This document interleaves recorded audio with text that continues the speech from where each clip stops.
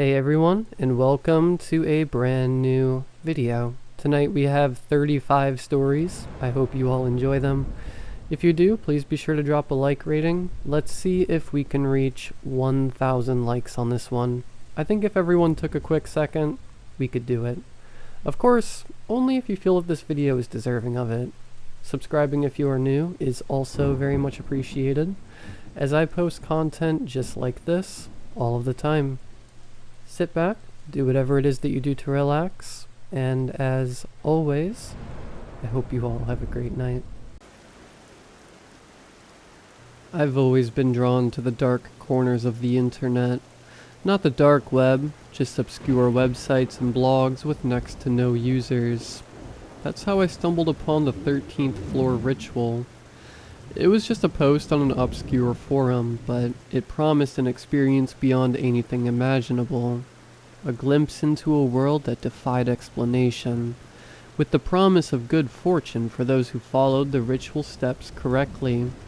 I've archived the post, and while I won't link it here at this time, it reads as follows. Greetings. Below you will find instructions on how to perform the 13th floor ritual. They say if you perform the ritual correctly, you'll have good fortune, but at a cost. Some claim they've seen the other side while others have vanished without a trace. So, who's brave enough to try? 1. Find a building with at least 13 floors. It must have an elevator that can access all floors without restrictions. 2. Begin the ritual at 1 in the morning. This is 1 hour past midnight, also known as the true 13th hour. 3. Enter the elevator alone. If anyone else gets on, you must wait and start over. 4. Press the buttons in ascending order, starting with 1 all the way through 13, stopping on each floor. You must not proceed if the elevator stops on any floor where you did not press a button. 5. When you reach the 13th floor, the doors will open to a hallway that doesn't exist in our realm. You may see figures in the distance. Do not, for any reason, interact with them or show fear. 6. Leave an object of personal significance in the hallway. The greater the significance, the greater the fortune. This is your offering. 7. Return to the elevator and do not for any reason turn around. Press the button for the first floor. If the elevator begins ascending instead, immediately press any other floor's button to disrupt the ascent. 8. Exit the building immediately after reaching the first floor. Do not look back. Do not go back. Ever. If you've made it past the final step, congratulations. You may now begin to experience good fortune. You can thank me later. Regards. M. After reading this, I called up my buddy, who I will refer to as Steve in this story for the sake of anonymity. Steve and I go way back, and both of us have enjoyed trying outlandish internet ceremonies in order to document the results. It's a sort of hobby we have shared since middle school. Everything we had ever done before this had, unsurprisingly, ended in disappointing results. Which is why it was no surprise when Steve initially declined my invitation to join me on this particular excursion. Nah, man, I don't think so. I mean, thanks for the offer, but Kristen's mom's visiting from Vermont this weekend, and she needs me to help move some furniture to get her apartment ready, he told me. Plus, the post you sent says that only one person is allowed to perform the ritual, and it's not like anything ever happens anyway. Of course nothing happens, I chuckled in reply. But the fun is the experience. Come on, man. There's no way I'm going into an old building at night by myself. You can just use the stairs to meet me at each floor. I don't know, man. That furniture. Nobody moves furniture at night, Steve. You just don't want Kristen's mom to find out about your little hobby. Isn't that it? Maybe. Steve sighed. I could hear the hesitation in his voice. I knew I had him. Come on, Steve. We both will be going off to college in the fall. We gotta have at least one last adventure before then. Man, Kristen really has turned you into a scaredy cat. There was a long pause on the other end of the line. Finally, Steve relented. Alright, fine. But if we get caught, I'm telling the police you were holding me hostage. Deal, I said with a grin. I'll pick you up at 11 tonight.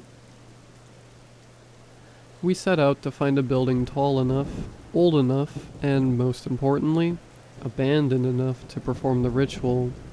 It took longer than we expected, and it was already 12:40 when we settled on what building to use.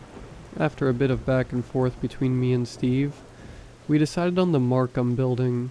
It was an old, worn-out, 18th floor structure originally built in the 1930s, when Art Deco architecture was still a thing. It's mostly unused nowadays, save for the first floor, which I believe operates as an insurance office during the morning hours. Though, don't quote me on that. The rest of the building hadn't been leased out since the 90s.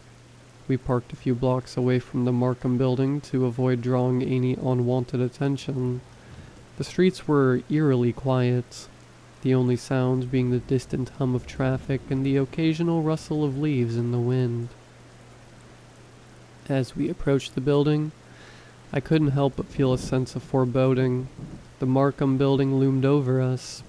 I imagine it must have been one of the tallest, grandest buildings in the area during its time, but it was now marred by years of neglect and decay. Steve and I had anticipated that entering the building might pose a bit of a challenge, as the first floor was at least still in partial use, but this hadn't stopped us from getting into other, similar locations in the past, though this would be the biggest building we'd ever forced our way into. We could see through the glass doors at the entrance that the first floor was still illuminated, as if someone might still be inside. I pushed gently on the door, and to our surprise it gave easily, swinging open with no effort at all. Steve and I glanced at each other in a mixture of surprise, excitement, and nervousness. Steve quickly put his lock-picking tools back into his front pocket. We had been kind of worried about being seen by any cameras inside, but now that the door hadn't been locked, we were no longer very concerned with being charged with unlawful entry. As for all we knew, the building was still open. In fact, we were now more concerned about running into an employee who might question us and what we were up to. Cautiously, we made our way through the entrance, past the empty receptionist desk, and into the main lobby. It wasn't fancy, in fact it was rather dingy and also appeared not to have seen any improvements made to it since the mid-80s, when the building had last been renovated. What stood out in contrast to this, however, was the large, shiny, new silver elevator located on the far side of the room. Half expecting someone to come up from behind, we hastily made our way over to the elevator's metallic doors. "Why is it so new?" asked Steve, holding the flashlight I had given him, though it was currently pointless. "I don't know," I shrugged. "I guess Wikipedia was wrong and this place has been renovated pretty recently. Heck, maybe even the other floors aren't abandoned either." Steve didn't reply, but the uneasiness in his face was very easy for me to read. The instructions were clear. At 1 hour past midnight, I was to enter the elevator alone, visit floors in a specific order, and never, under any circumstances, look back once the elevator reached the 13th floor. "Remember, you have to take the stairs and meet me on each floor," I reminded Steve. Yeah, I got it," he replied, rolling his eyes. I stepped into the elevator and pressed the button for the first floor. As the doors closed, I could hear the faint sound of Steve's footsteps as he made his way to the stairwell. The elevator began its ascent, and as it did so, I couldn't shake the feeling that I was being watched. I found myself glancing nervously at the mirror, half expecting to see a shadowy figure lurking behind me. But of course there was nothing. Just my own rather pale reflection staring back at me. When the doors finally opened on the first floor, I was relieved to see Steve waiting for me. "Everything okay?"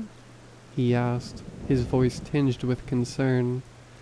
"Yeah, just feeling a bit creeped out in there," I admitted. "Let's keep going." I pressed the button for the second floor. The doors closed and the elevator continued its journey. We repeated this process, following the sequence of buttons outlined in the ritual. Each time the elevator stopped, I was greeted by Steve. He was always able to get to the next floor ahead of me, as the elevator took around an extra 20 seconds in the process of opening and closing its doors. I was also careful to never step out, or for him to step in. I didn't want to do anything that could potentially force us to start over. We continued, floor by floor, until I reached the 12th floor. As the doors opened, I fully expected Steve to already be there, waiting for me, as he had been on all the other floors. But there was nobody there. Just a dark, abandoned office hallway. I didn't want to admit it to myself at the time, but I was scared. "Steve?" I called out softly, and as I did so, that feeling of being watched intensified. I could hear my heart beating loudly in my ears, and for a moment that prevented me from hearing something else. Eventually I breathed a sigh of relief when I realized that I could hear Steve's footsteps echoing in the stairwell. We must have already started heading up to the 13th floor. I took a deep breath and pressed the button for the 13th floor. The elevator doors closed with a soft thud, and despite knowing deep down that this ritual was just a prank post by some internet goof, I felt a shiver run down my spine. To me, the ascent felt slower this time, like the elevator itself was reluctant to reach its destination. When the doors finally opened, I was greeted by pitch blackness. The other floors had been dark, sure, but even then there had still been some light coming through the large glass windows that lined some of the walls. My heart was beating quickly as I flicked on my flashlight to see what was ahead of me. Even though I was scared, part of me felt disappointed when all I saw was a hallway that looked completely normal for an abandoned building. The walls were lined with faded wallpaper, and the floor was covered in a worn-out carpet. There were many desk chairs stacked on top of one another in a corner, and a trash bin that appeared to be filled with paper, but otherwise, there was little else to see in the hallway. It was eerily quiet, and the only sound was the faint hum of the elevator behind me. I stepped out of the elevator, my heart resuming a more slowed and steady beat. I glanced around, again expecting to see Steve waiting for me, but the hallway was empty. I took a few cautious steps forward, my eyes scanning the area for any sign of movement. The air felt heavy, and there was still that lingering, unshakable feeling that something was there watching me. I reached into my pocket and pulled out my grandfather's old watch. It had been given to me as a birthday gift from him 3 days before he was killed in a car accident. I had brought it with me as my offering, hoping that its significance to me would be enough to satisfy whatever forces were behind the granting of good luck that the forum poster had alluded to. I placed the watch on the floor, beside the trash bin. I'd come back to get it next weekend, I told myself. As I turned to head back to the elevator, I froze dead in my tracks. It was gone. The elevator was gone. I know this sounds insane, and believe me, that's exactly how I felt in that moment. But the elevator was gone. In its place was a blank wall, as if the elevator had never existed. Panic surged through me and I spun around, searching for any sign of an exit. The hallway stretched out before me, seemingly endless and devoid of any exits or windows. "Steve?" I called out, my voice echoing down the empty hallway. There was no response. I felt a cold sweat break out on my forehead. "Steve?" I shouted louder this time. Still no response. I hesitated, trying to process what was happening. This couldn't be real. I took a deep breath, trying to calm my racing heart. I needed to think logically, to come up with a plan. If the elevator was gone, then my only option was to find another way out, and that meant exploring the rest of the 13th floor. I hated the idea of that, but what else could I do? I continued down the hallway. My flashlight was quite literally the only source of light. The air grew colder with each step, and the silence was, for lack of a better word, oppressive, as if it were trying to smother me. I called out for Steve again, but there was no reply, just the echo of my own voice bouncing off the walls. I felt a growing sense of dread, a feeling that I was not alone. As I ventured further, the hallway began to change. The faded wallpaper peeled away to reveal old, cracked plaster. The carpet disintegrated under my feet, leaving a trail of dust and debris. The chairs that had formerly been stacked neatly were now strewn all across the floor. And then I saw them. The figures. They were distant at first, pretty much just shadows at the edge of my flashlight's reach. But as I moved closer, they became clearer. They were tall, impossibly thin, and completely still. I remembered the warning from the post. Do not interact with them or show fear. But how could I not be afraid? They were like nothing I had ever seen, and their presence filled me with an instinctual terror.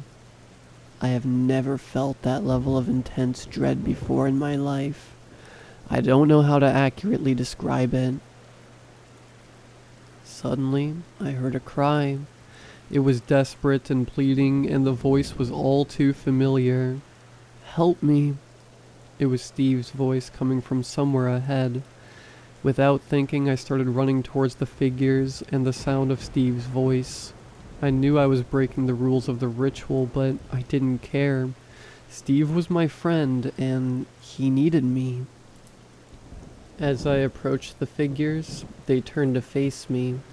Their eye sockets seemed to be empty voids, and their toothless mouths were wide open, almost as if they were screaming, but they made no sound at all. I reached out to them, begging for help. I don't know why I did that. It seems so stupid now, but I was desperate, and probably in some sort of state of shock, to be honest. They did not respond. They simply stood there, watching me as Steve's cries grew fainter and fainter until they were gone entirely. Then I was alone again, surrounded by the figures. I felt a sudden, sharp pain in my side, and I realized I had injured myself somehow. It felt like I had hurt myself falling, but I know that I hadn't done that. I sank to the ground in agony for a moment as the figures watched me silently. I could feel my heartbeat pulsing in my head, but I was somehow able to muster the strength to struggle to my feet, despite the pain searing through me. I had to get back to the elevator. I had to escape this nightmare. I stumbled back the way I had come. The figures did not interfere with me. In fact, they seemingly parted to let me pass. When I reached the spot where the elevator should have been, to my amazement it was there, as if it had never left. I didn't hesitate. I pressed the button for the first floor and collapsed inside as the doors closed, slumping against the wall, my energy spent. That's when I felt the elevator begin to ascend. Panic gripped me once again. This wasn't right. The building only had 18 floors, yet it was already past floor 30 and was still climbing and accelerating. I struggled to sit up and reached for the keypad. My vision blurred, my fingers fumbled, but I managed to press another button. I think it was floor 1, but I could barely see, so I'm not even sure. The lift jolted, then began its descent. When the elevator finally stopped, I braced myself for what I might find, but when the doors opened, I saw that I was on the first floor. with everything as it had been before, except now the lights were off.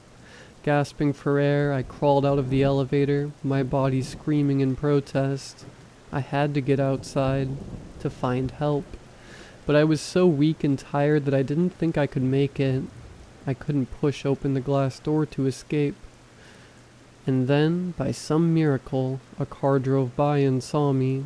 A stranger rushed to my side, their voice echoing distantly as they called for help. I awoke the next morning in the hospital.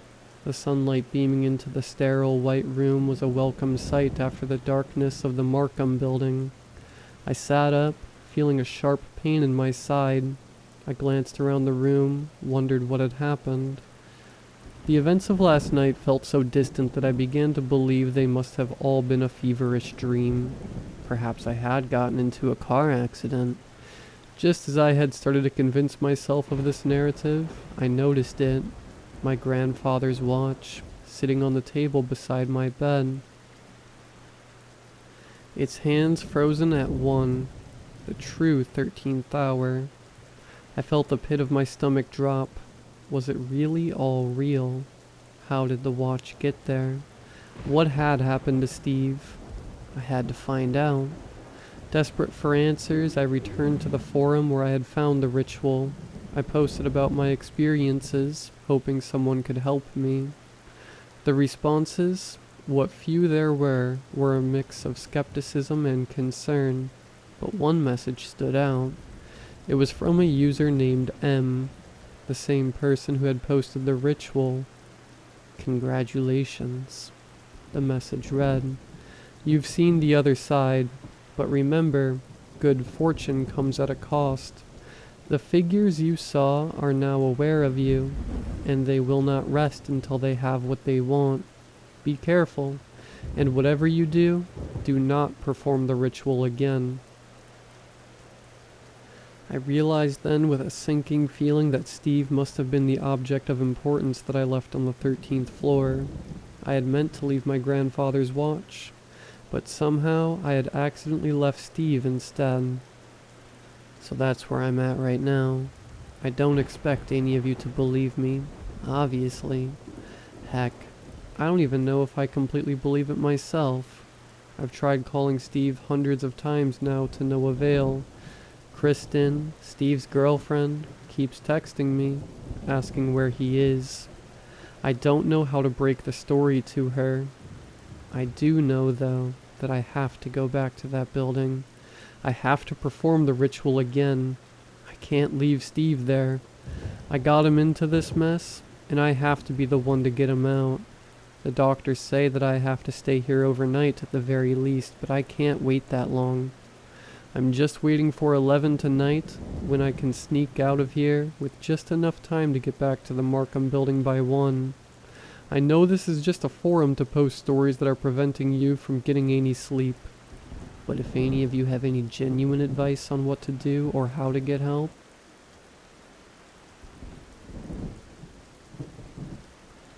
I work at a Lone Star diner, off the road from Carson City to Reno.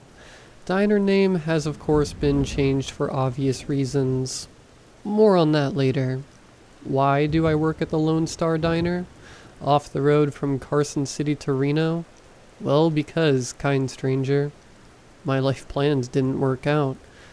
Generally, if you're caught working at a diner past college specifically, one in the middle of nowhere, it might mean that things aren't going so hot. But still, why this diner? Why Lone Star specifically? I'm aware you probably aren't actually asking these questions, but I nonetheless believe they deserve a response. Of all the diners in the world, what makes Lone Star so special is the pay. The pay is great. There are maybe 10 other diners within a 30-minute drive from where I live. Most of them average out to a little over minimum wage. Meanwhile, Lone Star is whipping up a mean $50 an hour. And that hourly rate is due to one single solitary reason, no matter what anyone tells you. Because of him. My first day on the job was fine, more or less. I'd worked customer service before, so I felt like I could run with the strange surprises that came unique to diners. I was able to adapt to the inconsistency of the rules pretty quickly. Unwritten rules like, some areas in the restaurant need to be spotless at all times. Others, boss lady couldn't give less of a crap about. Serve customers quickly, but not too quickly. Customers here don't actually like it when you show up too fast. Give them some time to feel the floor under their boots, to miserably stare ahead, and mourn what could have been. You know, diner stuff. They're here because they want to be alone. Pardon the contradiction. Of course, vaguely defined, whispered only by ghosts. Rules extended to the cooks as well. If you were somehow, secretly, celebrity chef Marco Pierre White in the flesh, your mandate was to keep your prowess to yourself. Your job is to make the classics as decently as possible. Not bad, but not amazing. Just poor enough to be really good. That's what the customers are here for. As the weeks unfolded, I rose, or I suppose crouched, to the occasion quite well. You want intentional, pinpoint precision mediocrity?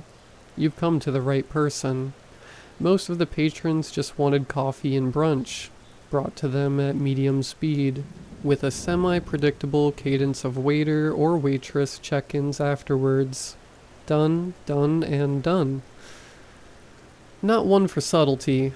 One day I finally decided to ask my boss the question in the middle of a shift.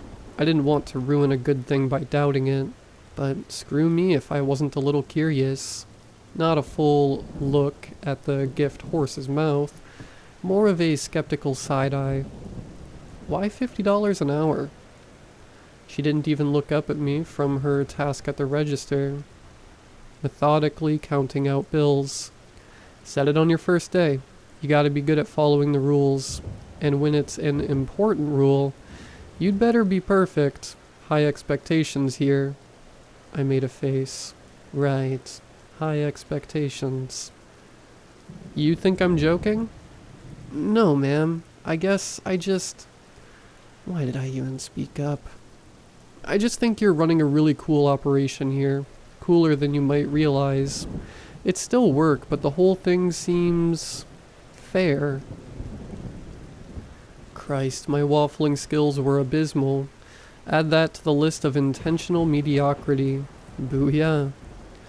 She looked up from her duties and shot me a stern look. I don't run this ship, and following the rules here means that you take care of yourself. I'm sorry? I am your employer, sure, and I'll pay you well to be here, sure. But you should be aware, there is plenty more going on here than just you and this diner. She glanced down at her watch, then sighed. I usually save this speech for the end of the month, but you already caught me halfway through it. So, the Coles notes? If you don't think you have it in you to follow instructions clearly, without protest, and without asking too many questions, then you should leave. Quit. No harm, no foul. A week's worth of pay on the house. The conversation sputtered shortly after that. I tried to find an opening to ask more about what she meant, but she was closed off to the topic moving forward. And you know what? That was fine. If she wanted me to put my head down and just do the work, I could do that. And work I did, and things were good. Mundane small talk with the customers was fun, my coworkers were friendly, and I was getting paid well. I'd found a place to park the failures of my life, a place to build from.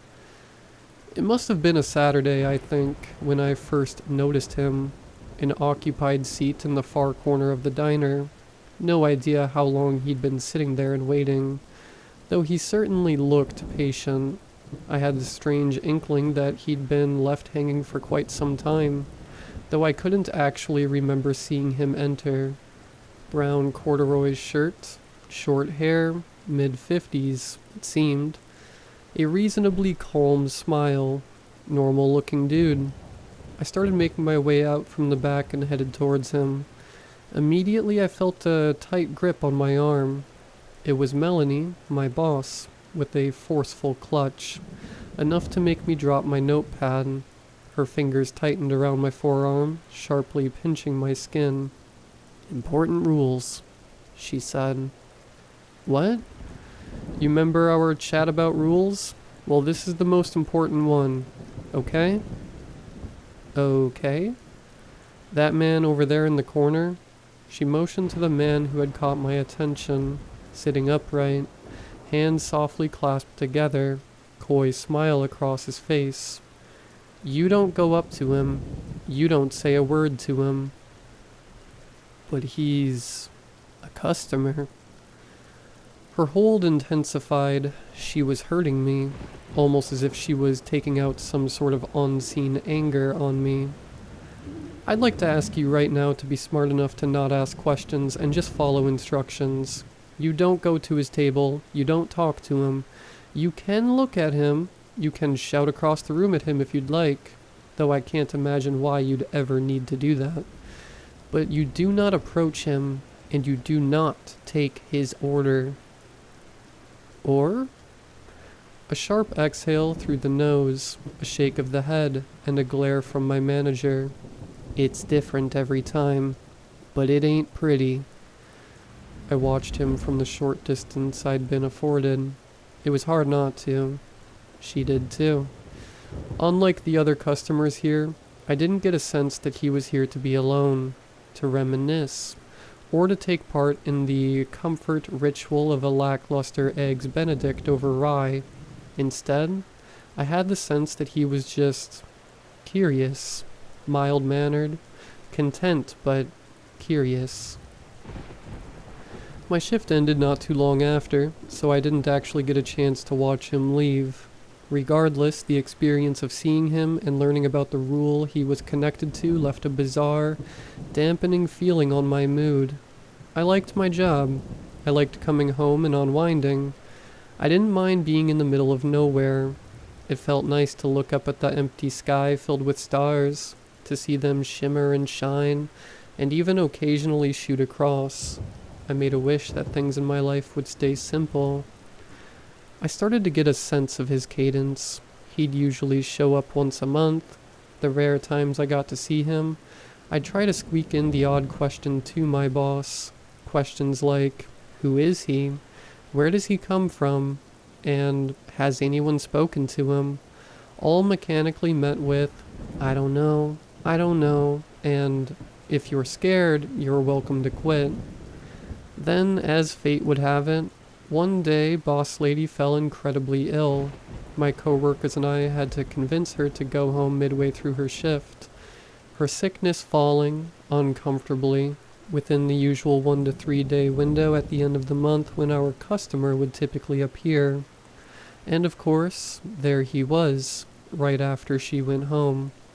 To my benefit, the other waiters and waitresses working the rounds were well aware of his presence and knew exactly what to do whenever he arrived.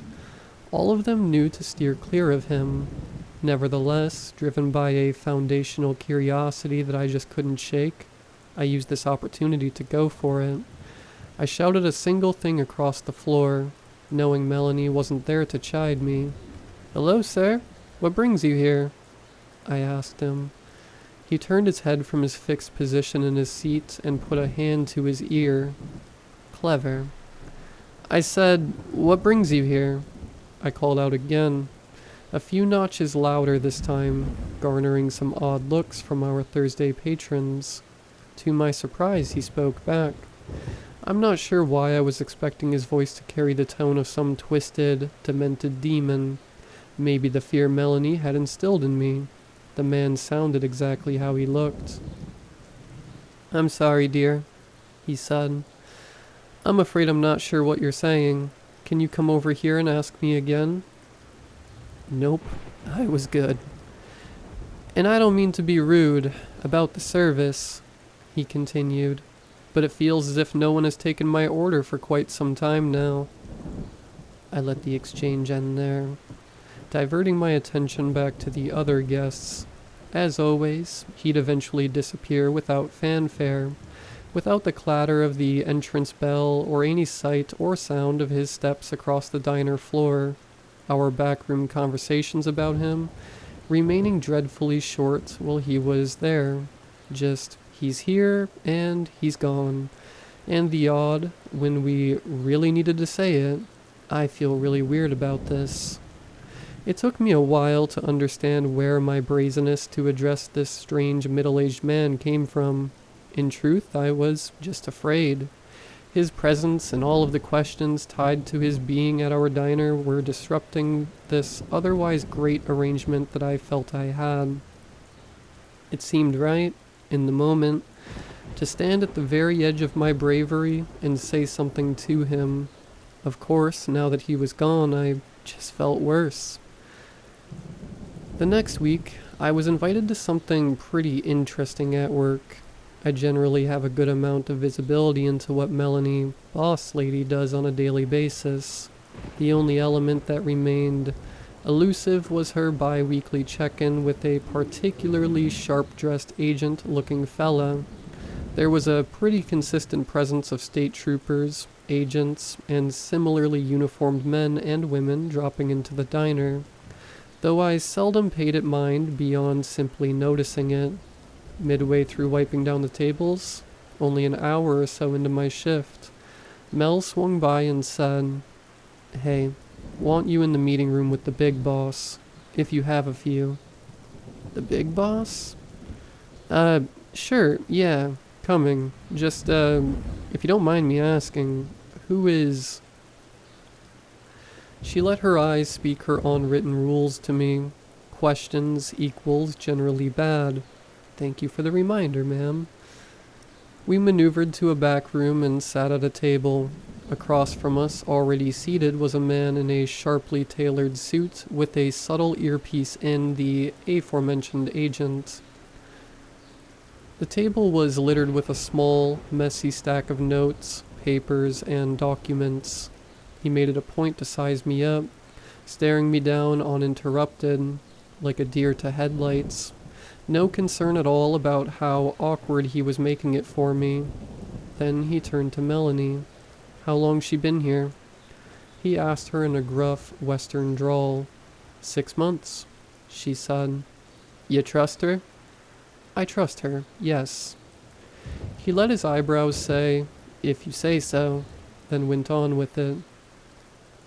"Alright, so, apparently you had a visit with the wandering man last week. You," he said, motioning to Melanie, "were out. But you," attention now shifted to me, "weren't. Give me the lowdown." "The wandering man?" The agent caught the confusion in my eyes. "Jesus, you've told this girl nothing, haven't you?" he said to Melanie. "Sir, I know it sounds weird," she said, "but I personally feel as if the man is almost, I don't know, drawn to curiosity. Like maybe the less I say to those not already in the know, the better." "Wandering man," the agent cut her off, "is our nickname for the fellow that sits in the corner of your fine little establishment. Or should I say, the state's fine little establishment." "I'm sorry?" I asked. "That's correct. The state's. Congratulations, ma'am. You're part of a government operation. The wandering man, not just a cutesy little nickname by our legal definition of this tricky little problem, is a phenomena we discovered many years ago. At the time, he just walked the desert landscape, chatting up unsuspecting strangers with bizarre questions. Everything fine, all hunky-dory. A little weird, sure, but nothing illegal. However, sometimes things would happen because of him. Bizarre things. Grisly things." I could see Melanie groaning, concerned at the picture being painted. Would this pique my curiosity? "Have you guys, taken him in for..." I almost wanted to cut off my own stupid question, but he ran with it. "Nope. Not because we don't want to, but rather because it might not be safe."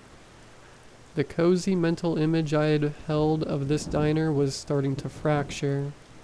"We have reason to believe that he's a visitor," he said. "From?" I didn't attend another debrief after that. Not because I was barred, mind you. Rather, I just didn't want to know anymore. My gut no longer held curiosity. There was just a low, aching dread there now. The agents and troopers, spaced out and seated amongst the eatery, were now just a glaring reminder of what my dingy diner job really was. The government cavalry would mostly show up around the end of the month window the wandering man was set to arrive in. When he'd appear, they wouldn't do much more than examine him from their distant tables, subtly scribbling notes into notebooks. He'd always act the same. He would just sit there. He wouldn't give them, or us, the diner employees, much to go on. Speaking of employees, I remembered something Melanie told me after my first month of working here, that the worker turnover at this diner was incredibly high. Knowing at the time what everyone got paid, it made absolutely no sense to me. Now, 7 months into the gig, alongside a completely new set of cooks, waiters, and waitresses from when I'd first started, I'd seen firsthand just how true her statement was. None of the leavers claimed as much, but I'm sure the underlying premise of who the diner was really for became subconsciously clear to them during their time here, and it probably didn't sit all too well with them. I stayed, but not because of the pay. I'm actually not sure why I did. We had a new cast of rookie employees now, the ones who understood the vague terms of the situation, just as Melanie, I, and all former employees did, stuck around. Those who couldn't reconcile the situation with their inherent curiosity naturally filtered out. And then there was Malcolm. It was only his first week. He was a keener, mega keener. He'd bulldozed through a giant list of tasks and was already asking for the next batch of work to chew through. Anything he could get ahead of, anything he could step in for, anything he could learn, he was on it. He wanted to be as helpful as humanly possible. I think the salary of the role, for a guy his young age, was just too alluring for him. For our part, Melanie and I tried our best to get him to pace himself. We were both given the spiel now. By this point, we'd more or less perfected it. There are things about the diner that are strange, rules you will have to follow and not think about, rules that are concrete, immutable, and non-negotiable, like gravity. He nodded. At that moment, I really believed he was internalizing my words. And if that doesn't work for you, and if you don't think you can take care of yourself, then you shouldn't work here, I continued. There was always a visceral feeling in my stomach whenever I saw the wandering man in the corner during the same week that we were onboarding new staff. I'm sure Melanie felt it too. On those days, Mel and I would both work the till, and if we saw anyone coming out from the back, we'd stop them with a simple grab of the arm. Malcolm stepped out, and I did just that. A rough grasp of his forearm, just like Melanie had done to me when I'd first started. He recoiled in surprise. "Remember that little chat about rules we just had?" I said. He nodded meekly, as if he was already in trouble. I pointed to the man seated at the far table in the brown corduroy shirt, staring straight ahead, with what I believe at the time, no real reason to be here, and I said, "You will not, under any conditions, serve that man. Don't go up to him. Don't talk to him. Pretend he doesn't exist." Malcolm lifted the garbage bag he was holding to his left hand. In my nervousness, I hadn't actually clocked what he was stepping out for. "Just doing garbage duty, ma'am," he said, but understood. And then he left out the front door with his usual swagger. The dumpster wasn't as close as we would have liked, so I appreciated his willingness to take on this duty so soon into his employment. I turned back to observe the wandering man. He had a crowd of agents in attendance that day, scattered about the restaurant. The man wasn't one to speak up often. Today was an interesting exception. "Officers," he said, "if you have any questions, feel free to join me at the table to ask them." The agents around the room reacted mainly with snickers. "Seriously, if you come sit with me, I'll be happy to spill it all. Truly." Even more laughs. But no one bit. And yet he continued pointedly, "I know you're curious. I know you take notes. I know you talk about me. I know you built this establishment for me. I know you..." As I reconciled the fact that this was the most words I'd ever heard him string together in succession, I heard the chime of the bell a door had opened. Malcolm was dusting his hands as he entered through the diner's side door, a door which was situated right beside the table the wandering man was seated at. It all happened so fast, and yet it played out in front of me excruciatingly slowly, as if there was a moment, a single solitary second where I could have stepped in. The wandering man dropped any pretext of an exchange with the agents, stopping his sentence midway and adopting a completely new demeanor. He played the role of a low, miserable, tired man and said, 30 visits, terrible service every time," in a pathetic tone just as Malcolm walked by. Malcolm instinctively plucked a notepad from his chest pocket and turned his head to face the man. "Hey, I got you, Chief. I can have him ring something up for you. What are you?" And then Malcolm froze in place, and the wandering man's expression turned Cheshire cat wide. His neck alternated between tensing and fluttering with what seemed to be undeniable excitement. The man started getting up from the table, and then immediately, both of them were gone. Malcolm and the Wanderer had vanished out of existence entirely. The insanity of the moment was interrupted by the coded language I heard blared over a megaphone, nonsensical agent speak that has been seared into my memory forever. "Alert level black. Wandering target has compromised a civilian. I repeat, civilian has been compromised." And that was that. Melanie quit in the days after. She wasn't mad at me. She told me she always knew she'd leave after the 10th disappearance. Why that specific milestone was required, I have no clue. All I could do from that point was continue to work. On my commutes home or during lunch breaks, I would look up at the stars and put out the wish that Malcolm be brought back home, back from wherever he'd been taken. The debrief with the agents brought me no solace. The exchange with them was simple and short. "Where was he taken to?" Answered with, "He's gone now." With a perpetual dagger in my soul now, I had only the smallest of silver linings, if you can even call it that. A lesson that I needed to be more watchful, even more diligent, and on days when the wandering man was visiting, the only server at the diner, no exceptions. I knew the agents weren't happy about that. None of them said it to me explicitly, but I could tell that they would learn something new about him every time he whisked someone away after a mistake was made. It was a weird, Darwinian setup they had created. We were a zoo they could use to learn more about a specific animal, a specific entity, a specific visitor. No dice. They'd just have to watch him sit now, or wait for him to do something different. I waited for the 3-day stretch at the end of the month that he usually appears in. Things were quiet up until that point. When he finally showed up, it wasn't what I expected.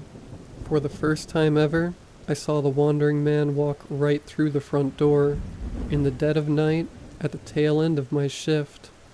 I was at the till, paralyzed, as he took step after step to close the distance. And then he was right there, standing in front of me. And I was sure, absolutely sure that I was going to die. He smiled. "Don't worry, I have my own little set of rules I play by," he said. I didn't say a word. This was no man's land right now. "I know you've been curious about me. I've admired it from the moment you first spoke up to address me. Cautious curiosity is a great thing to see in someone, especially in such a reckless species." Please just go," I thought. "I'd like to answer a question about why I'm visiting.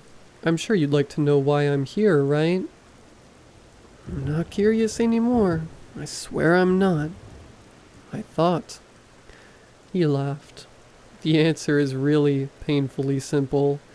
This little game, this little charade I'm playing, it is just so unbelievably fun." "Please don't kill me. Please," I continued to think. "You truly have a wonderful planet. I will return again soon. Promise. Give me a month, maybe 2 this time." A sincere, kind smile delivered with kind eyes. "I'll come back with a new game." And then he was gone. It took me a minute to realize that there was a cake box sitting on the counter beside me. Maybe it was there the whole time he was speaking to me. Maybe it materialized right after he left. I opened the box to find Malcolm's severed head, a blank expression on his face, sitting on a bed of poorly and confusingly organized flowers, almost as if there was an intention to create a floral arrangement, but no understanding of what something like that would look like. On top of the horrific display, written in an almost childlike writing, was a note that read, "I brought him back, just like you wished." The worst thing about being trapped at a diner, in the middle of nowhere, is that you realize that there really is nowhere else to run to. Every single part of our planet is blanketed by stars, by open sky. Someone could drop in anytime.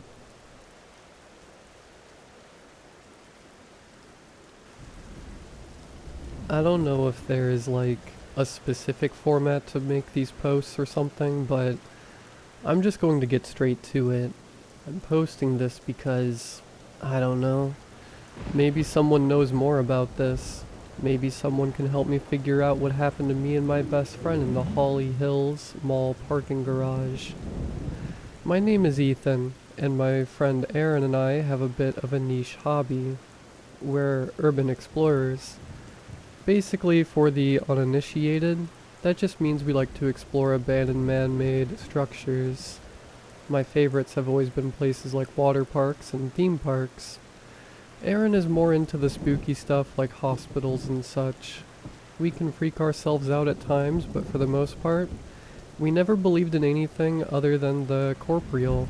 We've been doing this in our free time for around 10 years now, so we are pretty experienced.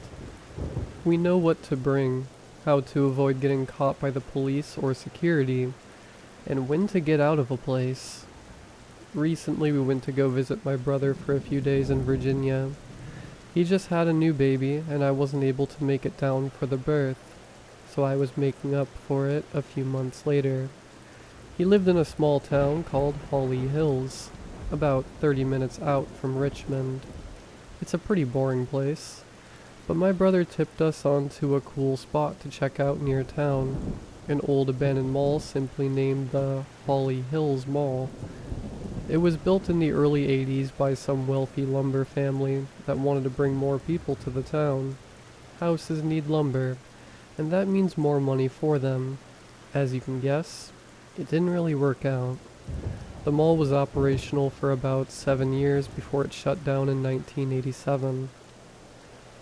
I know none of this is really important, but this helps me get my thoughts in order, and honestly, the history of these structures is part of the allure for me. Anyway, we decided it would be fun. and planned a trip on the last day in town, on the way to the airport for a late flight. We woke up bright and early, packed our bags and supplies into the rental car, and said our goodbyes to my brother, his wife, and their kids. The mall sat right on the edge of town. I thought this was odd, seeing as how they usually build that kind of thing central to town for ease of access, but I didn't think much of it. The mall was surrounded by pretty heavy brush and trees, as well as a tall chain-link fence.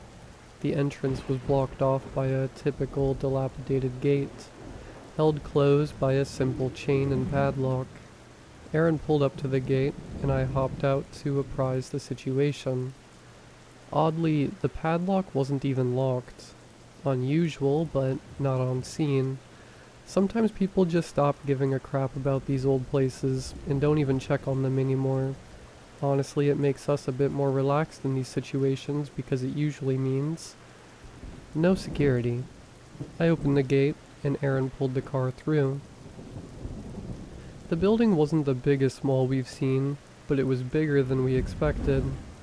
We drove through the deserted parking lot and pulled the car up to the first entrance we saw. We grabbed our supplies and entered the building. The mall exploration itself was pretty uneventful.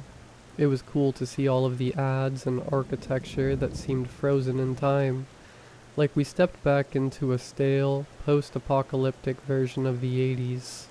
There was a pretty massive hole in the ceiling where the skylight had given way to snow, or the elements or something.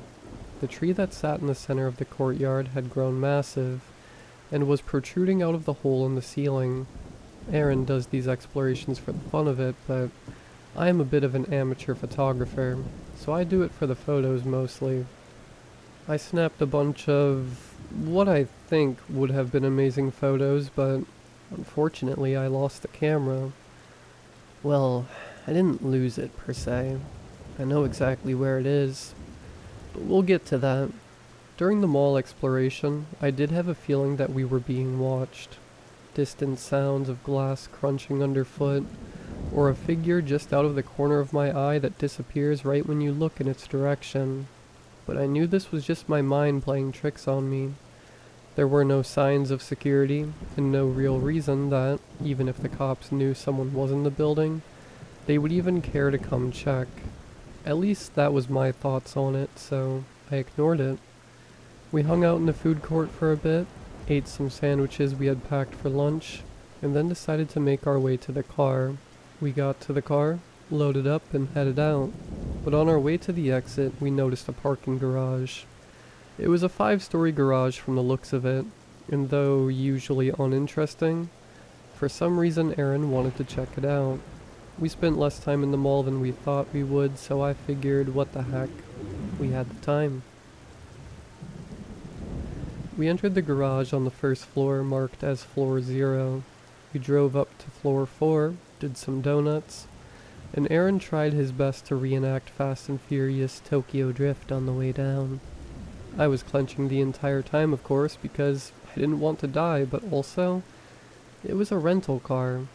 We didn't have the money to pay for damage done by joyriding in an abandoned mall parking garage. We got back down to floor 0, had a laugh, and started toward the exit, until we noticed the ramp heading down to a lower floor.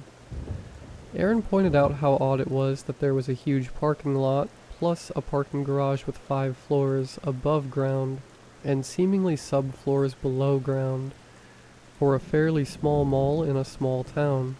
So we thought we'd make our own detour to see what was down there. Obviously, we were expecting either darkness or water, and we found the first option. Darkness. Aaron turned on the brights and we drove around and found nothing, as expected. What we didn't expect was to see another ramp down to another subfloor, so of course we decided to make a game of it. We both guessed how many subfloors this garage had, and Aaron headed down the ramp. I had guessed too. That this next floor was gonna be the bottom. He said 5. He was being stupid, but imagine our surprise. And there was yet another subfloor. We both laughed in disbelief when we came around the corner on the 4th subfloor to see a ramp down to the 5th. This is a 10-floor parking garage, including floor 0, for this mid-sized mall in this tiny town. What were they thinking? They really overestimated the draw that this place was gonna have. Curiously, we headed down to subfloor 5. At this point it was dark. Like, super dark. There was no other light from anywhere other than our headlights. We rounded the corner and were in silent awe to see yet another ramp down. We both looked at each other, and I think one or both of us said, "What?" Without further discussion, Aaron steered the car down the ramp to the next floor. For the next 6 floors we drove on in awe and confusion. We were now 11 floors underground. It didn't make sense. Aaron started coming up with theories, getting excited that maybe we'd found the entrance to a secret government base or a sprawling underground doomsday bunker. But he stopped mid-sentence when we both saw something we weren't expecting. A car. It was parked in a spot with its headlights on. As we pulled closer, I decided to roll down the window to see if I could hear anything. Immediately the unexpected cold from the parking garage filled the car. It was mid-May at the time and was a fairly warm day, so the cold felt out of place. But we were underground, so I chalked it up to that. I could hear the sound of our tires against the pavement and the hum of our car's engine. As we pulled up next to the parked car, I could hear that it, too, was running. The car itself looked like it was an older make, something from the 70s or 80s. Inside it was seemingly empty. I suggested aloud that perhaps the car belonged to the owner of the property, or a security guard who was doing his rounds, that he might be back any minute. But Aaron pointed out, the car was covered in a thick coat of dust, like it had been there for a very long time. But it was running. I figured it just needed a wash. Aaron did what he does best, and convinced me to get out of the car and investigate further. Only after a bunch of protest and suggestions that we just head out, but he persisted. I exited and carefully made my way around the car, looking inside for any sign of life, but inside there was nothing but leather car interior, except for the passenger seat where a satchel sat, with a thermos resting on top. The keys were in the car, and the radio hummed softly with static. Oddly, everything inside the car also seemed to be covered in dust. Aaron urged me to open the door, and I decided to give it a try, but of course it was locked. I looked around a lot, only being able to see the door to the stairs and the elevators next to it, illuminated by the headlights of the 2 cars. I hurried back to our car, closed the door and rolled up the windows. I urged once again for us to make our leave. If there was a security guard lurking around, I didn't want to have to deal with that, especially before our flight in a few hours. Again, Aaron protested. He had to know how many floors this thing had. I can't say I wasn't curious as well. So we left subfloor 11 and headed further down into the depths of the structure. We continued on in silence for 12 more floors before I spoke up. This was messed up. It didn't make any sense, and at this point, it just felt wrong. Dangerous. I was in the middle of expressing this to Aaron when I noticed he had stopped the car and was staring silently ahead. I looked and was astonished to see a horse just standing there. It had the thing around its nose, the reins or whatever, and it was just standing there. After a moment of staring and confusion, Aaron said something like, "Is that a horse?" And I replied with some sort of grunt of confirmation. The horse finally turned in our direction, and I'm pretty sure I screamed when I saw the skin hanging off the side of the horse's face, his skull exposed beneath. It was then I saw the blood on the floor, a large streak going from beneath the horse's hooves off into the darkness. I didn't want to know anymore. I wanted to get out of there. and I told Aaron as much. Aaron, against his and my better judgment, wanted to go on. He wanted to know what this all was, but this time I didn't let up. I was louder, and more insistent than I've probably ever been with him, and he could see that, I think, so he agreed and threw the car in reverse. We backed up and started back up toward the ground floor. At this point, I decided to try my phone. I had figured I wouldn't get any signal underground, and I was right, but I tried it anyway. Nothing. Again, we drove in silence for a few hours. Aaron finally broke the silence to apologize, but I stopped him short. The floors were numbered. Ever since we started heading down, they were each numbered B1, B2, B3, etc. We were on B23 when we turned around and headed back up, but the sign I was staring at in the moment said B26. 3 floors lower than we started heading back up. I thought someone was messing with us, but it was all too elaborate of a prank. Still, it was impossible. There was no way we were traveling further down by driving up the ramps. It was physically impossible. But there we were, floor B26. Aaron was just as confused as me, obviously. He got out of the car unannounced and walked over to the sign on the wall. He grabbed it and began to shake it, then stopped and stared, clearly trying to figure it all out. I rolled down my window and called for him to get back in the car. This was followed by another voice repeating my words. Not mine, not Aaron's. He froze in place as the voice whispered loudly from the darkness. Get back in the car. Aaron did just that. He closed and locked the doors and rolled up the windows. We agreed that we needed to get out of there.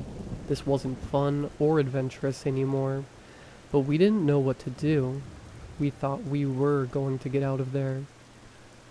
I remembered that we headed back up on B23, and we decided that we should just keep going up. If the numbers keep rising, we should hit ground level by B46. It didn't make sense, but it was the best we had. We continued driving back up. Aaron was driving a bit quicker than before, and just as we thought, the numbers kept rising, which seemingly meant we were descending, but we held out hope that it was just some weird fluke. Maybe it was a joke. Maybe we didn't see those signs on the way down. We traveled in silence again, all the way to floor B35, but it was an uneasy silence. We were afraid at every turn at what we might see, but there was nothing. Mostly. There were a few floors with things that I did notice, some of them subtle, others glaring. Aaron was focused on driving and didn't seem interested in any of the strangeness we encountered on these floors for the most part. On one floor, I swear I saw a long dining room table with 2 figures sitting at either end, illuminated for only a few seconds by our headlights. Another floor seemingly had a cot in each parking space. They looked to each be occupied by a body, alive or dead. I don't know. One of the strangest, that even caused Aaron to stop the car for a moment, was a floor that didn't seem like a parking garage floor at all. It looked like we had pulled into a forest clearing. The pillars of the garage, now tree trunks, though the concrete ceiling was still visible above. There were plants, grass, bushes, and a pathway leading to what looked like a small cabin in the distance. The window glowed as if there were someone home, and smoke seemingly billowed out of the chimney. The curiosity overcame my fear and I rolled down the window. The sound of crickets, cicadas, and a cool spring breeze filled the car. Aaron and I looked at each other for a moment before Aaron blurted out, "No, screw that," and continued on up the ramp. Finally, after what seemed like longer than it should have, we reached floor B46. Nothing. I started to cry. It was too much. The realization that we were lost, underground, without any way out was starting to make me feel trapped. We were trapped. It was like I could feel the weight of every floor above us on me all at once. Aaron kept his cool. He tried to console me. He tried to offer explanations. But there was no explanation. We were in a labyrinth of a parking garage. Aaron started driving with purpose. He turned around and started going down again. B47, B48, B49. He stopped the car, turned around again, and started driving back up the ramps. B50, B51, B52. He started to scream. Anger, frustration, confusion, all overflowing into a furious scream. Then in a deafening echo, his scream reverberated around us, outside the car, within the parking garage floor. The windows rattled, the car shook and then shut off. We were now in pitch blackness. The interior of the car was only illuminated by my cell phone, which I had plugged in and had charging. I picked up the phone and turned on the flashlight. Aaron was desperately trying to start the car, but there was nothing. Not even a click. Then he screamed, this time in alarm.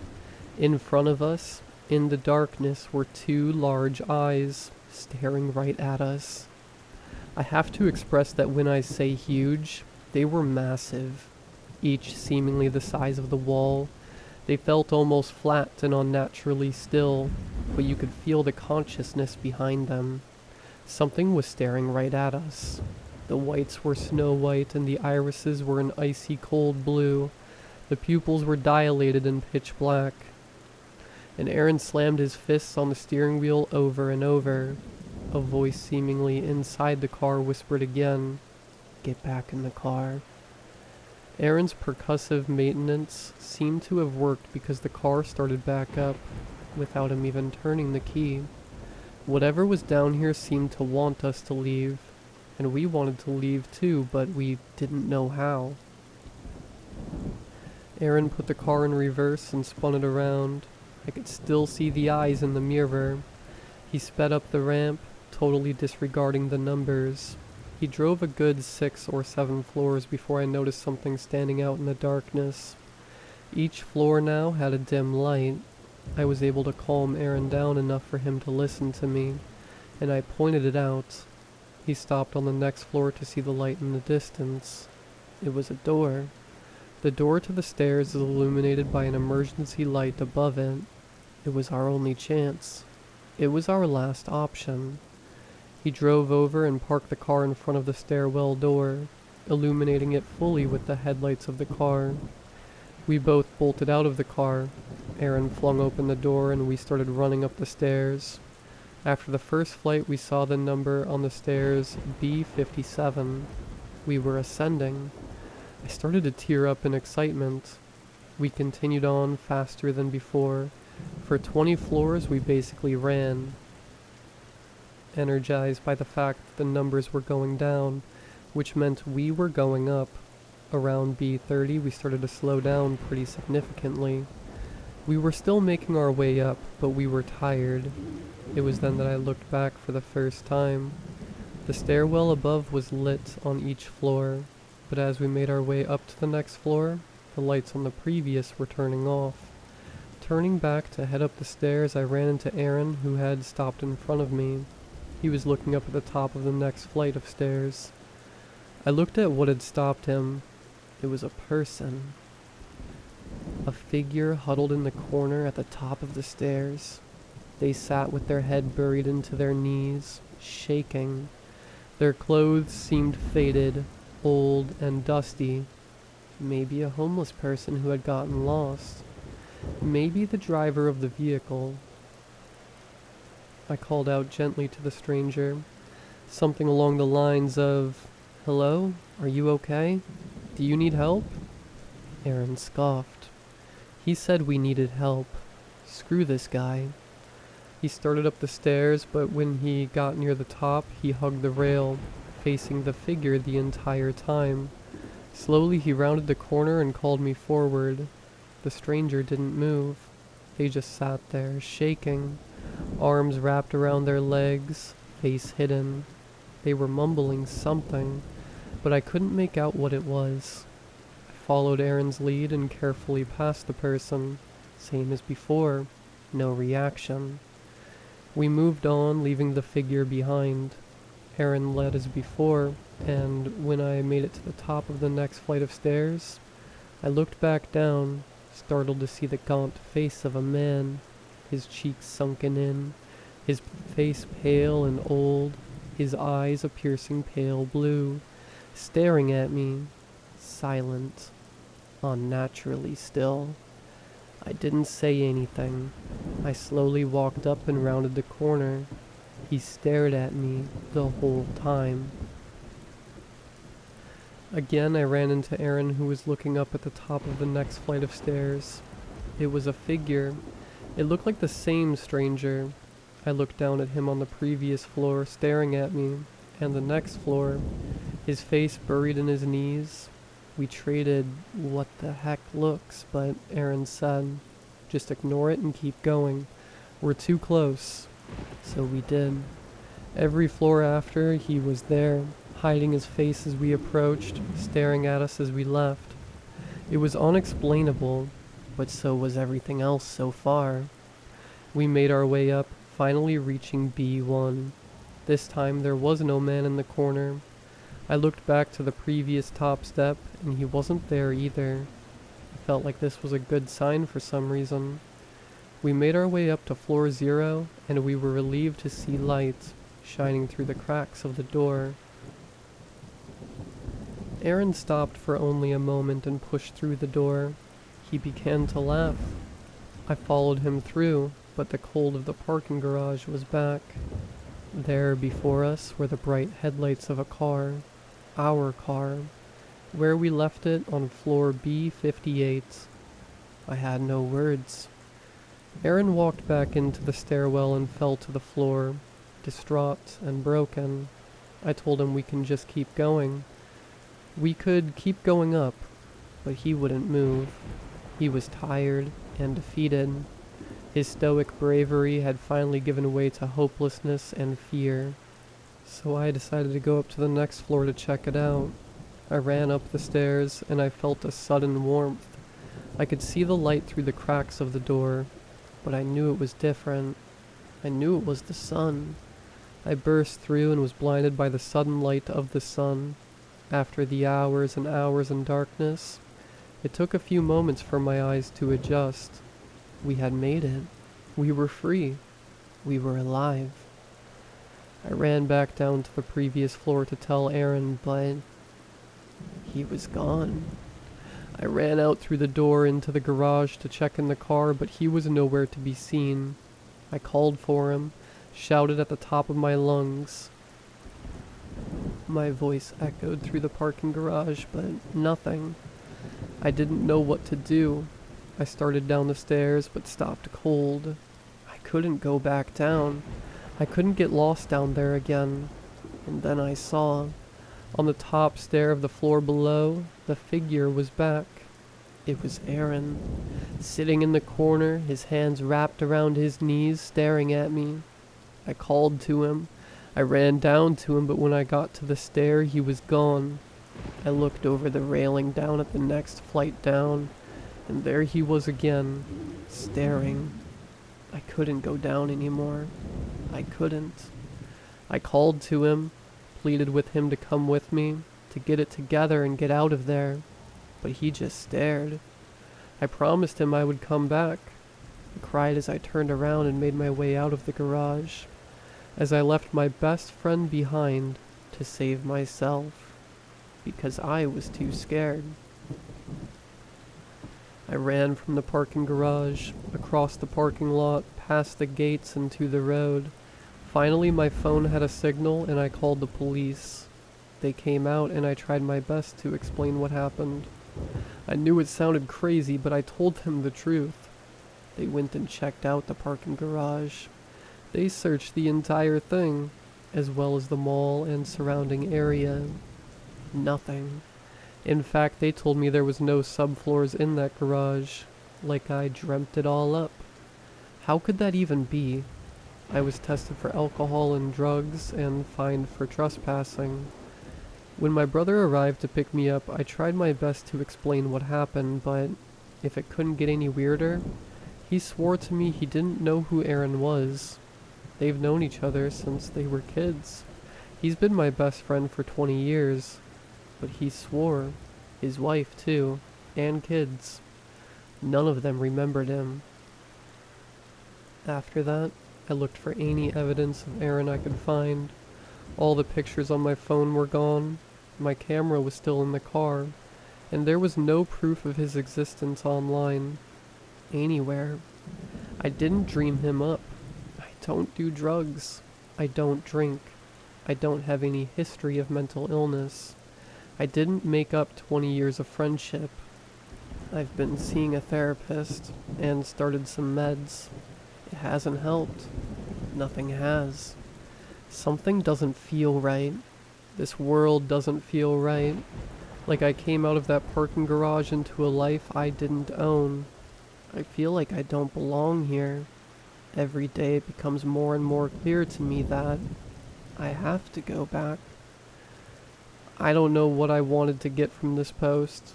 Maybe to just tell my story, for people to know I existed. Aaron existed. Maybe to find someone who knows what happened to us, who knows something about the Holly Hills Mall, who can make any sense of it. Either way, I have to go back. I have to find Aaron. We have to get back in the car.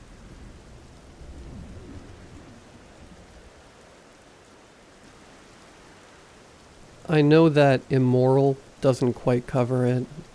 It isn't as though I awoke one morning and decided that was the Thursday I was going to roll out of bed and become a piece of crap. I didn't pull on last year's trainers and make a pact with myself that my bank balance would triple because I was going to become a ghost hunting scam artist, greasing my endless lies with snake oil. But it doesn't matter. Not really.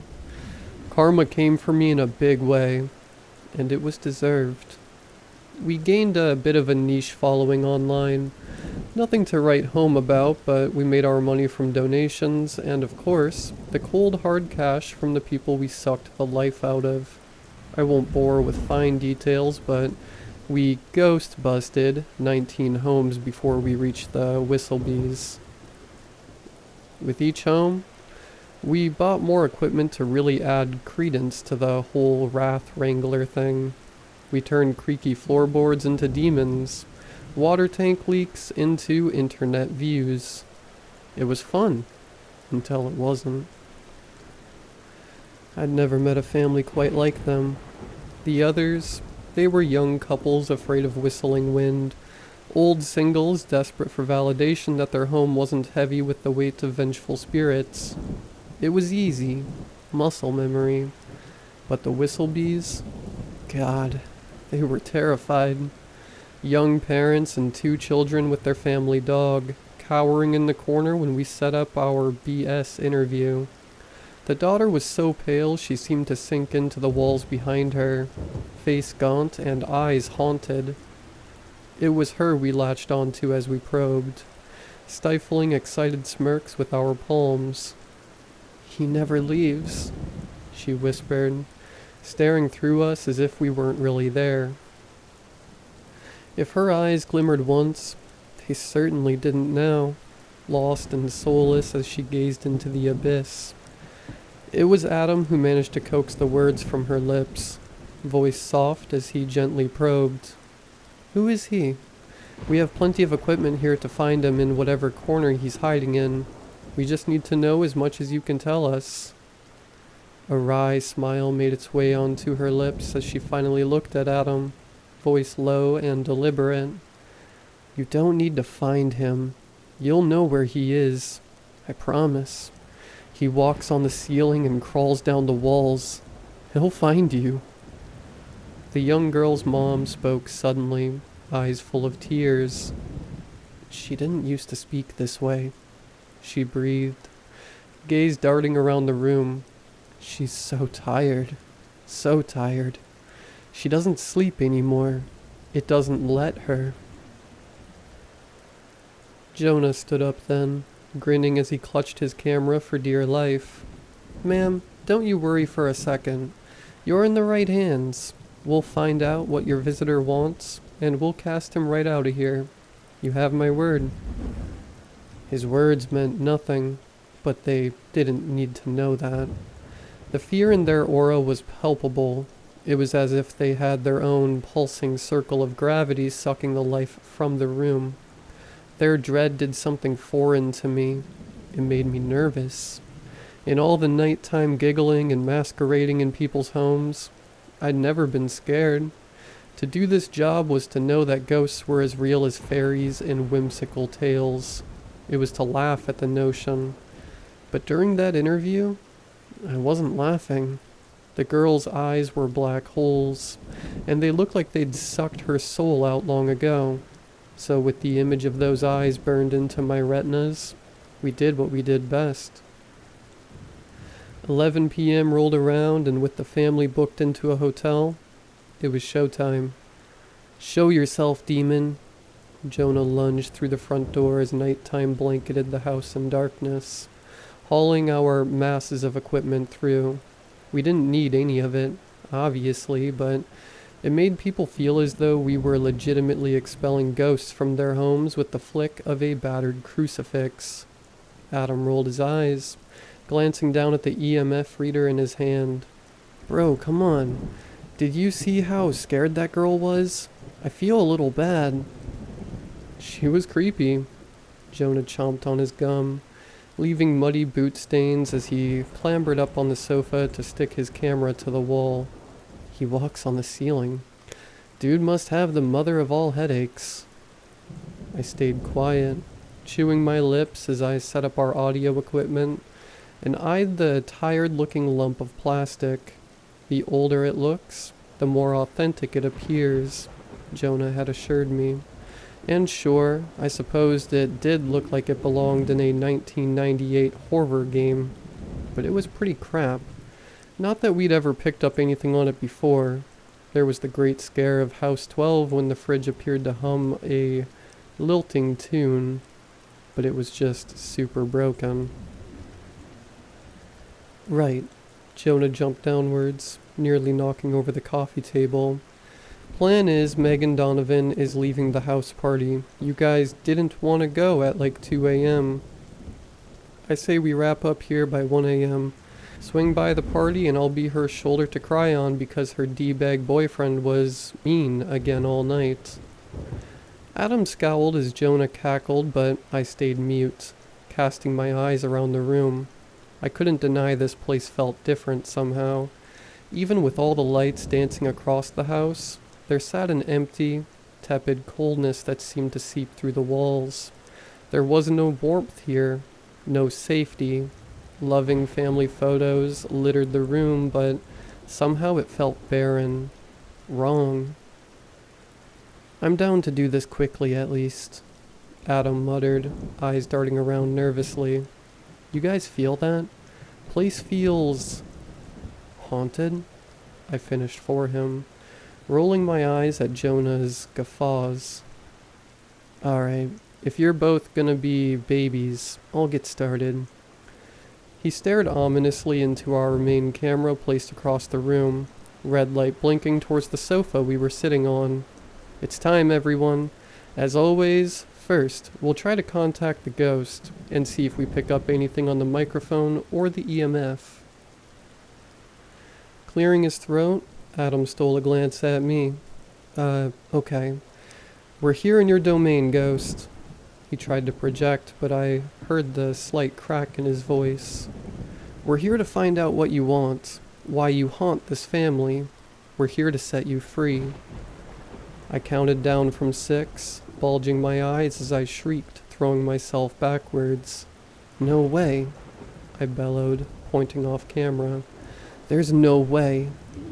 And we did the usual scramble, all of us claiming we saw a photo frame go flying, switching to shaky hand cam footage as Jonah retrieved it from the floor we laid it on earlier. It was rehearsed, but something just felt different. It's hard to describe. but I couldn't shake the feeling a pair of eyes were locking on to me, a horrid gaze burning into my back. The feeling amplified as we pulled out the trusty Ouija board only moments later, laying it on the table and pushing it into frame. I scratched at my arms nervously, trying not to stare at the shadows that seemed to be consuming the room. "All right," Jonah muttered, placing his finger on the planchette. "I ask its name. We give it something creepy like Maurice. I'll move it. You guys just stay still." "Feel free to run the show on this one," I offered, goosebumps erupting over my skin. Had it gotten colder in here? Adam certainly thought so as he hugged his hoodie tighter, shaking something off as he placed his finger on the planchette with us. The dread was otherworldly, beginning to creep across my skin and begging me to stop. "Spirit," Jonah demanded, dramatically eyeing each corner of the room. "Make yourself known to us. Show us. Communicate with us. I want to ask what name gives you your power. What is your name, ghost?" He waited a fairly believable amount of time before the planchette slowly began to move towards M, but I knew my heart wasn't in my luckless reaction. Jonah would yell at me later, claiming I ruined the entire Ouija shot, but I swore I could see something in my peripheral, just out of view, staring at me. I didn't turn my head, didn't dare. Instead, I gritted my teeth and focused on the board, letting my jaw drop dramatically. M-A-U-R-I. And just like that, the planchette halted. Painfully, almost. Jonah scowled, head snapping to us. "Really? Dude, I was nearly finished." "You stopped," I argued, wondering if it was a blanket on the bookshelf or a crumpled up man staring dead-eyed at me, as I was beginning to suspect it was. "Just do it again," Adam grumbled, and it wasn't usually like this. We didn't fight, we didn't bite. The house felt as though it was draining the life from us, the joy.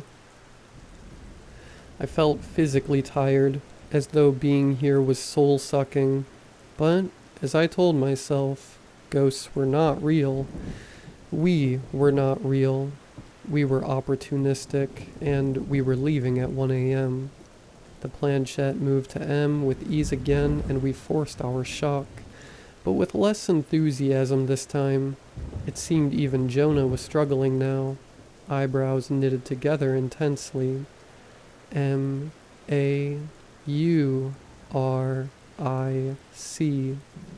And it stopped again, but this time it jerked itself to the left, causing a gasp to leave Adam's lips. "Jonah, what is your problem?" Jonah cried, looking between us as though we were crazy. "Ever since we got in here, you've been acting like a couple of little girls. I swear to God, if Megan..." But his words died on his lips because, as we all scowled at one another, the planchette yanked our waiting fingers in the opposite direction, landing on a letter. B. "Adam, for Christ!" E.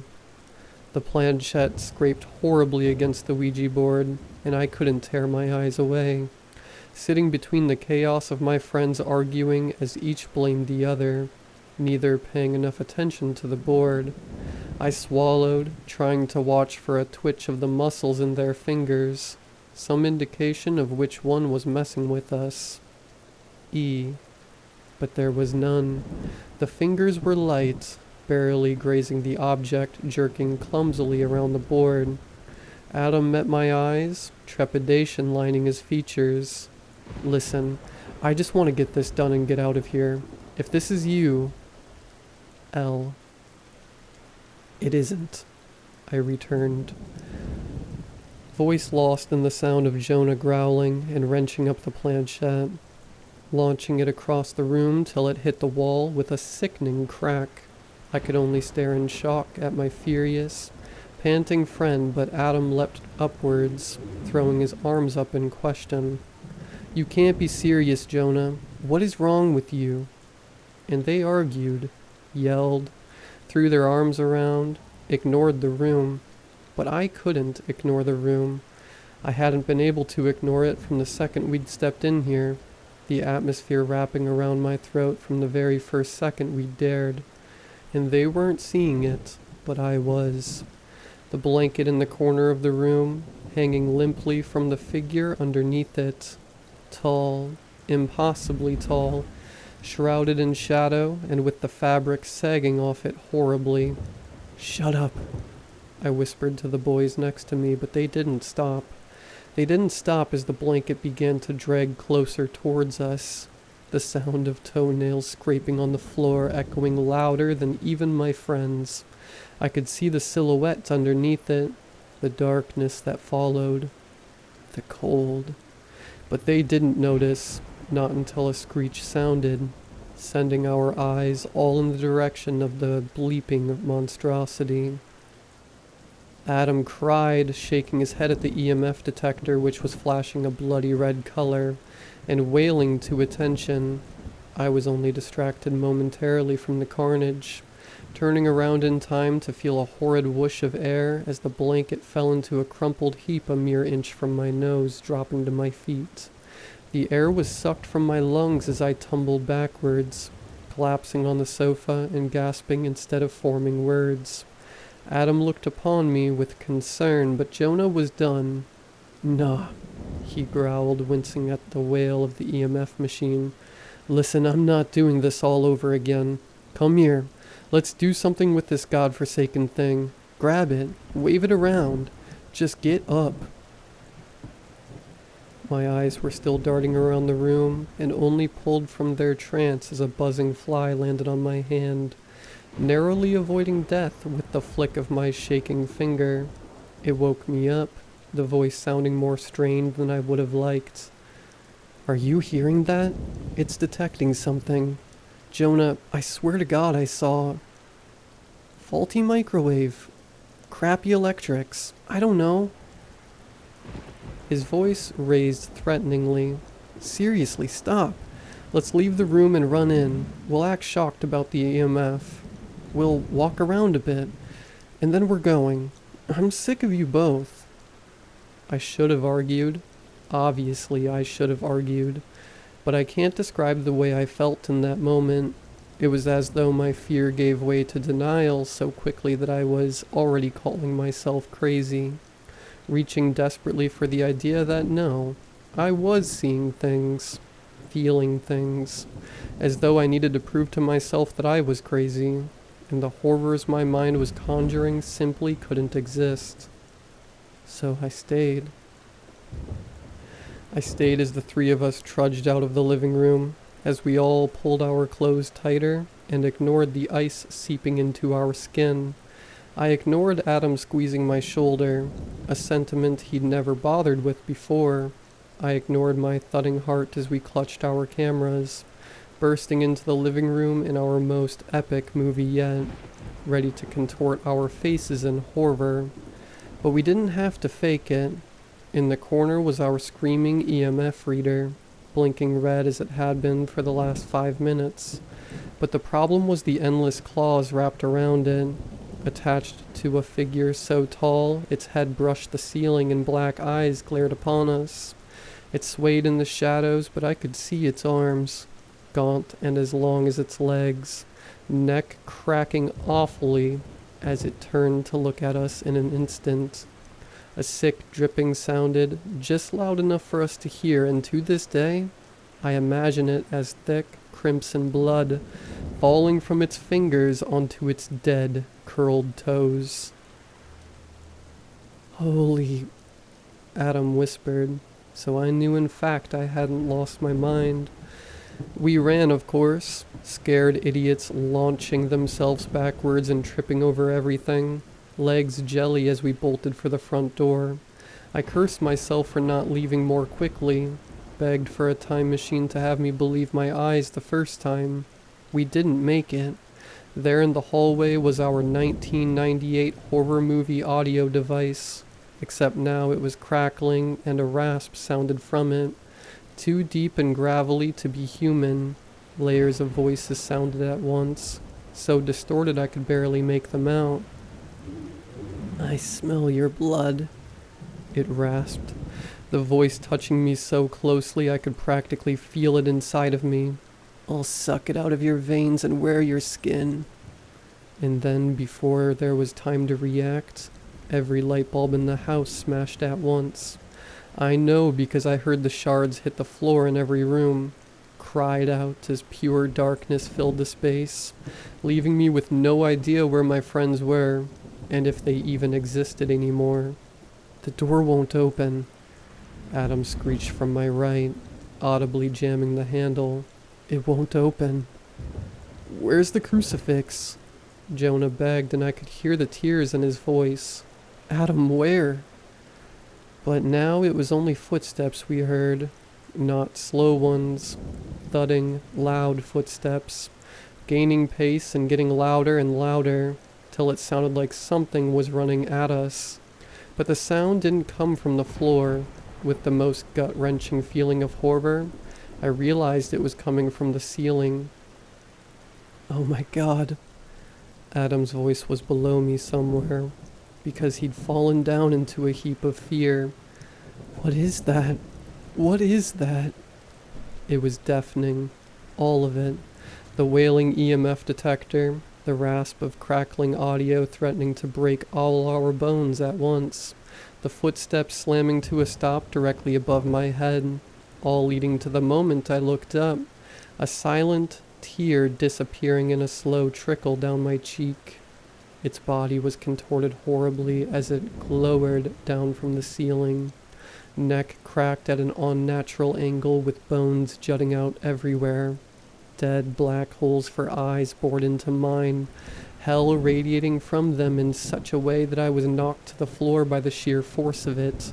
Rows of razor teeth were pulled back into a horrific grin, stretching much in the way its wings did as they grazed the ceiling, reams of liquid trickling from them onto our heads. Hell, staring from above me. My memory is hazy, and part of me thinks my brain tried to erase the trauma to give myself half a chance to go on with my life. I remember Jonah being lifted into the air with such a guttural wail that I've never heard a sound like it since. Remember the sound of his bones crackling as we ran, making straight for the living room. We threw furniture at the window and ignored the thud of Jonah's lifeless body being hurled at us, hitting the wall with a sick crack. I know we got out. I felt its eyes burning from behind me as our skin snagged on glass, as we sprinted from the hammering rain, screaming for any help we could find. When the paramedics came, most of Jonah's leg had already been eaten, the remains nowhere to be found. He woke up 6 days later, screaming bloody murder, screams he kept up till he was sedated, only reducing to a whimpering wail the third time they woke him up. The bottom floor of the house was destroyed, along with everything in it, our equipment crushed, all evidence of our horrors erased other than the haunted look in Adam's eyes and the nightmares that still wake me at 3 a.m.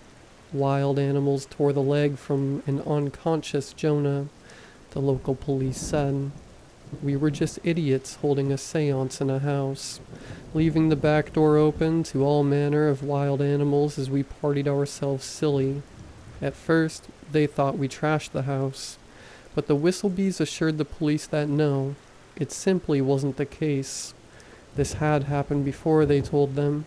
We were just caught in the crossfire. They gave their statement that night, protested our innocence, then packed their bags. They never left. Their little girl went missing that night right before they could flee, her suitcase in her room untouched, and that house became a sad legend on those streets, spoken about in hushed tones. I left town, but something inside it never left me. We don't speak of it, the three of us. We left, and when we meet, that night exists as the elephant in the room, Jonah's scarred stump reminding us that we didn't imagine the entire thing as a collective fever dream.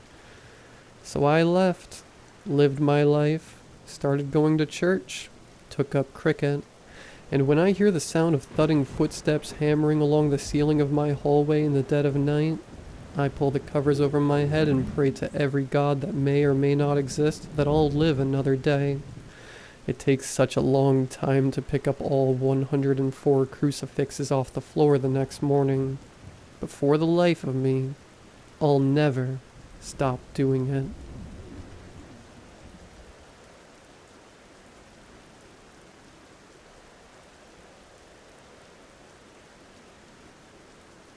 Your girlfriend's here. My brother and roommate called from across the house in an obnoxious tone. I didn't feel like getting up to see what he was talking about. I didn't have a girlfriend. My social anxiety wouldn't allow it. With an exasperated sigh, I got off the couch. What are you talking about? Who's at the... My brain froze. She was standing there. Her. Rachel. The girl. She had barely changed. She still had those big brown eyes that had pulled me in a decade ago. She was as beautiful as the last time I had seen her. Oh, God. No. The memories came rushing back. The memories I had spent years repressing. I had all but convinced myself that night never happened. I had been a freshman in college, away from everyone I knew for the first time. Making friends wasn't easy, but I was far from a loner. Rachel and I had some class together. I don't remember what it was for. We were bored and swapped each other's Snapchat IDs. We talked occasionally over the next few weeks, commenting on each other's stories and stuff. Then, kind of out of the blue, she asked if I wanted to come over her place. Her and some friends were having a movie night. Heck yeah, I replied with a smiley emoji. Awesome. We plan on watching the entire Lord of the Rings trilogy.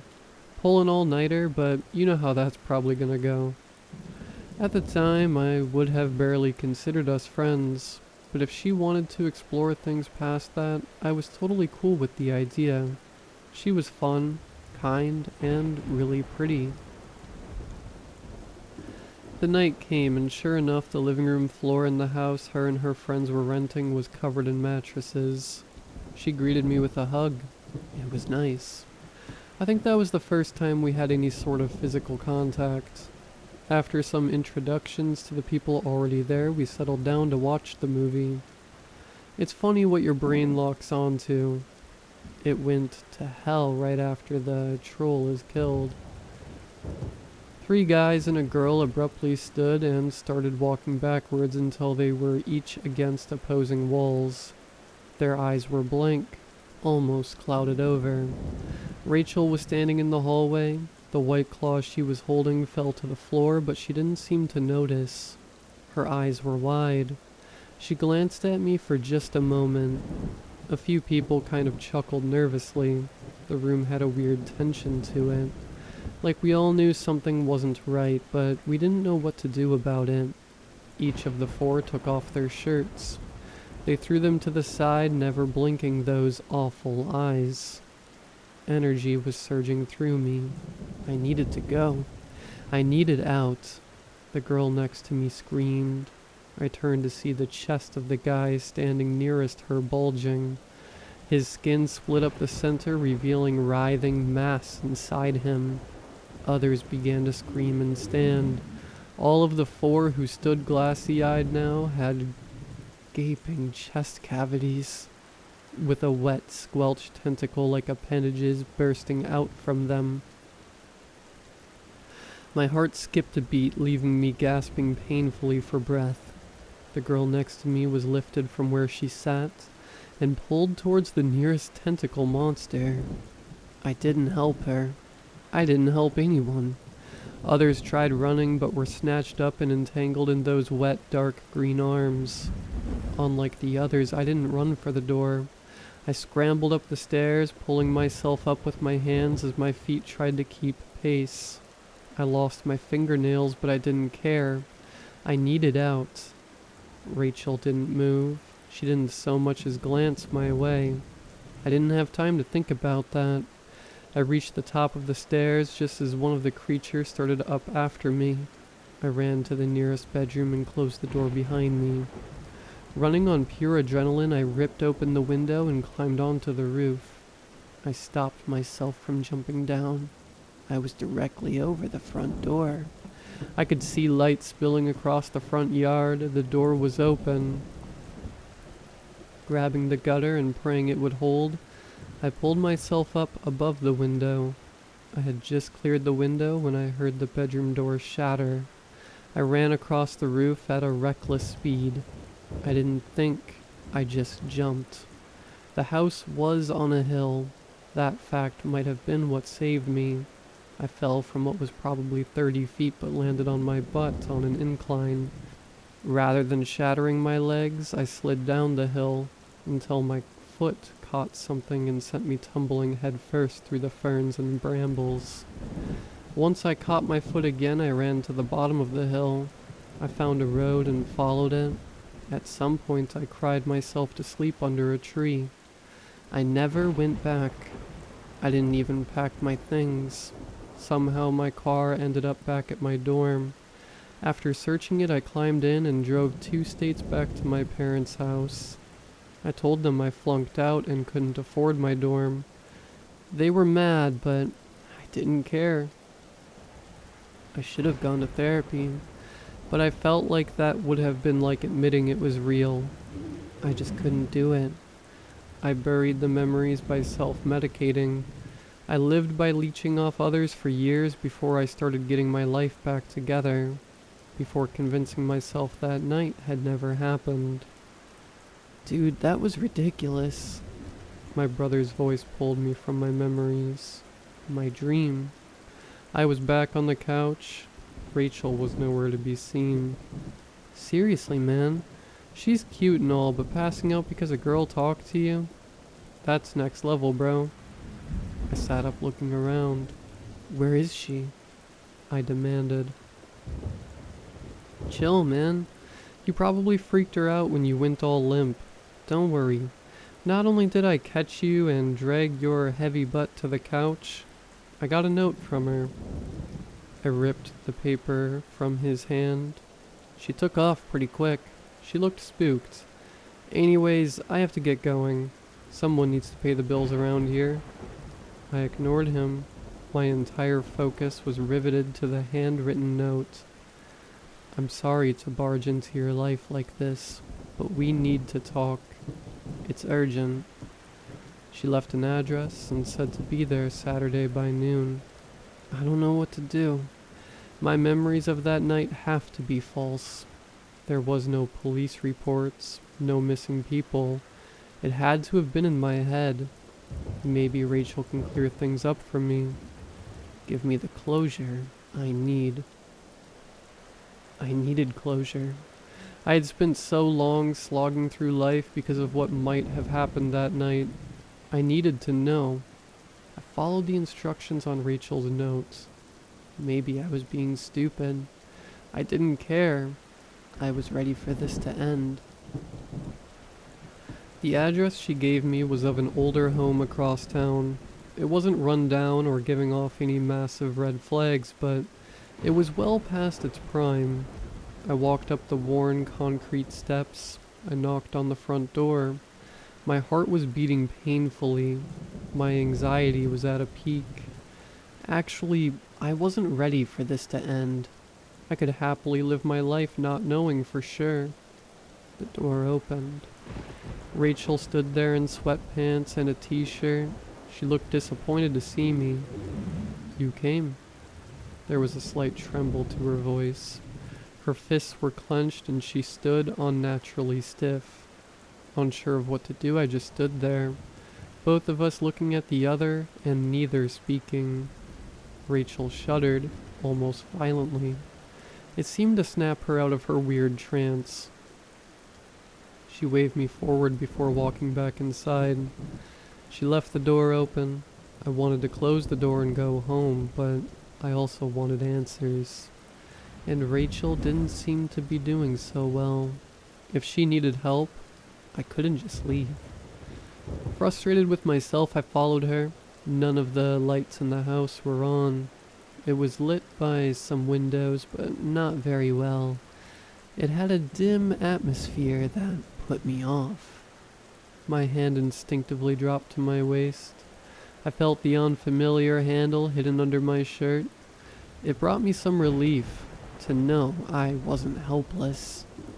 That morning on my way to Rachel's, I made a pit stop at Walmart and bought the biggest cleaver I could find. Rachel was waiting in a bare room. She stood with her back to a hallway. There was no mistaking it. She was trembling to the point her knees were almost knocking together. I felt the surge of unholy energy swell up inside me. The tightening of my lower back, the lump in my throat. I hate suspense. Every speck of bravado fled my body. From the dark hallway behind Rachel emerged a single thick, wet tentacle. I got a better look this time. The top of it was a dark green and the bottom a lighter green. It looked very similar to the skin of a crocodile. A tear slipped down Rachel's face. Her bottom lip quivered as the tentacle slowly wrapped itself around her neck. With a sudden yank, Rachel was ripped off her feet and into the dark hallway. I fumbled for the cleaver. I needed to go. I got the cleaver out just as a figure revealed itself. My body locked up.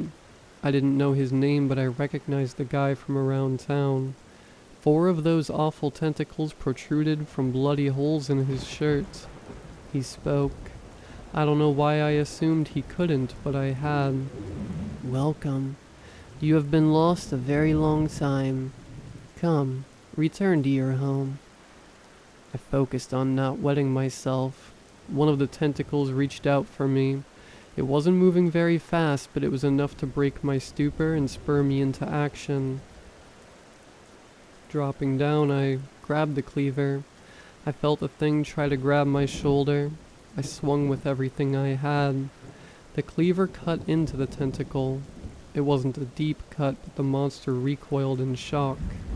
The man snarled in disgust. "You dare refuse our offering?" The injured tentacle curled up against his body. The other 3 flailed wildly about the room. I tried to crawl away. The thing grabbed my leg. It squeezed so hard. I hacked at it, but it wouldn't let go. It flung me into the wall. My body ended up crashing all the way through it, and I landed dazed in another room. Tentacles began ripping away drywall and boards, enlarging the hole. I scrambled to my feet. My leg was bruised and didn't feel good, but I pressed on. I made it out the door before the thing got in. Doing my best to run, I finally made it to my car. The keys were missing. I had left them in the ignition just in case I had to make a quick getaway. I couldn't stay. That thing was coming. Getting out of the car, I made my way down the street. I turned down random alleys and hopped fences whenever I could. After a bit, I felt like I was somewhat safe. I hadn't seen anyone following me. I felt like I was going crazy. There was no way that all just happened. Those kids that were at the party where all this started weren't missing. I looked them up before going to meet Rachel. They were all living normal lives. This had to be a mental breakdown. After walking for an hour, the pain in my leg convinced me to call an Uber to get home. I pulled out my phone and saw I had 10 missed calls from my brother. Panic swept through me. He left a voicemail. Shaking, I opened it. "Yo, pick up your phone. That girl is here again." I called him back over and over, but it went straight to voicemail. Screw me. Now what? I couldn't go home. Even if this was all in my head, I couldn't get myself to trust Rachel. Not after what just happened. I took an Uber to the police station. I was going to tell them I saw someone breaking into the house. If they didn't see anything, then I would know it was all in my head. I paced in front of the building, probably looking suspicious. My whole body was a mess of nerves and anxiety. I couldn't stop moving. I just needed to get on with it. I was so deep in my own inner monologue, I hadn't noticed the female officer walking up until she spoke. "You doing all right there, bud?" I nearly jumped out of my own skin. "Hey now, I didn't mean to scare you. You've been out here a while. Everything okay?" It felt like I had just arrived. Was I losing track of time? Was she lying? Was I lying? My silence seemed to worry her. Her stance shifted ever so slightly from concern for me to concern for herself. I tried to force out the words, but they died in my throat as soon as I looked at the station. Standing inside, looking out one of the windows, was the man from the house. He was in a police uniform. I had to focus on literally not wetting myself. My guts twisted painfully and my heart did that thing where it painfully skipped a beat. I just got confused. I wasn't sure what I meant by that, but it's all I could get out. She looked at me quietly. I couldn't read her face. "I'm sorry. I need to go." I backed away, praying she wouldn't stop me. She glanced up at the man in the window before looking back to me. There was a question in her eyes, but I wasn't going to wait around for it. I hobbled as best I could down the street. No one stopped me or followed me. I didn't know what to do. If Rachel was dangerous, I couldn't leave my brother alone with her.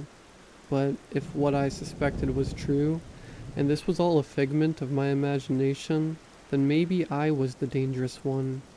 Did I have some sort of undiagnosed mental illness? I couldn't go to the police. They would either lock me up for being insane or turn into monsters and tear me apart. Probably the first one. I needed to get things straight. I went over that night this all started. I hadn't drank much. Maybe my drink had been spiked. Possibly. But what about today? Just a mental snap from seeing Rachel again? But there was my obviously hurt leg. I should have recorded the meeting with Rachel. Then I would have had video proof of what happened. That's what I would do. I would go home and talk to Rachel while recording her, and my brother would be there as a witness. I started walking home. It wasn't terribly far, and I wanted the time to think. Sooner than I would have liked, I was at the steps to our house. I took a breath to steady myself before opening the door and walking in. The house was quiet. It threw me off. John always had music going or something on the TV. He hated the quiet. I tried to calm myself, but I could feel my heart beating painfully already. I almost walked right past it. In the kitchen sink, amongst all the dishes, was a towel. It had red splotches on it. It was blood. It was totally blood. I needed to chill. If it was blood, and it totally was, wasn't much. Definitely nothing life-threatening. I found John in the living room. He was sitting in his gaming chair. Well, not so much sitting as tied to it and gagged. I rushed forward. He mumbled furiously into the gag. Right before I reached him, I was blindsided by someone. I crashed onto the floor with them on top of me. It was Rachel. She forced her forearm against my throat and shoved her hand into my pocket. She pulled out my phone and jumped to her feet. I coughed for air while scrambling away from her. She put my phone in the microwave and turned it on. I nearly whimpered but managed to maintain my manhood momentarily. She walked up to me, squatting at my level. She shook her head in disappointment. "I'll probably die for this, but it's my fault you got involved in the first place." She grabbed my shirt and pulled me to my feet. Then she flicked open a pocket knife and walked over to John. "Wait," I yelled out. She didn't stop. Using the knife, she cut the ropes holding him, then returned the knife to her pocket. John jumped to his feet. He was mad. Really mad. I could see the blood still trickling from his nose. He took a menacing step towards Rachel before she pulled a gun and pointed it at his head. Both of you sit. We don't have much time. I'm going to catch you up as quick as I can, and then we need to move. I lost it. I just started yelling at Rachel. Why do you have a gun? What is wrong with you? Get out of our house. I stepped towards her. Seemingly unfazed, she didn't even bother to take the gun off of John. Dax, I'm not here to hurt you. I cut her off. Then go. Drop the gun and leave. Surprisingly, it was John that calmed me down. Relax, little bro.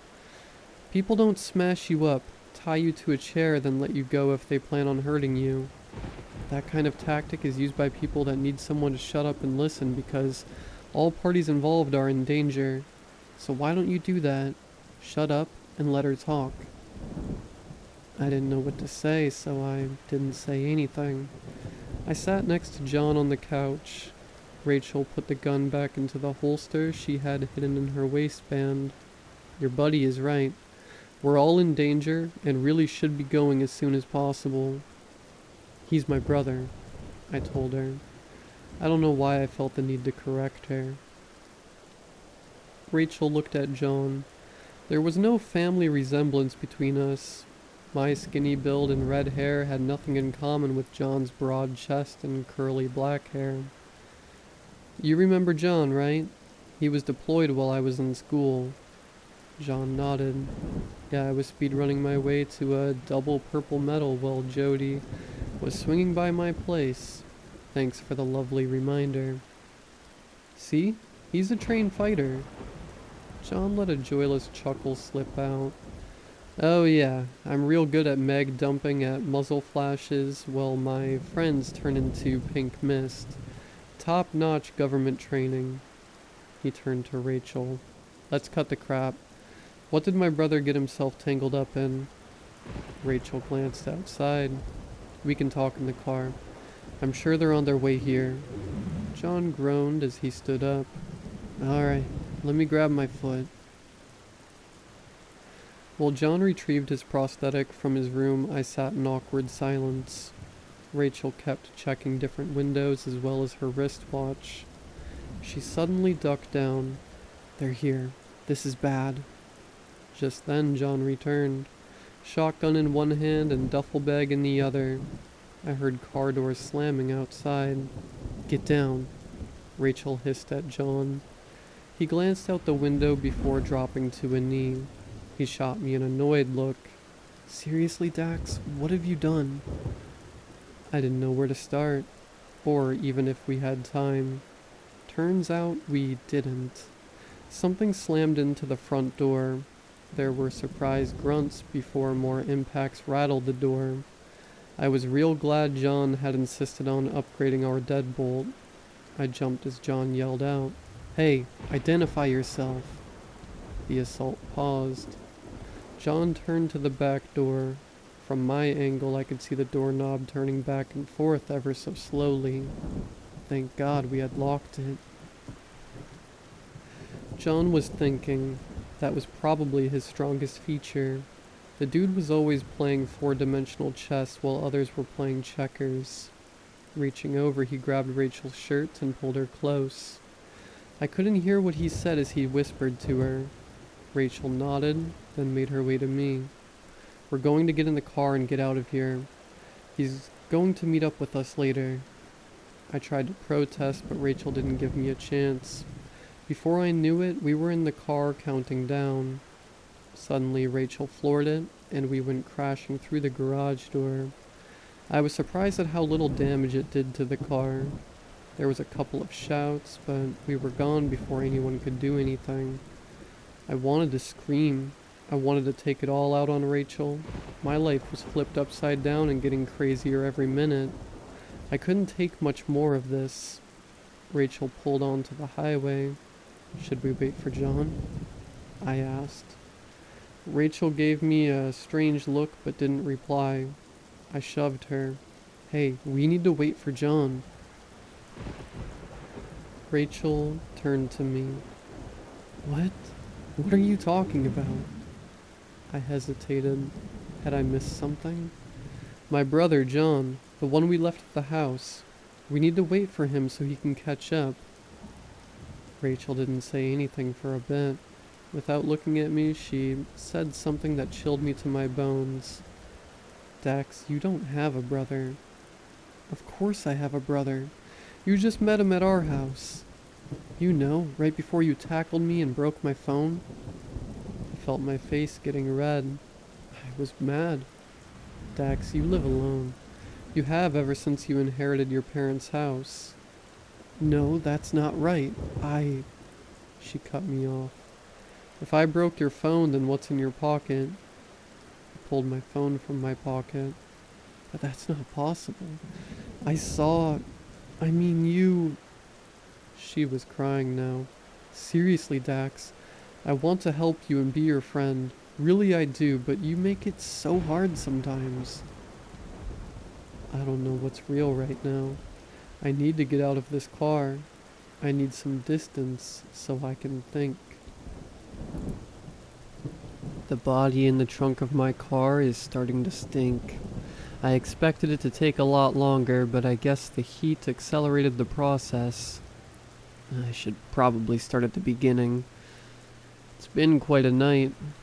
It had been about 2 hours since we left my house. The more I thought about the events that had occurred, the less sense it made to me. I had childhood memories of John. He was my brother. I was sure of that. I'm not quite sure what Rachel had slipped into my pocket or pulled out of my pocket or whatever she did, but the phone in my hand isn't mine. Sure, everything on it was the same, almost like an exact clone, but the texture, the feel of it, it just wasn't quite right. Rachel spoke up. I know what you're thinking. You have these memories, you have all this going on, but you have to trust me. John isn't who you think he is.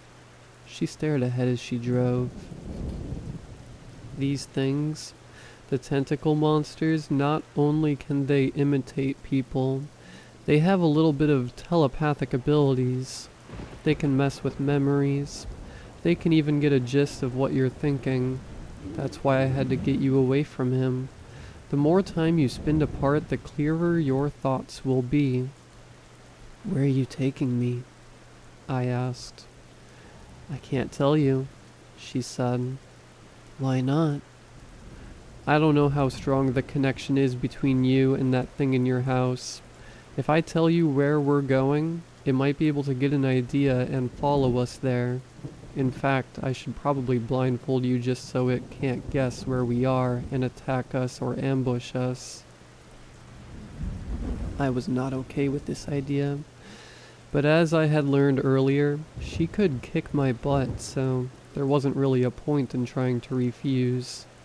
Next thing I know, we were cruising down what I assume was still the highway. Me blindfolded, and her playing music on the radio. I had to get out of this car. I wasn't even sure where I was, but anywhere was better than in here. The car began to bump and make noises. We had pulled off the road. My heart began to beat wildly. This was it. This was either where I met my end, or where Rachel proved herself trustworthy. I took off the blindfold and looked around. Rachel smacked me in the arm. Hey, put that back on. Her tone was less than friendly. Why? I asked.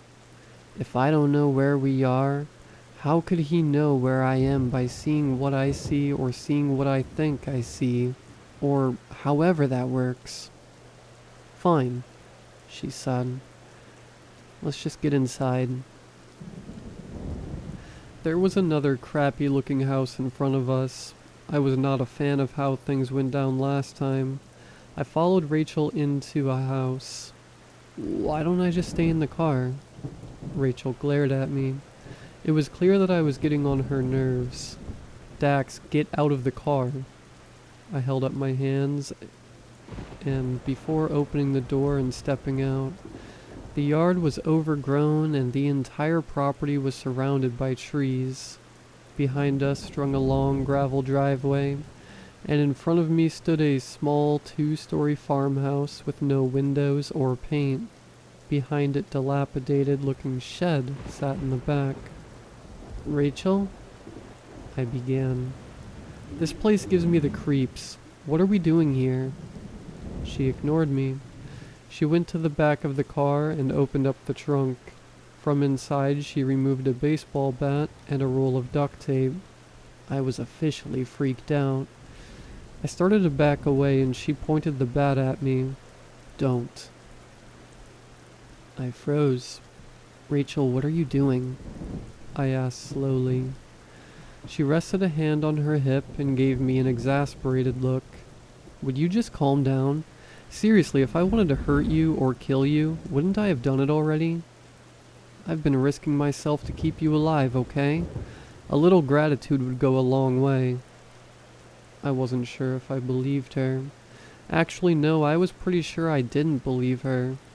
But I didn't have much of a choice either, and figured if I played along, she was more than likely to let me live a little longer. I don't know what she had going on with these tentacle monsters, but I was not a fan of this situation. Rachel caught me off guard when she threw the baseball bat to me. I caught it, and I eyed her suspiciously. "What's this for?" "What do you think it's for? In case something comes at you, you can whack it between the eyes. I've got my handgun, but there's only the one, and I'm sure not going to give it up." "And the duct tape?" I asked. "It'll come in handy later. First, let's get settled in. We're going to spend the night here, and then take off again come morning." Once again, I was thrown for a loop. On the one hand, Rachel was saying unbelievable things that I couldn't fathom, but on the other hand, she just handed me a weapon, and told me to defend myself if I needed to. If she was out to deliver me to a tentacle monster, if she was one herself, why would she give me something to fight back with? But if she wasn't, and she was actually on my side trying to help me, that meant, well, I didn't really want to think about what that meant. Inside the house was as desolate and worn as the outside, all except one room. There was a bedroom in the back of the house that had a bed, a couch, and some other odds and ends. Clearly somebody had been using it for sleeping quarters. "Have you been living here?" I asked. Rachel shook her head. "No, but I set it up in case I ever needed to." "In case something like this happened?" I asked. She simply nodded. "Where have you been? Like, what happened to you? How did you end up in all this?" I flung my hands around. Rachel sighed. She sat on the bed and rested her head on her hands. She looked tired. More than just physically tired. She looked aged and worn. "I guess I owe you some sort of explanation, huh?" She looked up at me and made an attempt at a smile before giving up. "That night, the one where I invited you over to watch a movie, that wasn't the first night something like that happened. I know that this is going to sound horrible, and rightfully you'll be mad, but what happened to me before, I just didn't think it was real." She was quiet for a bit, just looking at the blank wall. I wasn't really much of a social person before college. I was a bit sheltered. A couple guys asked me to come hang out at a party. I figured why not. I kind of knew them. We'd seen each other at class. We talked. We even hung out once before. Well, one thing led to another. People kept giving me shots, and that led to ripping on a bong and then taking some hits of acid. I was pretty messed up. At least I think I was. I had never not been sober before. So when some of the people in the group started backing up against walls, I just kind of zoned out. Even when, well, you know, even when they exploded those things out, I just stood there. I didn't move. I didn't react. I just stood there. They grabbed people, held them down, and God, and they force their mouths open and shove those weird egg-like embryo things into their throats. She shuddered at the memory. I don't really remember what happened after that. I just know I woke up on the floor and everybody around me was making fun of me for being a lightweight. I want to say that everybody was the same, but they weren't. There were red flags that I should have paid attention to. There was little things that didn't quite fit, but I didn't want to see. I wanted it all to be a dream. I wanted it to be fake. I didn't want to have to deal with the thought of it being real. So I ignored it, and now you are paying the price. I thought about her story for a while. It sounded plausible enough. Unfortunately, believing her meant that I would have to face the fact that everything that I experienced the last 2 days actually happened. But I guess I was going to have to deal with that at some point anyways. Rachel looked completely worn out. She looked older than I remembered. Even from when she had come to my door 2 days ago, she seemed to have aged. So when she lay down on the bed and rolled facing away from me, I didn't bother her. I just sat on the sofa and contemplated all the crap I had gone through. If I hadn't been sitting there awake, I never would have heard the footsteps on the gravel outside. My first thought was the gun in Rachel's waistband, but it was shoved down the front of her pants and there was no way I was grabbing it without waking her. Nor did I trust her enough to wake her up and tell her that there might be somebody outside, so I did the next best thing. I grabbed a baseball bat and made my way out of the bedroom. The house was pitch black.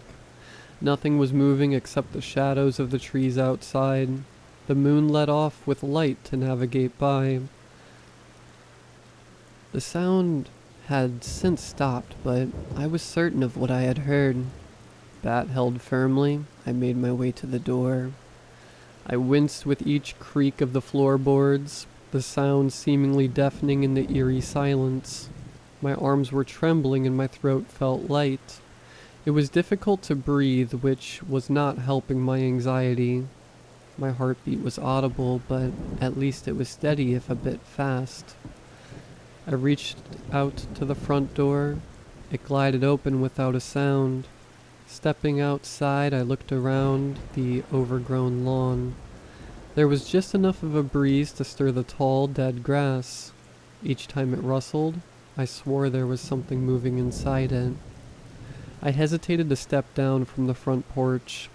Irrationally, I felt like something was going to grab me from beneath and pull me under. Maybe it wasn't irrational. Gritting my teeth, I jumped from the porch. Mid-air, I spun around with the bat held high. Under the porch was vacant. I sighed in relief. I wanted to go back inside, to just ignore what I had heard, but I knew that wasn't the right option. So I pushed forward.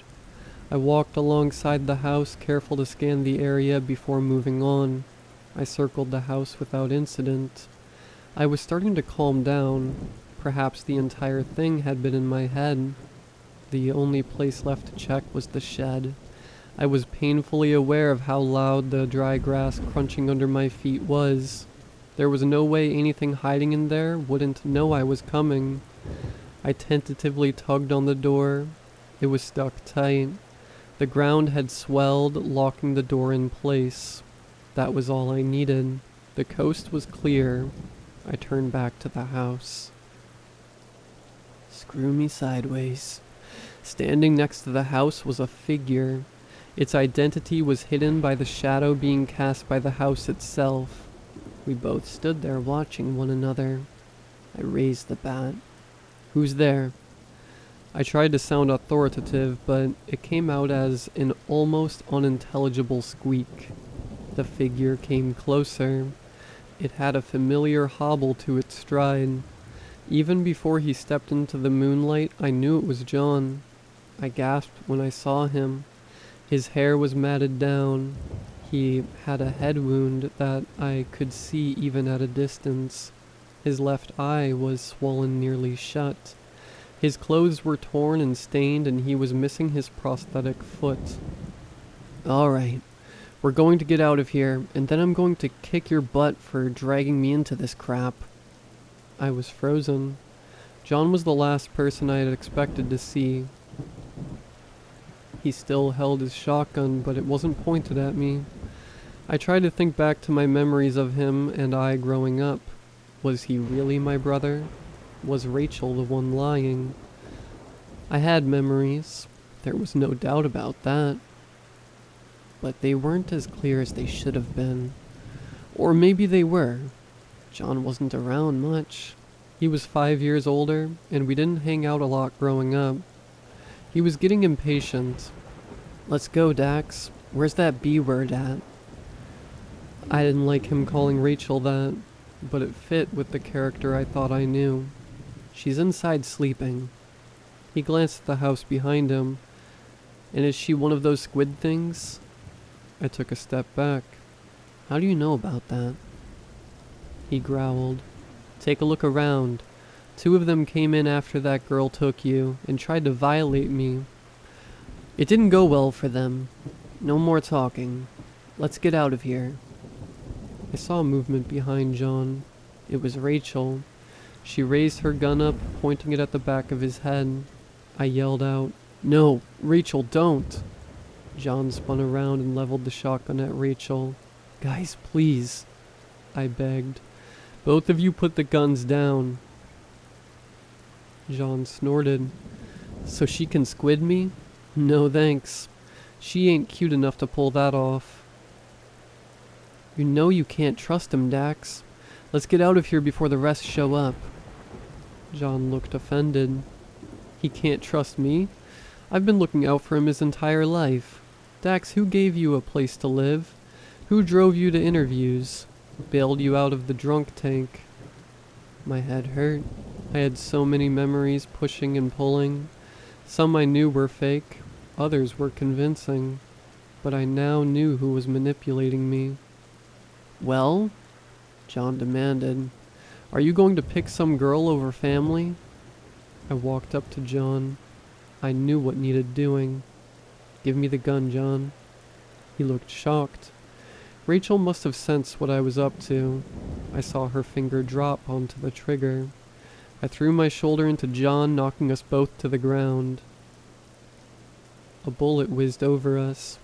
John swung the shotgun over and fired a single shot. Blood and gore blasted across the wall behind Rachel. She dropped her gun and fell to her knees. She clamped both hands around the grisly mess that used to be her neck. The terror and betrayal in her eyes froze me. John was back on his feet, his face as cold as stone. He grabbed me by my shirt and pulled me past Rachel. She had dropped to her hands and knees. The noises she was making would stick with me forever. Blood poured freely from between her fingers as she gurgled for air. My ears were ringing and my head was so clouded I couldn't focus. John had me in the car and back on the road in no time. I felt vomit rising inside me. I barely got the window open in time. I felt John's hand pat me on the back. Hang in there, little bro. Just breathe. We've been driving for hours. I don't know where we're going. My memories of John have grown clear while those of Rachel are fuzzy. I want to sleep, but every time I close my eyes, I see her face. And I learned why our car was starting to smell. John had the bodies of 2 of those things in the trunk. He's got some sort of plan. At least I hope he does, because I sure don't. John thinks we should ditch the car, our phones, and even our clothes, so I don't know if I'll be updating again. Stay safe out there.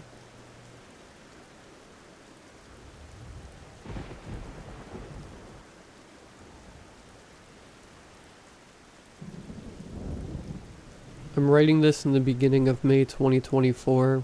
A few days from now, I won't be able to do so, I fear. In the vague hope of finding someone in the width of the internet who can help me out, I'll try to retell the events that have led to this moment in as much detail as possible. I need to find a way to stop them, the authors of this magazine, The entity that is destroying my life, or whatever else is responsible for these terrible articles. First issue, February 2024.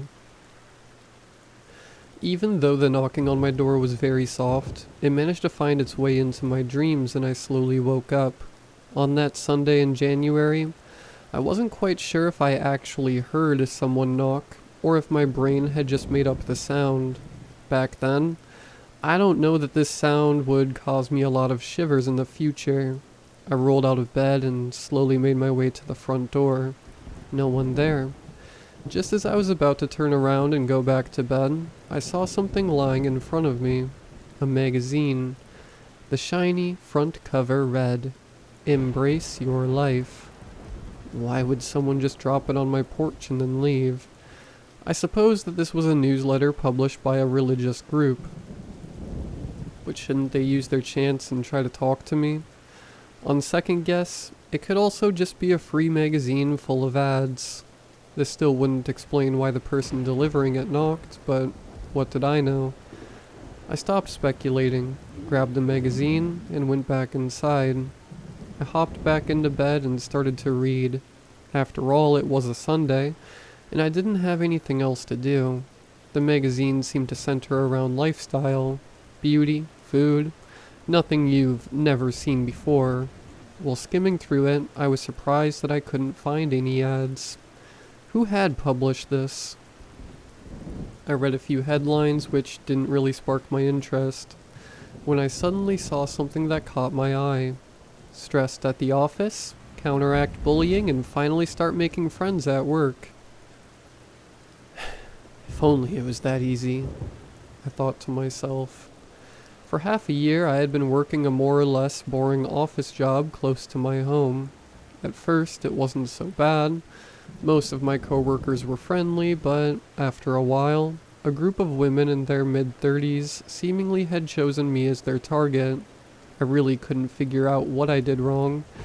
Maybe I had accidentally off-ended one of them.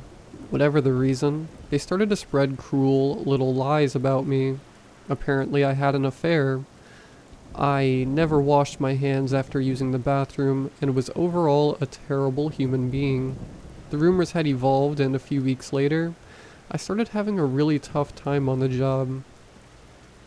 I felt as if everyone was eyeing me constantly, while avoiding talking to me as best as possible. Even though I felt as if there was no real solution to my problem, I was a little intrigued by the article. I started to read.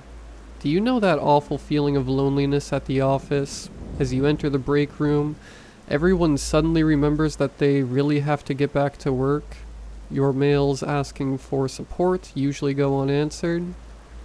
Yes, I know that feeling. And now? Keep reading and stick to our tips to improve your life on the job. Our authors have extensive experience in improving the lives of former victims of bullying. I was a little intrigued, and continued. First, you need to find the root of your problem. It usually isn't the case that everyone simply doesn't like you. There are a few people who are responsible for bad-mouthing you. Well, yeah, I know that. I know who that is. It is therefore important to connect to these coworkers who are not involved in spreading rumors about you. Use the opportunity for small talk, as one of them has to ask you for help. For this to happen, you'll need to frequent the communal work areas a bit more, especially on Tuesdays. As soon as you've established a little conversation, use your social skills and show interest in your coworker as a person. Ask questions about their family, their kids. You'll see how easily they'll start to like you. Now you can use your base and forge further connections. The little article continued for a bit and then ended with a good luck. Wasn't all of that a bit specific? Not every office worker had the option to choose between personal and communal workspaces, and for all of that to work out, someone would have to feel the need to ask for my help in the first place. Weird. I read on for a few more minutes, then got up, threw the magazine into the trash, and went on about my day. By the next Tuesday, I had basically forgotten about the magazine. As I got to work, I saw that there were some technicians replacing a heater close to my desk. My boss asked me if I would be okay with using the communal workspaces for that day. I didn't really have a choice, so I grabbed my laptop and went upstairs. I typed a few emails when I suddenly heard someone call my name. Angie. It was Steve, a nice guy from the IT department, who sadly hadn't been talking to me since the stupid women had started their anti-Angie campaign a few months back. Hey Angie, I know we haven't been talking much, but I was wondering if you could help me out real quick. Do you have a moment? Yeah, sure. What do you need?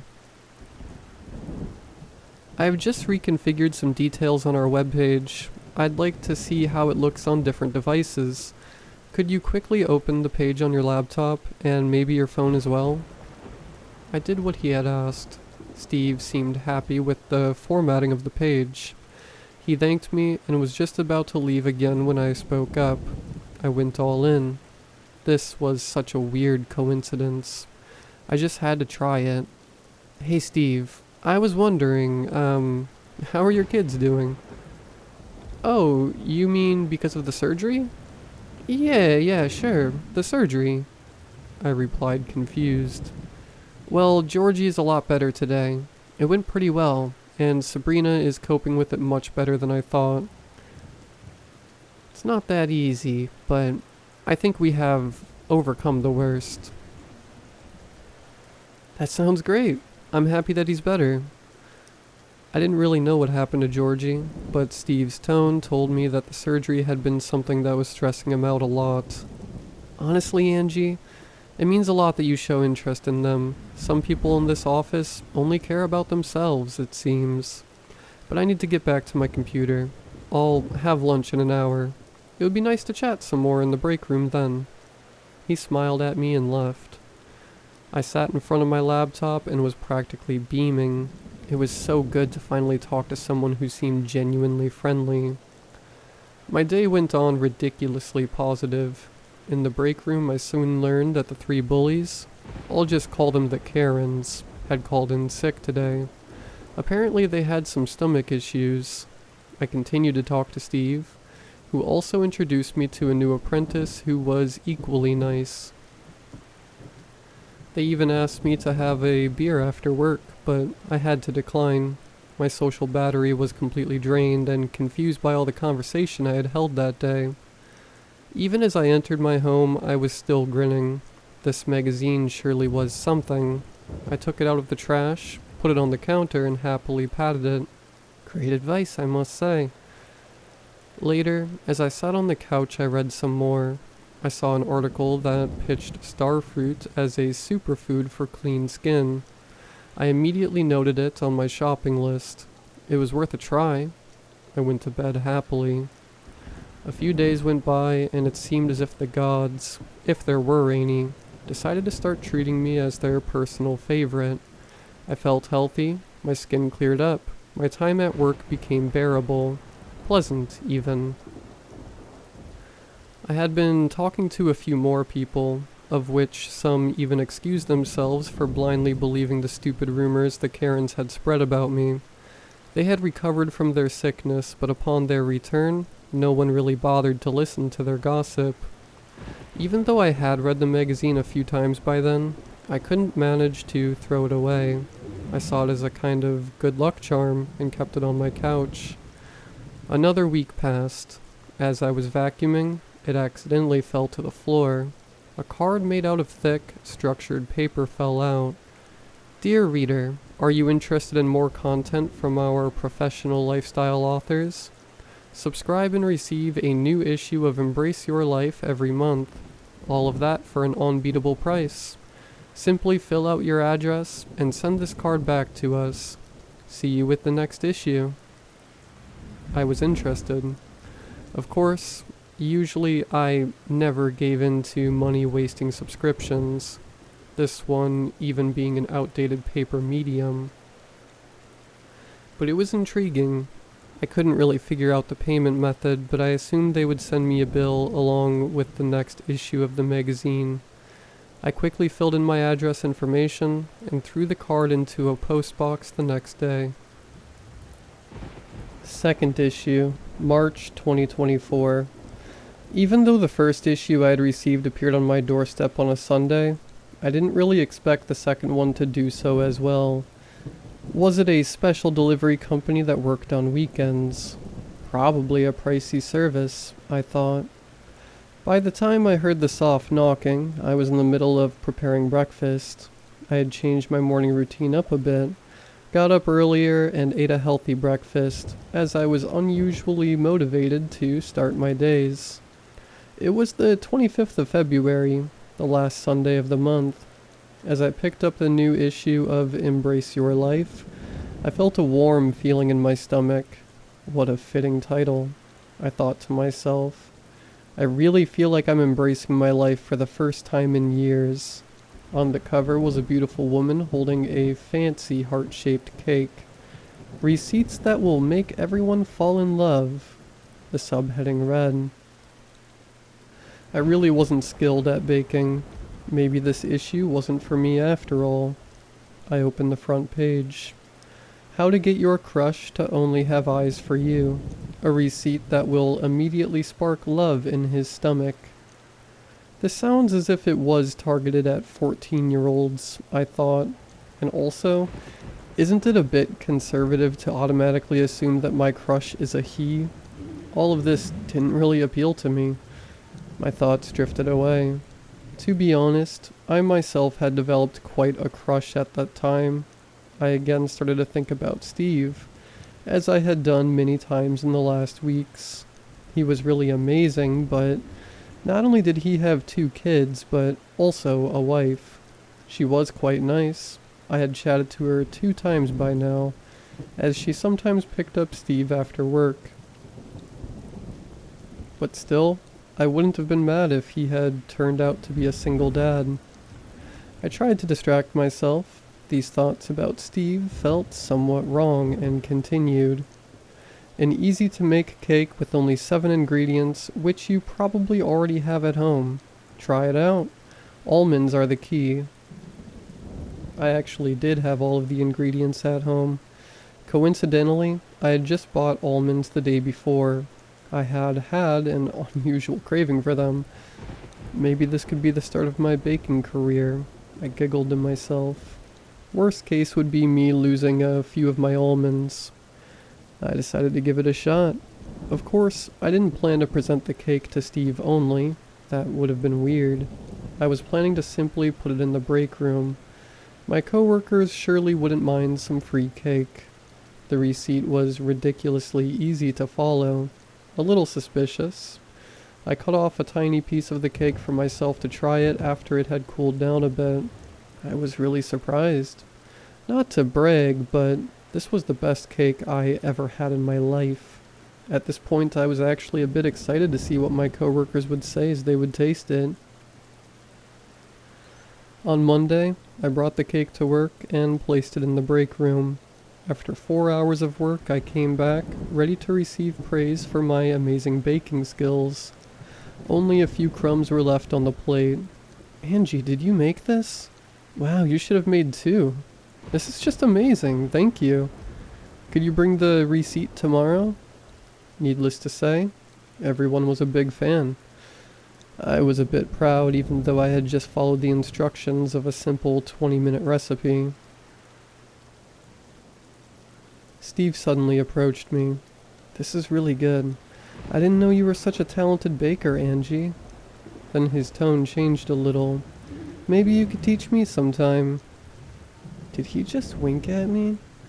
This was just ridiculous. I couldn't help but feel excited about his words, even though they sounded like the script of a bad rom-com. My smile faded within a second as I suddenly heard someone scream. Help, she can't breathe. I think she can't breathe anymore. Someone please do something. I rushed to the next room where the screaming came from. Karen, yes, one of the Karens was ironically actually named Karen, lay on the floor. Her face started to turn blue. Our boss sent us all home early after the ambulance had taken Karen away. They couldn't do anything for her anymore. It turned out that she had a severe allergic reaction to almonds, which she apparently didn't know of. Back home, I just lay on my couch. I couldn't really cry, but I felt terrible. It had been my fault, I was sure. This terrible magazine. I swiped off the desk. Surprised, I noted that another thick gray card fell out of it. Dear Angie, thank you so much for your subscription. We will deliver the upcoming 3 issues of Embrace Your Life right to your door. Get ready for a whole new life. My name seemed to have been filled in by hand. For a moment, I wondered who wrote it, but that thought quickly escaped my mind. I was devastated.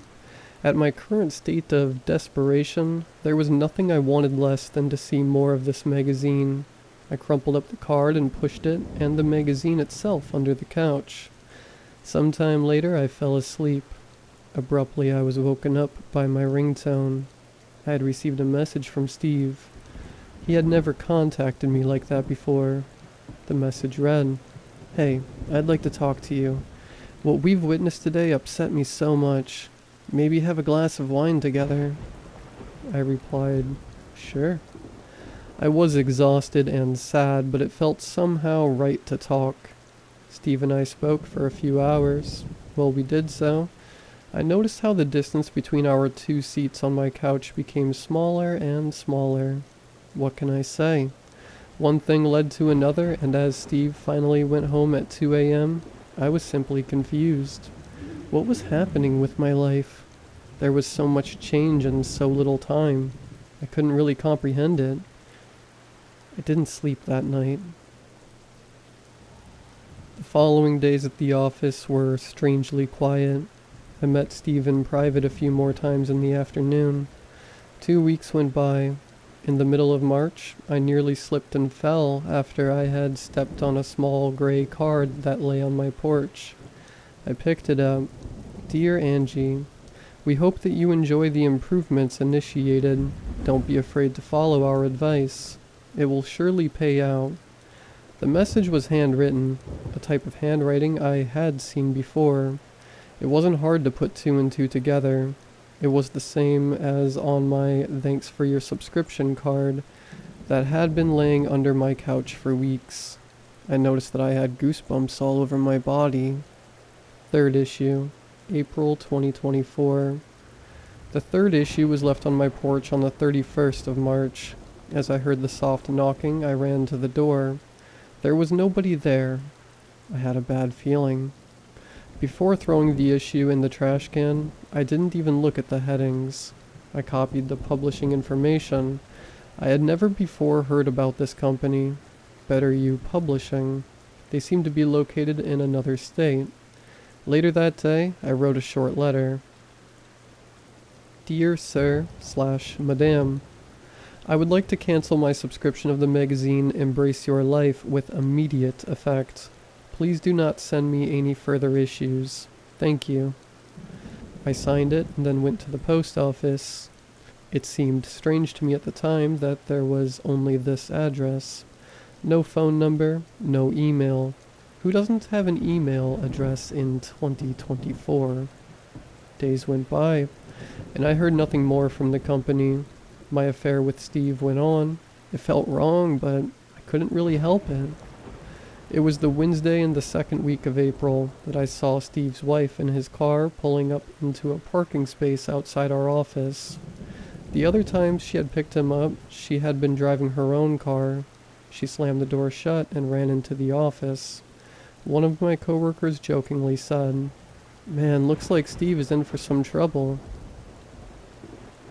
He didn't know how right he was. Steve's wife grabbed the sleeve of his shirt and pulled him outside of the office. The attempt at being discreet about their argument failed, as we all could hear them shout in the parking lot. I saw her holding up something green into his face. What was that? I realized it. My hair was down. Most days I wore it in a low ponytail, usually fixed with a scrunchie, my favorite green scrunchie. The scrunchie that Steve's wife had now found on the back seat of his car. As I went home that evening, I thought it wouldn't be possible to feel any worse. I was very wrong. Steve didn't come to work the next few days. As I didn't see him the following Monday, I decided to finally text him. I saw that he had received my messages, but there was no answer. That night at 2 a.m., my phone rang.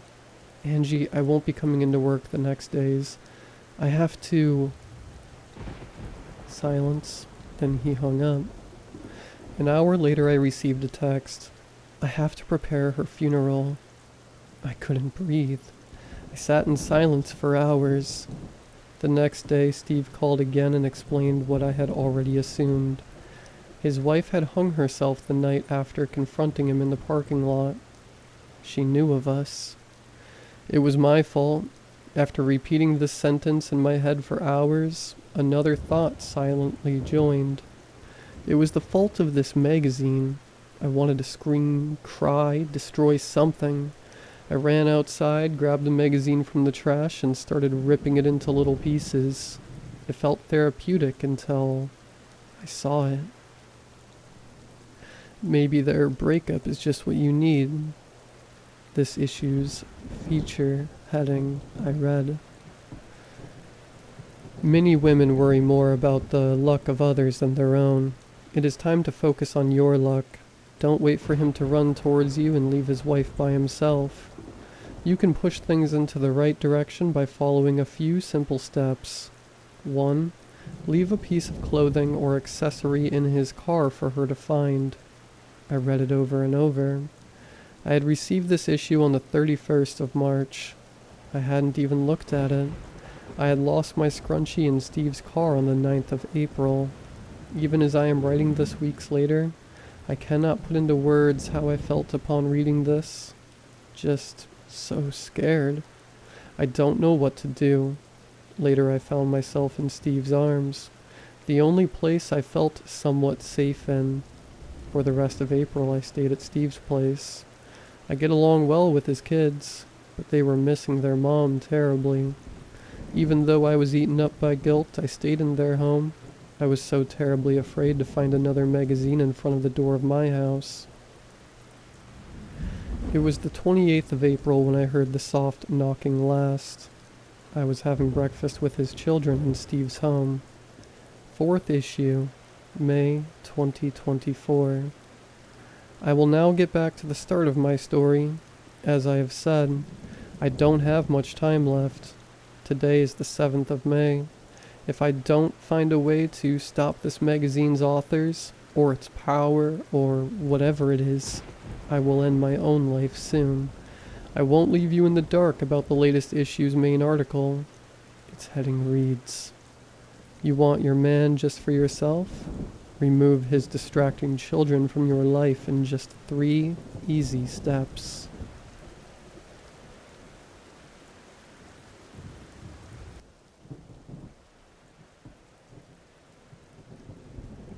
When I was a kid, I watched a lot of TV. Heck, I watched it so much my parents didn't let me keep one in my room. They, correctly, thought I'd stay up all night watching cartoons or weird sci-fi movies. Then Katrina hit New Orleans. We got out safe, but our house was in such bad shape we had to move into an apartment miles away from all of my friends. My folks felt bad about the situation, so they set up a 9-inch set on my desk and made me promise to go to bed on time. That promise was swiftly broken. The TV had a headphone jack, and I managed to score a compatible set by trading some kid at school a Blue Eyes White Dragon. As long as I wasn't too loud, I was free to watch whatever, whenever. Those days were rough, so it was nice having something I could lean on when I started missing home. One Saturday night, I was flipping through like usual when a bumper I'd never seen before caught my attention. The bumper faded in on an image of a clown dressed entirely in black sitting on a stool in the middle of an empty white room. I know what you're probably picturing, but she wasn't scary at all. In fact, there was something inviting about her. Curious, I put down the remote and settled in to see what would happen. The clown pulled out a pocket watch and showed it to the camera. The second the hands hit 11 o'clock, the tip of her mouth ticked up into a gentle smirk. She put the watch away and said, "It's 11 o'clock, kiddies. You should be in bed, but since you're not, welcome to the crossing hour. We have some new viewers tuning in tonight, so let me give you a quick rundown." She looked around and motioned for the camera to come closer. The camera zoomed in until the clown's face filled the screen. I noticed her irises were yellow. She winked and I blushed. I felt like I'd been caught doing something embarrassing. "I'm your host, Regan Sorrows," the clown said. "Here's how this works. 11 to midnight, everything's spooky fun and games. Midnight to 1, we cross over to something much, much scarier. Younger viewers should probably switch off once we shift to the black room. That means you, hun." The camera pulled out just enough to catch Regan pointing at the screen. I knew it was silly, but it felt like the comment was aimed directly at me. Naturally, I was hooked. After catching that first broadcast, I watched Crossing Hour every Saturday night without fail. Every week the programming changed, and you never got the same combination of shows 2 weeks in a row. I didn't know about variety shows or stuff like The Wonderful World of Disney at the time, so the idea of never knowing what I was going to get was a real thrill. The block always started with the White Room shows. None of Crossing Hour's programming had age ratings, but the White Rooms seemed to be more or less for all ages. I can't remember everything I watched on it, but a few stand out. Almost every week there was a new episode of Heck Busters. It was like X-Files for kids, but with a higher budget than shows like Goosebumps. Every episode followed a different team of kids as they investigated some spooky happening around the world. Some of the teams were used multiple times, some just once. The through line was that they were all members of Heckbusters International, a sort of boy/girl scouts for monster hunters. My favorite kid was David. He was a loner, but he was really smart and knew a lot about how to trap ghosts and fight werewolves and stuff. Even better, we had the same name, so I could pretend I was the one fighting monsters and helping out my friends. His group got the most episodes, which I was always really happy about. Grim Grim's Palace was a puppet show about the Grim Reaper. I want to say it was a parody of little kids' shows like Bear in the Big Blue House, but there was something weirdly sincere about it. Grim, as the Reaper insisted the audience call him, was trying his best to be one of those cool uncle types for the viewer. The catch was his palace was full of demons and weird creatures that annoyed the heck out of him. So most of the time, he'd end up getting angry and the episode's intended plot would go out the window. There was always a moral, but it was presented so poorly, I usually ignored it and laughed at the shenanigans Grim got into. Not going to lie. A couple of the lessons landed. I still think about the conflict de-escalation episode since it's the one time Grim managed to keep his cool. Stopped clocks, I guess. The Timing was a cartoon that's hard to describe. Every episode features a giant humanoid statue that occasionally plonks into a different time period. A crowd would gather around the statue and debate what it was before the statue stood up and started to walk around.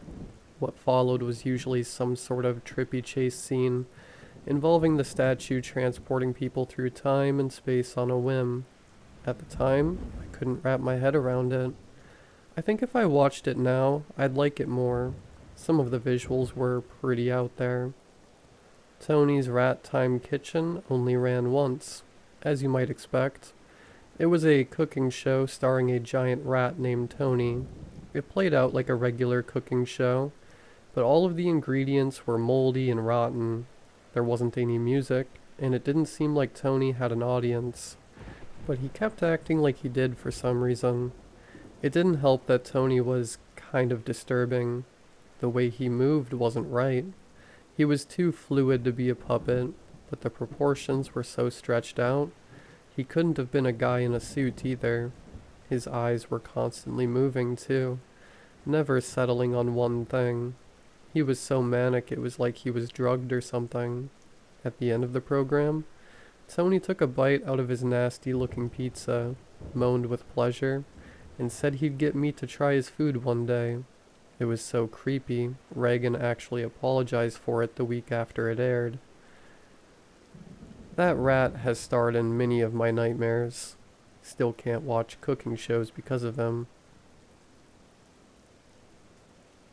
Laylee's Funhouse was weird because it seemed out of place on a midnight block.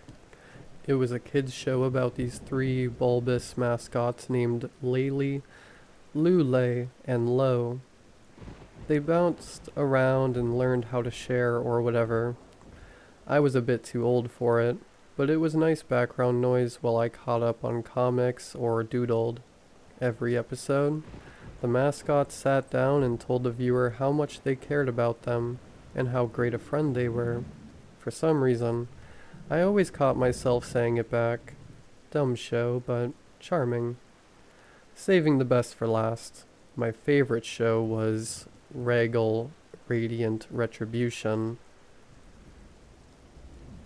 The concept was this angelic robot superhero guy rescued kids in trouble by beating the crap out of demons. Think Bible Man, but replace the title character with the Doom Slayer and make the villains actual threats. Nostalgia could be coloring my perception, but the special effects were some of the best I've ever seen. Lots of massive puppets and intricate suits that looked so good I swore the monsters were real. For some reason, they didn't play it much. If I had to guess, it was probably because it was way too expensive to run it every week. The one weird thing about it was every episode would run with Regal talking to the viewers about how to protect themselves during spiritual warfare. Always pray before bed. Don't make deals with ghosts, even if they seem friendly. Use salt to deter spirits, etc. It wasn't bad advice, necessarily. Just seemed a bit esoteric for a kid's show. I still think about this one. Wish I could find it online. One of the best things about the block was there were never any commercials. Instead, Reagan would talk to the viewer between the shows. If Mr. Rogers was your lovable grandpa, Reagan was your cool aunt who'd let you watch R-rated movies and sneak you a sip of her beer. She told a lot of funny stories and occasionally read viewers' letters. I tried writing to her once, but I couldn't send it because for some reason they never showed a mailing address. I guess in hindsight, the letters could have been fake, but I like to believe they were not. I'd usually turn off the TV and go to bed when the White Room programming was over, but occasionally I'd stay up to see what happened in the Black Room. When the White Room shows ended, Reagan would say goodnight to the kids, watching, wait a moment, and snap her fingers. The color would then bleed out of her clothes and into the room, staining it in an unnaturally dark black. Reagan was dressed in white, would then introduce the night's programs. Even as a child, the symbolism was about as subtle as a brick to the face. But it was a cool effect. When Reagan was in the Black Room, her personality shifted. She was still playful, but a bit more bitter. She never crossed over into being a jerk, but she'd tease the viewer for watching such horrifying content and taunt people who were trying to record the block. I never figured out how to tape shows for later, so I'm not sure if it was actually possible to tape Crossing Hour or not. That said, her stories of television sets catching fire turned me off trying anything. I didn't watch the Black Room very often because most of the shows were too freaky for me. That said, I recall the ones I caught in my braver moments.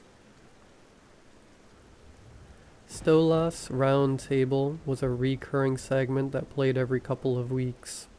They'd usually show it first, so it was the Black Room show I caught the most. In it, a man wearing a suit, gloves, and an owl mask sat in the middle of a nicely decorated study and talked about current events, news stories, science, that kind of thing.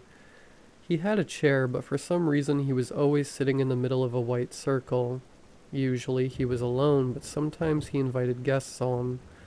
All of his guests also wore animal masks and sat in white circles. I thought his show was boring most of the time, but I liked what he did whenever a guest said something he didn't agree with. He'd always cut them off by saying the word drivel in a low voice. Stolas would let the silence sink in for a moment, then he'd continue on as if nothing had happened. Guests almost always kept their answers in a short yes or no after that. In retrospect, most of Stolas' guests seemed to be afraid of him. Pretty creepy setup for what ultimately amounted to a talk show. Cletus Cunningham's Chainboree was shot in what appeared to be a flooded basement. The titular Cletus was a disgusting old hick who wanted to teach the viewer how to make real moonshine. This one was hard to watch because it was recorded off a handheld camcorder. The guy filming was terrible at keeping the camera steady, so it was hard to make out what was happening. Something about a party and harvesting ingredients. I had to turn it off midway through because the camera work was so bad I started to get sick. That, and someone in the background started moaning for help. One nature special followed a camera which was being lowered into the ocean. The camera must have been pressurized somehow because it went deeper and deeper without cracking or having an issue with transmitting video. Eventually the camera got so deep there was no light at all. It was silent for a few minutes. Then something in the dark groaned. Weird sounds reverberated through the air, almost like chanting. Before I could figure out what it was saying, the camera jerked hard and the footage cut out. The rest of the program was a technical difficulties screen. There was one untitled show that started out in a dark room full of shiny threads. A soft voice in the darkness started talking, saying stuff about how kind it was of us to come into its home or whatever. The topic turned to tonight's dinner, and I realized something was slowly creeping towards the camera out of the darkness. The voice was so hypnotic. I didn't realize the thing was a giant spider until its face loomed out of the shadows. Multiple eyes glittered menacingly as the spider clicked its mandibles and reared back. I ripped off my headphones, dove for the remote, and turned off the show before the spider had a chance to do whatever it was planning to do to the cameraman. I was already an arachnophobe, but that show made it so much worse. The way those eyes glistened in the dark. A show that only aired once looked like home video footage of a guy walking through a house. The viewer never saw the guy's face, or got an explanation about why he was there. Halfway through the show, the cameraman started filming people sleeping in beds. The creepy thing was the cameraman didn't do anything to them or say anything. He just stood there for a bit and moved on. The show ended with the cameraman crept into the basement and zoomed in on someone watching a TV. The guy turned around and the show abruptly stopped. I couldn't get a good look at the guy's face, but he seemed scared. Even with the threat of potential nightmares hovering over my head, I couldn't stop watching Crossing Hour. Problem was, I couldn't talk to anyone about it. If I told my parents, they'd know I was staying up too late, and the kids at school thought I was making it up for attention. I felt bad about it at first, but then I decided to think about it like I'd been inducted into a secret club. It was a fun feeling, and it took my mind off recent events. And then one day, I stopped watching. All because of one specific show that really got to me. It started out as a pretty great night. Heckbusters had a David episode. and there'd been a particularly awesome episode of Regal. He'd been forced to fight a whole gauntlet of monsters at the same time, and he still won. He even managed to decapitate the monster that had organized the whole thing. Seriously? Best show ever. After the credits ran, Reagan said goodnight and switched the show over to the black room. I was just about to turn it off when a little voice in the back of my head told me to stick around. I had just turned 9 the day before, and I guess that made me feel more grown up or something. So what if the black room had given me nightmares before? The white room had too. It was just weird TV. I could handle it.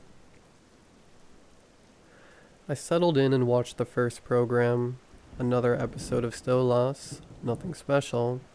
After Stolas ended, a bumper played like usual, but instead of Reagan's normal introduction, the bumper faded in on an empty black room. Off screen, Reagan was arguing with someone. Whoever it was, he was getting chewed out. This was new. I'd never heard Reagan get angry before. After a few more seconds of arguing, someone pointed out they were on. Reagan stepped into view, fixed her outfit, and glared at the camera. She forced a smile, but I could tell she was still mad. Hey there, creeps. The next program is going to be even spookier than usual. Viewer discretion is advised. Reagan held the smile for a moment. Then her face fell. I know I say that every night, but I'm serious. Kids, if you're still here, turn off the TV. Now. Naturally, Reagan's pleading had the opposite effect. The black room was disturbing as a rule. If Reagan was begging viewers to switch off, something crazy was about to happen. Turning the TV off wasn't an option. I had to see this for myself. As for the rest of you sickos, let's start the show. But have your remotes ready just in case. And if it talks to you directly, don't. Reagan's face flickered out, replaced by static. After a few seconds, a title card appeared. Nothing fancy, just some white text on a black background. The name of the program was Invitation. The screen cut to a dimly lit room filled with candles and weird symbols. It was too dark to see exactly what the symbols were, but they were all made up of circles and complicated line work. The audio was bad too, like something recorded on an old home video camera. A hooded man walked into the room, cleared his throat, and spoke to the camera. Deep shadows made it impossible to see his face. Welcome. Tonight we are going to invite a being from beyond the grave into our earthly plane. Unlike the network's previous offerings, we will be seeing raw, uncontrolled evil on live television. I look forward to the results. The man drew a circle around himself, sat down, and began muttering. I tried to catch the words, but I couldn't understand what he was saying over the camera buzz. The man muttered for a few minutes, then raised his hands. Hark! If any being hears me, speak. Speak and be known. Nothing happened.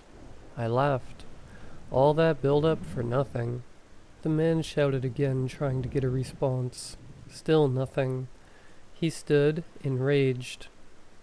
Spirits, I demand you listen to...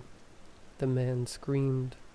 I looked at his feet and noticed in his haste he'd stepped slightly out of the circle. Every inch of flesh outside the circle had been crushed flat. The man barely registered what had happened to him before his foot began moving further out of the circle. He tried to pull it back, but something was preventing him. He screamed in pain as whatever held him slowly dragged him out of safety. Seemingly prepared for this, the man pulled a knife out of his robes and prepared to sever his leg. Before he could swing the blade, the thing grabbing him yanked hard on his leg. The man yelped and fell to the ground, now more than halfway out of the circle. The knife had fallen out of his reach. The invisible creature resumed, slowly pulling the man out of his protective charm. No, I'm sorry. The man screamed as he attempted to claw his way back to safety. I spoke out of turn. I am a loyal servant. I am your beloved servant. By this point, the man was completely outside the protective boundary. His hood had fallen off, revealing several tattoos on his face. He looked scared. Whatever was in the room with him forced him to stand. He tried to run back to the circle, but the invisible creature pushed him away. I leaned into the TV, absorbed by what I was seeing. The man stood there. For a moment, nothing happened. Tears ran from his eyes as he looked around for any sign of his tormentor. I'll make a sacrifice. Anything you want. Just don't. That was when his body crumpled like a tin can. I recoiled back in shock. 1 second the guy was fine. The next his body was flattened in the middle. Blood trickled from his mouth as he gasped his last breath. I like to think he died before the pain hit. The corpse stood there for a few seconds before falling to the ground. After that, nothing. The body stayed on the floor. The thing in the room was silent. The camera buzz droned on and on. Eyes still glued to the TV, I reached for the remote. Whatever came next wasn't worth it. That was when the voice said, "Don't touch that." I froze. Nothing had happened on the show. Same dead guy, same vacant audio buzz. But I'd heard it crystal clear through the headphones. Whatever was in that room was talking. "Good. Hands in your lap now. I want to talk to you." I did as the voice told. It seemed like a bad idea, but I couldn't help being curious about what it had to say. Listen to me carefully. This man was a very bad person. He did many terrible things. He deserved to die. Do you understand? I couldn't help nodding. To this day, I'm not sure if it was because I agreed, or because I was too scared to argue. Good. With that out of the way, hello, my newly devoted followers. So lovely to meet all of you. A light static haze covered the screen. If I squinted, the static just barely made a shape in the middle of the room. It was vaguely humanoid, but something about it wasn't right. The arms would be too long, then they'd fix themselves, but the head had horns. Then the horns would disappear, but it would have too many legs, and so on. Devoted. You've tuned in tonight because you wanted to see evil. Here I am. Am I what you hoped for? There was a pause. The voice laughed, and the fuzzy shape paced the room. I noticed it steered clear of what remained of the circle. Devoted. Can I be honest with you? I'm thrilled. I've never been able to talk to so many of you at once before. I don't know what to say. Oh, I know. Would anyone like to make a deal? The shape briefly looked at the camera, then continued to pace the room. I was starting to feel let down. The guy getting killed was scary, but this part was dragging on too long. Oh, we've got our first one signed and dotted. Devoted, you're too kind to me. Anyone else? This continued for a while. The shape would pace the room, glance at the camera, say something about completing another deal, then start pacing again. As the program went on, the static shape grew clearer. It got to the point where I didn't have to squint to see it anymore. Devoted, you're all so wonderful. I could deal with you all day. I can't help noticing there are some viewers out there who haven't spoken up yet. Isn't there something you want? The comment got me thinking about home. The show was getting boring, so it wasn't long before I started daydreaming. It would be nice to go back, see all the friends I had to leave behind, hang out at all my favorite spots again. I could tell all my friends about Crossing Hour too. They'd believe me. We could all have a sleepover and watch it together. I could be the cool kid. The kid everybody liked. It's yours, David. All you have to do is ask. I jumped back to attention. The thing was still pacing the room. It had grown much clearer since I'd zoned out. It was easier to see the transformations as it changed shape. Spider legs, bat wings, eyes with too many pupils, misshapen hands, serpent-like tails, goat heads, and all sorts of other horrors flashed over the thing's frame in impossible lifelike detail. Just looking at it made me feel sick. You can have anything you want, Devoted. Just ask. Out loud, right now. There was an unnerving forcefulness to the thing's voice. I forced a chuckle and grabbed the remote again. Ask. I winced and ripped my headphones off. The voice was so loud my ears started ringing. I quickly turned off the TV. As the power cut out, I heard a roar of frustration bellow out of the headphones. I can't be sure, but I swear the shape glared at me right before the screen went black. I settled into bed and stared at the ceiling. No matter how hard I tried, I couldn't get to sleep. I kept replaying the last part of the show in my mind. David and Devoted did sound kind of similar, but Devoted had an extra syllable. But if you said it fast enough, it all sort of ran together. And it was late. I was tired. But I heard David. I fell asleep before I could decide one way or the other. That night I had some of the worst nightmares of my life. Something was in my room and it wanted to hurt me, but I couldn't see it. It kept moving around so I couldn't get a good look at it, and it whispered things about what it would do to me and my parents just when I was starting to calm down. I woke up so many times I lost track of what was a dream and what was real. At one point I woke up to a woman sitting on my bed, but she shushed me before I could say anything. Just me, hun. Go back to sleep. In my sleep-numbered state, I reasoned she was either my mom or a dream. Neither one was a threat, so I shut my eyes and drifted off. The rest of the night was peaceful. The following nights, however, were plagued with similar nightmares. None of them were as vivid as the first nights, but they were just as terrifying. It got so bad I couldn't even watch the White Room shows anymore. Eventually fear became aversion, and aversion became habit. When my family moved out of the apartment and settled into our new house, there were no complaints when my folks said I couldn't keep the TV in my room anymore. All desire to watch Crossing Hour was gone. I didn't think about Crossing Hour again until a few years later. One day, bored in science class, I doodled Regal in my notebook margins. The doodle activated all the good memories from before invitation, and I decided as long as I stuck to the White Room, it couldn't hurt to check in on Regan and see how the block was doing. That Saturday night at 11 o'clock, I snuck downstairs to the basement, plugged in the old 9-inch set, and flipped through every channel, hoping against hope that I'd stumble onto Crossing Hour again. I tried every channel twice.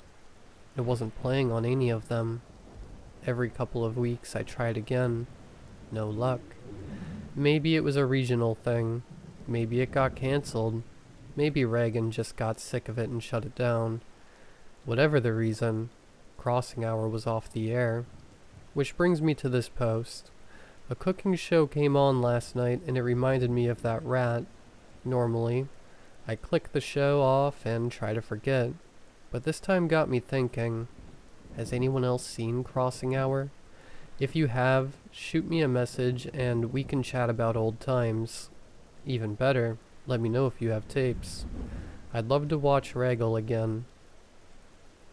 Keep invitation to yourself, though. I don't care if it was a trick, or if it's not as scary as I remember, or if I was hearing things at the end. I never want to see it again.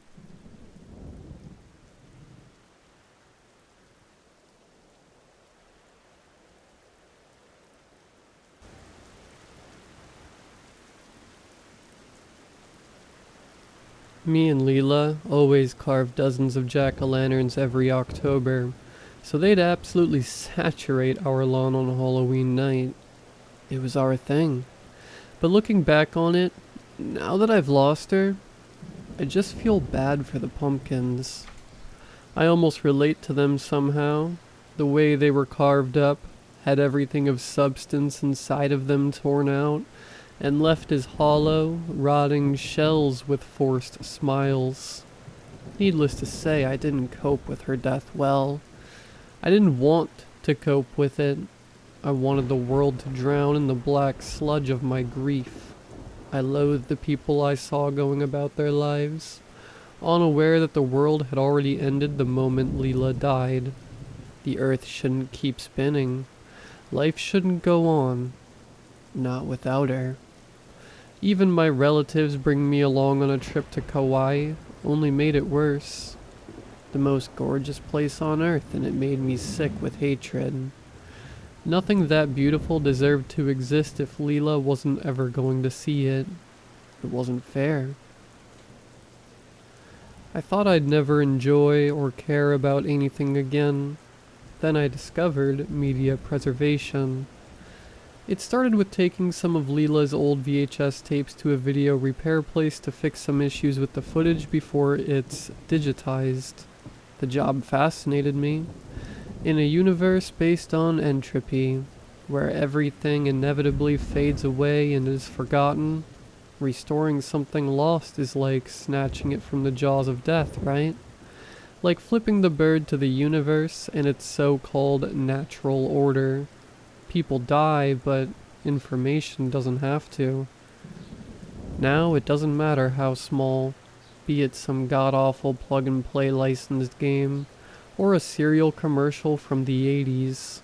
It's my mission to recover it in as high a quality as I'm able, and make sure it's freely available online for as long as possible. A couple weeks ago, I came across a big haul. 4 boxes of old VHS tapes offered up on eBay for dirt cheap. Most of the tapes were just recordings of Cheers episodes, already preserved in higher qualities, but one Maxell E240 caught my interest. First of all, I'd never seen one so melted. Sure, sometimes they were left in an attic too long, and the colors and audio started to degrade, but this one looked like it had survived a house fire. It was covered in soot and the smell of smoke, and had the overall shape of a chocolate bar left out in the sun a little too long. Second was the label, which read in neat Sharpie, Episode 4,679,329, March 8th, 2035. The casing was so disfigured, I had to bust it apart just to pull out the tapes and re-spool them in a fresh cassette.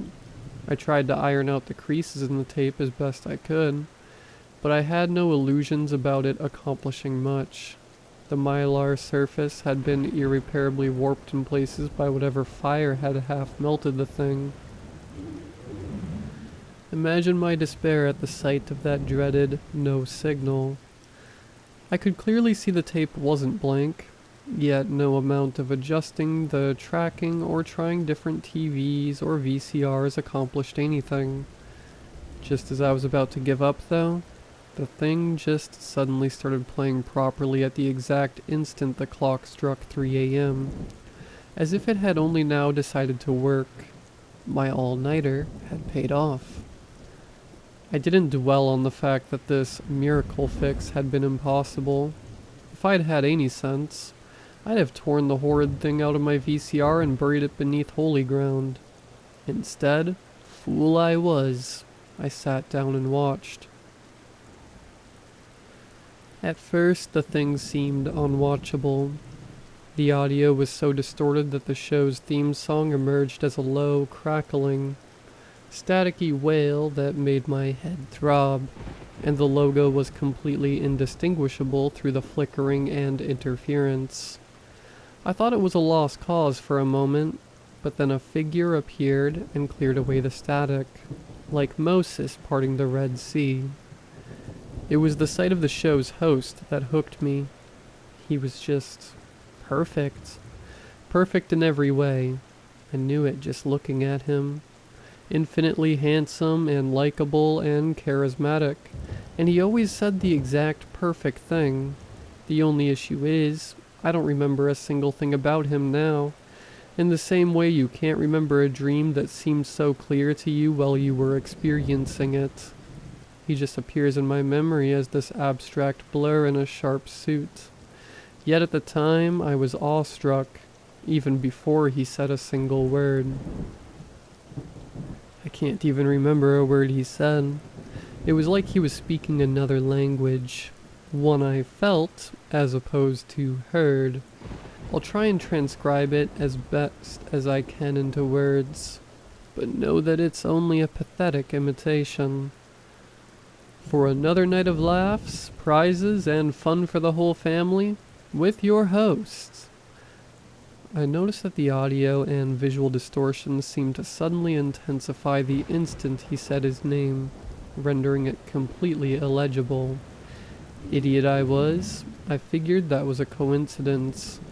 Tonight is a night of celebration, folks, because thanks to the support of loyal viewers like you, we have just been approved for, get this, 200,000 more seasons. The live studio audience went wild with applause.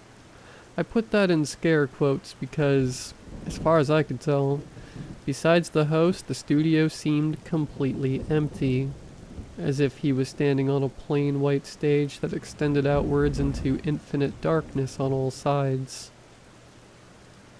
For those just joining us, the game here is simple. He explained that this was some sort of a trivia show.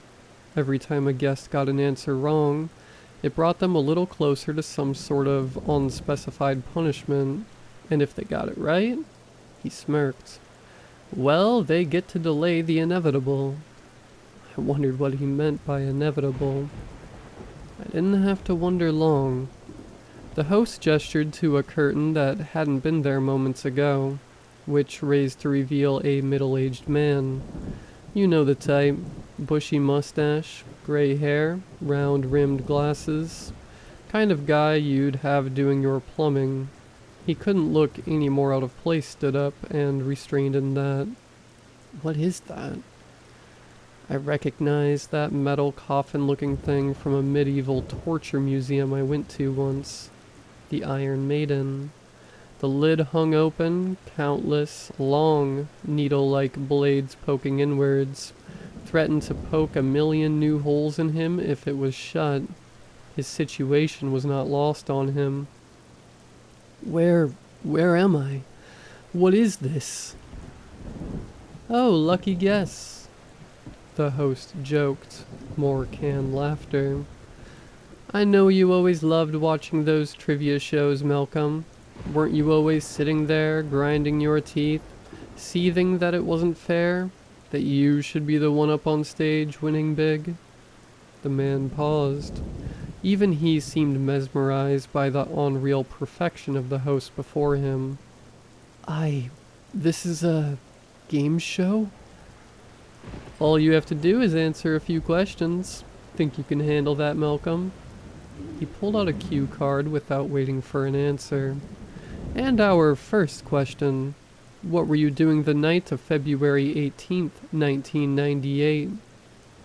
The man seemed baffled. Just sat on my couch watching the NFL, I think. I'm not sure how I'm supposed to remember. He let out a startled squeal as a horrid buzzer sounded. On cue, the lid slid a third of the way closed, making him flinch. Oh, I'm afraid that's the wrong answer, Frank. But you know what? I'll give you one more chance. What were you? Following a girl home, the man cried out. From the bar. There, are you happy? Correct. The canned audience began cheering. Such honesty. Now, our second question. Just what were you carrying while you followed her? He hesitated for a little too long. And then the buzzer sounded again, and the lid slid so near to closing that its blades began poking uncomfortably against his skin. He tried to press himself against the back of the maiden as well as his restraints would allow. Jesus, okay. A knife. A knife. Aw, if only you'd said that just a second earlier. Another big question. Our third question. Why Malcolm? Why did you do it? That set Malcolm off. He started thrashing, clawing, screaming. Let me out of this thing, you maniac. You can't do this to me. Do you know who I am? Is this some sort of sick joke? My lawyers will have your head for this, you... And then the buzzer. All of a sudden, the lid slammed shut full force, and the man was utterly silenced save for an unnatural drawn-out wheeze. Another wrong answer, Malcolm. I'm afraid I was looking for her, because if I can't have her, no one can. I admit it. I laughed. Out of shock more than anything. How was this allowed on TV? I took it as some sort of dark comedy show, and it was kind of satisfying to see that freaky character get his comeuppance. Still, there was something unnerving to me, seeing the man's eyes through the openings in the maiden, wide and red and terrified. They just looked a little too real. But the maiden disappeared as quickly as it came, before I could dwell on it too much. Oh, envy. Definitely one of my favorite sins. More laughter. Stay tuned, folks. We've still got a night of fun and games in store for you. But first, how's about a word from our sponsors? Cut to a corporate logo, which I again couldn't recognize. This segment was made possible by Buer Health, which has recently announced a brilliant new initiative to protect our citizens from skin cancer by removing their skin completely. The camera cut to a massive industrial building, resembling a solid concrete cube around 50 meters in width and height. Its surface bore arcane symbols etched using carvings of wailing, tormented faces. The host would occasionally be rendered inaudible by a deafening metallic scraping from within, though he didn't seem to notice. The only protrusion from the building's cubic shape was a single smokestack, belching a scarlet-red smoke into the atmosphere. A queue of gaunt figures waited at the entrance, herded and coerced by their grim overseers. And there were no words to describe the procession of scarlet ghouls limping out of the building's other end. Owing to the non-linearity of time, the brand new grand skin-peeling machine has spontaneously appeared several years before construction deadlines, and indeed, before it was even conceived of by anyone in our timeline. People have rushed all the way from Molly Bolge just to try this miracle of technology out on opening day, and so far, the reviews have been stellar. He shoved his microphone in the face of a shambling thing that could only scarcely be called a human. Tatters of flesh clung to its exposed musculature, blowing in the wind. Its eyes were the only hint of color in that sea of bloody red, and they were wide, white, and terrified.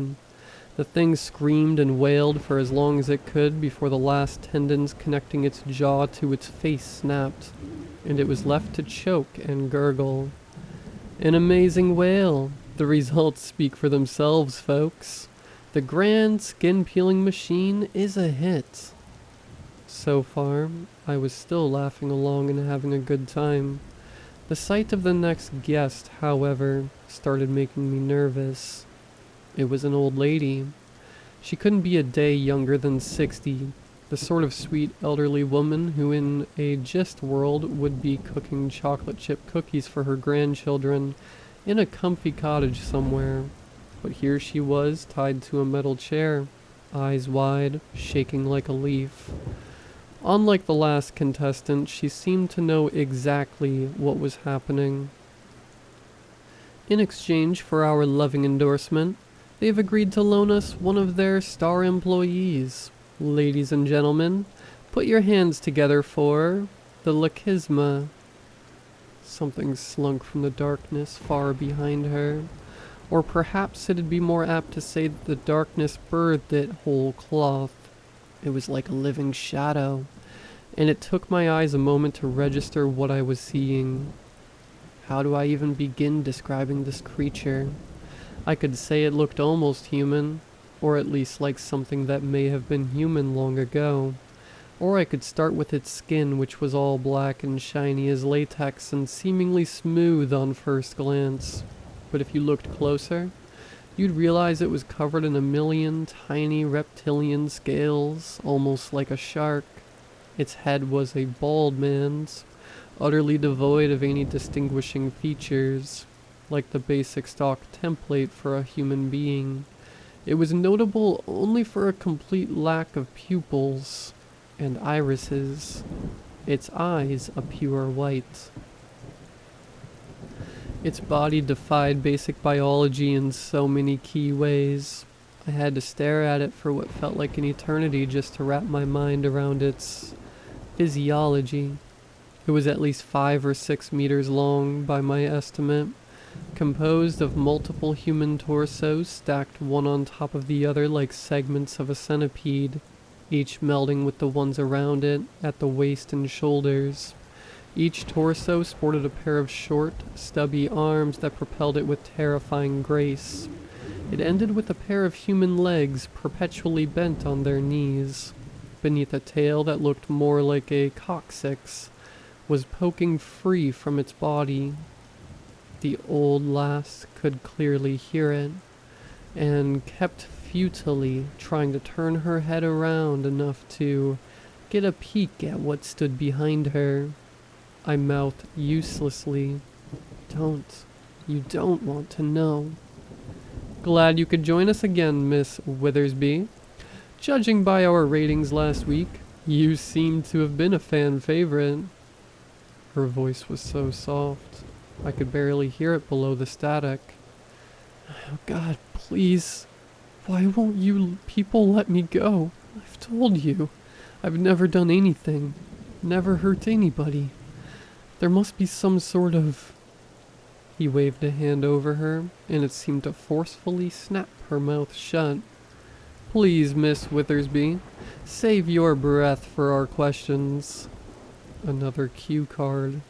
"Your first question, my friend. Where did you and your husband buy your first home?" She had to think about it for a long time. Eventually she cried out, "Alabama. Tuscaloosa, Alabama." Ding, ding, ding. Why, you're already doing better than our first contestant. Next question. What breed of dog was your childhood pet? She had a pained look on her face as she thought. Eventually, a timer started ticking down. It wasn't visible, so it wasn't clear how much time she had left exactly. But the sound it made got more shrill and high-pitched with every second. "Miss Withersby, need I remind you that we have a time limit on this show?" A tear ran down her cheek. I keep telling you people. I don't know. I have dementia. I can't remember, please." The buzzer again. "I'm afraid that was the wrong answer. Lakisma." The old lady shuddered at the sounds of hundreds of feet drawing a little closer to her. "Now, your first grandchild, what did he look like? What color were his eyes? His hair?" She was crying harder now, like it hurt her that she couldn't remember something so dear to her. "I told you I can't remember. Why are you doing this to me?" "If you don't remember them, why would they remember you?" The host mocked as the buzzer sounded, and the beast drew a little closer. "Really, do you believe they even still think about you? Or do you think they're glad that the old bag of bones isn't there sucking up their inheritance?" This went on for, God, it could have been an hour. I was glued to the screen all the while, frozen with terror, praying for this nightmare to just end, for her to make it out okay somehow. He pored over every little detail of the life she lived and the people she loved, delighting in how little of it she could still recall. And the thing grew closer and closer, until she finally felt multiple pairs of hands resting upon her shoulders. The thing was looming over her now, and a long black tongue a few feet in length emerged from its mouth and ran trails of dark saliva over the back of her head. She looked broken down, eyes raw from crying, and I could tell by the dampness of her dress that she'd wet herself. "Now, Miss Withersby, our time here has been fun, but I do believe it is time for our final question. Tell me, what is the name of your only son?" She couldn't even answer anymore. She just stared ahead like her mind was a million miles away. He cackled as the buzzer sounded one final time and threw his cue cards aside. "Thank you for playing, Miss Withersby. Better luck next time." I would say the thing unhinged its jaw like a snake, but that'd be an understatement. The way the thing's face malformed and wrinkled and stretched as it opened its maw, it no longer looked even remotely human.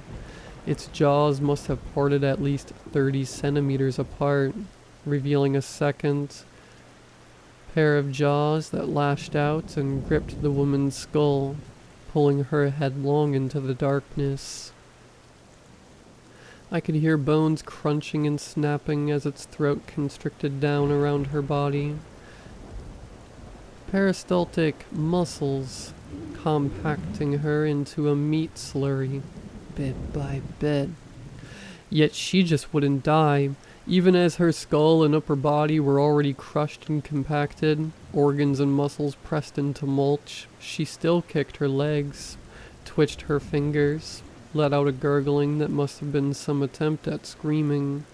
She was squirming even as the beast snapped its jaw shut around the last of her, condemning her to whatever torments awaited her inside the creature. And all the while that horrible laughter. "Don't worry, folks. She'll be back next week, and the next, and the next." Needless to say, I wasn't having fun anymore. In fact, I had to turn away and fight the urge to throw up. I stood about to turn the TV off and... Don't touch that dial now. I froze. There was something chilling about the way he said that, staring right into the screen as if reacting to what I was doing. I hated the grin on his face. The real show is just beginning. And with the barely restrained excitement of a child on Christmas morning, he yanked back another curtain, and I recognized everything. I recognized that crappy bootleg knockoff Always Sunny in Philadelphia jacket that was so gaudy and terrible it instantly became her favorite thing in her wardrobe. I recognized those subtle hints of slight acne she disguised as fake freckles. I recognized the way her gray eyes would remind me of those overcast mornings at the beach at Hilton Head, and pointing out all the cannonball jellyfish washed up on the sands. I recognized that tattoo of the name Rocky. How I'd held her all night long as she cried into my shirts after her childhood cat had died. It was Leela. I shuddered, gasped, fell from my seat as if I'd been punched in the stomach and the air had been knocked out of me. I couldn't breathe. This couldn't be real.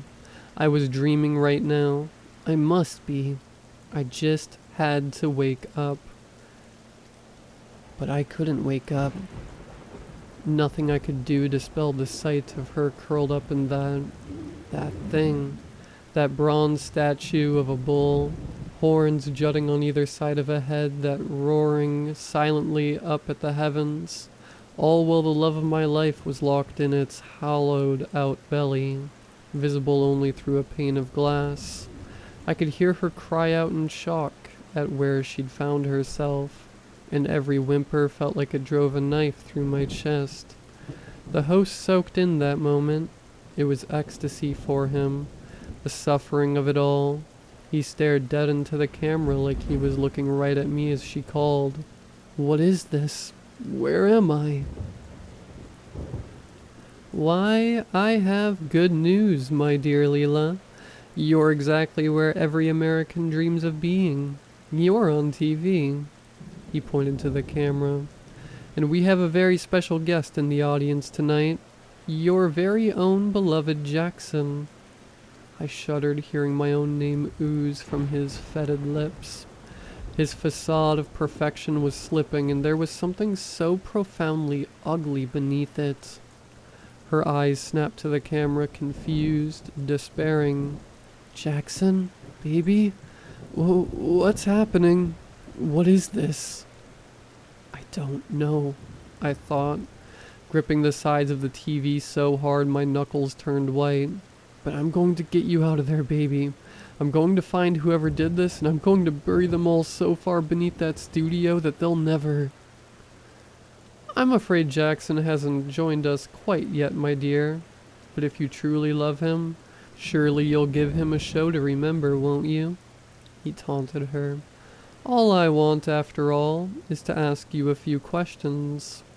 In fact, I'll offer you a special deal. Get even a single answer right, and I'll let you go free.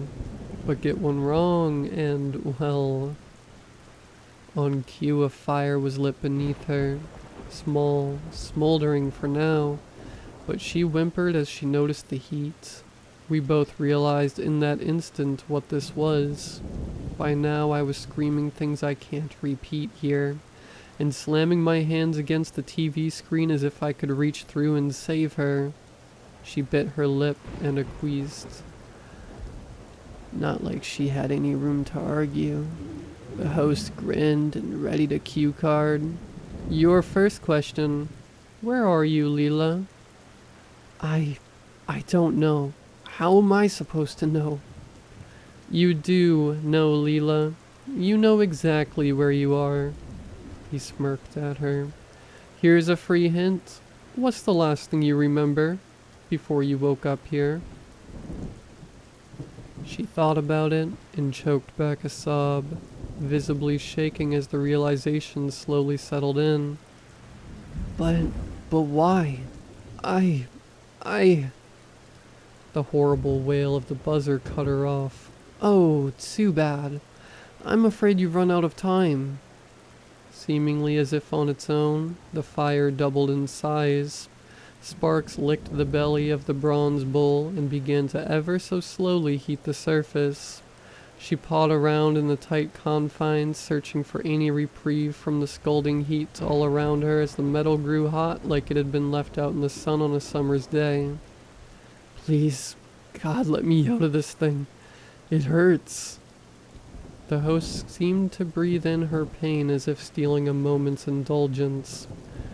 Now that there is no doubt about where you are, my dear, let us proceed to the second question. He switched to his next card. Did you believe in God? In the end? Of course. She pled her case as if she was being tried in court. My entire life, every day I gave to the poor, helped the sick, did whatever I could to honor him.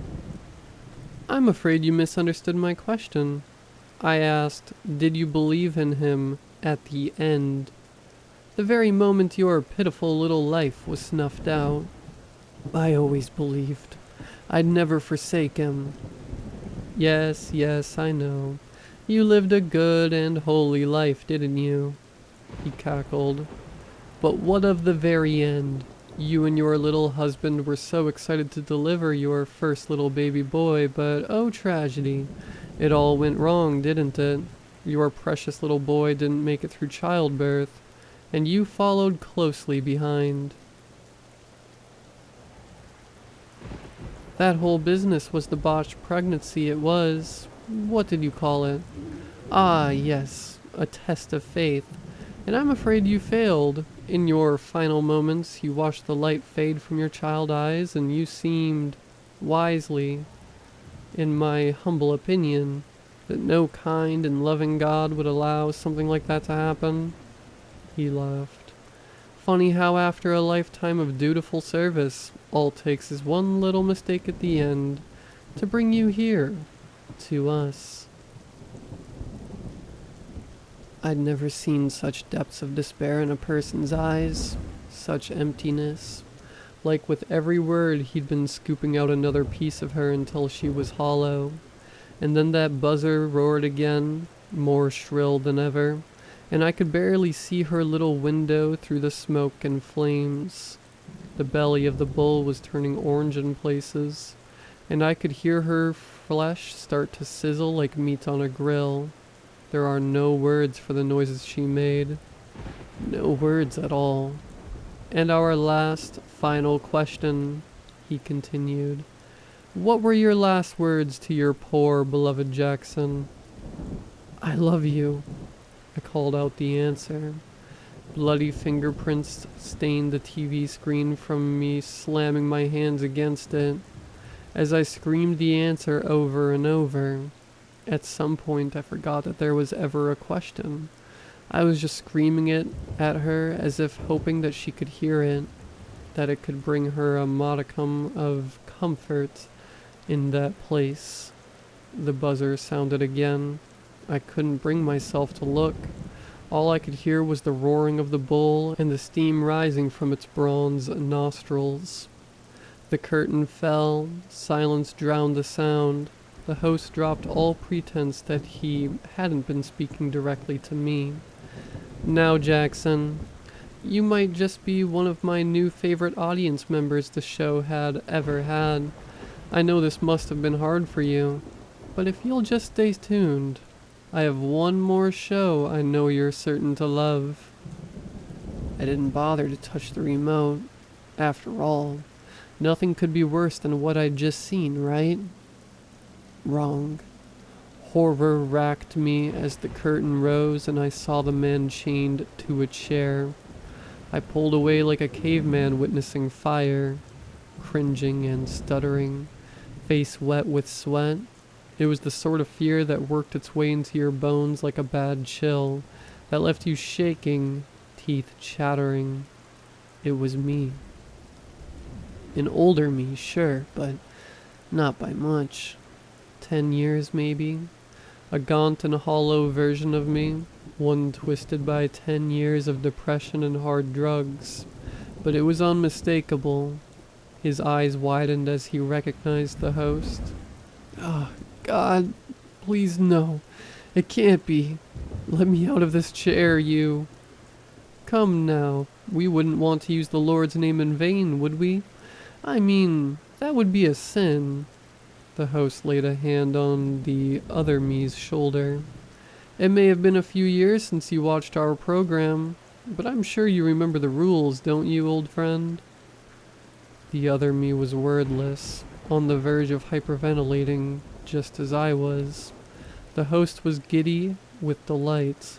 Now, our first and only question is one I'm sure our viewer will be very interested in.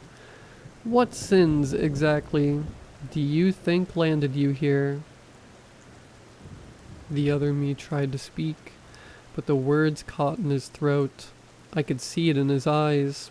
The years of self-destruction, the bitter hopelessness, the whirlpool of nihilism and vice and decay, the suffocating depths of a man, the darkness. How could he put it into words? The sound of the buzzer was like a pig's squeal. I'm afraid that our viewer is going to have to figure that out for himself. In the meantime, your punishment? Well, we wouldn't want to spoil anything. The curtain slowly began to fall just as a couple other of those black, grotesque monstrosities emerged from the darkness. The curtain covered them all before I could get a good look at their obscene, twisted, asymmetrical figures. All I could hear was the crunching, the sound of skin tearing like paper, the screaming that went on for longer and louder than a human throat or vocal cords could endure. The image and audio were beginning to distort, glitch, burn away. The tapes were physically melting as they played. My VCR was starting to overheat, sparks pouring from its front panel. The host's voice jumped around in tone. his voice fading into the static blur as the tapes bubbled and boiled and distorted. But, my friends, I'm afraid that concludes tonight's episode of our show. So, with a final farewell to our dear, beloved viewer Jackson, just before the image melted away, the camera seemed to jump forward until his face filled the screen, his eyes piercing into mine as he cackled in that sing-song voice. See you soon.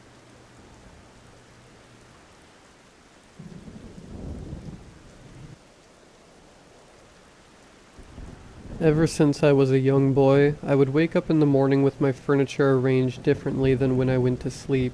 Sometimes it was small, like my lamp in the wrong place or my shoe rack was tipped over.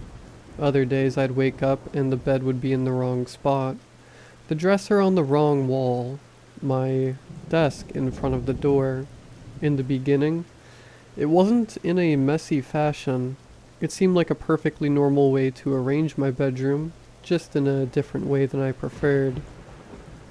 I have a very early memory from around 5 years old of my mom yelling at me for moving around all my furniture at night. I swore up and down that it wasn't me. She seemed conflicted when she was yelling at me. I wasn't a troublemaker. She knew it wasn't something I would do, but looking back now, I think she was just as scared of the thought of it not being me.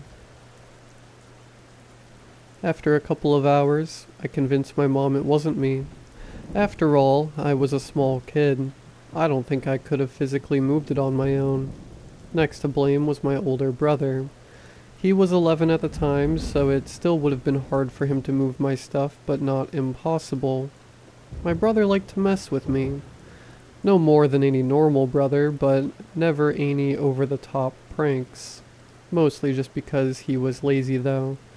No way he'd lose sleep over something so weird like moving my furniture every night.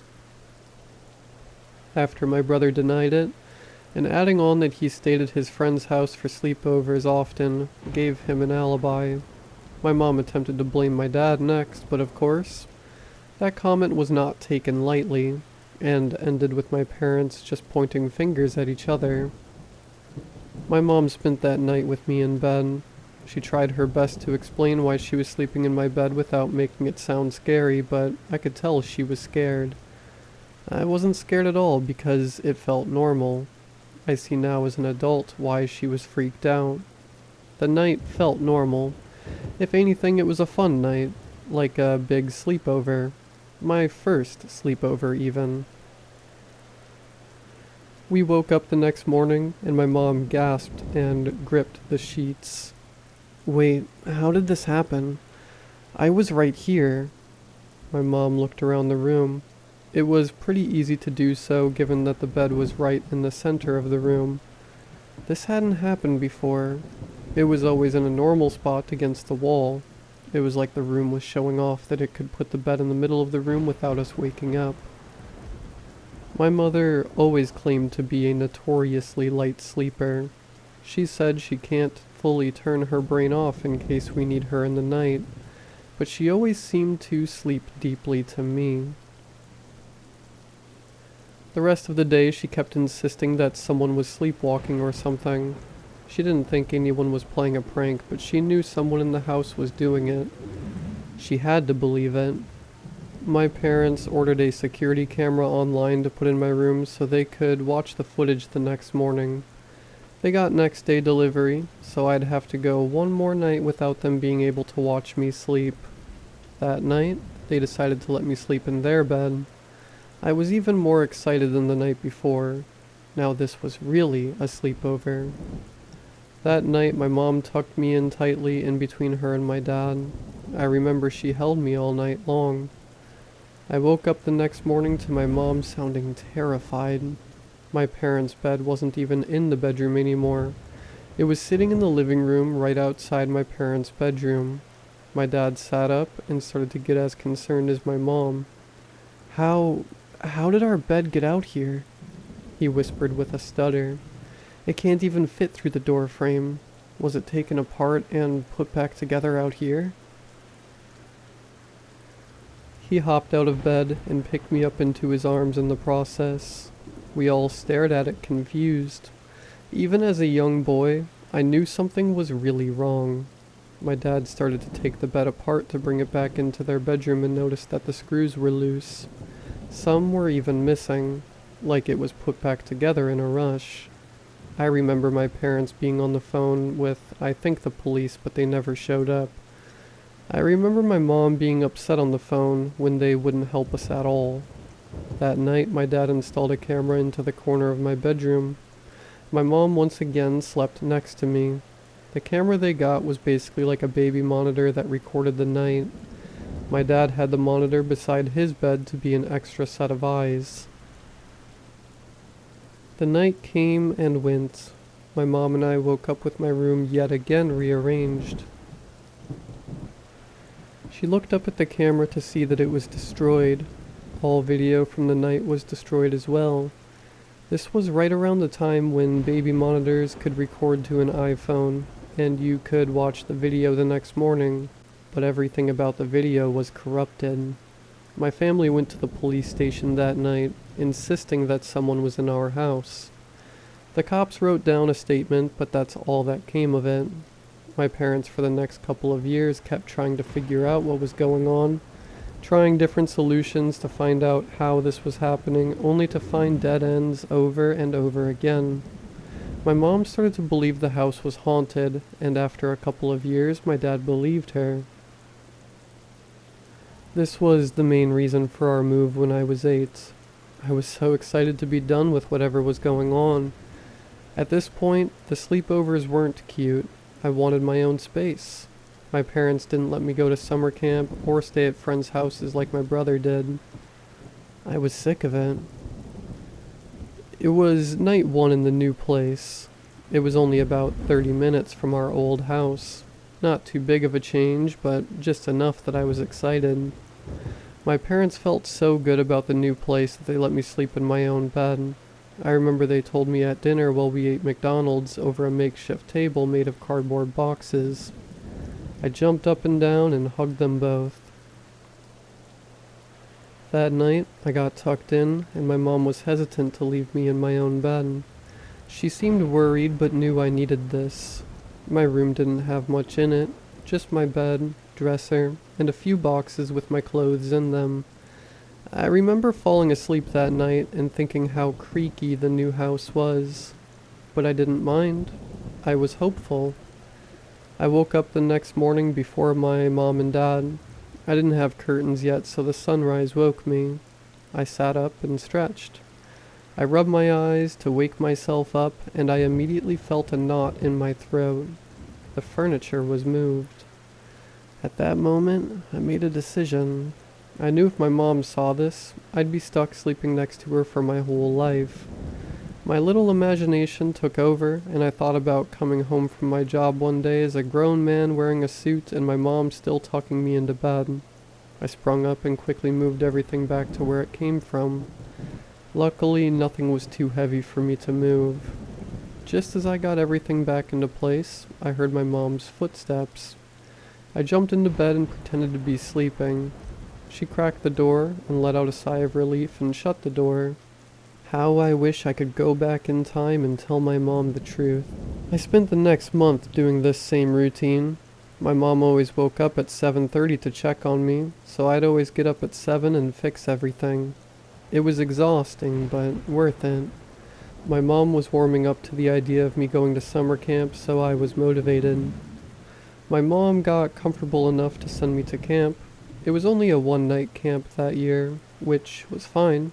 She needed to take baby steps. I didn't think anything would happen, honestly, but when we woke up in the morning, every single bunk bed was outside. All 20 of them. 30 kids and 10 adults. All waking up feeling confused and disoriented. Some bunk beds, even on their sides, tipped over. Of course, the camp counselors were confused. I knew what I had to do. I gaslit all the adults into believing it was the plan of the troubled kid, Eddie. I made up a whole story about how he convinced the other kids to do it in the night. I didn't think it was believable. but I was so convincing that everyone believed me. The camp counselors wanted to inform all the parents when they came to pick up what happened.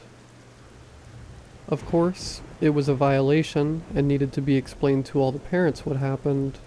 Luckily, I got out of it. I went to the camp with a school friend and his mom picked us up. His mom believed me when I said I'd tell my mom myself.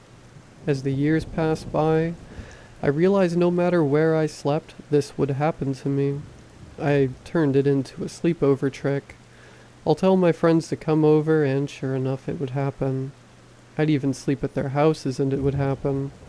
Whenever I was trying to show off the trick, the room would be in even worse condition than a normal night. It felt like I had a superpower. The years went by and it just became my life. It was like brushing my teeth in the morning. Now and then I'd forget to fix everything in the morning, and my mom would check on me. It only happened a few times, but each time I saw fear in her eyes. I always just said I moved stuff around the night before because I was bored of the layout. I could only use that lie so many times, though. One time in high school, I was very sick. I was having a hard time getting up in the morning to move my furniture, and I didn't move my furniture for a couple of mornings. My mom was getting nervous, and I knew I had to get up before her to move it the next day. My mom came into my bedroom to say goodnight and let me know she'd been done in the early morning but would say hi as soon as she got home at around noon.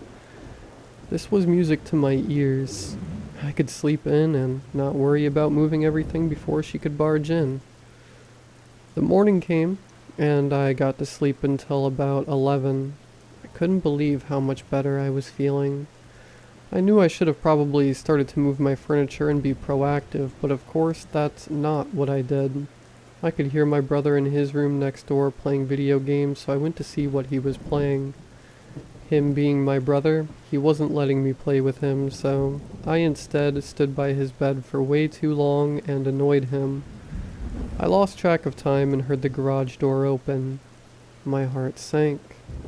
I ran back into my room and tried to move everything back into its place. Luckily, throughout the years, I convinced my parents to get me lighter furniture.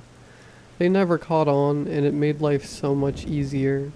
Everything got replaced except for my dresser, which was a family heirloom. It wasn't all that big, but this day it felt heavy. I knew I was weak from being sick all week, but I couldn't believe how heavy it was.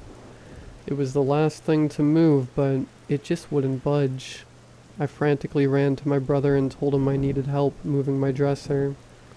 He leaped out of bed to run to my room. With most things, he doesn't care to help me. But I was always honest with my brother that the furniture thing never stopped. He knew that if our mom knew, the whole house would be a living hell, and she might even make us move again. He always had my back when it came to my supernatural furniture. Instead of going back into my room, I went downstairs to distract my mom. I knew she'd be mad to see me out of bed, but the consequences of my furniture being out of place would be so much worse. My socks slid across the hardwood floor, and I reached the kitchen just as she was opening the door. Her happy humming was immediately interrupted when she made eye contact with me. She set a grocery bag on the counter and got out some soup she'd just bought at the store. I thought she was going to yell at me, but I wasn't going to question it. I figured she was being patient with me since I was sick. Just as she got out of a box of popsicles, I heard an awful sound. One that I will never forget. A sound that is completely my fault. I heard my brother scream. It was a loud scream, but short, like something interrupted it. It sounded like he stubbed his toe and then covered his mouth halfway through. My mom and I made eye contact and started to head upstairs to check on him. It was too loud to be something small. We turned the corner into my room, and I didn't know what to feel. I saw my dresser still not in its normal spot, but just slightly moved from where I left it. The dresser had a big drawer on the front that opened like a door or a cabinet, and it was wide open and empty. But most importantly, my brother was gone. An hour went by and my brother was nowhere to be found. The doors to the house seemed to be all locked. Same with the windows. We ended up filing a missing persons report. A whole week went by and there was no sign of him. My mom thought my brother was in the middle of moving my furniture to prank me or something and got spooked and ran off. I didn't have the heart to tell her, or anyone, that I felt like this was my fault. I thought that maybe whatever was moving my furniture wanted just me to move it or something. After that awful week, we found something to make it so much worse. My dad was in my room with me and trying to ask more questions about our last interaction. A lot of people ask me this since I was the last person to see my brother. As I explained it to him for the 100th time, he was randomly looking at the dresser and opened up the big door we originally found wide open. It had a note taped to the inside. Before my dad took it, he looked nervously at me asking if it was mine, but he very well already knew the answer. We called my mom into the room before we read it. The following is an exact quote from the note. "I see our little game of hide and seek did not end like I imagined. Your brother is not who I intended to find me, but he will have to do for now." We had no clue what the note meant, but that didn't stop it from sending shivers down my spine. At the very least, now we knew someone had taken my brother. We thought the cops would do more to help now that we had a note. Well, they did do a little more to help us find him. They never found anything else. I never saw my brother again. Last year I moved out of my parents' house. The decision was completely based on my not wanting to move my furniture around every morning. I couldn't imagine a world where I could leave my furniture as is and just sleep in without the worry of my mom seeing it. That being said, I moved out as soon as I could afford it. I moved in with my best friend and we shared an apartment. He knew about my little party trick and was never too freaked out by it.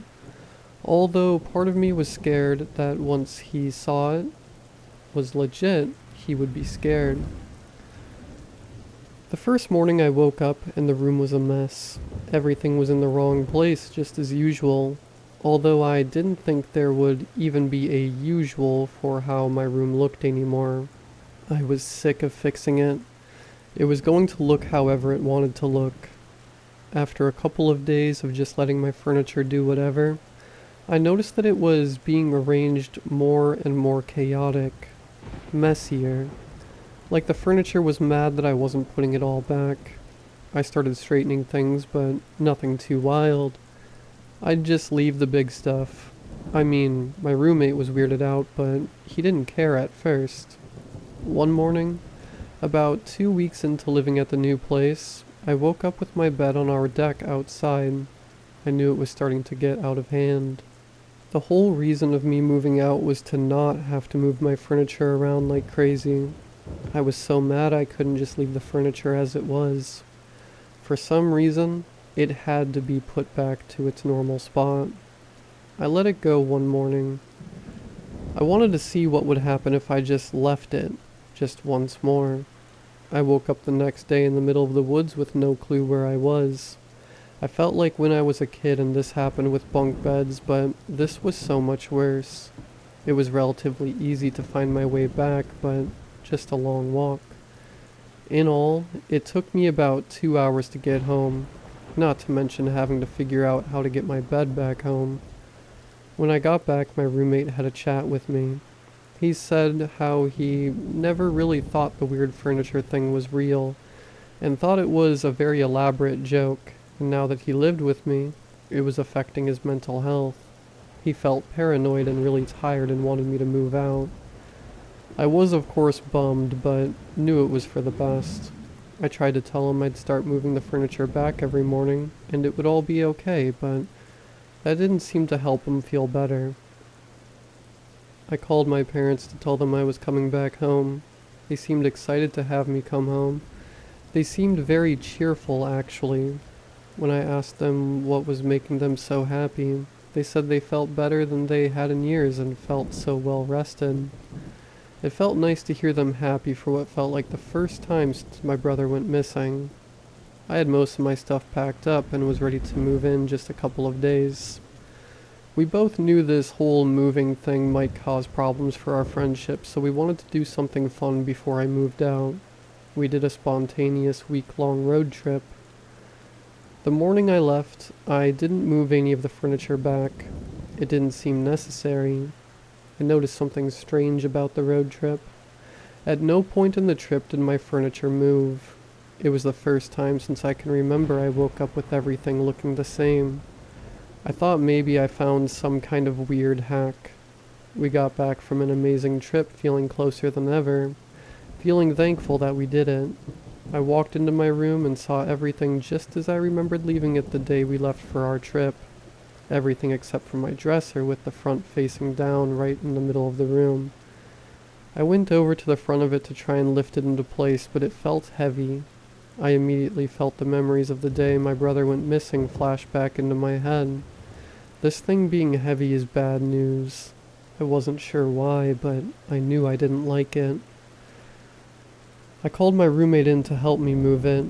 At first, he was hesitant. He didn't want anything to do with my furniture. Finally, I convinced him to just help me lift it quickly. As we pushed it back up to the wall, the body of a man came falling out. He was dead and limp. Claw marks filled the inside of my dresser. It looked like it fell over while he was hiding in it. He most likely fell over at the beginning of our trip and couldn't get out. He was in the same spot where I found that ominous note a little while back. He also had a gas tank that had a sleeping aid in it that was connected to one of those things that go over your mouth and nose before surgery or something. He looked malnourished and sickly. This man was my ghost for the last 15 years, moving my furniture around, thinking it was some kind of fun game or something. This was the man who took my brother. This was the man who gave a sleeping aid to me and everyone else I lived with so he could move my furniture around for me. This was the man who took away countless sleepovers from my childhood. This was the man who stole my mother's peace of mind my whole childhood, so I could have some sick game every morning. They never found out who he was. They couldn't find anyone that matched his fingerprints or dental records or anything at all. It's like it never even existed. Most of all, they never found my brother. They never found out how the man got in and out of my house, if he even left, or how he was always around no matter where I slept. They never figured out how he managed to sneak around my living space for so long and not be seen. That was last year, and after that day, my furniture never moved again.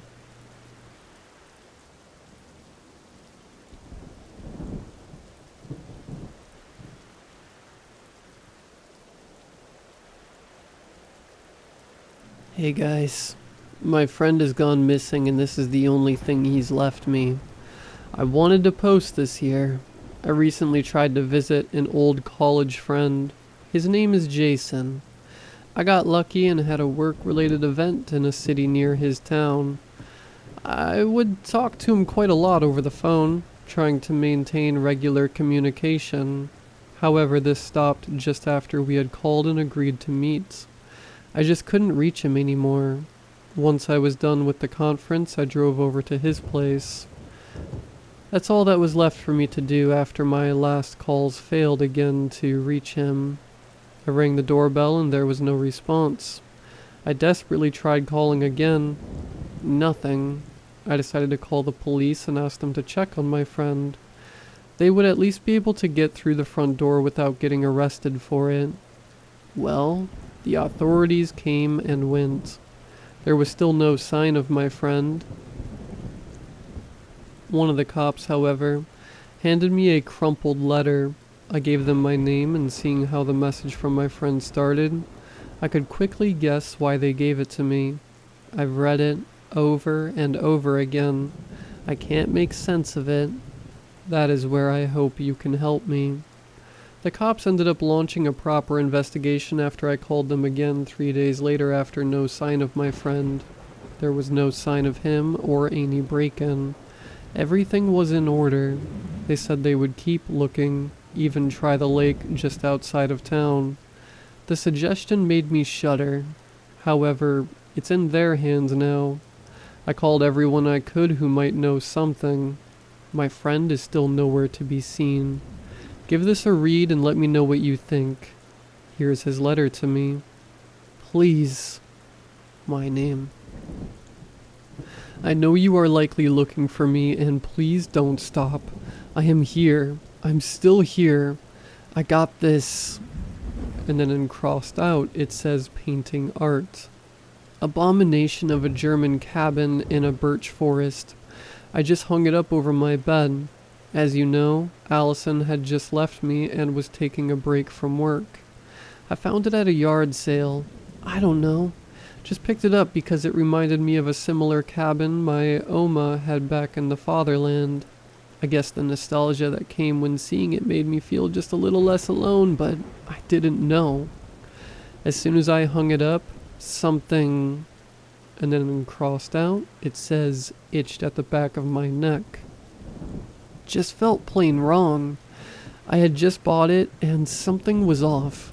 I looked at it. It wasn't the placement. And then crossed out again, it says. Actually, it looked quite good on the wall. It felt like it expanded the room. So I kept staring at it. Staring and staring and staring. There had to be something I hadn't seen before. I even forgot to blink every now and again. Only when I had to go eat, sleep, or go to the bathroom I would avert my eyes. The very existence the picture was supposed to help me alleviate had only become worse and worse. I was basically living out of my bedroom. Now nothing more than a rectangular cell with pastel wallpaper, a wooden Swedish bed and closets, and my desk.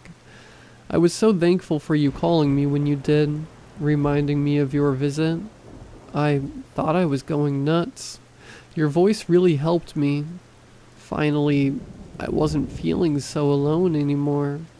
But the painting was still there. And then in crossed out it says mocking. Reminding me of what your calls were only temporarily fixing. Then it happened. It was the day when you told me about your plans to come to the city. You were my escape. You could have helped me trash the painting and just not be alone. I didn't have the strength. And crossed out it says, I lost whatever was left. See, I had begun to believe it was just me like always. You know what I mean. At least obsession was good back in college when fixing your code. Before I say more, I want you to know that I'm just lonely and sad. And then in crossed out it says I'm gently losing my sanity. Nothing more, nothing darker. I need you to understand that since you read this, I don't want you to give up hope. I need you to do something. Anything. My door vanished. Not the front door and not any other door. And it didn't just vanish as if pulled from its hinges. Where there was once my white bedroom door was now just that blue pastel wallpaper, disgustingly clean just like the rest. I know. Of course, I barely noticed, staring at the painting all the time. It was only when I needed to go to the bathroom that I almost flat out walked into the wall where the door used to be. First there was disbelief, then there was horror. And then came vindication. If you can believe it, I felt vindicated. For once, justified my obsession. Of course, it had to be the painting. It's not like I get trapped like this regularly. But you know what's worse than being alone in a room with the only company being a gaudy painting? Being alone in a room with a painting that has just sealed off your exit. It wasn't like I was going to take it anytime soon. I was waiting for you. Given everything else, I have to say I took it quite well. It surprised me. But it also gave me renewed energy. I had to keep looking. The secret had to be somewhere, but I also knew I had to go eat or go to the bathroom. This painting wasn't going to beat me. My room was my prison to make, not the pictures. The next stop was obviously the window. I looked outside and a relieved sigh escaped my lips. I could see my neighbor's house. As you will come to see, the room is not placed at any great height. It might strain my knees and scrape my skin, but I would survive.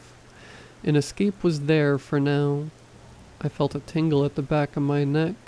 Something was wrong. I darted around. My eyes fixated on the painting again. This time I felt it in my bones. There was something.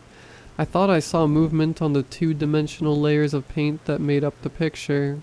It was only for a split second, but I swear I saw something.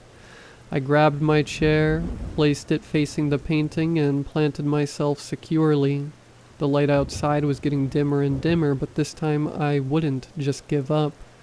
My bedroom seemed to contort around me, the walls twisting and turning to make the painting the only vanishing point in my line of sight. I wasn't losing sight of it. Pretty soon I was doused in darkness. My eyes struggled to adjust, but they got there eventually.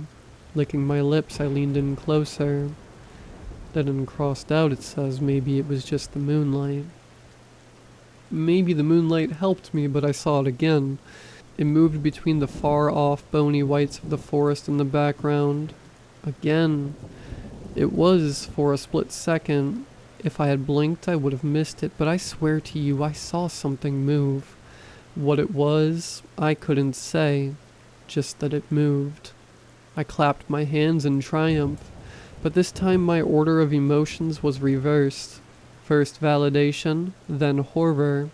Something had just moved. In the moonlight of my room and the sunny rays of the painting, my obsession changed its nature. Fear took over. Fear of missing it moving again. Fear of it getting closer.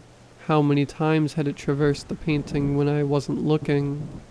That's why I'm writing this letter, documenting what's happening. I have become fixed in the room, in a constant battle with something I don't even know what it is. I can't call you anymore. I need to keep looking. When you read this, I should still be here, but I don't know anymore. You can't come fast enough. I am scared. I grabbed the sheet as fast as I could from the desk next to me, trying to minimize eye contact with the painting. I almost fell to the floor, my little room suddenly regaining its dimensions. And crossed out it says it felt bigger, emptier, but that was just my imagination. I was not a prisoner, but a warden now. I wrote everything up until now. I'm sorry if it's hard to read. My hands are shaking and I am trying to both focus on this letter and the picture all at once. I don't know how long I have been sitting here. It's still dark.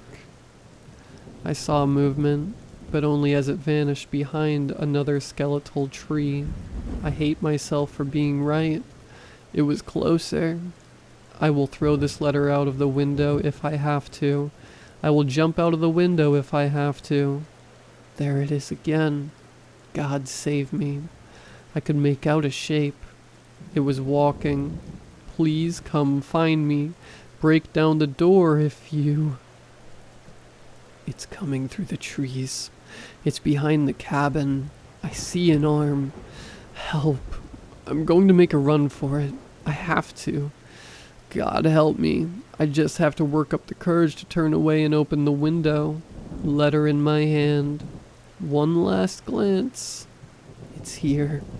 There is a face staring at me. Just a face. Human, looking at me with sunken eyes and colorless skin through the paint. It's covering the entire canvas.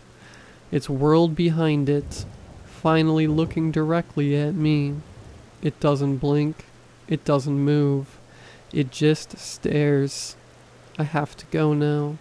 I am not alone anymore. Letter ends here. The last lines were the hardest to read, but not just because of the handwriting becoming exponentially worse, but of course also because of what was written. I got a chance to go into his bedroom. There was a door where he said there wasn't. However, there was also a painting hanging right over his bed. There was a chair in the middle of the room and the window was open.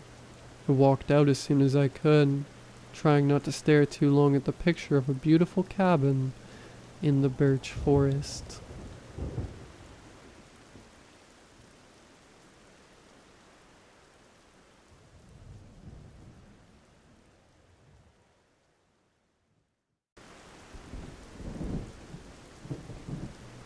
It's something she's been doing for as long as we have rented this house together.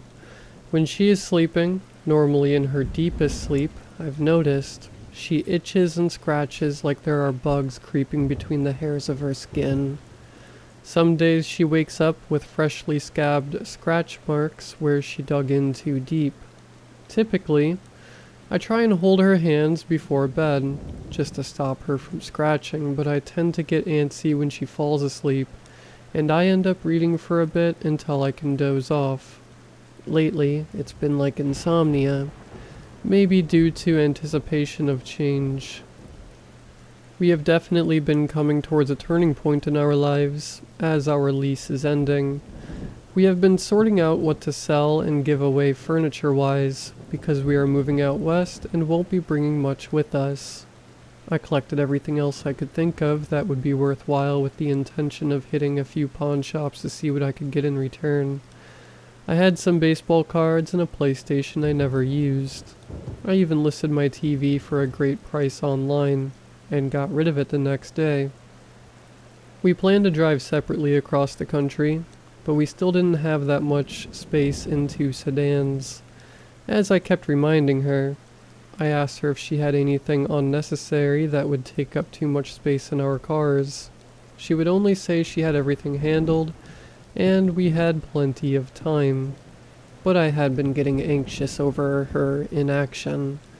I mean, she really seemed stuck in this place. That is one of the reasons I love her. A sentimental nature. She really appreciates what we have, and this place we lived in is part of that.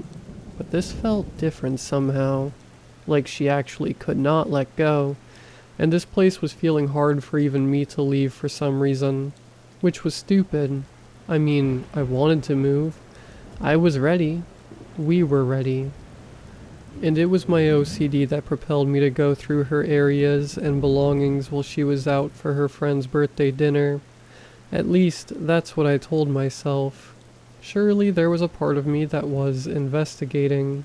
She had been acting strangely. That part of me that suspected something, enough to snoop, grew into my full astonishment when I found it. It was some sort of gem, or crystal, the size of a baseball and smooth. I'm no expert in that sort of thing, but anyone could have seen it was uncanny. It was glowing a subtle reddish beam from its very core. Upon inspecting the gem further, I noticed some sort of runic text. It was beyond my abilities to decipher even Spanish, let alone this. But it was then I started to feel I could understand, as if the runes were speaking to me. Calls of my name in a long-lost universal language that we all comprehend when heard. It was then that I panicked and dropped the gem to the floor. I dropped down next to it.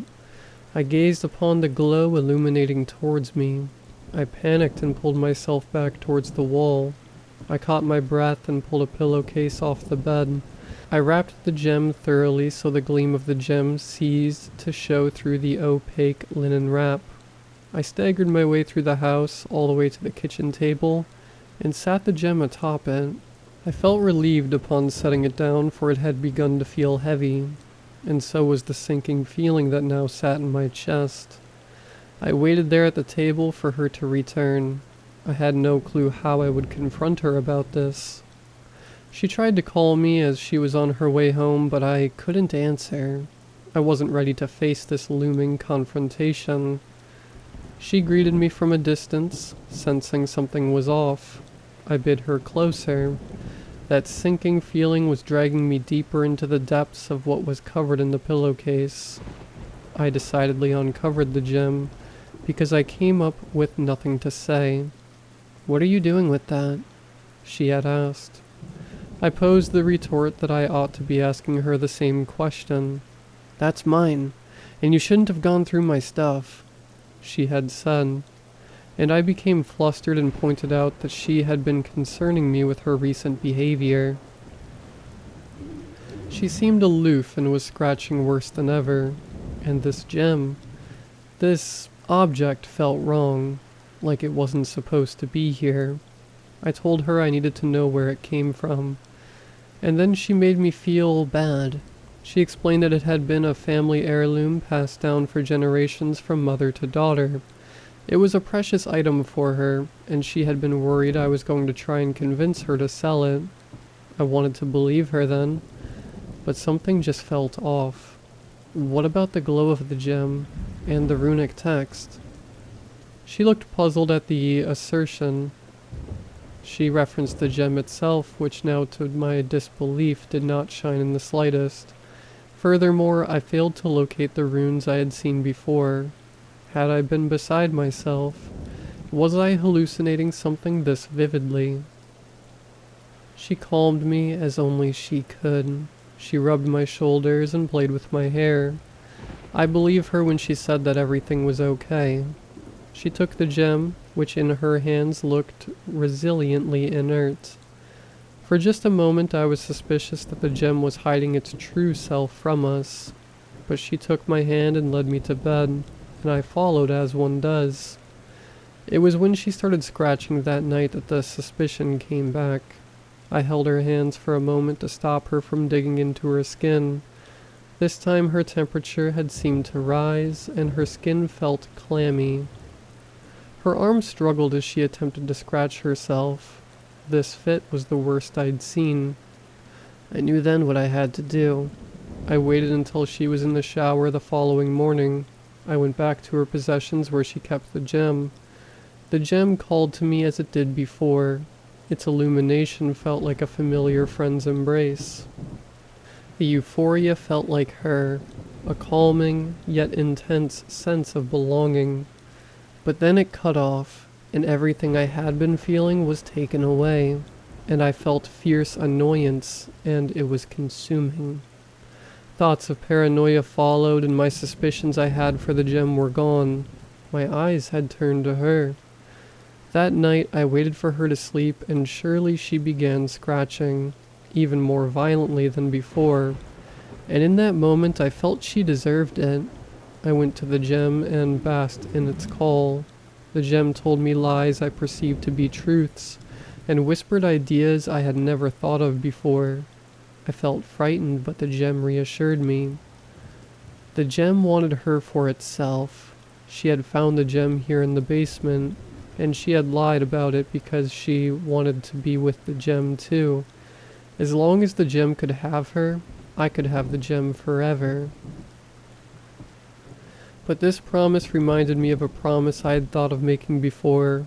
A promise of forever. A promise to her. I turned to her. She was clawing her skin. She was drawing blood in several areas. I felt the weight of every step as I went towards her, as if I were dragging chains, coupling bowling balls. The gem called me back, but I trudged forward. I had to get to her by any means necessary. The rays of the gem light brightened beyond vision. I blindly went onward. I instinctively outstretched my grasp, reaching for her. When I made contact with her, she was boiling over the pot with a fever, drenched in her sweat, dampened t-shirt and shorts. I had long since closed my eyes, but clenched them more tightly as I held her with all my strength. She shook rebelliously, attempting to scrape herself wherever she could reach. The gem amplified its call. A cackling resounded in the room, swirling with energy. I felt a heaviness leave my body, and lightness took over, as if my bones hollowed, and I'd achieved some form of buoyancy. The firm grasp around her felt strained, and she began to slip free. She scratched herself good and plenty in short bursts, blood ruining her nails. The gem hollered and heckled. I held on to her for all I could, and it felt as though hours upon hours passed before her heart rate slowed and her breathing steadied. The gem's volume faded and the glow subsided. I panted still as I held her late into the morning. She woke with a start that she had overslept, but I reminded her it was the weekend. I told her to get ready for brunch and to take her good time like she likes, because I had an errand to run. Again, I waited for her to get in the shower, and gross as I was from the day before, I threw on a hat and once again pulled a pillowcase from the bed. I sensed the gem had less power. Perhaps, during this time of the day, maybe its light could not outshine the glisten of the sun. It faintly called to me, a pinch of remorse in its tone. I rapped it decisively. This was over. But it wasn't over. I brought the wrapped gem to my car and started up the engine. I noticed that the gem's call was slightly louder in the confined space of the vehicle. I rolled down the windows to let in some air. My plan was to drive to the nearest river where the county meets the city and chuck the gem to the very bottom. It couldn't bother us down there, I reassured myself. I calmed down and actually started to block out the gem's call. It tried to grow louder, but I held fast. I tried to remember her. I needed to picture her. But it distracted me just enough to miss my exit on the highway to the inlet of the river. I cursed, knowing I would have to progress forward through the toll road and into the tunnel. Traffic clogged up by the toll booth despite the electronic transponder payment lanes. I pulled through my lane at a steady speed and accelerated to pick up to speed at the tunnel when just then the truck in front of me slammed their brakes. I jerked the car to a stop just in time and just centimeters from the truck's tow hitch. The truck sped off as though not to be bothered by the event, and I proceeded onward. Once inside the tunnel, I began to have an uncomfortable feeling that the gem found something to be humorous. Could it be the truck I had almost hit? Was the gem somehow involved? I thought back to her scratching and scratching, and decided the gem could have had some involvement.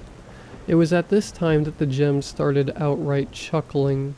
I sped out of the tunnel and found myself unable to slow down as the gem burst out in a maniacal laughter. My foot felt like a bag of bricks pressed down on the gas. It was impossible to lift. As if glued to the pedal, I steered off to the side to avoid a collision. Drivers honked as I blew past them on the shoulder. The wind whipped my face through the open windows, which now made the chaotic, chortling slice thin slashes in my face. The sound had left blood dripping from my cheeks. I looked off over the side guardrail where the river could be seen in the distance. It couldn't stop the car. I could make it go where I wanted. I ripped the steering wheel over as hard as I could and angled into the guardrail at full speed. The car flipped on impact and spiraled over the rail, landing upside down in the grass along the highway. I dangled a moment before coming around and unclipping my seatbelt. I dropped onto my neck and shoulders, crawled out of the open window. I coughed and my eyes stung from tears. I was apparently crying. I rushed around to the passenger side and saw the gem unwrapped. I grabbed it with little thought and made to chuck it in the river for good riddance. I cradled my arm back to catapult the gem and launched. In a swift motion, my body followed my fist, holding the gem to the ground, for I did not let go. I yelled out and cursed the gem again. I madly stomped to the edge of the river and plopped in. I had to tread water here. I took a massive breath and dove beneath the surface. I swam downward, intending to leave the gem at the bottom. But when I reached the sandy surface and placed the gem, I could not let go. Bubbles blew out of my nostrils and mouth as I lost my breath. I firmly placed my feet on the ground and pushed with all my might to launch upward. I ended up flailing in the water. The gem was pulling me down. laughing menacingly through the pressure of the water. It was here I blacked out into the darkness. I remember spitting up water on the grass next to the river. I looked around for my apparent savior and saw none. Then I remembered the gem. I searched the immediate area, and there was no sign of it. I looked out at the river, wondering if I could have been successful in the dispatching of the gem. Did I really do it? Then the hair on my neck stood, and I felt a slight itch. The call of the gem quietly beckoned me. I looked over my palms, and shimmering across my skin was a familiar runic text. The itch grew on the back of my neck. I slapped it as one should. Just then reality set in, and from a distance a police officer called across the side bank of the river. A team of paramedics and other officers soon followed, and beyond them I noticed apparent witnesses. I spent the night in the hospital, and will get off fairly easily with my clean driving record and a good lawyer. No one had been hurt, and besides the guide rail, only my property has been damaged. Community service and weekly check-ins with a therapist, and I might get my license back one day. Or maybe I wouldn't have to worry about that. For now, everyone accepted I had passed out at the wheel due to lack of sleep. I'd told them in my disorientation I stumbled off and fell into the river. Terrifying, but with the lack of casualties, not much of a police priority or a media buzz. But it was all fine as long as I could get back to her. And the next day I did. But things have changed. She was horrified upon my return, cradling herself on the floor.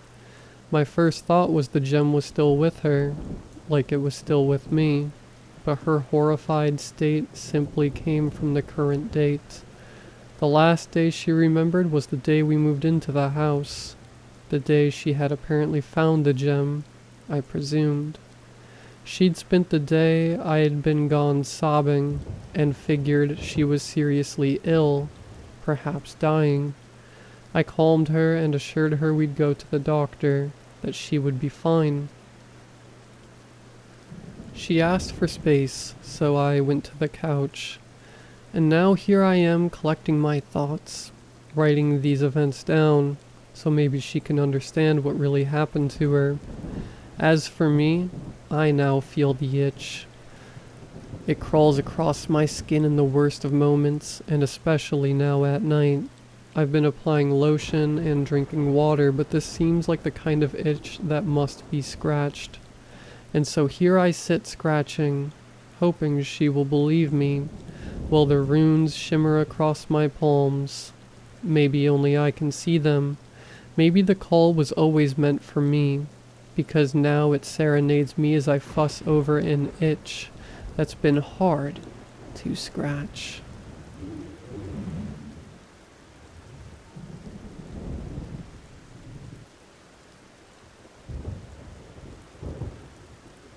To be honest, I wasn't sure that the advice sub would let me post this there, so I'm posting it here because it's so messed up. And it didn't seem right for Let's Not Meet either. But I do need advice, because I feel like I'm losing my mind. So I, 30 female, have always been very close to my cousin, also 30 female. Let's call her Angela. Because we're the same age, our parents, my mom and her father, are siblings. Went through all the same stages with us, and as such, we were more or less raised like siblings due to how much time our families spent together. We even had homes in the country in the same township, which is where I think this happened. And I can't really tell my family because it will make me sound legitimately crazy. And some part of me even doubts this memory, but at the same time, I know in my heart that it's true. It's a complicated feeling, and this memory was brought to light last week when my suspicion I've had for years was more or less confirmed.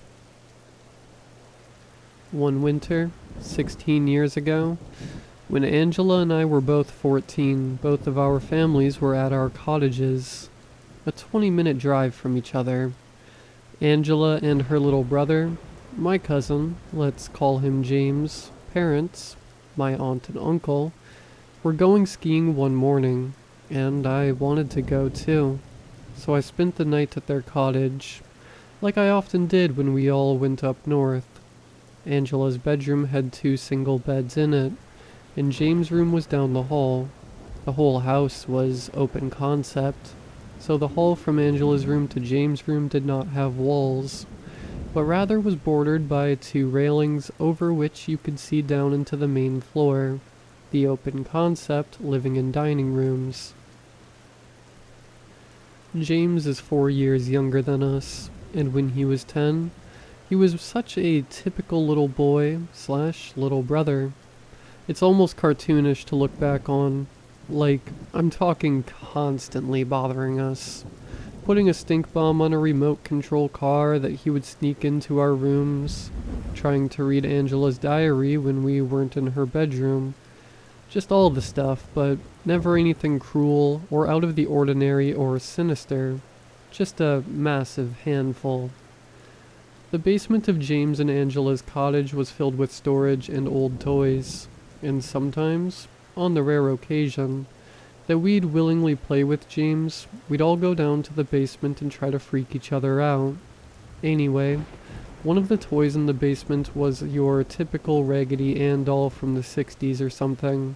I think it belonged to my uncle when he was a kid, and then Angela when she was a baby. Her name was Trilly. I forget who named it.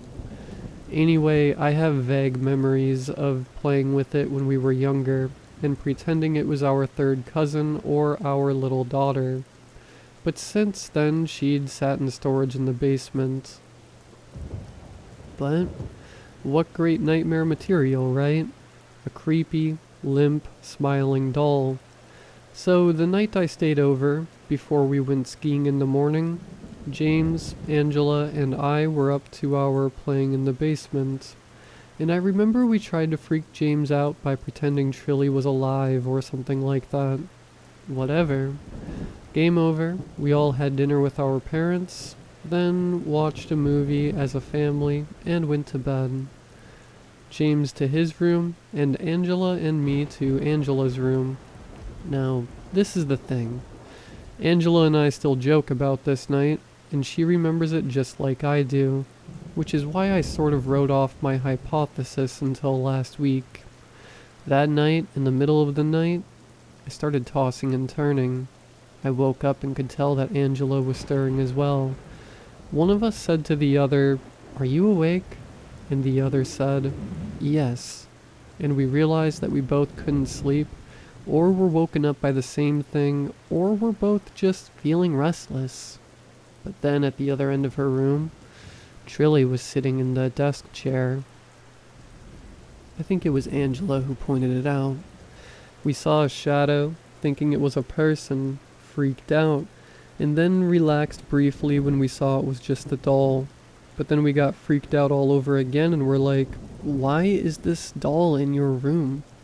Murderously standing up and going over to it to pick it up and throw it in James' room and pound the living Christ out of him.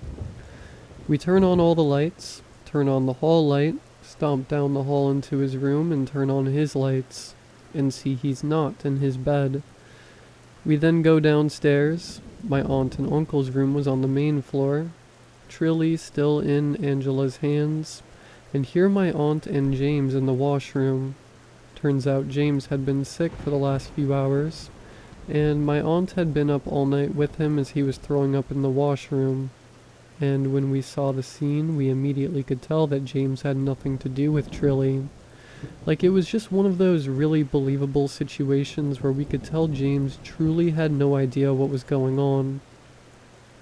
We even felt bad for him. And to top it off, when we told him the story in the morning, it scared him so much that he didn't go into the basement for like a year. Anyway, it seemed really sincere. So Angela and I went back to her room and we were like, "Are we sure we didn't bring this up here last night? Are we sure? We must have." Anyway, while we were really freaked, we figured that it was explainable. We knew the doll obviously didn't walk itself upstairs like it was some horror movie, but because we were 14 and all for the drama, and I remember us having the better safe than sorry mindset, we called our dog upstairs. Bella, a poorly behaved black poodle. We started playing tug of war with Bella, using Trilly as the toy, and eventually Bella ripped her to shreds. Anyway, funny memory. Making the dog rip up the doll, we laughed and thought we were tough and cool. Then we went back to bed. The next morning, instead of all of us going skiing, it was just me, Angela, and my uncle, because James stayed home with my aunt on account of his stomach flu.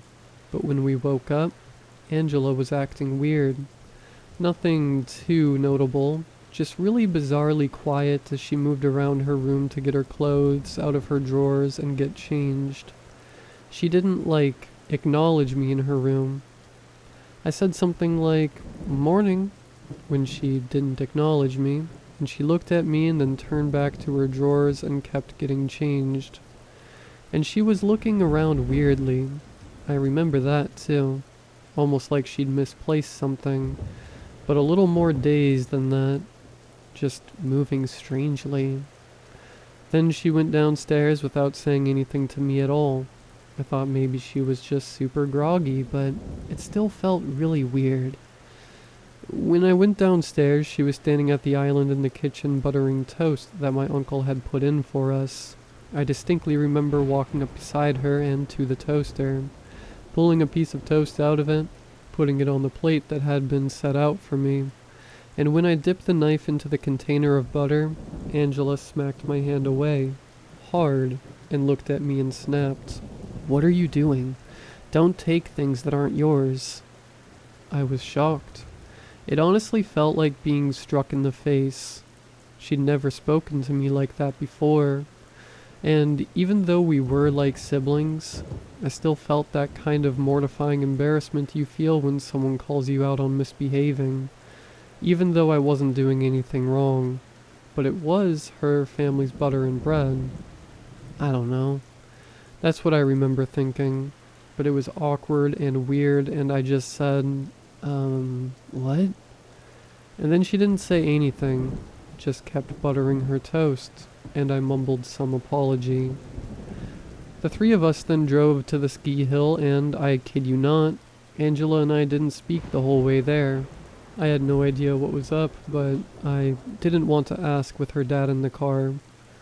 Then when we got to the ski hill, we went skiing just the two of us, and on the chairlift during the first run I mustered up the courage to say, "Hey, did I do something wrong? I feel like you're really mad at me or something." And she turned to look at me and was confused. Not friendly, not warm, not reassuring, but confused. It was almost as if I was a stranger, and she looked at me as if to say, "Sorry, who are you? Why are you talking to me?"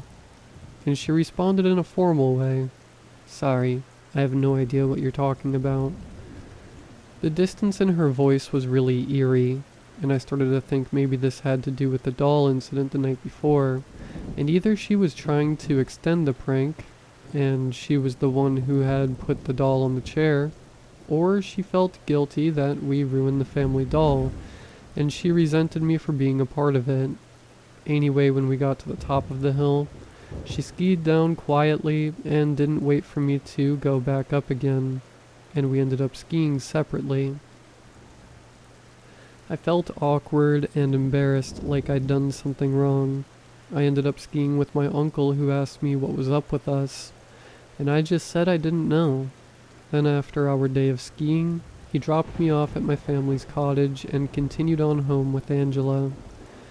For the rest of that whole school year, we were in 9th grade, Angela and I didn't really speak.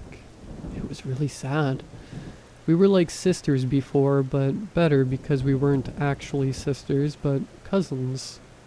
And so we were like best friends that were related. Seriously, we were really close, and it really messed me up. I felt like she just ghosted me. I would text her and call her house, but she was always fine or with Jessica, her best friend.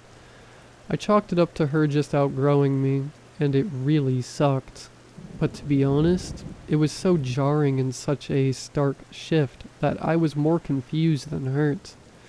I talked to my mom about it, and she explained to me how rough it can be to be a teenage girl.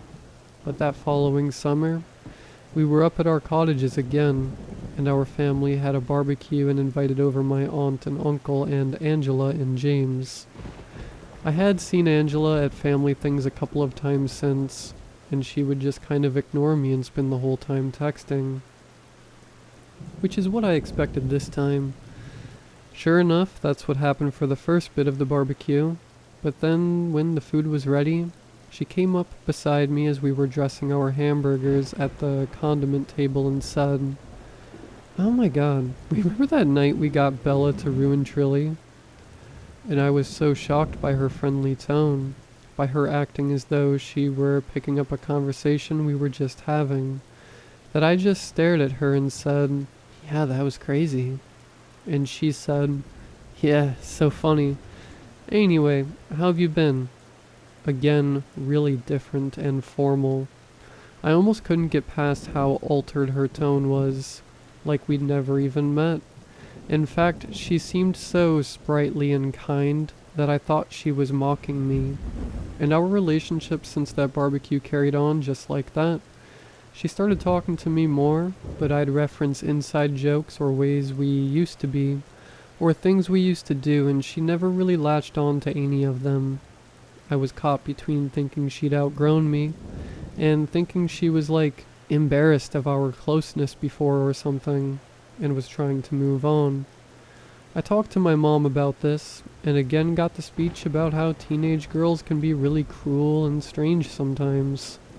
So, until we were about 22, we were like that, nice to each other, talking sometimes, not that close. And I learned to not try and act like we were all close or that we had been close. I talked to my friends about it too, and they said it was normal for friendships to change like that.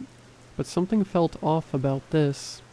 I started to honestly feel crazy for hanging on to this before memory of Angela so much.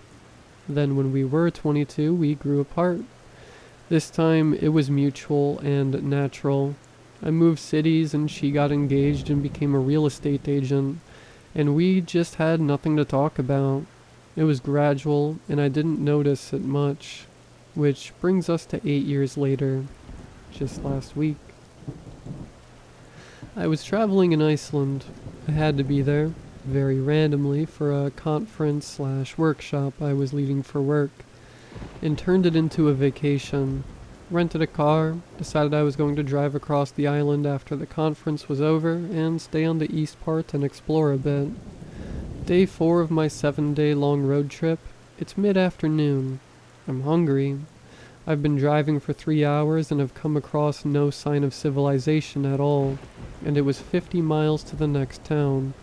But then, voila, a little gas station/general store/cafe.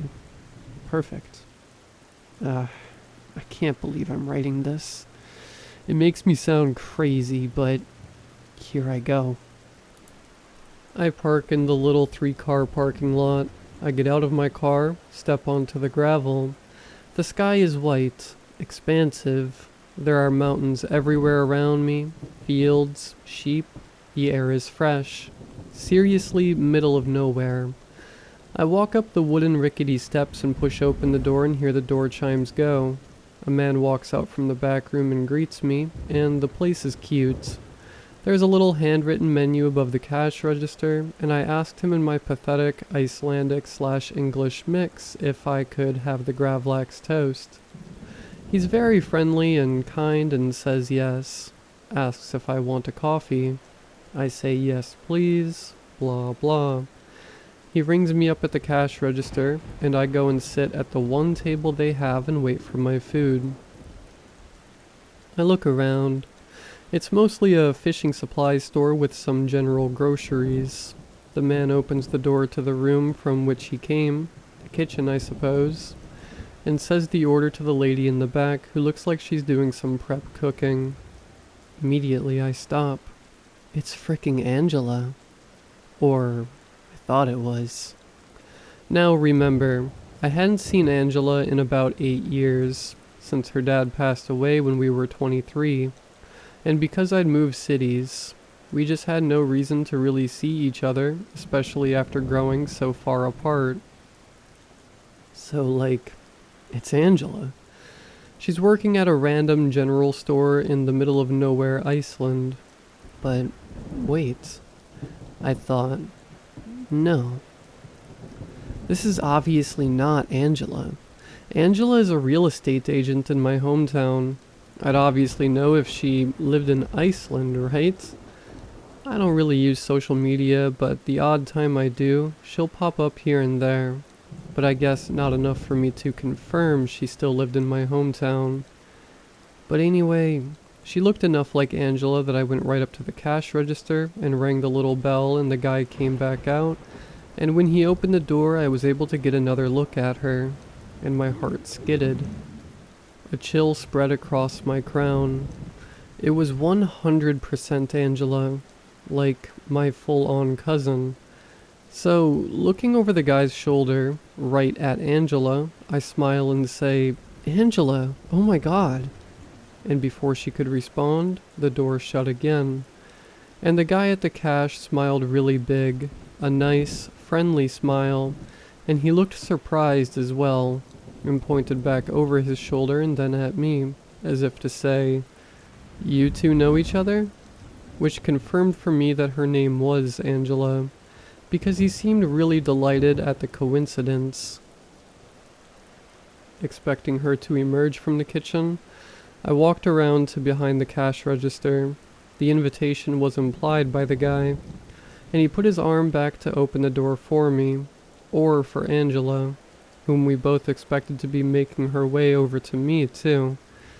When he opened the door, she was head down again, chopping vegetables. I walked through the door and said, "Angela? Angela!" Smiling, thinking she hadn't seen me yet, or realized who I was, all context considered. She looked up at me, and then quickly, as though avoiding my eyes, looked down. "Hey," she said quietly at the cutting board. What was going on? Before I could ask anything, she said, "I'm really sorry, okay?" What? She repeated herself and then continued, "I'm really sorry, okay? But we can't talk."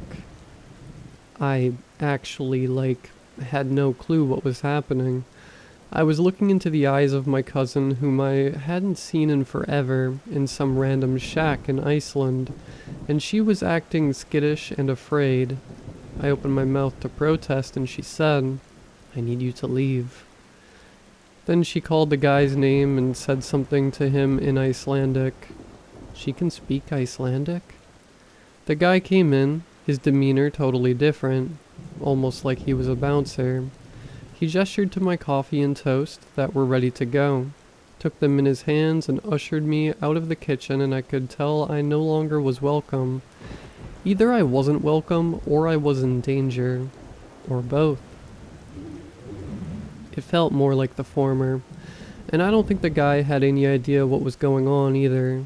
I think she must have said something to him like, "I don't know this person is crazy," or something. That's how he was acting toward me. I got in my car, I drove 5 minutes down the road and pulled over. I miraculously had service, and I called my mom and told her everything. She kind of just laughed at me and was like, "Mini patient 2894. That obviously wasn't Angela," and joked about me making some poor Icelandic woman feel extremely weird. But based off the guy's reaction when I said her name was Angela. And the way she spoke to me and said sorry and said we couldn't talk, she knew me too. I told my mom all of this and I sounded crazy, and she just was basically like, "Haha, yeah, weird." I think she thinks I was making up the part about the apology. I told all of my friends this when I was still in Iceland, and they all reacted like my mom did. At this point, I had 4 days left in the country, And I kept wanting to return to the cafe/general store, but I didn't. I started to think maybe the woman thought I was someone else. But then I kept coming back to, but wait, this person was Angela. Her name, her body, her face, like I just didn't know what to do. This brings me to 2 days ago, the day before yesterday, when I returned to Canada, where I live. It's 8 o'clock in the morning and I'm on my way to work, in my car, just picked up a coffee. Exhausted, not thinking about Angela at all. Thinking about my laundry, my bills, what I'm going to make for dinner. The traffic is bad and it's a miserable day outside. My phone dings, it's a random number. The text reads, "Hey, it's Angela. How was your trip?" Haven't heard from her in 8 years, except for our run-in in Iceland, if indeed it was one. No, how have you been? No, I miss you. No, long time no talk. I also hadn't posted anything about my trip on social media. Unless you were a friend of mine, you didn't know I was there. I immediately call my mom, who follows Angela on Instagram, and ask her to look at her profile. Sure enough, Angela, not at all to my mother's surprise, is posting stories of the bachelorette party she's at in Miami. She's like, not at all in Iceland. I have no idea what's going on, and the way Angela/the woman spoke to me in the cafe had the cadence and softness that Angela had, and in my memory, lost, starting the morning of the skiing after the incident with Trilly and the dog. For some reason I'm fully back there in my memory now, realizing that that was the first morning of the new Angela, the one that seemed to have no emotional memory of me at all. Like, the Iceland Angela seemed more like the before Angela. I haven't replied to the text. I have no idea if it was a bachelorette party Miami Angela or Iceland Angela that sent me the message. The area code is from neither Angela's hometown or Iceland. I need advice. I have no idea what to do or who to talk to. Do I reply to the text? What do I say? I feel like the real Angela is trapped in Iceland or something, and has been for a long time. Or I don't even know. I have no idea what to do.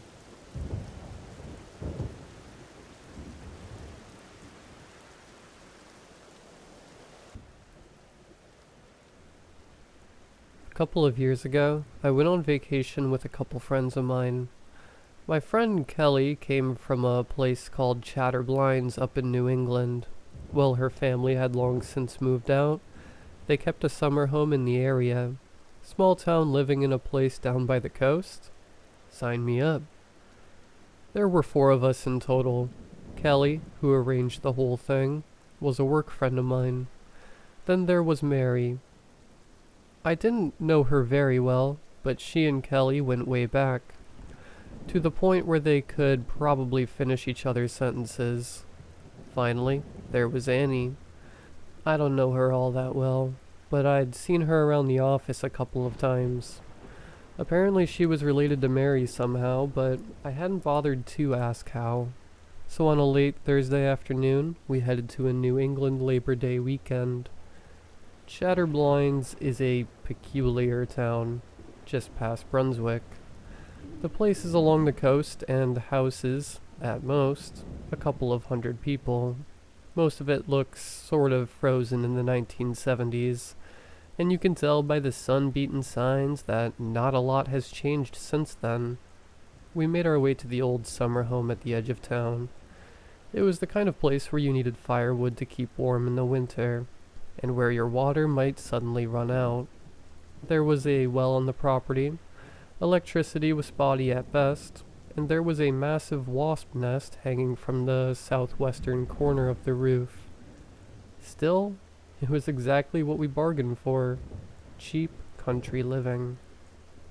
Our stay there took some time getting used to, but by Friday night, we were having a blast. We took a rowboat out to a sauna on a small island and had margaritas. We spent Saturday touring the town and having a bite to eat at the local pub. We met one of the local fishermen who offered to take us out on a trip on Sunday, which we all heartily agreed to.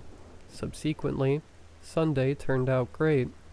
Sure, we had to get up early, but we were feasting on freshly smoked lobster by the end of the day. We were having a bit of trouble though. There were a couple of locals who weren't all enthused about a bunch of metropolitan women coming to see their town, so we had to endure more than a handful of nasty comments. They were just stupid kids, but it was probably the worst part of the trip. There was this one blonde kid with a white shirt that just refused to stop smirking at us. His baby sister, aged 10 or 12, didn't seem all too enthused either. When Sunday rolled around, we were ready to go home. Before we did, Kelly decided to give us a final tour. Mary remarked on something peculiar, that there was no church in town. "Towns like this always got a church," she commented. "It's just strange is all." "It's the bedrock," Kelly commented. "Most of the town is built on solid bedrock. So just build a church on the bedrock." "Can't have a graveyard built on bedrock," Kelly shrugged. "Most folks who died back in the day were shipped off to either Brunswick or Wiscasset." Kelly stopped for a moment, considering something. Checking her phone, she nodded. "We got time." She smiled. "You gotta see this one last thing. The casket cellar." She took us to the north side of town. We followed a dirt road into the woods, where there was this bulging dirt mound. Not just like a pile, but like a small structure. It was clearly man-made, but hadn't been used in decades. It was covered in wildflowers in the perfect circle, like a place of worship. There was a solid oak door in the middle of it. The road was severely overgrown with weeds and fallen trees, showing just how few people went out of their way to see this place. A couple of rusted-out logging machines lay to the side. Just looking at them made me feel like I needed a tetanus shot.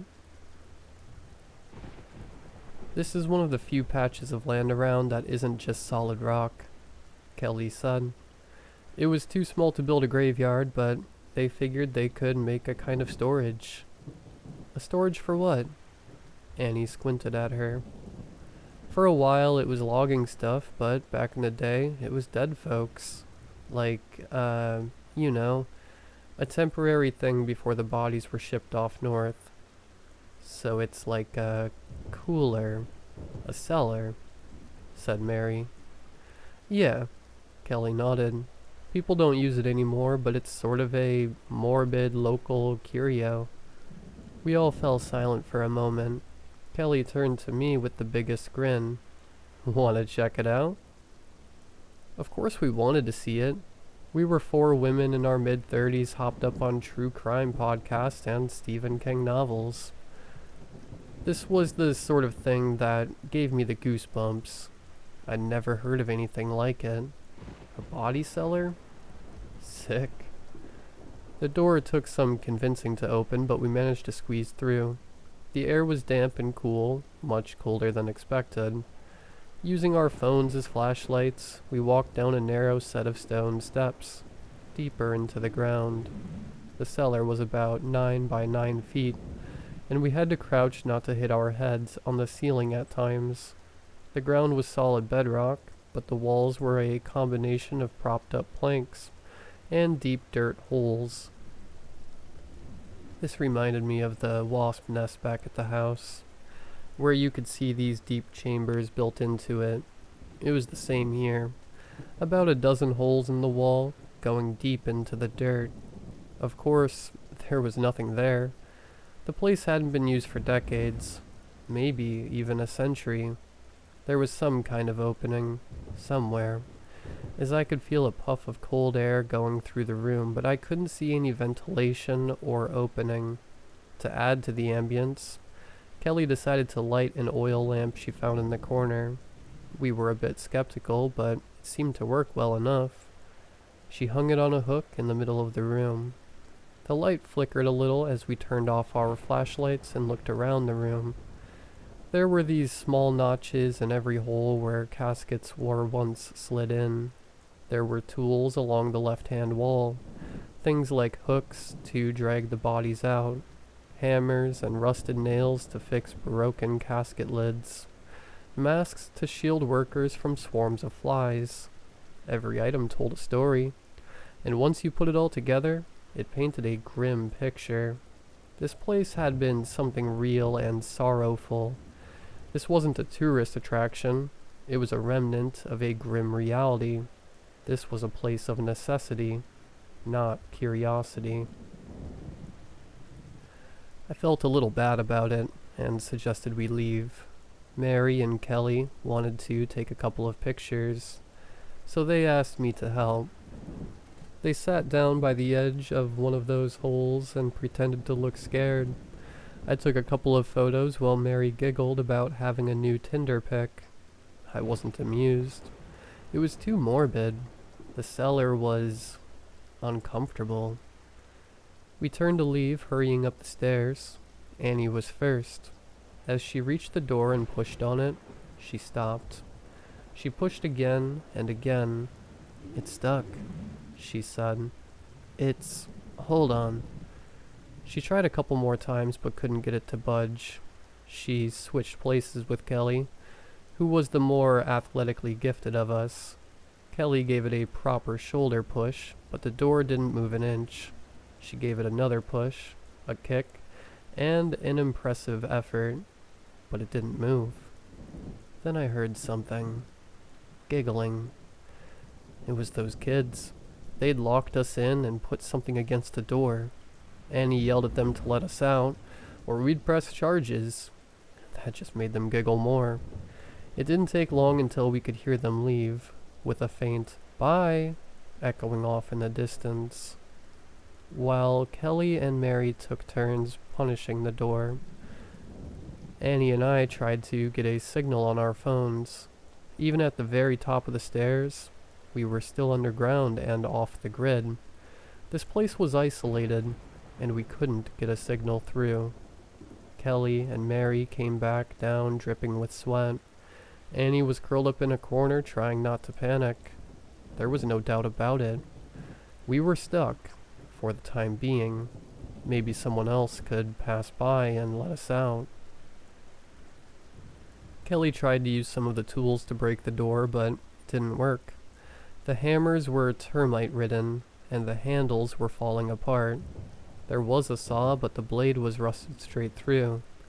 There were hooks for dragging out caskets, but these were useless when it came to breaking doors or hinges. We were stuck down there for a couple of hours. Things were getting dark outside, and we could feel a wind growing colder. Annie was having some sort of panic attack, and had resorted to desperately pounding on the door, screaming for help. The rhythmic thumping and yelling were boring into my brain, to the point where I could still hear it in the quiet moments where she stopped. Kelly had run her phone battery dry trying to find a spot with a signal.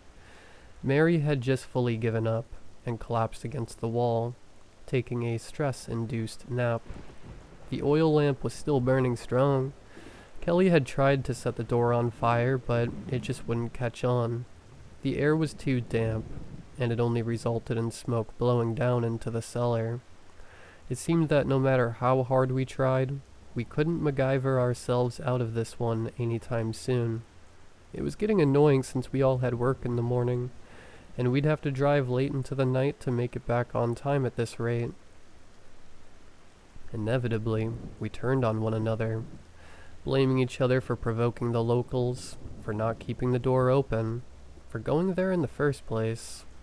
Annie went on a long rant about how we all could have gone to Aruba instead, where she had a half-sister who ran a bar. Mary had fully checked out at that point, turning from napping to silently weeping. There was no way that we'd be left there for long. If the kids had found us, others would too. We just have to make sure we're heard. I said. "That's all we can do." We took turns pounding on the door, calling out for help. Even Mary joined in, although not as energetically as the rest of us. We rationed our water bottles, sharing what little we had between us.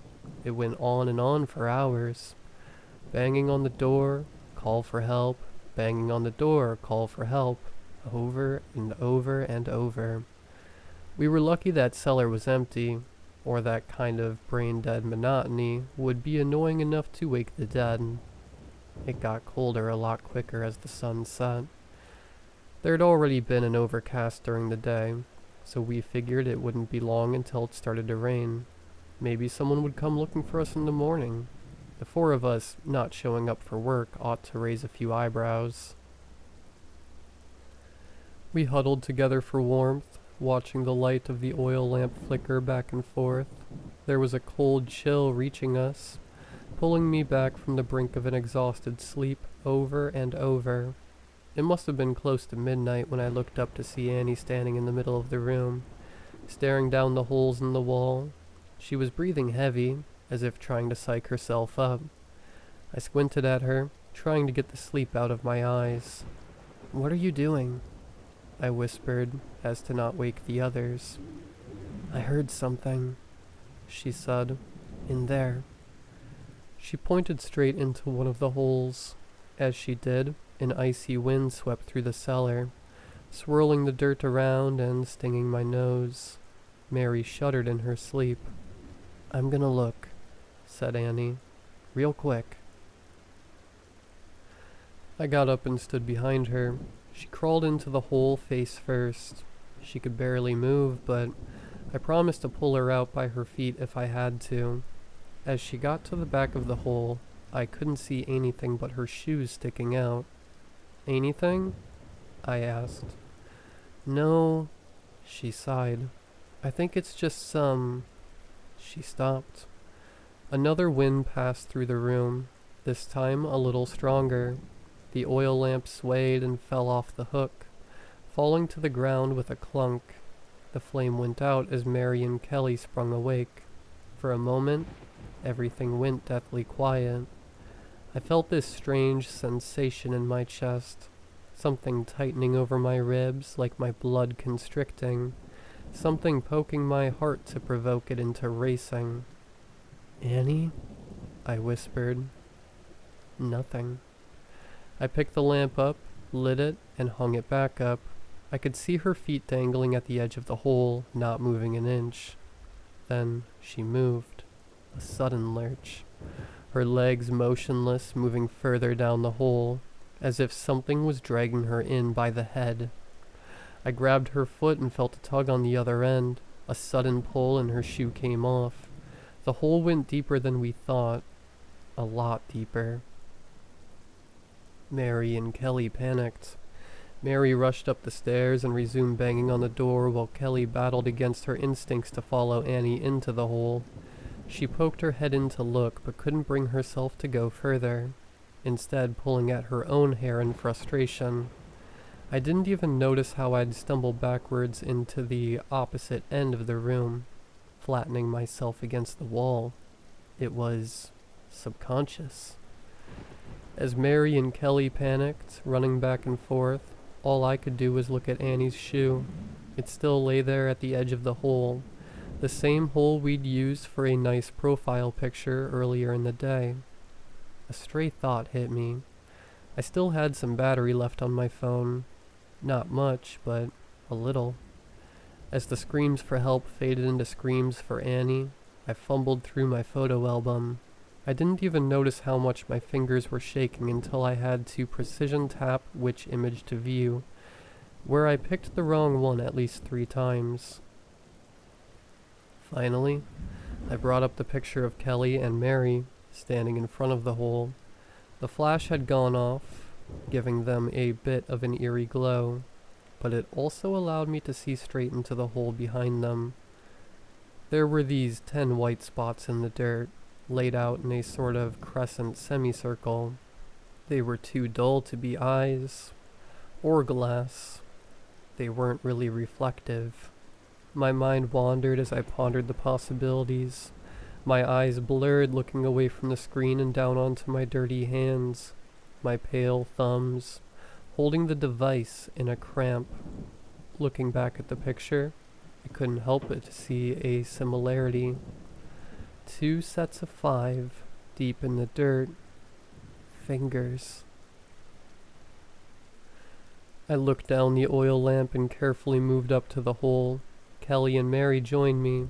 We looked inside, only to see that the back end of the wall was gone. Instead, it was just this hole going deeper and deeper into the dirt, at a slight tilt. This wasn't just an abandoned cellar, it was something's nest. We all stopped to listen. Further in, almost as if coming from below our feet, we could hear a sound travel. The faint noise of fabric being torn, the pops of buttons coming off, and zippers being torn open, the shuffling of hair, then a sickening crunch, the breaking of bones. We backed away. Mary was having trouble breathing. Kelly tried to calm her down, carefully stroking her shoulders, hushing her. We spoke in whispers, leaving the oil lamp hanging in the middle of the room. "We're not getting out," Kelly whispered. "We have to wait until they find us." "There's something in there," I whispered back. "We have to do something." "We gotta get Annie out," sobbed Mary. "We can't leave her in there." "I'm not sticking my head in, and neither are any of you," Kelly snapped back. "We're getting out, and we're getting help." We all decided to try one thing each. Mary was going to check one of the other holes to see if there were any other tunnels, possibly leading outside. There was fresh air coming from somewhere, so there had to be some kind of connection to the surface. Kelly was going to block the hole where Annie had disappeared. We all collected our spare jackets, shoes, and backpacks, stuffing it in the hole along with any tools and debris we could find along the cellar. I was going to try and call for help again. There was a slight gap at the bottom of the door where I could slide the phone through. It might be just enough to get a bar. I used a long sleeve of plastic from a Slim Jim and put it under the phone, so I could drag it back in carefully. I put the phone down, pressed to call, and slid it out, hoping those extra inches would be enough.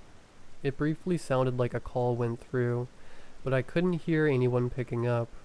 It was raining outside by now, and the sound drowned out everything else. There was cold water dripping through the door, staining the stone steps on the way down. We weren't going anywhere anytime soon. By the time I dragged my phone back in, the battery was as dead as the rest of the place. Going back up the stairs, I almost slipped. I caught my grip, but looked at the surprised faces of Kelly and Mary, standing in the middle of the cellar. "You alright?" Kelly asked. I nodded. Before I got to respond, I saw something moving in one of the other holes. A forearm, almost 3 feet long, reaching out into the room. I pointed at it, screaming, just as another wind swept through the room, this time blowing out the flame of the oil lamp completely. There was commotion. I couldn't tell who screamed the most, Kelly, Mary, or me. Someone was in pain. One voice grew more distant and suddenly stopped, a dragging noise dwarfed by panicked crying. I touched the walls. I forced myself to think of my own body. I was unharmed. I was all right. But someone down there wasn't. That was just it. Down there. It was down there, not up the stairs. "Come up here," I whispered. "Up the stairs." A quiet sobbing. Step by step, someone came up the stairs. The thought hit me that it might be none of them. It could be Annie. It could be whatever took her. There was no way to be sure. And with the last light snuffed out, there was nothing to prevent my mind from filling in the blanks. As a hand grabbed my leg, I screamed, startling poor Kelly, who was the one coming up. We made our way to the top of the stairs, pushing our backs against the door. We made ourselves small and tried to keep quiet. A sliver of light made its way through the cracks in the door. For a good half an hour or so, we just sat there, trying to find the courage to speak. Finally, Kelly whispered to me. It grabbed her ankle, she said. It crept along the floor and grabbed her ankle. Instinctively, I moved my feet up and hugged my knees close to my chest. Did you see it? I whispered back. Just the fingers, she said. It had really long fingers. My leg cramped up, and I stopped feeling anything in my toes. I couldn't move, and neither could Kelly. We could barely breathe. I tried to listen past the pitter-patter of rain, but there was nothing coming from downstairs. Instead, my mind filled in the blanks, imagining all kinds of noises. I could almost hear the way Annie pounded on the door, calling for help. I could hear Mary's gentle weeping, and if I let my mind stray just a little bit too far, I could hear the snapping of bones and the ripping of fabric. My pulse was racing so hard it hurt my head, making me bob my neck back and forth like a fish out of water. Kelly didn't say a word. We just held each other close, waiting second by second for dawn to come. It must have been an hour, maybe 2, before I heard something. There was a shuffling noise outside on the other side of the door. I perked up to listen, and Kelly did the same. Footsteps. Someone walking by. I saw the outline of Kelly's face as we looked at one another, quietly contemplating our options. Then, a voice. Are you still in there? A young girl, maybe 10 or 12. We'd seen her run with the local kids. Yes, Kelly whispered back. You need to go get help. Call the police, and you need to open the door. I can't do that, the girl sighed. The chipper they put there is really heavy. I can't. Then you need to go get help, Kelly roared. Right now. The girl took off immediately. For what purpose, we couldn't tell. Maybe she was gonna get help. Maybe she got scared off. We didn't know. Either way, she was gone. And shortly after, there was a sound coming from downstairs. A chill wind blowing through the cellar, carrying a strange, musty scent. We tensed up. I held my breath. A light tip-tap of something poking against the stone steps. Then nothing. I looked at Kelly and held her hand. Then she was pulled down. It was quick. She held onto my wrist like her life depended on it, and I slid down 3 steps. I held on to her and pulled, but the force at the other end was too strong. She kicked and screamed like a wounded animal, but nothing seemed to work. Finally, something came loose, and she scampered back up the stairs. Pushing ourselves against the door, I could see her foot was bleeding. Her shoe had come off, and at least 2 toes were broken at a strange angle. There were marks along the middle of her foot, bite marks. I could see the imprint of human molars on her big toe. We huddled against the door. Kelly's eyes were wide with panic, scratching at the wood until her acrylic nails came off. It didn't take long for it to return, a long white arm making its way up the stairs, a hand tip-tapping against the stone steps like a spider, and far down into the dark, I could see 3 pairs of eyes reflecting the sliver of moonlight coming through the door. 6 eyes, parted into sets of 2. We threw our shoes, we kicked, we screamed. It retreated only to try again and again and again. As soon as there was a moment of quiet, it came back, poking and prodding at our readiness. In a moment of silence, Kelly and I just held one another. I eventually came to realize that there was a new sound coming from downstairs. It had been there for some time, but we'd been too busy to notice it. A low rhythmic hum like a deep cackle. A laugh. It had stopped playing with us. Seconds later, 2 arms shot out of the dark, one grabbing me by the hair, the other grabbing Kelly by the throat. We were immediately pulled down step by step by step. Within seconds, I could feel the floor as we reached the cellar. My hands fumbled for something to grab, only to feel the glass shards of the now broken oil lamp next to me. Grabbing the largest shard I could, I let it sink into my palm as I stabbed what had grabbed me over and over and over. The moment it let go, I dove for Kelly.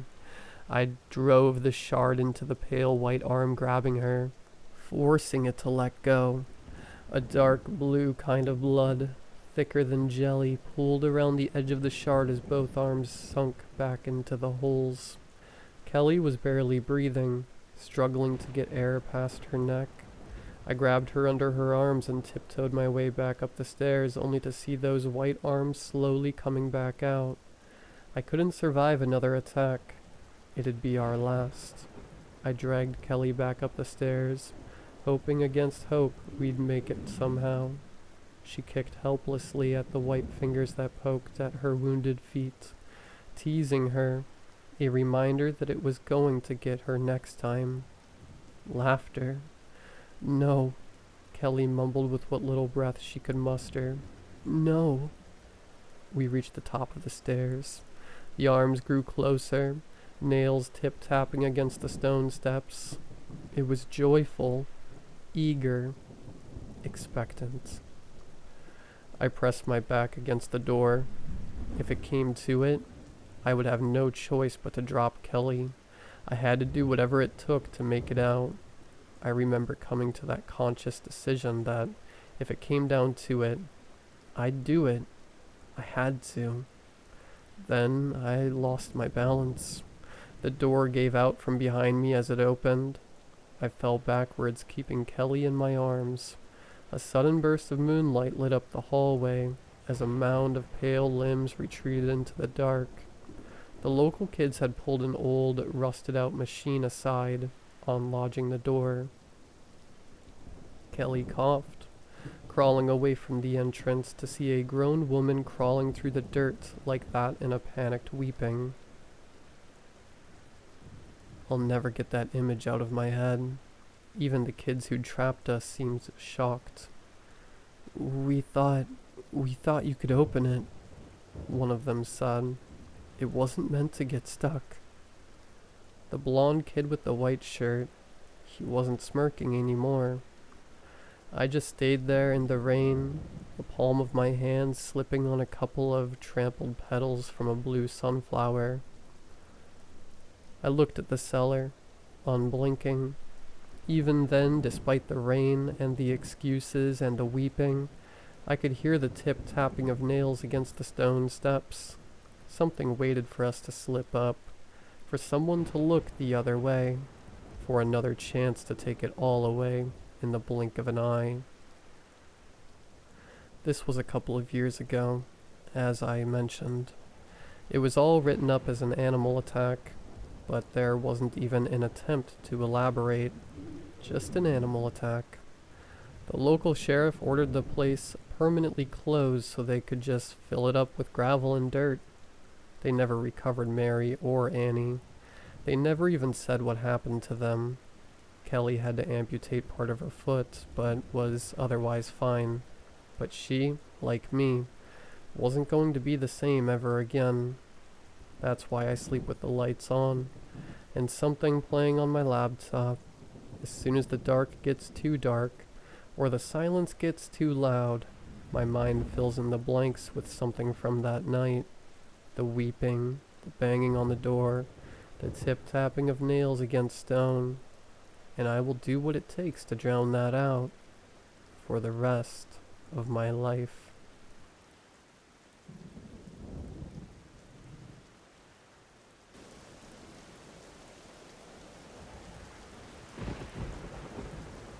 Sometimes I just want to scrape the skin off my body, a constant irritation to my existence. I want to peel it away from my bones and be rid of it. I know that sounds macabre, I don't mean literally, but often I have scraped myself so rigorously that I have left scars just to get relief. I have an undiagnosed itching disease. At least, I think this is a disease. It has to be. There's nothing I can find on the web, sometimes when I lie in bed, about to descend into unconscious bliss, ready to forego the responsibilities of the awakened world.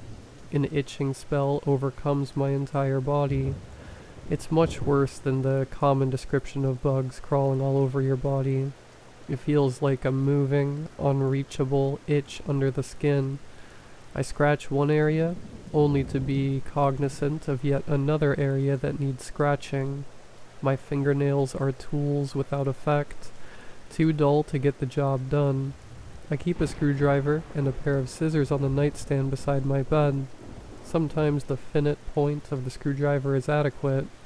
Other times the broad surface of a scissor blade is needed.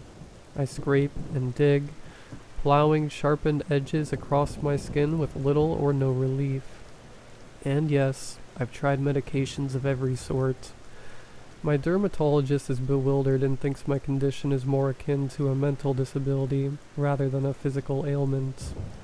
She suggested a psychiatrist might be able to help me stop itching. I do not concur. If the spell drags long into the night and I haven't slept, I will fill the tub with lavender bubble bath and scalding hot water, get in, and hopefully fall asleep. In addition, but not on every occasion, I'll pour myself a little Kentucky bourbon and sip it until I'm numb to the boiling of my skin. I try not to make a habit of it, but it's nice to have a spare bottle just in case. There was a particularly bad night when nothing seemed to work. I had gone through my normal steps of trying to ease my affliction, scratching and bathing and sipping with no relief. Every inch of my skin itched.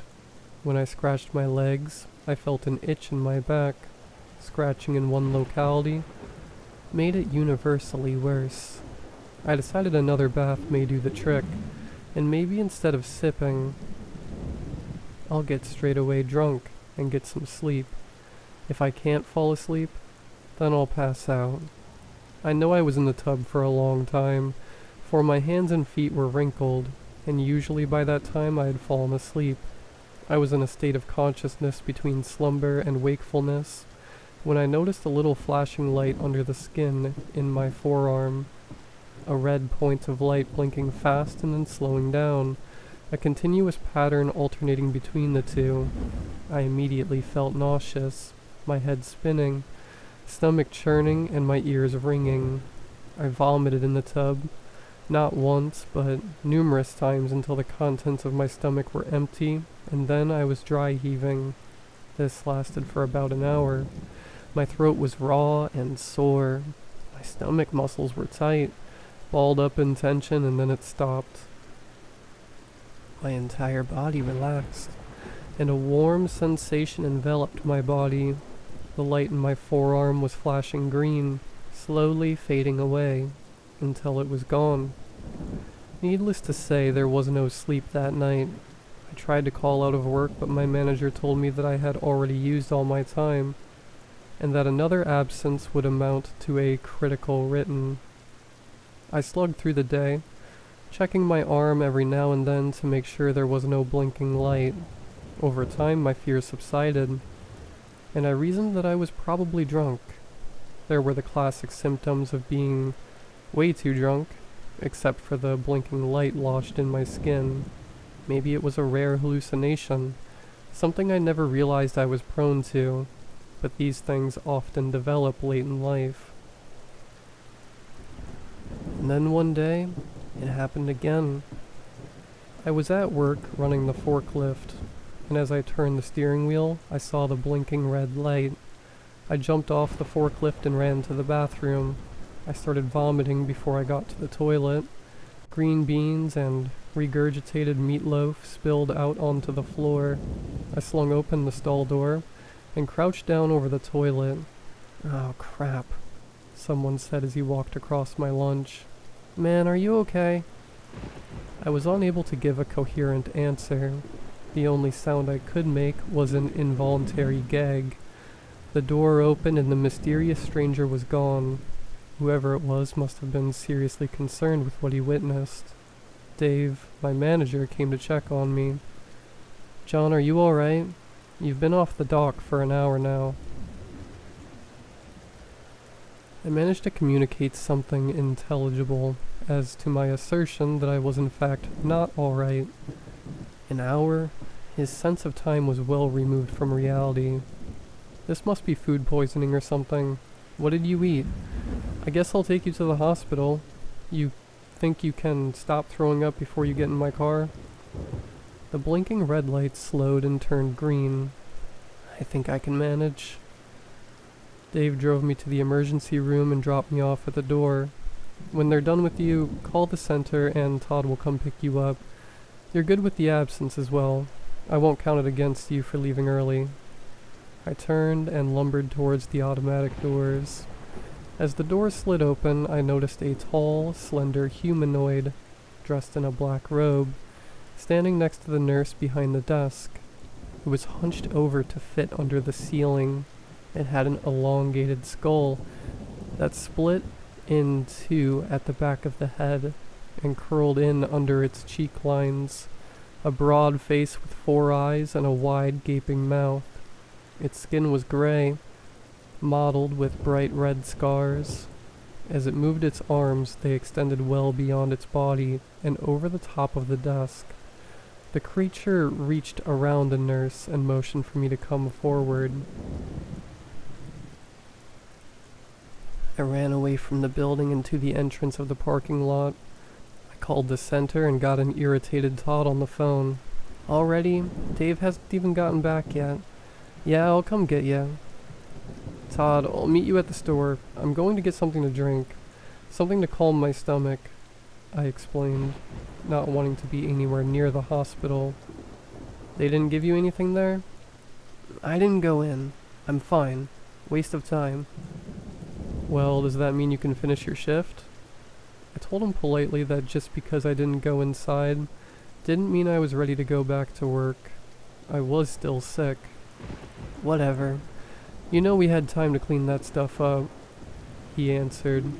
"You cleaned up the vomit?" "No, but I had to pull someone away from the dock. Now we're behind." I just apologized and asked again if he could come pick me up. It took him 2 hours to get there. When I got home, I was determined to cut the dang thing out of my skin. I had a good sharp box cutter and a bottle of liquor to quell my inhibitions. I knew exactly where it was located, the light flashing incessantly in my mind. The very thought of it made my stomach queasy. I took several shots and waited for the effects. I wanted to be numb, not sloppy. I didn't need to be a precise surgeon, but I sure as heck didn't want to haphazardly cut in the wrong place. Quick, precise, and without much intrusion. It didn't seem deep, so I decided to make 3 incisions, fold the skin back, and pluck it out. I took another shot. The anticipation of pain was affecting my buzz. I grew impatient with the cowardice, took a large swig from the bottle, placed my arm over the sink, and made 3 quick cuts. The pain was sharp and excruciating. Blood seeped through the wound, thick and fast, large drops pounding against the porcelain. My flap idea wasn't as well thought out as I had imagined. The skin didn't easily fold back, and there was too much blood for me to assess the situation. My will was faltering. I didn't have the fortitude to make another cut. I ran some warm water and put my arm underneath. I had all but made up my mind that I was done, but then as I washed off the blood, I could see that the light was still blinking red. My stomach churned, my eyes shook, spots shooting across my field of vision. I started dry heaving, my body jerking violently, throwing blood everywhere. The sink and floor were a mess. I slipped and fell to the floor, knife still in hand. My mind was overwhelmed with sensations and none of them good. Instinct took over and I shoved the knife point down through the skin and right into the light. It stuck. The pain in my stomach subsided, but the feeling of the knife in my arm became more acute. The light faded and shut off. I moved the knife vertically, making sure that the light I had snagged didn't fall off. Ironically, this meant cutting through the flap of skin that had finally separated. I pulled quickly, cutting and tearing the skin from my wound. Stuck to the end of the knife was a 2-inch clear vial with thick copper ends. I thoroughly cleaned myself and the bathroom, and then bandaged up my wound as best I could, with the hopes of finding something at the pharmacy better than a wash rag and duct tape to bind my wound. This would have to wait until morning. It was late into the night and I was exhausted. I took the bottle of whiskey with me to bed. Sometime during the night I felt pressure in my chest. I woke up, but unable to move. Standing above me was the creature, his large hand and slender tree limb fingers pinning me to the bed, each of its 4 eyes blinking erratically, not in unison, all looking in different directions. The creature was angry. With its other hand it pointed down at my forearm, shaking its head in disapproval. He then placed his frigid index finger on my eye, and I fell asleep. The next morning when I awoke, the pain in my arm was unbearable. My makeshift dressing had failed and blood was all over the sheets. I hurried to the bathroom to grab some painkillers and a clean towel. My stomach started to hurt, and the room began to spin. I panicked, snatched the tape off, and uncovered the wound. Nothing but a nasty skin carving with congealed blood. The feeling wasn't like it was before. Maybe it was just the stomach flu. The vision in my left eye was a little blurry, and again I thought it was nothing as before. But this blurriness persisted. It was a strange sensation, more like a flashing. I turned to look in the mirror, and to my horror, I saw a blinking red light just behind the pupil of my left eye.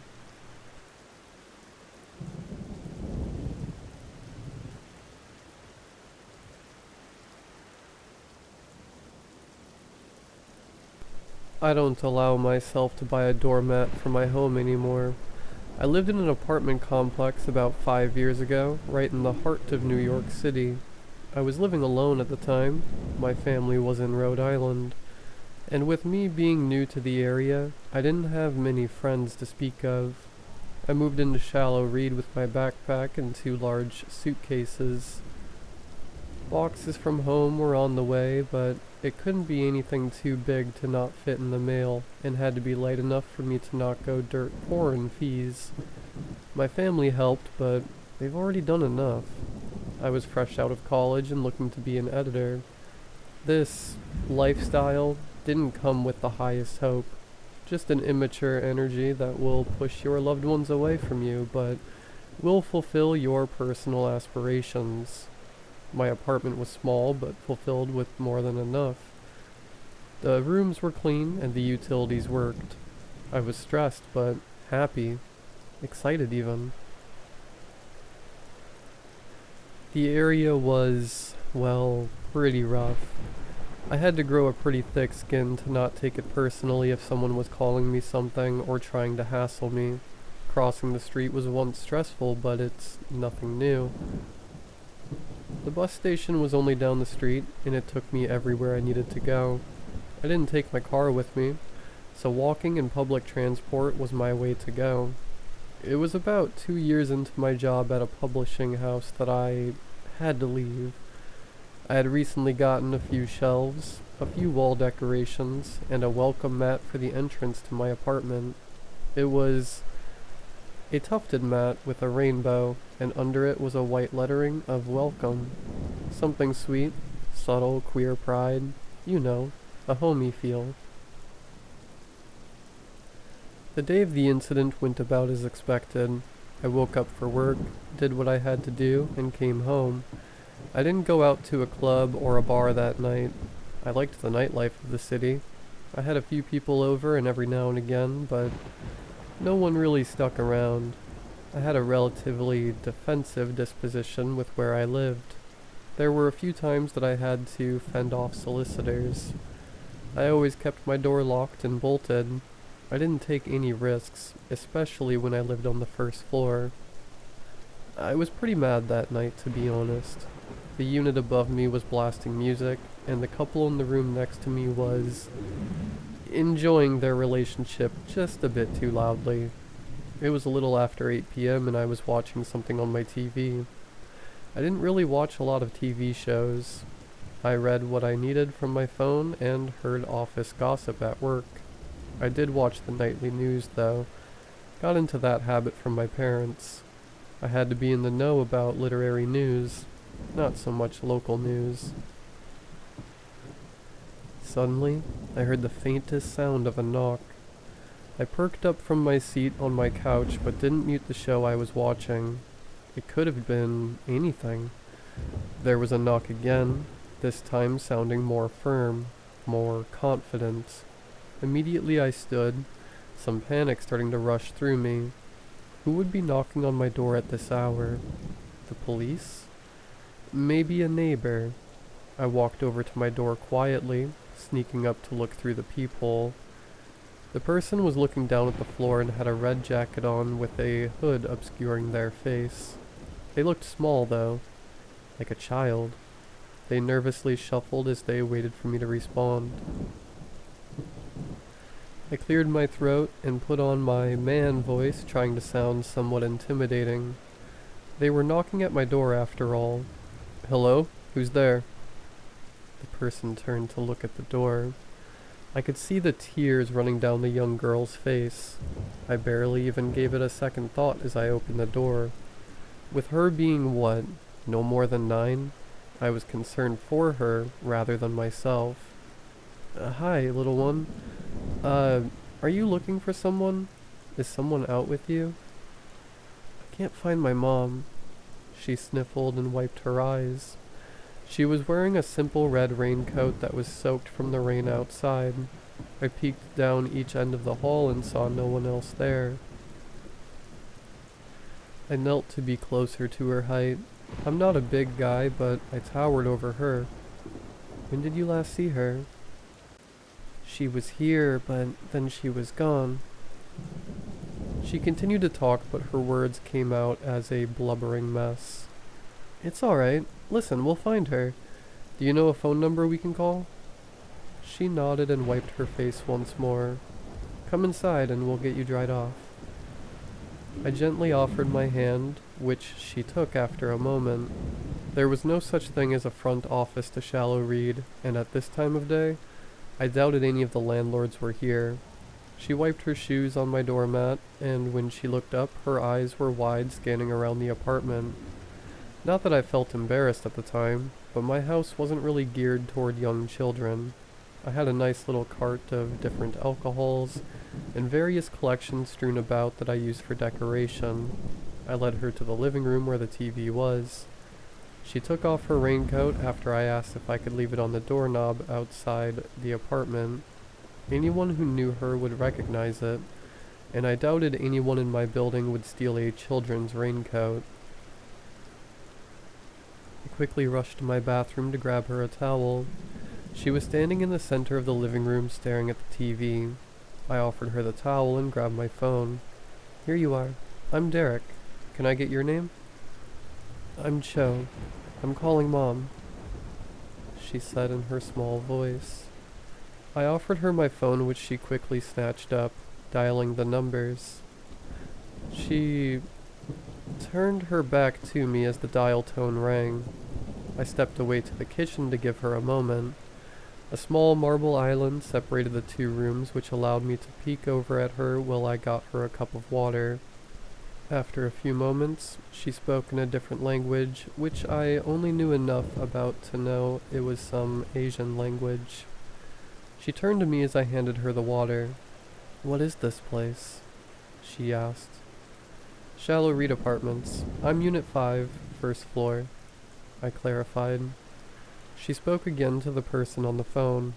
She was quiet for a moment, looking around the room as if someone could be listening to her. She briefly made eye contact with me and flicked her gaze away. I felt a bit awkward standing there, despite knowing the fact that this little girl could do absolutely nothing to harm me. I was still a bit on edge. It was a few moments later before Cho handed me my phone back. "She'll be here soon," was all she said to me, looking down at the floor. I looked at my phone, thinking if I should report this to the police or not. Yeah, her mother is on the way, but why was she missing in the first place?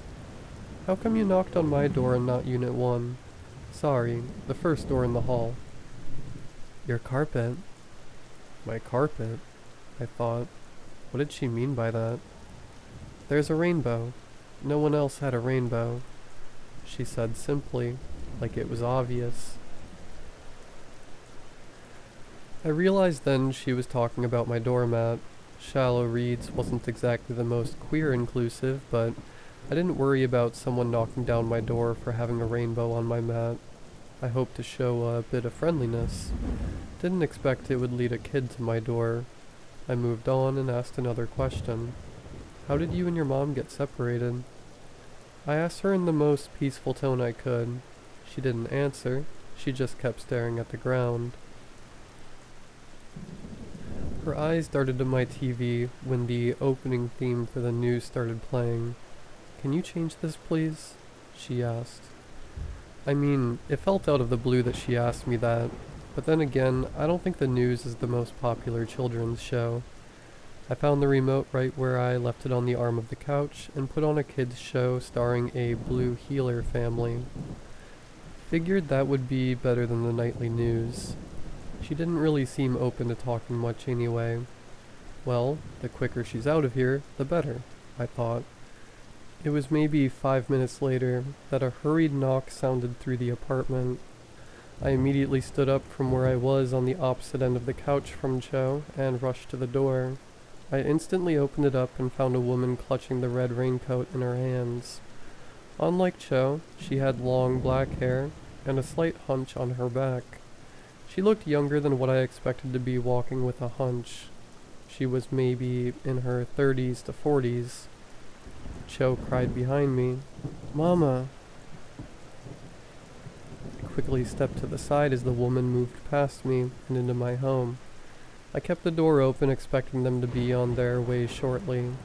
The mother started talking to Cho in the same language I heard over the phone. She cupped her face in her hands and did a thorough look over of her child. "She arrived maybe 10 minutes ago. She hasn't said much." I spoke up, but the woman didn't indicate if she heard me or not. "Would you mind if we use your restroom? She has a cut on her arm that I want to clean," said the mom. "Oh, sure. It's down the hall and to the left. First aid kit is in the closet." I pointed in the direction she had to go. My bedroom was right across from it. She led her daughter to the bathroom, looking a bit too curiously into my bedroom for my liking. They've seen my whole apartment by this point. I didn't remember seeing a scratch on the kid, but I didn't search her to begin with. While they were in the bathroom, I went to change the TV, but couldn't find the remote. I found that a bit odd, seeing as I placed it in the same spot I did earlier.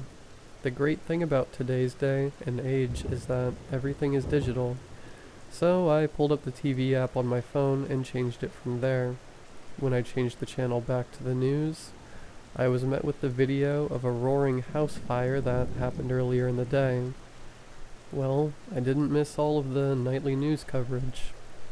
I could hear them fiercely whispering in the bathroom, which I didn't find surprising. I'm sure the mom was giving the kid an earful, but I was under the impression that improper adult supervision was the cause and not the child. But I'm not going to intervene. And in our last update of the night, we have a local alert brought to you by the police department. We are on the lookout for a group of individuals wanted for home invasion and homicide. On the screen, they flashed a few images of men that all looked like basic figures. None of them really stood out in any remarkable way. They all wore black masks and all had thin figures. They've been breaking into homes and stealing electronics, jewelry, and anything that could be sold off easily. It was what came next that caused my stomach to churn. In their most recent attack, the homeowners had a camera system installed that captured the entire event all on film. On the TV screen, someone was standing in a bright red raincoat. The recording had audio and subtitles to go along with it. I can't find my mom. I could feel the blood draining from my face. I quickly lowered the TV volume, looking behind me to make sure no one was there. The bathroom light was still on, but the whispering had stopped. I turned back to the screen, and they had fast-forwarded the clip. The same woman in my bathroom was there on my screen. I quickly dialed 911 and turned off the TV. I kept my eyes locked on the bathroom as I rushed to the front door. When I was about to reach for the handle, a heavy knock banged against the door. I froze in place, my finger hovering over the call button. From the bathroom, I heard the lady call. "That should be my brother. He's our ride home. Can you tell him we will be right out?" "Sure thing. Let me just turn off the oven," I responded. Panic coursed through me. I slowly locked the door. I even grabbed some mail to make an impromptu doorstop. As I shoved it underneath the door, the person knocked again. I jumped back and tiptoed to my bedroom. They pounded the door again. I held my breath as I passed the bathroom. Neither the girl nor the woman made a sound. I locked my door behind me and called 911. 911, what's your emergency? "My house is being broken into. It's the people from..." I was interrupted by a sudden slamming. They were breaking down the front door. "They made it into my home," I whispered. I stepped away from my door.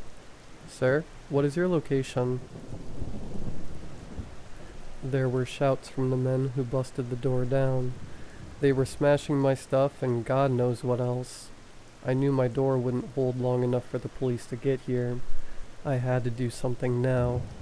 Without a second thought, I ran to the one window in my room. I heard the woman cry. My doorknob twisted as she did. She was crying for help. She yelled that they would kill her if I didn't help. They would kill her child. I opened the window and pushed the screen out of the frame. The walls shook as someone started to pound my bedroom door. I stepped out of the frame, only to have a hand grab tightly onto my shirt collar. Someone was standing outside waiting. I dropped my phone as I was pushed to the ground. I could hear the 911 operator yelling through the phone as it dropped, breaking against the small rocks that lined my building. There were hands around my throat before I could even react. The person on top of me dropped all his weight onto my hips, straddling me and keeping me pinned. I struggled in his grip. I didn't even have time to panic. All I could do was react. I'll never forget the look in his eyes, the utter disregard for humanity. I can still see the smile stretched across his lips. I could see myself reflected in the black of his eyes. I tried to knock away his arms, tried to scratch at his face. My head was pounding, and my vision getting darker and darker. I couldn't hear him, but I could see him bending closer to my face. Spit hit my cheeks as he laughed just inches from me. I grabbed the ground under me and used the last of my strength to aim for those dark pools. The blood hit my cheek before his laughter turned into screaming. Air rushed into my lungs as the man clutched his eye, or what was left of it. I could only wiggle away from him as he dislodged the small rock from his eye socket. He pulled out more than the rock. I finally picked myself up and left the man behind me. I ran as fast as I possibly could and didn't look back. I ran across the street and started yelling at the top of my lungs for help. There were a few businesses, one of which was a pizza joint that still had its lights on. I ran to their door and yanked it open. I quickly found the lock for the glass door and turned it. The employee immediately started yelling at me, getting ready to defend themselves, I'm sure. I turned to face them and they stopped trying to shoo me away after they saw the dark red handprints around my neck. Everything was a blur of movement from that point on. The pizza place ended up calling the cops, which is where I was able to give them more information. The cop car took a few minutes to arrive, long enough for me to know that if I didn't get out of my window. By the time they arrived, there wasn't anyone left in my apartment. Even with the officers by my side, I was worried about going in. They had a team come in to try and get samples of anything they could think of. They swabbed the man's blood that got on me and took photos of everything. My apartment was an utter disaster. Whatever they couldn't take, they smashed. The police took me down to the station in order for me to write up a formal report. I told them about Cho and the woman who came to my door. Hours later, they gave me an update. They found a man fitting the description I gave them. He was missing his eye and was dumped in a garage bin 20 minutes from where I lived. Even after I spent a week in a hotel and another week at a coworker's place, there was no sign of the people who attacked me. The cops weren't any help either. Without anything to go off of, all they could do was wait. I asked the cops why they came after me, and they responded by asking me if I owned any firearms, which they would have known the answer to already, but I told them I didn't. They told me how the other homes they had been suspected of breaking into all had something in common. The first family they attacked worked closely with a local church. Another home was just an apartment of college students. And the last home, the one that got footage of the woman from the security cameras, was a family who didn't have their citizenship in the States yet. It didn't take much to connect the dots that none of these people would have owned any guns or would have turned away a young child. We were all targeted as an easy mark. The police said they couldn't know how much the group knew about us until they were able to catch the culprits, but they knew enough about me. I've since moved and taken some self-defense courses, and even bought myself a handgun that I touch once a year to bring to the range. I jump every time I hear a knock at the door, but I'll be ready for when they come to visit me again. At least, that's how I felt before I came home today. And on my doorknob, there was a red raincoat.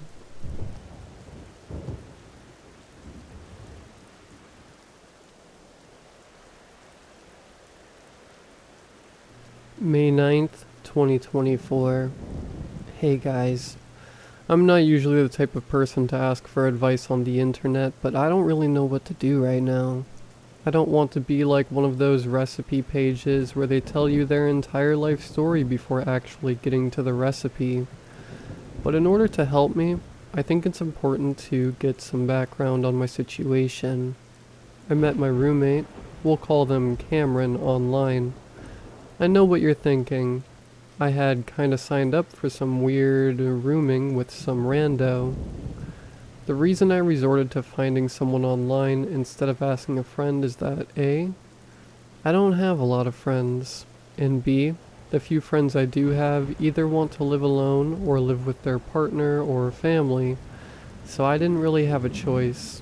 And C, I'm not really in contact with my family right now.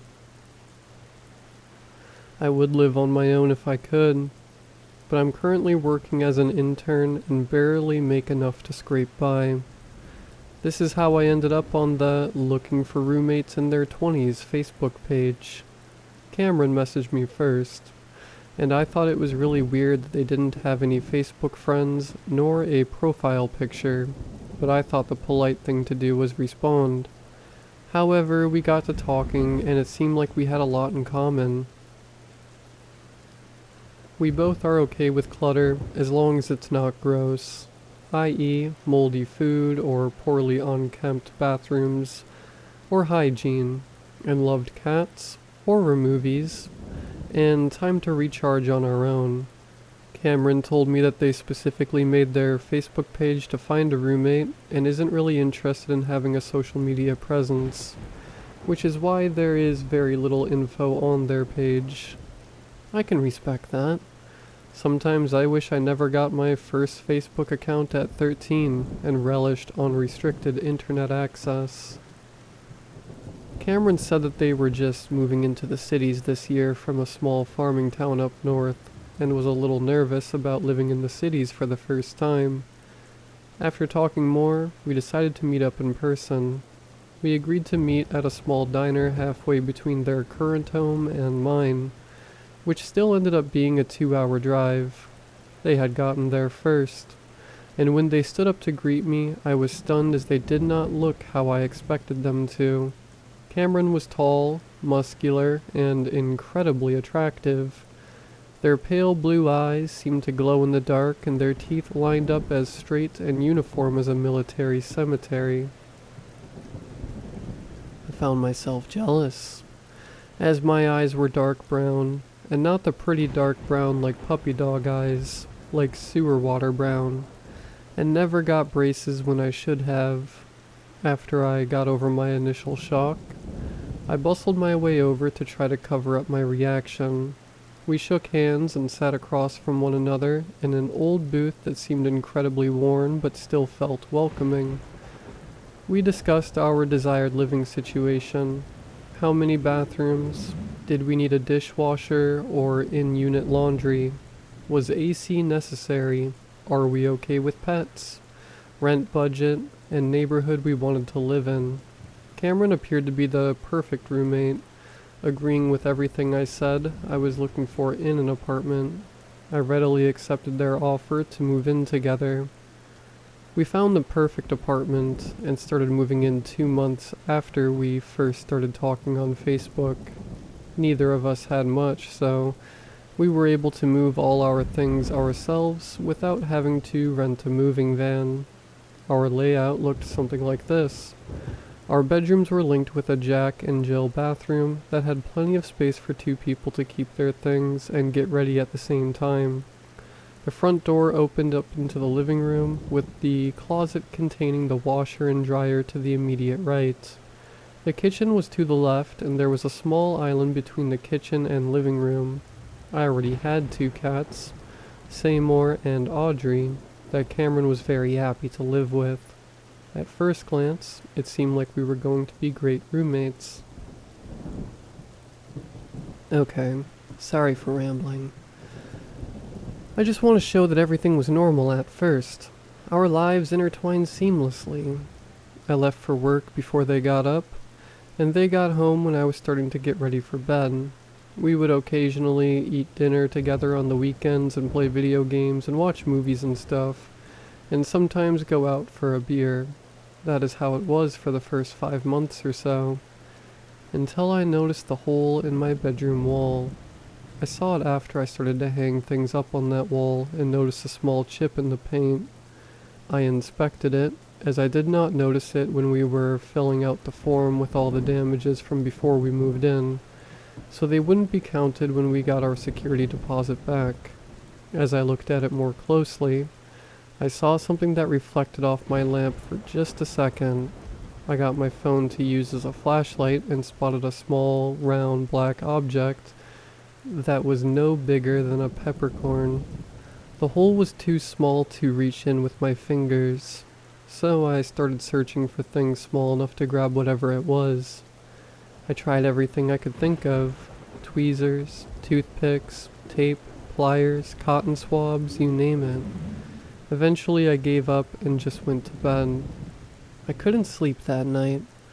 All I could do was stare at the ceiling and think about what it could be.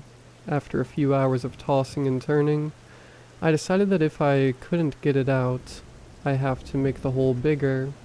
I wasn't too worried about the security deposit, since the hole was already made. What difference does it make if it's just a little bit bigger? I didn't have any tools, so I dug around until I found a small pocket knife that my grandpa got me as a souvenir from Alaska. It said, in all caps, "I love my grandpa." I slowly made the hole bigger until it was enough to pull the object out with my tweezers. I celebrated as soon as I got it out, until I realized what it was. It was a pin camera. I only recognized it because I worked as a tour guide for a spy museum one summer. My mind was blank before the sirens in my head started going off. What was this? Who put it here? Is the landlord watching us? Was there a person living in the ceiling that only came out when we were gone? My brain reeled with possibilities, mostly related to situations in different horror movies I had seen. I had just watched 13 cameras last week, but one thing was certain. I had to search the apartment for other cameras. I just have to wait until Cameron is gone. May 11th, 2024. Cameron is gone for the weekend visiting family. We had previously discussed that it would be okay to quickly run into each other's rooms if needed, like if the cats were going crazy or we needed to borrow something. I hadn't had a reason to go into their room yet, but I had to see if there was a camera in their room too. I didn't want to freak them out without evidence. I opened their door and was a little surprised at the lack of furniture. Cameron had a twin-size mattress on the floor without a bed frame, a small desk, and a wooden cutting board that they must have been using as a bedside table. There was nothing on any of the walls, no lamps, and no TV or computer that I could see. It was the polar opposite of my room. It looked like it was straight out of Howl's Moving Castle. I was relieved that I didn't have to move a ton of furniture or take things off the wall, though. I started on the wall next to the bathroom where mine was, and when I didn't find it, I started searching up and down every wall. Nothing. As soon as I started to walk out, I realized I hadn't looked in the closet yet. I went over and pulled open the sliding door and froze. The clothes in their closet were almost the same as mine. I closed the door and left. I was a little weirded out, but we had a similar job and we never saw each other wearing anything other than pajamas or sweatpants, so I chalked it up to a coincidence. Anyways, I left their room and softly closed the door. I leaned against it and took a deep breath, half relieved and half terrified.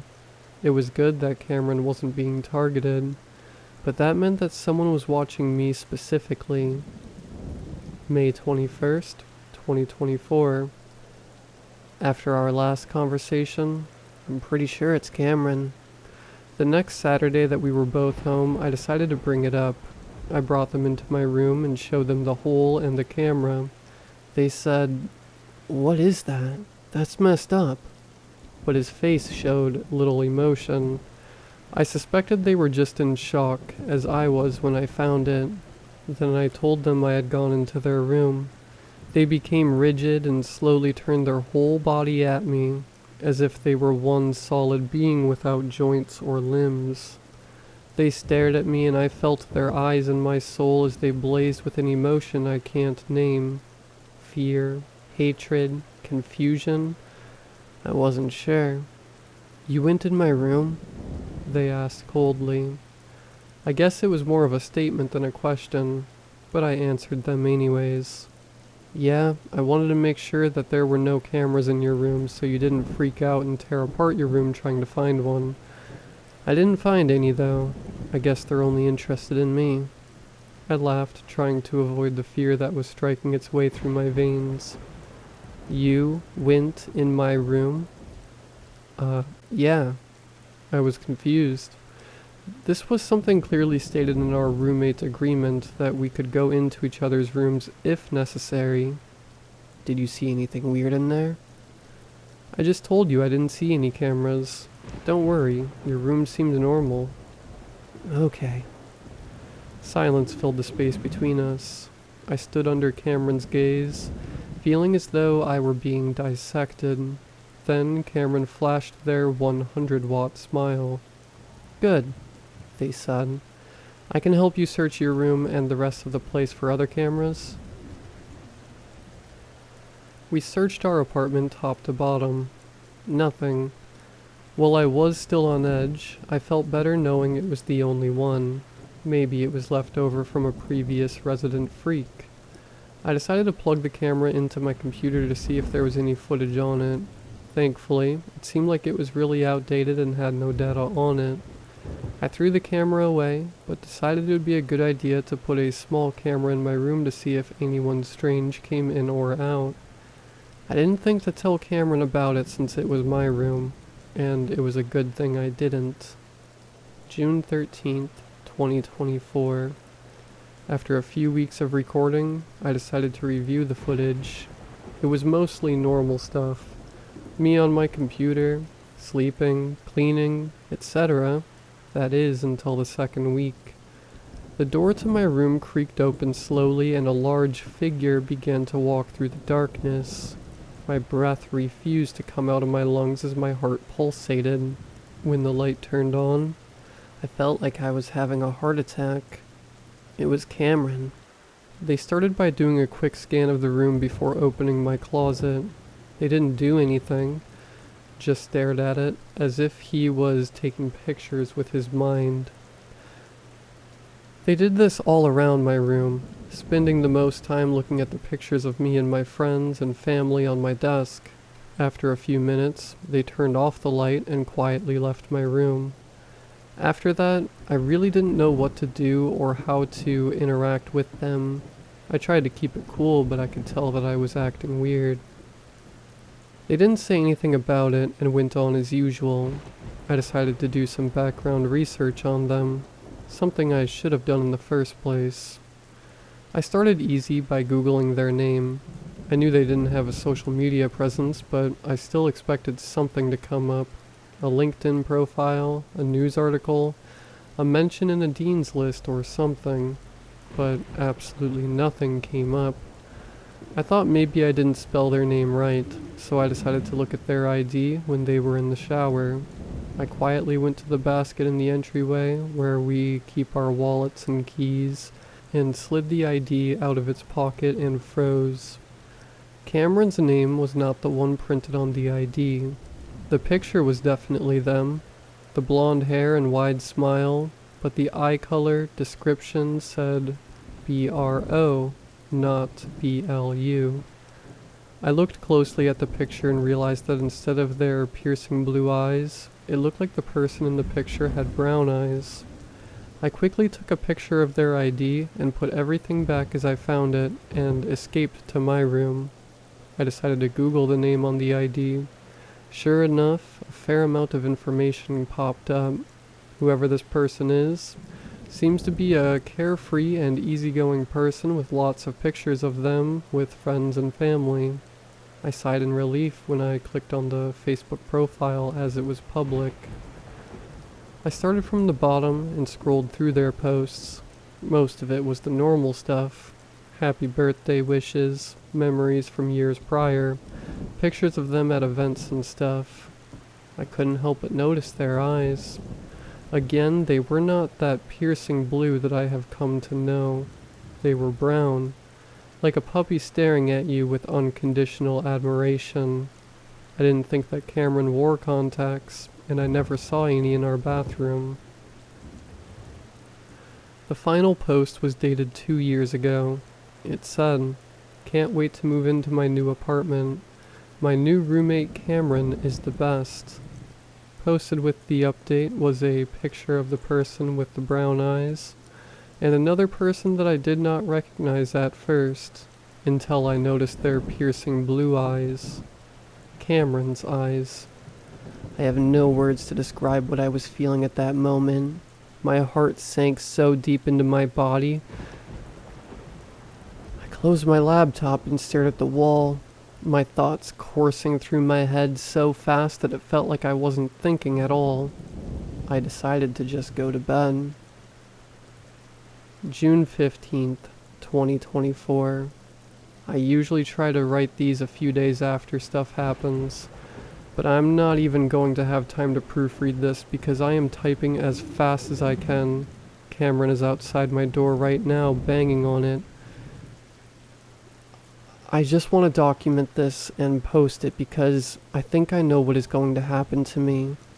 I opened my door a few minutes ago and saw myself standing outside, but this copy of me had those piercing blue eyes that I have become to fear, and I knew in an instant that I had to document my experience as fast as possible. because I don't know how much time I have left. If you're seeing this, tell my friends I love them, and that whatever it looks like I am doing in the future is not me, and to stay away. I wouldn't wish this on anyone. Comments. Update. Hi. I know it has been a while since I posted this, and I have to say I am very embarrassed about it. Turns out our apartment had a carbon monoxide leak and I was hallucinating. I am out of the hospital now. Thankfully Cameron was at work when this happened and came home to find me passed out. I'm not very internet savvy, so I'm not sure how to edit or delete this post, but I did figure out how to comment. I just wanted to update and reassure you all that I am okay. I have decided to move back to my hometown to spend time with my family, to take my mind off of things. Cameron is sad but understanding, and is looking for a roommate. Attached below is a screenshot of their Facebook if you are in the area and looking for a roommate. Image description. Screenshot of a Facebook profile. The picture is of a man in his late 20s with messy brown hair, slightly crooked teeth, and pale blue eyes. The account has no friends or posts.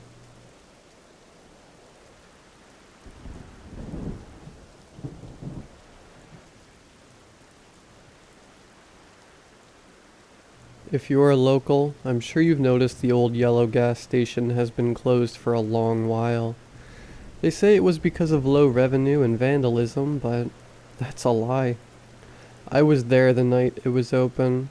I know what happened. I know why the doors are chained shut. If you have driven the Mountain Loop Highway, then without a doubt you've seen the rundown little station on the corner of 20 and 530.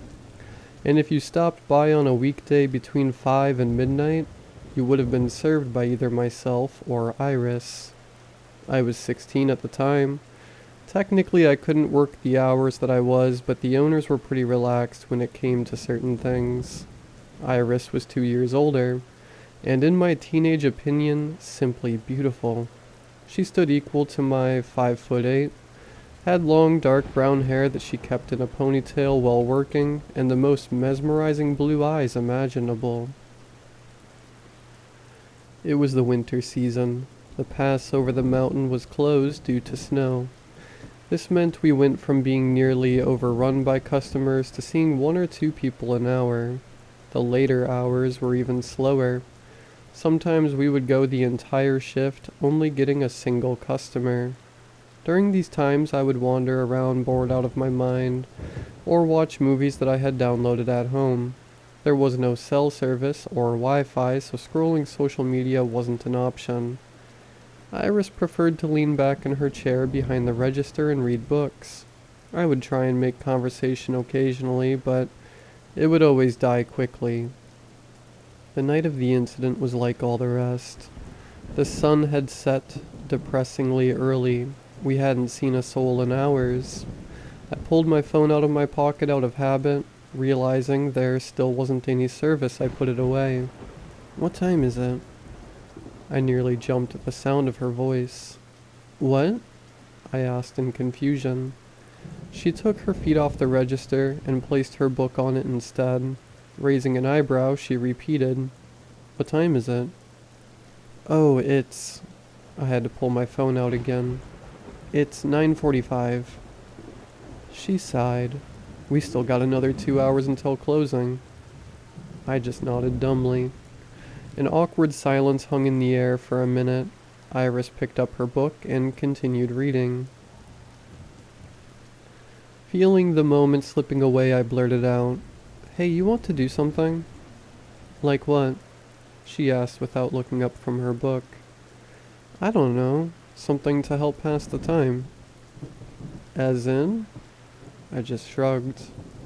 She sighed and put her book down. "Listen, Clyde. We're paid to keep an eye on things and help people buy stuff. Not to goof off or socialize." Her rebuke stung a bit. And it must have shown somewhat because she quickly followed with, "Tell you what, go take the trash out, and I'll check once again if the bathrooms are clean." Then we can inventory the beer cave together. I hated taking out the trash, but it meant we could do something together. Afterwards, it was worth it. Carrying the large black bag over my shoulder, I used my free hand to fumble with the bolt on the rear door. The doorknob never properly latched, so the owners had installed a large gate-style locking bolt. It usually required two hands, one to pull the door closer, and the other to rotate then slide the bolt back. Finally working it free, I pushed the heavy metal door open. In front of me stretched a gravel driveway that led to the highway. At the end of the driveway was a worn green dumpster.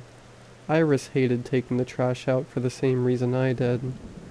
At night there was a single light above the door.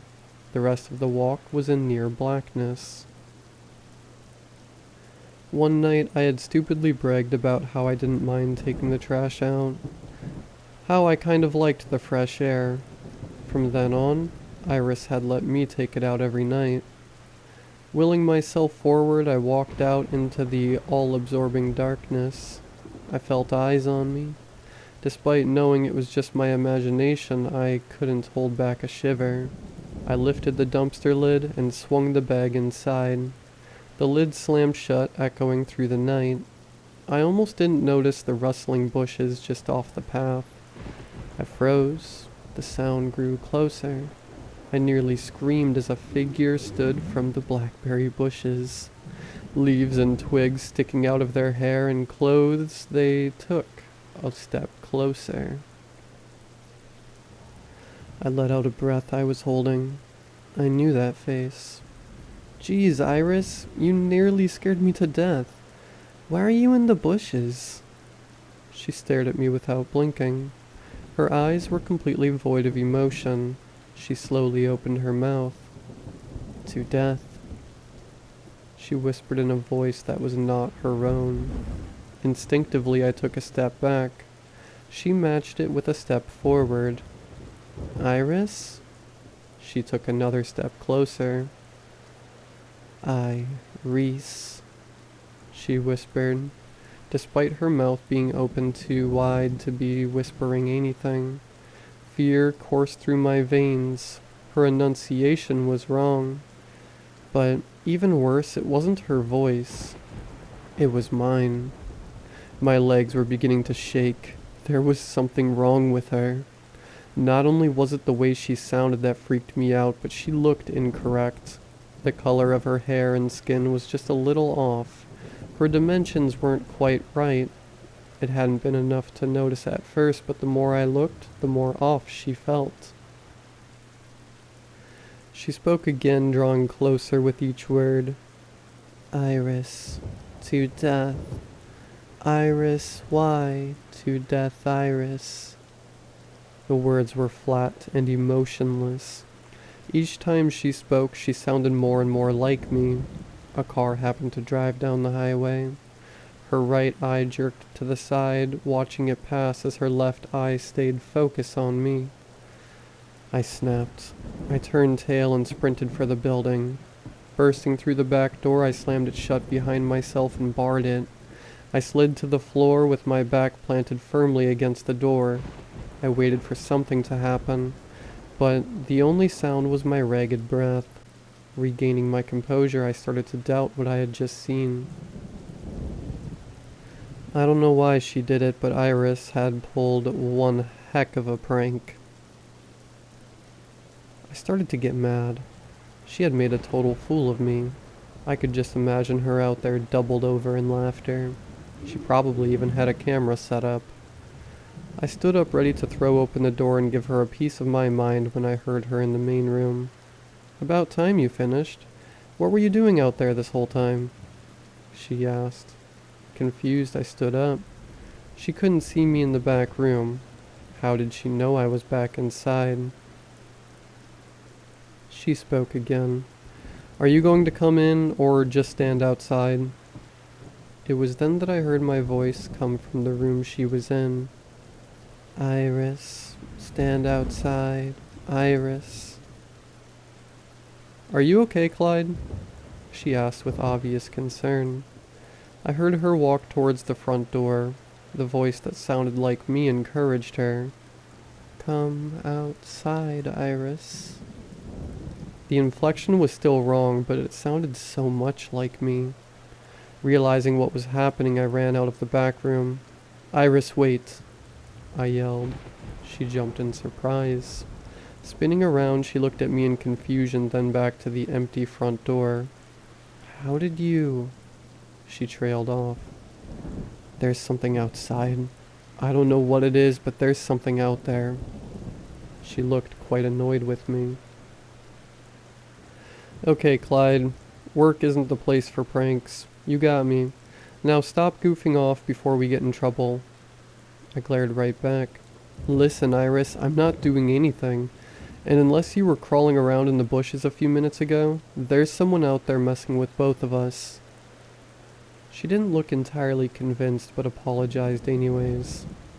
Sorry. I just assumed since it sounded and looked like you that you were behind it. You saw it? I asked.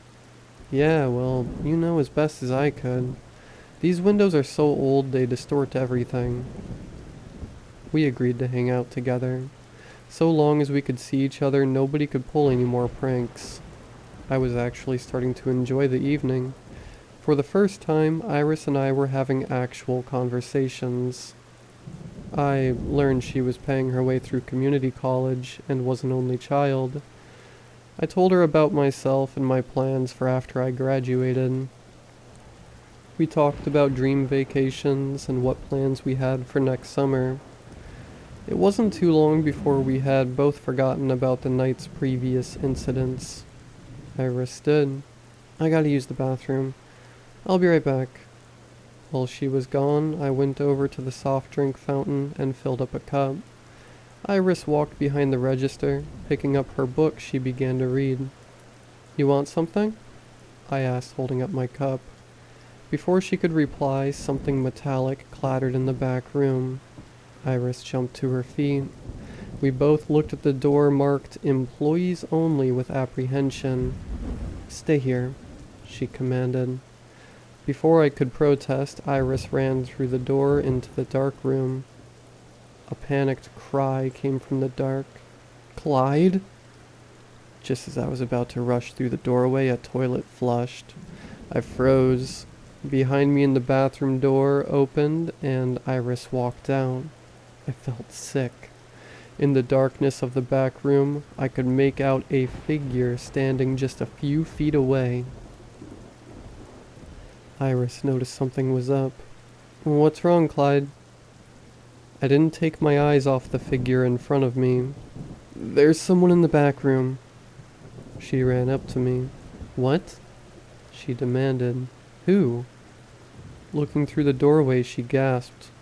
You better leave. We're calling the cops, she yelled.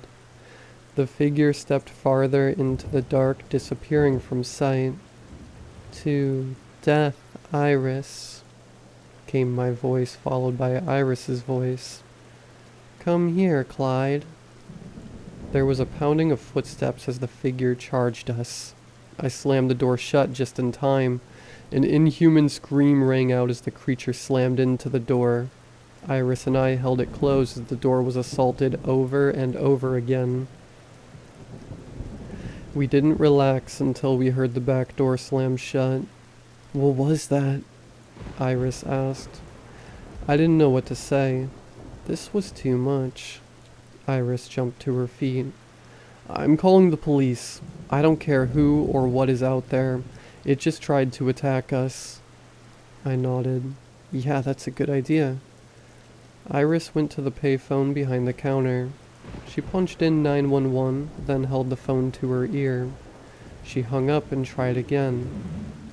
She was muttering. Trying a third time without luck, she slammed the phone back into the receiver. Clenching her fists, Iris groaned in frustration. The phone's dead, Clyde. I felt a knot form in my stomach. This wasn't uncommon. The phone was just as often broken as it was working, but it was really bad timing. Now what? I asked stupidly. Iris threw her hands up. How should I know, Clyde? This isn't exactly in the employee handbook. She slumped down in defeat. Hey, Iris? Yes, Clyde? We don't have an employee handbook. A small smirk played across her lips. I know we don't. With the mood successfully lifted, we went back to our original plan. We would stick together until sunrise. Then we would drive to town and report what happened. That was until a tattered, soft-top fox body Mustang pulled up to the pump. Uh-oh, muttered Iris. We both cautiously peeked out the window. Do you think they're part of the prank? I asked. Iris bit her lip nervously. I don't know. I'm not even sure it is a prank. An old man slowly climbed out of the car. He was balding and wore thin-rimmed glasses. He reminded me of a short, portly teacher I had in middle school. The man fumbled with his wallet, completely unaware of us. After swiping his card, the man stiffened. He looked over his shoulder at something we couldn't see.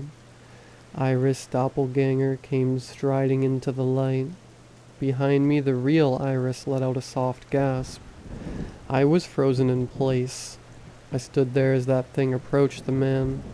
Suddenly, the doppelganger jumped impossibly high and landed on the man's shoulders. He collapsed to the ground under its weight. Iris pushed from behind me to the automatic doors. Her movement snapped me out of my daze and I chased after her. With the opening of the doors, we could hear the man yelling out in pain. The doppelganger had long black fingernails that it was using to try and gouge out the man's eyes. Before we had even made it out the door, the second doppelganger rushed from the dark. It still looked like me, but more battered and dirty. It held a large rock above its head as it ran towards the man. Raising the rock higher, it brought it down on the man's skull. Iris turned and blocked my view, but I still heard the crunch. It sounded like a watermelon landing on a sidewalk from a great height. Iris shoved me back inside. Once the doors closed, she locked them. I chanced a peek outside. The car stood abandoned in the yellow light. All that remained of its owner was a thick red puddle leading into the dark surrounding bushes. Iris looked at me with tear-filled eyes. Clyde, I don't know if we're getting out of here. I didn't know what to say. We just watched someone die. My thoughts were a mess. I hugged her. We stood there holding each other, scared to death. Iris angrily wiped her tears. Come on, Clyde.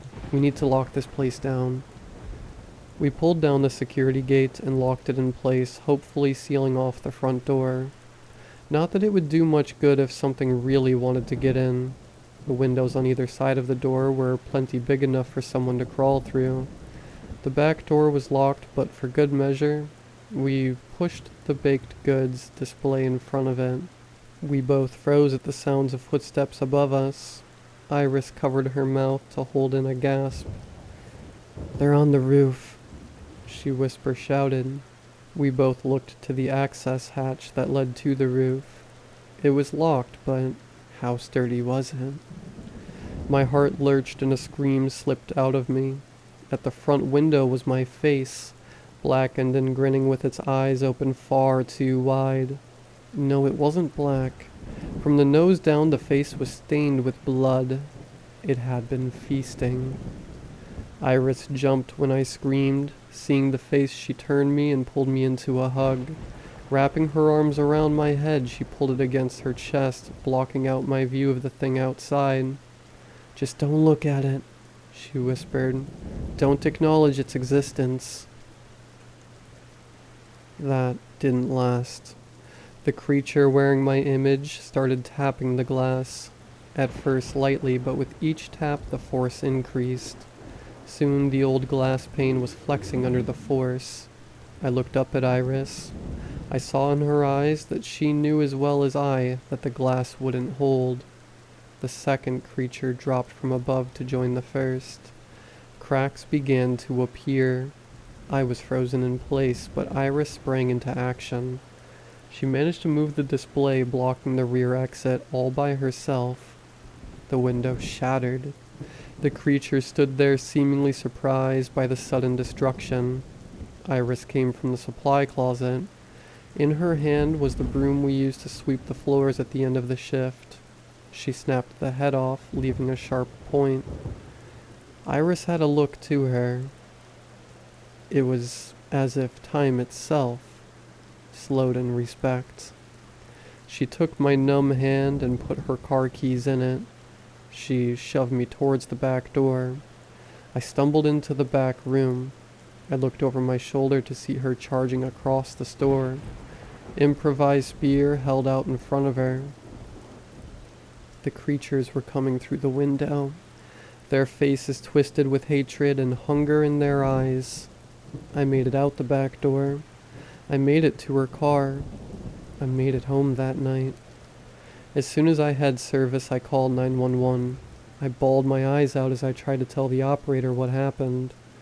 They heard enough. Someone had died at the gas station, and someone else was in danger. The next morning the police came to my door. They cuffed me and drugged me out of the house. I spent hours getting brutally interrogated. Finally, I was able to go. From what I picked up, the officers arrived to the scene. The body of the Mustang owner was mostly consumed and laying next to the store.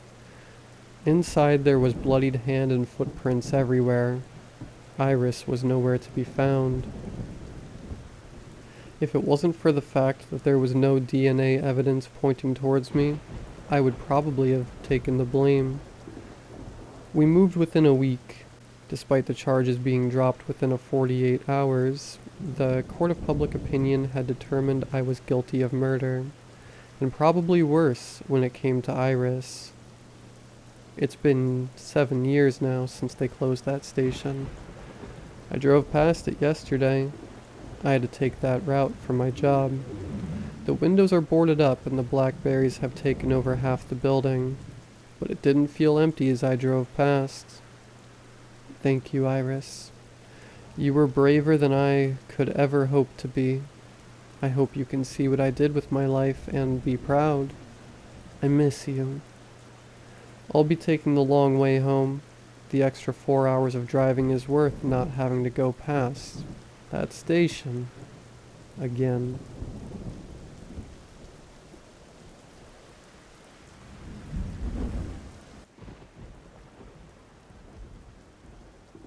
I grew up in a fairly rural area of Virginia. As a kid, I had an obsession for dirt bikes. Watching motocross on TV, the X Games, reading Racer X magazines, it was all I thought about. So when my mom and dad bought me my first dirt bike one Christmas, I was ecstatic. From that moment, my days were consumed with riding that thing. As soon as I got home from school until sundown, you can bet I was in the woods riding. Right behind my parents' house was a huge expanse of woods. There was a trail that ran virtually the entire length of our neighborhood. It was a point-to-point trail, with a few turns, hills, and jumps.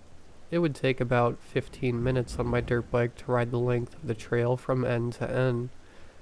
There were no other trails, just this one long trail. When I got to the end, I would just turn around, go back the other way. I would ride back and forth for hours, every day. I ended up learning that trail like the back of my hand, where every tree root was, where every turn was, where every rut was. You get the picture. When I was 13, I started having this reoccurring dream. I would be riding my dirt bike along that familiar trail when suddenly there would be a new intersection, a brand new trail to go down. I would ride down it and come to a large clearing in the woods. In my dream, I had this feeling that when I got to the clearing, I was supposed to be looking for something, finding something there. But every time I got to the clearing, I would wake up. This reoccurring dream continued until I was 14. I left my house one afternoon, hopped on my dirt bike, and began another afternoon of riding back and forth on the trail. I rode around for an hour when it happened. I was heading up a small hill, mindlessly by this point, knowing everything to expect. Coming from the hill, I saw it. The intersection. I locked my rear brakes, causing the rear end to slide sideways slightly.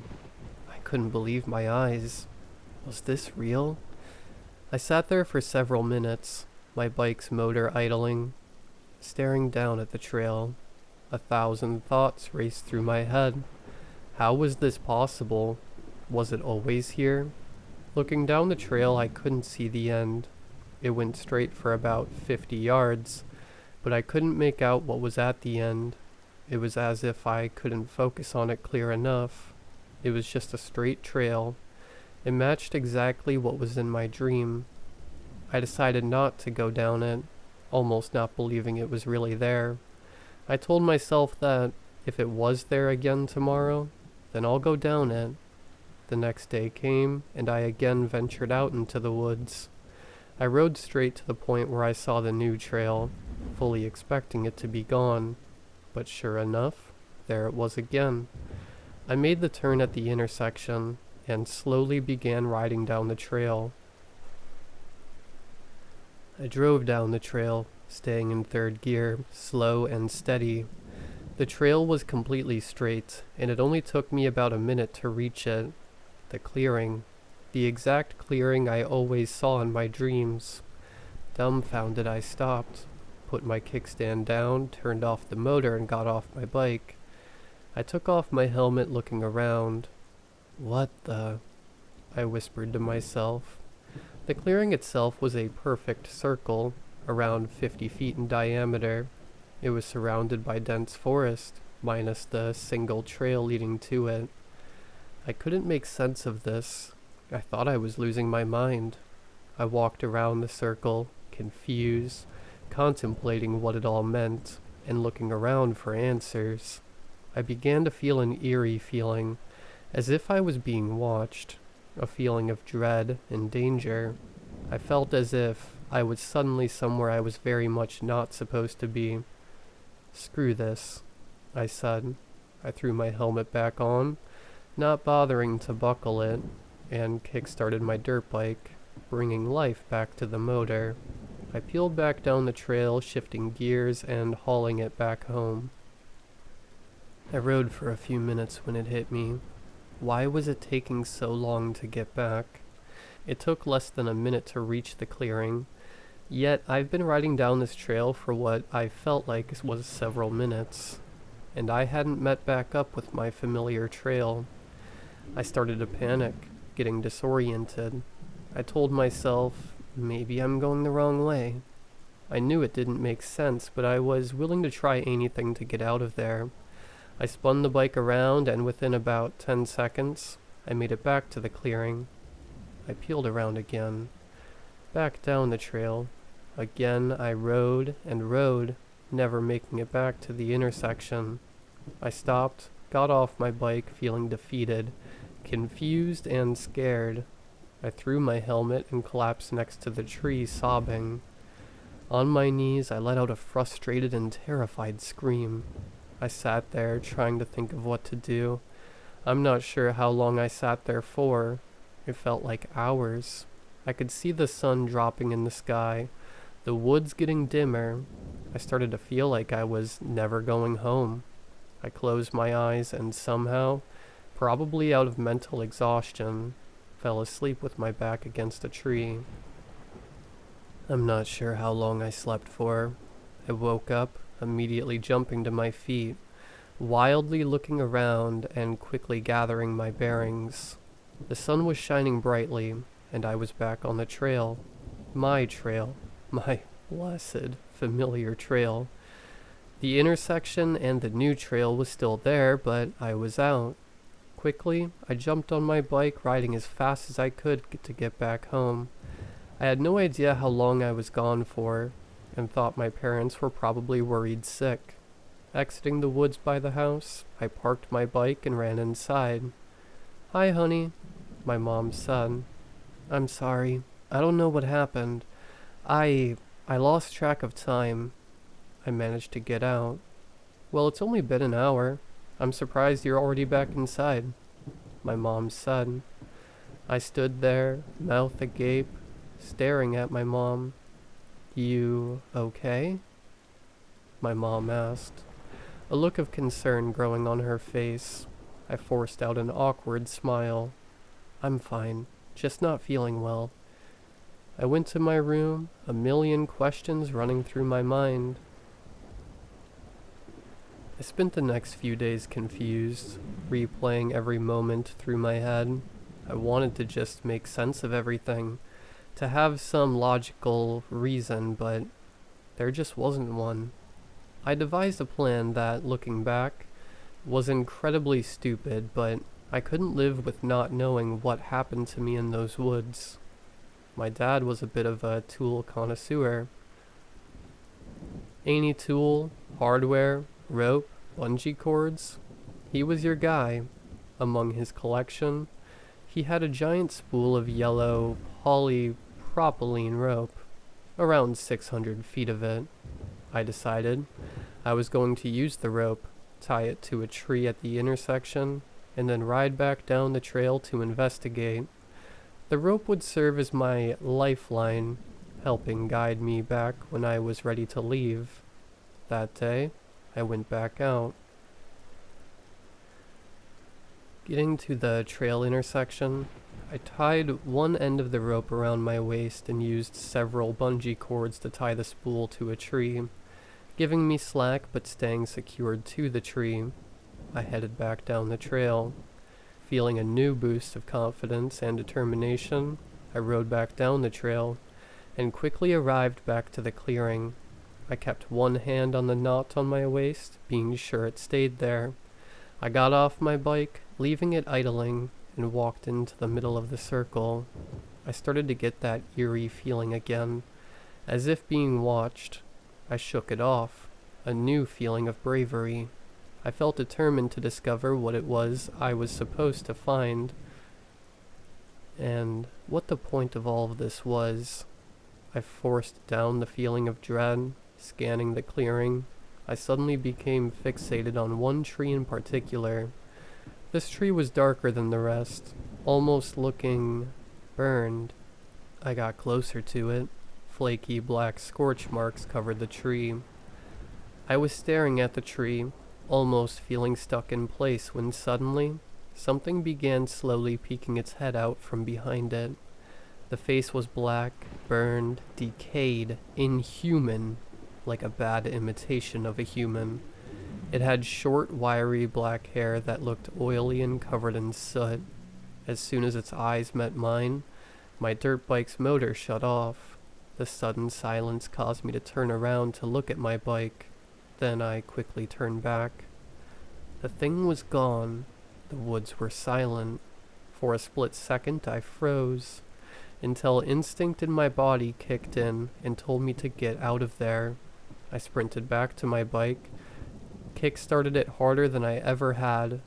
I half expected it to not start, but to my relief, it actually started.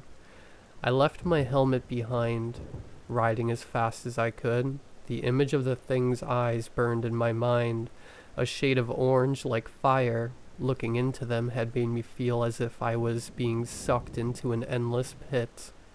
In my haste to leave, I made a fatal mistake. Having walked a good ways past my bike into the clearing, I had created too much slack in the rope when heading back in the opposite direction. I was shifting gears, going faster, faster. Then suddenly the rope caught my chain. My rear wheel locked, and I was sent over the handlebars. Although in pain, I got to my feet as quickly as I could, dirty, limping, a burning pain in my ribs. The rope was still tied around my waist, but it had somehow been severed in the crash. Frantically, I looked around for the rest of the rope, the end that would lead me back, but it was gone. I ran back to my bike, trying desperately to get the pieces of rope out of my chain and sprocket, when I saw it. Movement from the corner of my eye.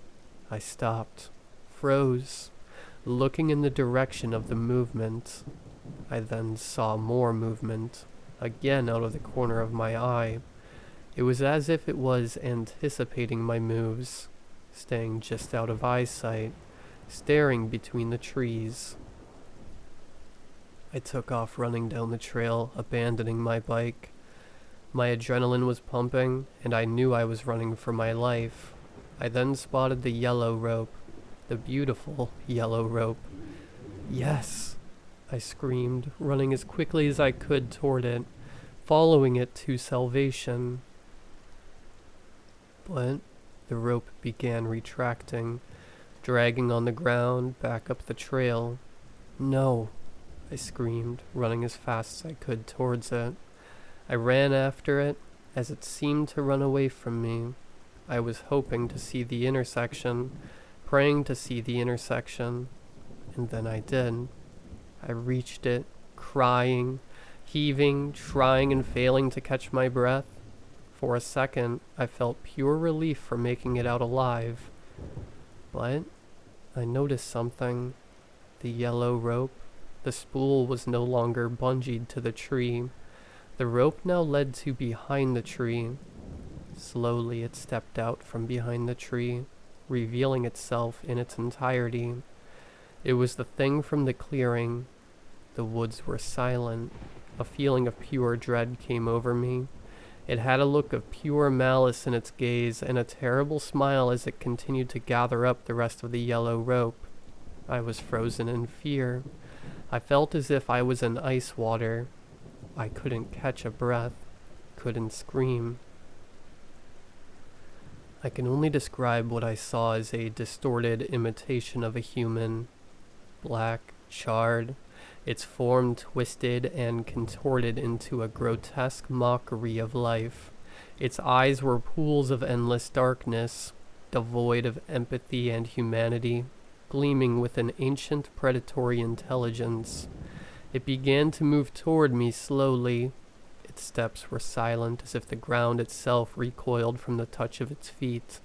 The air around me grew cold and carried the stench of decay. With each movement, its body shifted and rippled, as if it was struggling to contain its own shape. Its presence filled me with overwhelming dread, a primal fear that seized my entire being.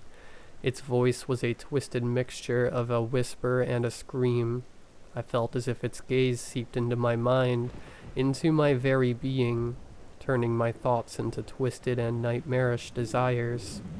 As it approached closer and stood over me, I knew I was going to die. Everything went black. I woke up back on my familiar trail. The intersection was gone. The rope was gone. No trace of anything was left. In shock and in pain, I walked back home. In the end, I told my parents I had crashed my dirt bike and wasn't strong enough to push it back home. My dad went back into the woods to look for it, but never found it. I didn't care. I was never going to touch another dirt bike for the rest of my life. Since then, everything felt different. I felt like something was missing in me, as if that thing took something from me. I felt unable to enjoy anything, unable to have relationships, unable to care. I couldn't sleep. I didn't feel tired. I couldn't feel anything. I didn't know what to do. I just felt like a shell. That Christmas, my family and I were getting ready to leave for a Christmas tree farm, an annual tradition that used to bring me excitement. My parents were trying their best. They saw the change in me.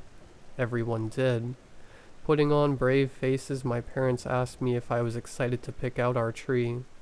I wasn't excited. I couldn't be excited about anything anymore. Sure, I said, trying my best to sound convincing. Before we left, my dad was digging in the garage looking for something. "Hey bud, have you seen my yellow rope?" The question sent me into a flashback of full terror, leaving me screaming, sobbing, and begging for help, begging for it to stop. From then on, I spent years in and out of therapy and institutions. I'm an adult now, but I've never shaken the feeling of pure emptiness. I decided I'm going to go back to my childhood home, back to that familiar trail that I can still remember like the back of my hand. If the intersection is there, I am going to go down it. I'm going to kill that thing and get back the piece of myself it took. If it kills me, taking the rest of me, so be it. Either way, I'm going to be free of this.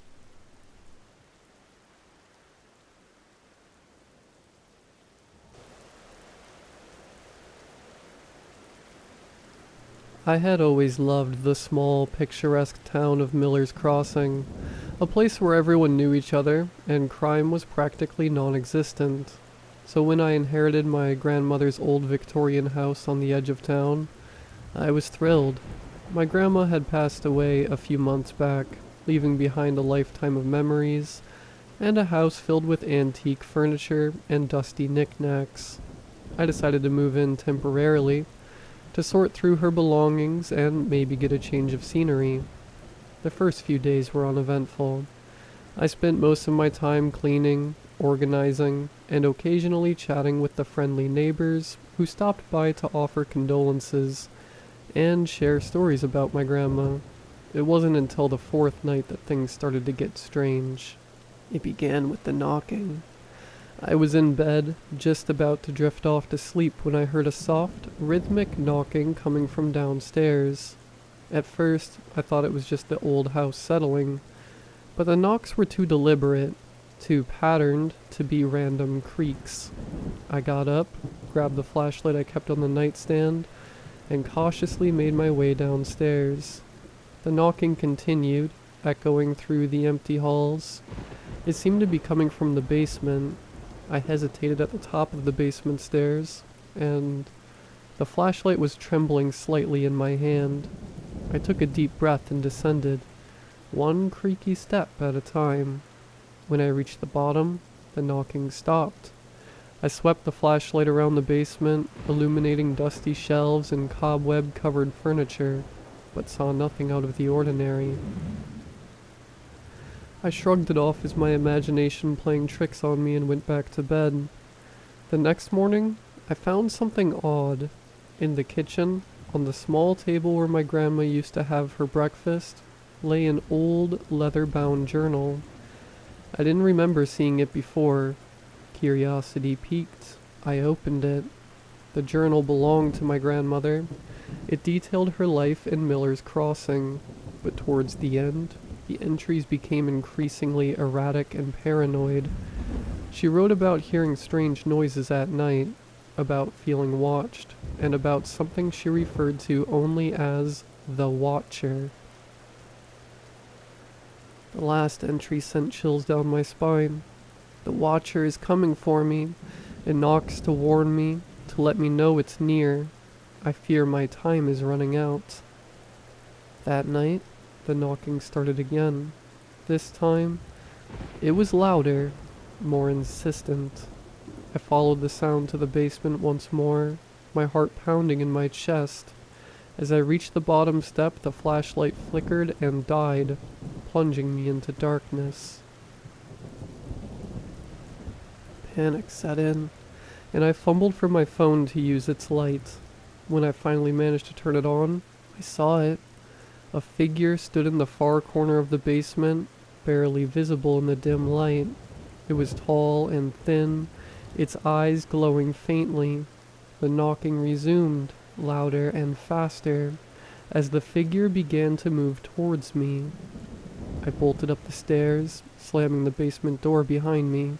I could still hear the knocking, now accompanied by a low, guttural growl. I didn't sleep at all that night, my grandmother's words echoing in my mind. The Watcher is coming for me. The next day I packed up my belongings and left Miller's Crossing, vowing never to return. I don't know what the Watcher was or why it haunted my grandmother, but I couldn't shake the feeling that it was still out there, somewhere, waiting. To this day, I sometimes wake up in the middle of the night to the sound of knocking. and I wonder if the Watcher has finally found me. After I left Miller's Crossing, I thought I could leave the Watcher behind. I moved back to the city, renting a small apartment and trying to put the past behind me. Life returned to normal, or at least as normal as it could after such an ordeal, but the knocking never truly left me. It would come sporadically, always at night, always when I was alone. Months passed and I started to believe it was all in my head. I even started seeing a therapist who assured me that trauma could manifest in strange ways. I was beginning to feel more at ease, starting to think that maybe, just maybe, I could move on. Then, one evening, I received a package in the mail. There was no return address, just my name written in a neat, old-fashioned script. I hesitated before opening it, a sense of dread creeping over me. Inside the package was an old photograph of my grandmother standing in front of the house in Miller's Crossing, holding a baby. I recognized the baby as myself. Attached to the photo was a note. "You can't escape what's in your blood." I dropped the photo and stepped back, my mind racing. How could someone know about the Watcher? My grandmother never spoke of it to anyone, and I had kept my own experiences to myself. That night, the knocking returned, louder and more persistent than ever. It seemed to come from all around me, echoing through the apartment. I tried to ignore it, to convince myself it was just my imagination, but the sound was unmistakable. Then came the growling. I couldn't stay in my apartment. Grabbing only my keys and my phone, I fled, driving aimlessly through the city until I ended up at a 24-hour diner. I sat there, drinking coffee and trying to calm my nerves until the sun came up. Over the next few days, I researched everything I could about the Watcher. I dug through old town records, folklore websites, and anything that might give me a clue.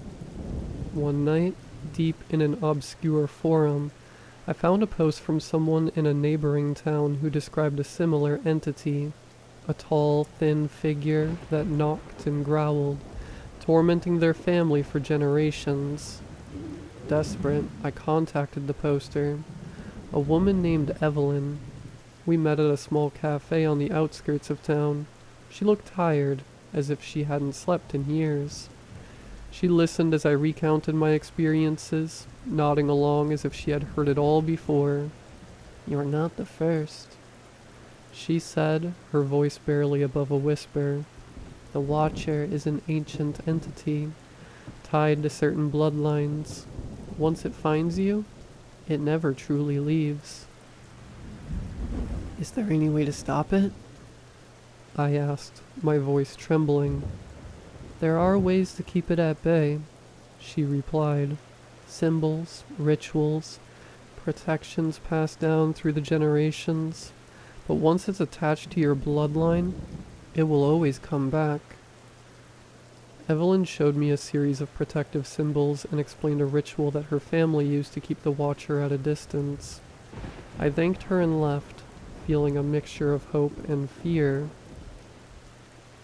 That night, I performed the ritual and placed the symbols around my apartment. The knocking didn't come, and for the first time in months, I slept peacefully. But peace was fleeting. A few weeks later, I found a new note on my kitchen table. "You can't hide forever." I realized then that I couldn't run from the Watcher. It would always find me, no matter where I went or what I did.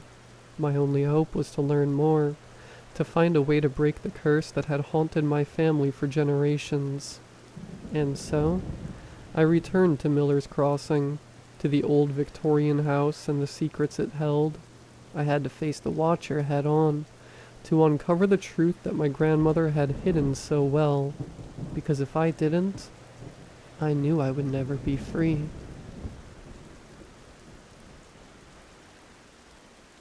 Returning to Miller's Crossing felt like stepping back into a nightmare. The old Victorian house loomed ominously at the end of the street. its windows dark and lifeless. I parked my car and stared at it for a long moment, summoning the courage to go inside. The protective symbols and rituals Evelyn had taught me were my only defense against the Watcher, and I clung to them like a lifeline. The house smelled of dust and decay, as if it had been abandoned for years rather than months. I made my way to the basement, the air growing colder with each step. The door creaked as I opened it, and I felt a chill run down my spine. The basement was just as I had left it, filled with old furniture and boxes of my grandmother's belongings. I set up candles around the room, placing the protective symbols in a circle. I began the ritual, chanting the words Evelyn had taught me. The air grew heavy and I felt a presence watching me from the shadows. The knocking started again, but this time it was different, more insistent, more demanding. As I finished the ritual, the candles flickered and went out. The room plunged into darkness and I heard the growling, closer than ever before. My flashlight flickered to life and I saw it, the Watcher standing at the edge of the circle. Its eyes glowed with a malevolent light, and its form seemed to shift and waver.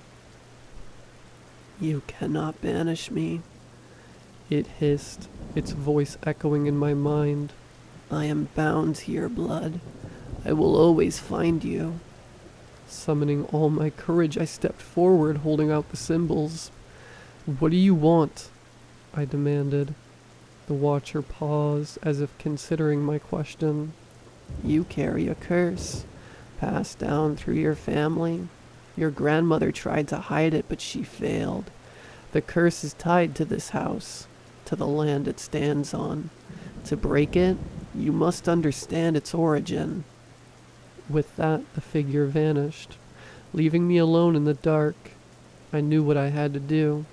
I spent the next few days combing through my grandmother's journals and old town records, piecing together the history of the house and my family.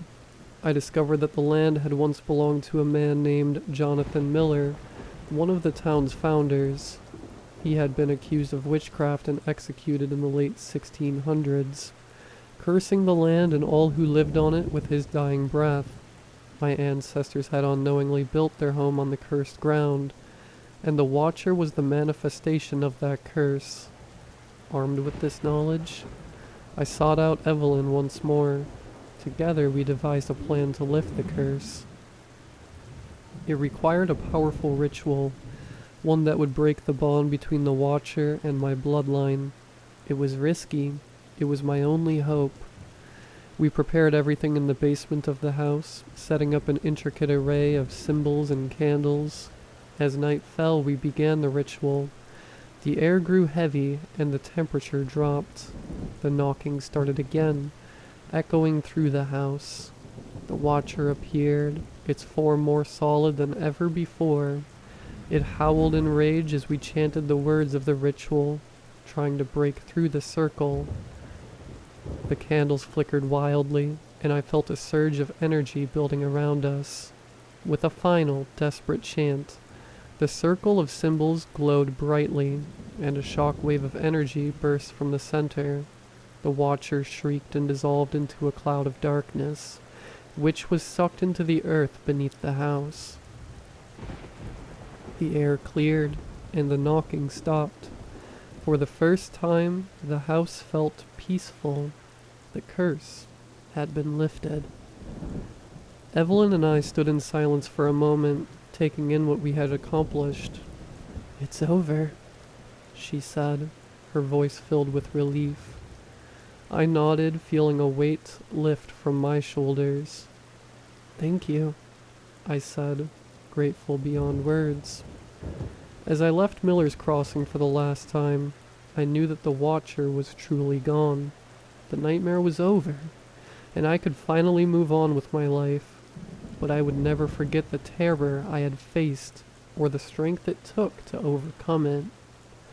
The past would always be a part of me, but now, at least, it wouldn't control my future.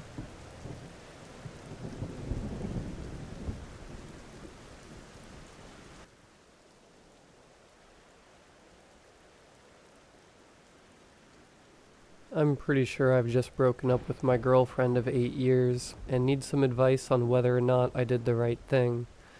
I've tried talking to my friends and family about what's been happening over the last month, but every time I open my mouth, I struggle to work out what to say or how to begin. They all know Sam, and if I told them how she's been behaving, I'm not sure they'd believe me. They'd probably just tell me that it's all in my head. And maybe it is, but right now, that feels irrelevant. I'm just glad it's over. Before I get into the story proper, I want to talk about my relationship with Sam a little bit. Most couples, especially young ones, don't make it to their 8th anniversary, and if they do, they're often drifting apart. This wasn't the case with me and Sam, at least not from my perspective. I still loved her, and it seemed as if she still loved me. We spent all our time together. We made each other laugh. We had sex on a regular basis. We were even talking about having kids. That's what made her behavior so shocking. I didn't see it coming at all. The first time it happened, we were in bed. We'd both had a long day and were pretty tired, so after a quick dinner, we dragged ourselves upstairs. She went through her usual nighttime routine, washing her face, moisturizing, applying various creams and lotions that I can never remember the name of, and then she read for a bit. She only managed about 5 pages before her head started to nod. I remember taking the book from her hands, kissing her on the forehead, and reaching for the light. And it was then, as I turned, that I heard it, a raspy whisper. At first I thought Sam had said the name Elizabeth, so I asked, "What was that?" But she just replied, "Hmm?" or something similar. She was on her side, facing away from me, and sounded almost drunk with tiredness. "Don't worry," I said, turning off the light. To be honest, I didn't think much of it that first time. I wasn't even sure she'd made the sound. I told myself it was a noise from outside, or maybe something to do with the plumbing.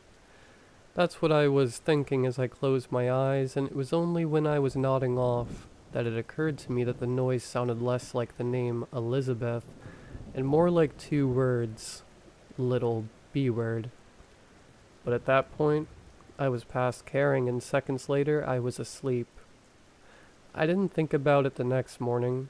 We both got up and showered, made breakfast together, and then headed to our separate offices. I had back-to-back calls all morning, so I didn't have time to think about anything but marketing budgets until lunch. When I came downstairs, Sam had prepared a caprese salad. It was a nice day, so we ate outside in our tiny garden. She complained about her clients, and we talked about maybe visiting her mother at the weekend, as she was ill. Everything was normal, and when I got back to my desk, I whiled away the afternoon, half-heartedly reviewing ads for our next campaign. At 4, I clocked off early and went down to the living room. Sam usually worked until 5:30 or 6, so I thought I'd watch Netflix while I waited. Her office is next to the living room, so I tend to turn the volume down while she's working. Anyway, I chose a show. Chef's Table, I think it was, and zoned out watching some American guy make pizza dough. I was just about to start the second episode when I heard a noise. Right away I was transported to the previous evening. It was the same raspy whispering, maybe a little louder this time, and instead of 1 word, it sounded like a whole conversation. It was coming from her office. I turned the TV off, and the whispering seemed to grow louder. I couldn't hear any actual words, just a crackly hum. I called her name, but she didn't reply, so I got up and walked towards her office. She didn't look around when I entered. The room was silent. I don't remember exactly what we said, but it was something like, "Me. Hey, Sam. What's up?" She didn't turn around. I remember that. Just kept looking at her screen. Me. Did you say something? Nope. Weird. I thought I heard something. Like whispering. Whispering? Yes. Were you watching something? Nope. Maybe it came from downstairs. Maybe. She turned around then and smiled. I'll only be another 20, she said. Okay. Moments later, I was back on the couch, and when Sam joined me, the rest of the evening was normal. We had dinner, watched TV, went to bed, and when I reached for the light, there was no weird noise. Even so, I lay awake for at least an hour. I was certain that the whispering had come from Sam's office, which made me think she definitely said something when we were in bed the night before. My first thought, and don't judge me for this, was that there was something wrong with her. She'd been under a lot of pressure at work, and maybe this was some reaction to stress. I decided that if it happened a third time, I would bring it up with her. I didn't have to wait long. The following day, she went into the office and then went for drinks after work. My day was uneventful, although the house felt oddly creepy given what had happened over the previous 2 days. Sam came home around 12. I feigned sleep when she came in, and she didn't wake me. I could tell from the way she was moving and taking off her clothes that she was pretty drunk, and I expected her to do what she usually did. Fall asleep in sub-0 seconds, and then maybe snore for a bit. But she didn't. When she got into bed, she went silent. Minutes passed. Normally, this would have put me at ease. No snoring tonight. But that night, it seemed ominous. Even so, after about half an hour, I started to drift off. I was on the brink of unconsciousness when I heard it. 2 words, whispered directly in my ear, so close I could feel her breath on my cheek. Little B word. I scrambled for the lamp and almost fell out of bed. Eventually, I hooked the switch and the lights flickered on. I turned to look at Sam. She was facing away from me and appeared to be asleep. Sam? I said. No reply. I repeated her name louder this time, then a third time. I shook her shoulder hard. What? She said. She sounded groggy, but I could tell she was angry. What was that? I said. She rolled over. What was what? You just whispered in my ear. No, I didn't. You did. Mark, I was asleep. I think that was the first time I considered there may be something wrong with me. I heard something, I said. Sure you weren't dreaming? No, I said. I mean, yes, I'm sure I wasn't dreaming. Well, I didn't say anything. She rolled over again. I weighed my options. Okay, sorry, I said eventually. She didn't reply. I rolled onto my back and looked at the ceiling. There were 2 possibilities. Either one of us was losing our mind, or she was lying. And if she was lying, she was either messing with me or tormenting me. The former seemed unlikely. Sam didn't go in for practical jokes. So she was tormenting me. The question was, why? There was only one reason that I could think of. Almost a year before all of this started, I had cheated on Sam. It was stupid, cliché of a situation. I'd gone for after-work drinks with some colleagues, and after countless pints, I'd ended up kissing someone. I won't say who, as I don't want to get them into trouble, but it meant nothing, and I wasn't even the one who instigated it, if that makes any difference. You probably think I'm a horrible person, but I meant everything I wrote earlier. I loved Sam, still do, and see the kiss as nothing more than a stupid, drunken, one-time thing. I wasn't about to embark on some kind of affair. Even so, I didn't tell Sam about it. She has always had a zero-tolerance policy on infidelity, and I was certain that if she found out, she'd leave me. But what if she had found out? and this odd behavior was her way of punishing me. I barely remembered the kiss, but I knew that it happened outside a pub in Covent Garden, not exactly discreet. One of my colleagues could have seen us, or one of our friends maybe. Perhaps word had gotten back to her, and instead of lashing out, she decided to torture me instead. It didn't seem like something Sam would do, but I knew how she felt about cheating, and to be honest, the alternative, impending madness, seemed more frightening. The next morning we had breakfast together in the living room. This wasn't unusual. We like to carve out moments together away from our desks. She didn't mention what had happened the night before, and I didn't bring it up. I'd decided I was going to tell her about the kiss, but in the moment I bottled it.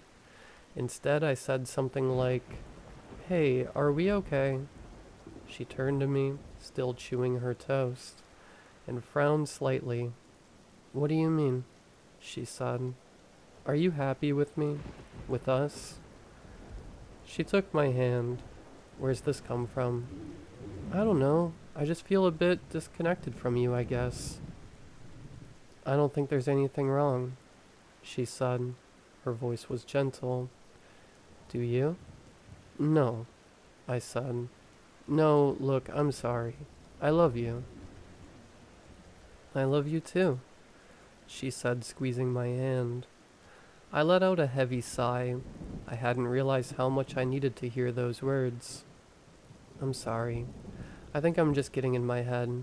Probably spent too much time in the house this week." She smiled. "Let's go for a walk at lunch." And then she went back to her toast. At first I felt good, as if we'd cleared the air, but I quickly realized that nothing had changed. She didn't know about the kiss, or if she did, she wasn't willing to bring it up. Complete mental breakdowns was still a possibility. The following week passed without incident. There was no whispering between rooms, no late-night verbal abuse.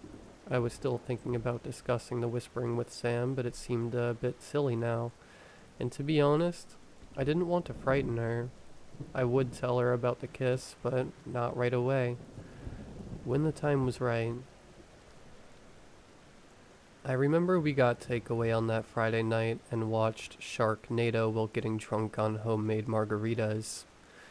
2 days later, I left our flat, and I haven't been back since. As with other incidents, there was no build-up to what happened on Saturday night. We'd spent the day in London, visiting a gallery and having some drinks with friends. We came home, had sex, and then went to bed. I was woken up around 2 a.m. I heard the whispering again, but it was different this time, like a rhythmic chant. Little B word over and over and over. I immediately groped for the lamp and snapped it on. The voice fell silent. I turned to question Sam, but to my surprise, she was gone. Her side of the bed was neatly folded down, which was odd, as I'd seen her get under the covers. I called out her name, but she didn't reply. My first thought was that she was in the bathroom, but the door to our ensuite was open and the room was dark. "Sam?" I called again. And then I saw her, or rather, I saw her eyes. Our bedroom opens out onto a small landing that leads to a staircase. That night the bedroom door was open, and from the glow of the lamp, I could just about make out the banisters and the shadowy stairwell. And there she was. She was peering between the banisters. I don't know how else to describe it. I could only see the top half of her head from the nose up, but the light was catching her hair and reflecting off her eyes. She was staring at me between the wooden bars. No, not just staring. Glaring. "Sam?" I said again, whispering this time. She didn't reply. I sat in bed for a while. I'm not sure how long. She didn't move or look away. She continued to stare. She didn't blink. Her eyelids seemed to have disappeared completely. I got up and stood beside the bed. Her eyes followed me, but her head was perfectly still. I won't lie. I was afraid. I took one step and then another, her eyes moving ever so slightly to cover my movements. I wanted to look away, but I was mesmerized. It was like staring at a stranger, and although her eyes were wide and intense, they were also dull and empty, like those of a drunk. "Sam?" I said again. She was standing in the doorframe now, about to step into the hall. I reached for the light switch, but didn't press it. I was truly terrified, too scared to breathe. The switch felt like a trigger. When I pressed it, she would start screaming, run at me, pull me down the stairs, and smash my head against the steps. But those eyes, she was still staring at me, unblinking, unmoving, turning the dial on my fear until I could barely move, hardly think.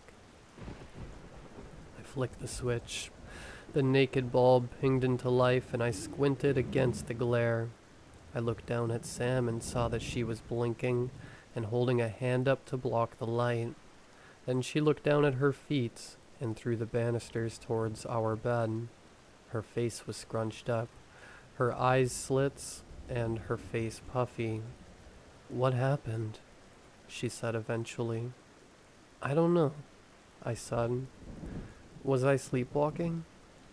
"I don't know." Something about my voice must have betrayed my fear or my suspicion. "Are you okay?" she said. "Yeah, fine." She moved to touch me, but I flinched away. "What's up?" she said. I could tell she was hurt and annoyed. "You were whispering again." "What?" Her face fell, and I saw something in her eyes. Disbelief, maybe, and something else. Defensiveness. "What was I saying?" "It doesn't matter," I said. "Mark, come on." She was fully awake now, and her eyes were bright. "Look, we're tired. Let's go to sleep." She nodded, but I could tell she was still upset. "I'm going to sleep on the sofa." "Really?" she said. I nodded and headed to the spare room for bedding. When I moved back to the landing, she'd closed the door and the bedroom light was off. I didn't sleep the rest of that night, and in the morning I told her everything. About the kiss and the 2 words she'd been saying over and over again. Naturally, she focused on the kiss, and when I stupidly told her that it didn't matter, and that the whispering was more important, she just became more angry. Eventually, I offered to leave, and she agreed that I should. A week passed with no word. I wrote out a few messages, apologies, and longer, more argumentative messages about the whispering, but I didn't send any of them in the end. I kept thinking about the glaring, the whispering. Was that how she really felt about me? And if she hadn't known about the kiss, then why did she feel that way? What had I done wrong? It could have been a subconscious thing, or maybe it was senseless and random, but I realized it had affected me. I wasn't ready to go back to her. I couldn't face the idea of sharing a bed with her. I eventually messaged her saying I needed to take some time. She thought that was a good idea. That was 3 weeks ago. She hasn't been in touch since. I'm not sure if we've broken up or if we're on a break, but I don't see myself shaking this feeling anytime soon. There are moments when I think I overreacted, and maybe I should have been more sensitive. Maybe she is suffering some sort of episode and she needs my support. But then I remember what it was like in that room when she was glaring at me. The tone of her voice when she whispered those 2 words in my ear. Knowing that someone else has experienced something like this would be of great help. I've had a look online and can't find anything. It wasn't sleepwalking. Not really. And I don't think I'm losing my mind. Like I said, I do love Sam, and still want to be with her, but I need answers before I can move forward. Please, message me in the comments section below.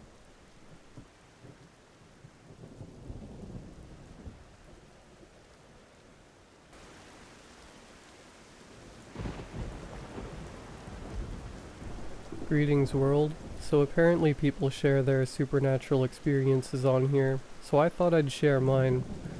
Okay, so before I begin, let me start with some basic information.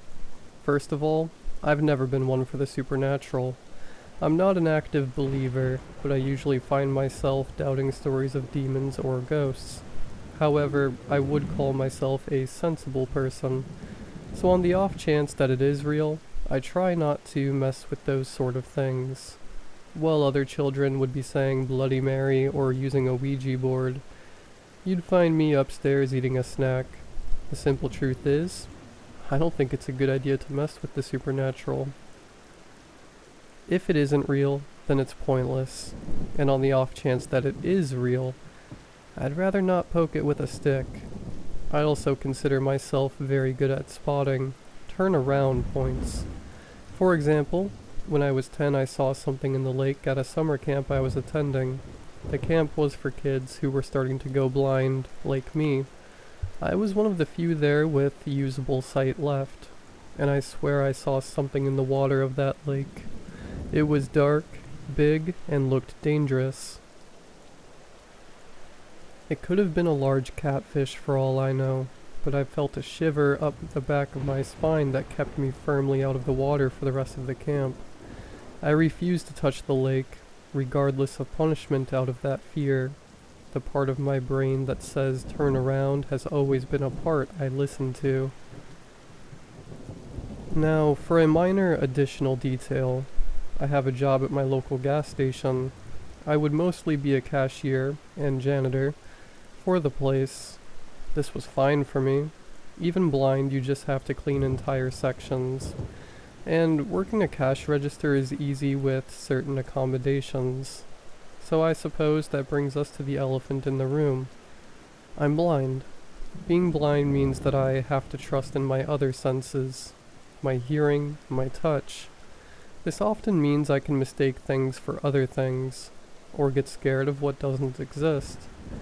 Once, for example, I mistook my mother doing some maintenance on our lawnmower as a growling dog. So yeah, I recently acquired a coworker on my shift. His job is to just maintain the shelves, make sure people who need assistance can get gas, and do all the stuff I won't do. It's just the two of us, working that 6-hour shift every day, including weekends. I don't know why he works all week. I do so because I have nothing better to do. His name was Joe, and we worked together. It has been a week since Joe started working with me, but something is off about him. He's incredibly quiet, and doesn't speak unless spoken to. This has become a bit of a problem for me, since I can only detect him when the gas station is quiet, and I hear him moving and breathing. To mention ages, I'm about 20, whereas he, I'm told, is 23. We rarely talk, and even then it's usually nothing but a quick exchange of sentences started by me. I'll yell out Joe, hear him say yeah from somewhere around the store, and ask him either to do something, help me with something, or help a customer. He rarely says more to me than, of course, and I'll do that for you. His voice is quiet and thin, often as low as a whisper. He really doesn't make it easy on me to find him in the store, but I try. The way I met him was my boss showing up the evening of my shift and saying, "This is Joe. He's going to be working with you, Marcus." I've worked this shift alone for a year now, so I wondered why he was there, and I asked her, "Well, we need someone to cover for those areas where you're weak," was her main reason. I accepted this.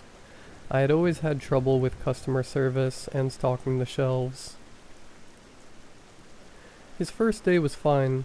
I showed him around, my white cane tapping across the linoleum, as I showed him the back room, the shelves, and the bathroom. It was his second when things got weird. I was standing at the cash register when I felt a shiver down my spine. Now I haven't gotten such a feeling in a while, and the place wasn't busy this time. I work late evenings into the night, so I thought on it. I remembered that time at camp when I had felt this feeling and I tried to figure out what was triggering it. That's when I detected it. Behind me, there was the faintest sound of breathing. I turned around quickly and asked, "Joe?" There was a long pause of the same breathing before I got my response. "Yeah?" Joe said quietly from right in front of me. I spun my white cane forward, bumping it into his legs to figure out his distance from me. He was standing about 1.5 to 2 feet away. And before you ask me how I can judge such a distance, you get really good at that stuff when you can't physically see the distance. I then said to Joe, "How long have you been standing there?" 30 minutes, came the quiet reply. That was creepy, right? Look, I don't know about you, but someone standing behind you while you stood at a cash register for 30 minutes is very creepy. I responded somewhat nervously. "Don't you have something better to do?" His response? "No, I finished all my tasks." I really had nothing to say to this, so I just responded with, "Then head to the back. I'm going to keep working." I didn't hear a response, but I did hear the light tapping of his footsteps. Now most of the time Joe's footsteps sound like a normal person's, the casual clump of rubber or leather or whatever on the bottom of your shoes against linoleum. They did not sound like that this time. It was an odd splat sound. Have you ever walked barefoot in your kitchen? That was the sound it made, rather than the mute of shoes. This was a weirder sound. I didn't think a lot of it at the time, but really, this should have been my first clue that something was up. I was just too weirded out by the idea of him watching me for 30 minutes to think of the sound of his feet. The next shift was really busy, so there wasn't really that much creepiness. I did meet an old woman named Pamela who spoke to me at the register for a solid 30 minutes. That was nice. It was the next shift that something strange happened. I was cleaning around our freezer section with a mop when I heard the tapping sound of shoes behind me. Turning around, I said, "Joe?" There was no pause this time. It was almost immediate. "Yeah?" It was too close. As if he was directly in my face, but in order to do that, he would have had to lean way forward and set it near my ears, which apparently he did. This sudden feedback made me jump, because normally I have to strain my ears to be able to hear him. I jumped, slipped on the soapy water, and fell over as I crashed onto the floor. I was slightly dazed for a second, but luckily I hadn't hit my head. I heard from above me, "Are you okay?" "Yeah, I'm okay." "Ow," was my response from the floor. I felt a hand touch mine as Joe moved to help me up, but I moved my other hand to grasp his, and I bumped his shoulder with my hand. His skin was cold, like incredibly cold, and oily as if he was sweating a lot. The weirdest part was, his shoulder wasn't covered by cloth. It was bare. Now this could mean many things. He could simply be wearing unexpected clothing, like tank top or the like. It's not like gas station employees are known for our fashion sense, but he quickly backed away from me as I touched him, like he was afraid of me bumping into the rest of his body. He moved so fast that I lost my grip on his hand, and I had to steady myself on the nearby shelves. It hurt slightly. "Ow," I muttered again. Additionally, I had that chill again, that feeling of something is not right. Now my usual and understandable response to this feeling is to leave the area and never return. The only problem was, this was my work, my employment. It had taken me a while to get this job, and I wasn't going to give it up because of a weird feeling and a coworker who behaved oddly. "Thanks for that," I said, trying to both thank Joe for helping me up and reprimanded him for letting go so rapidly. All I heard was the sounds of his shoes vanishing. The next 2 days passed by. I could tell you of other weird things, like the time I heard running water in the break room for an entire hour, and when I asked Joe about it, all he said was, "It's my clothes, I'm washing them." Or the time I passed him as I entered the bathroom and he said, "Try not to be a stranger," as I walked past his pattering steps. I could even tell you of the 3 separate occasions I would be in the store at a quiet moment, and I would hear breathing behind me. I would always ask, "Joe?" The response was always, "Yeah?" In the end, the thing that got me to quit, the moment that made me post this rambling story, was a simple thing. He started to touch me, and when I explain, you'll understand that something supernatural was happening. It was towards the end of my shift last night. I was simply trying to figure out where the broom was in the closet off of the store, when I heard a patter behind me. Not the clunk of shoes, it was again the sound of a pair of feet on linoleum. I turned around as I felt something tap my clothed shoulder. Joe said my name, much louder than he normally did. It almost sounded like normal speaking volume. "Marcus?" My response was simple, "Yeah?" His next words sent that same chill up my spine that had started to become a more common presence in my life. "Don't move," he said quietly, as I felt his hand move onto my shoulder. It was that same cold, slimy thing, though it felt wrong somehow, almost like it was dead flesh. Or maybe that was just me panicking at the situation. His other hand moved onto my other shoulder and began to caress it. His voice was that same, loud as before. Finally he spoke at a normal volume. "I like you. You can't see the problems." I was too terrified to be offended, though in hindsight, I am offended. What? I get liked because I'm blind? I didn't know he was ableist. "What problems?" I responded. "Shh, it's nothing." I felt his hands grip my shoulders again, tighter, and I felt something press against my stomach. Thinking now, it could have been his foot or leg. Perhaps he contorted himself into an odd position so he could touch my stomach, while keeping 2 hands on my shoulders. But I don't believe that. I swear he had a 3rd hand, touching my stomach with long fingers. This was the final straw. I heard him start to say something, but I was already lifting my white cane.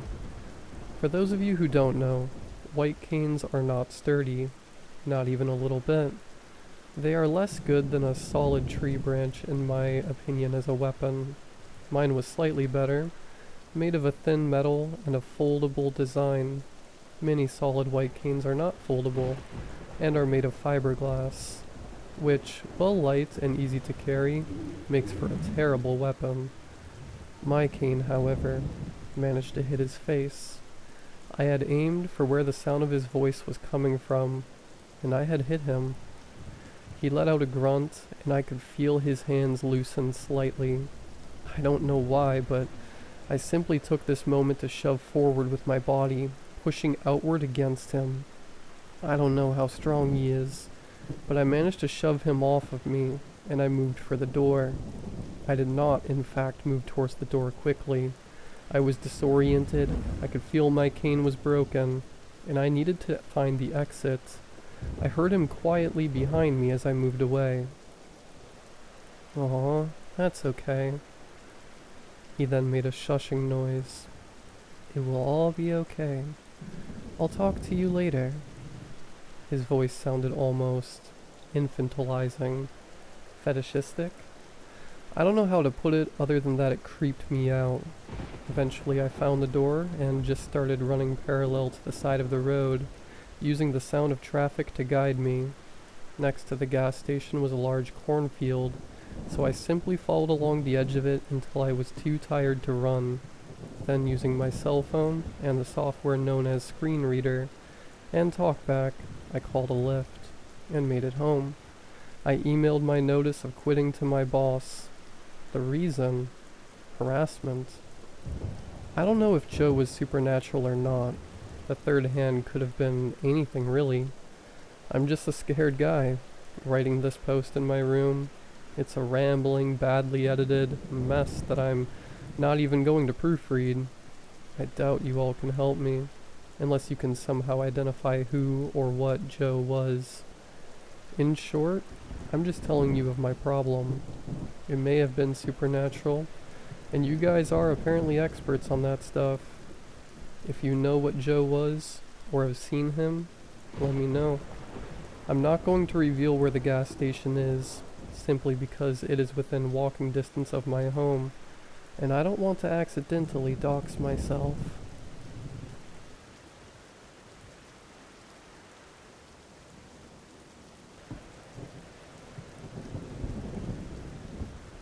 I found a job listing online. It was vague but intriguing. Assistant needed, $1,000 a week. No experience necessary. I was desperate for money and the pay was too good to pass up. I applied and got a response almost immediately. Thank you for your interest. Please come to the following address for an interview at 8 p.m. tonight. 8 p.m. was an unusual time for an interview, but I didn't question it. I arrived at the address, a nondescript office building in a deserted part of town. The lobby was empty, and I took the elevator to the 4th floor as instructed. A woman in a dark suit greeted me as I stepped out.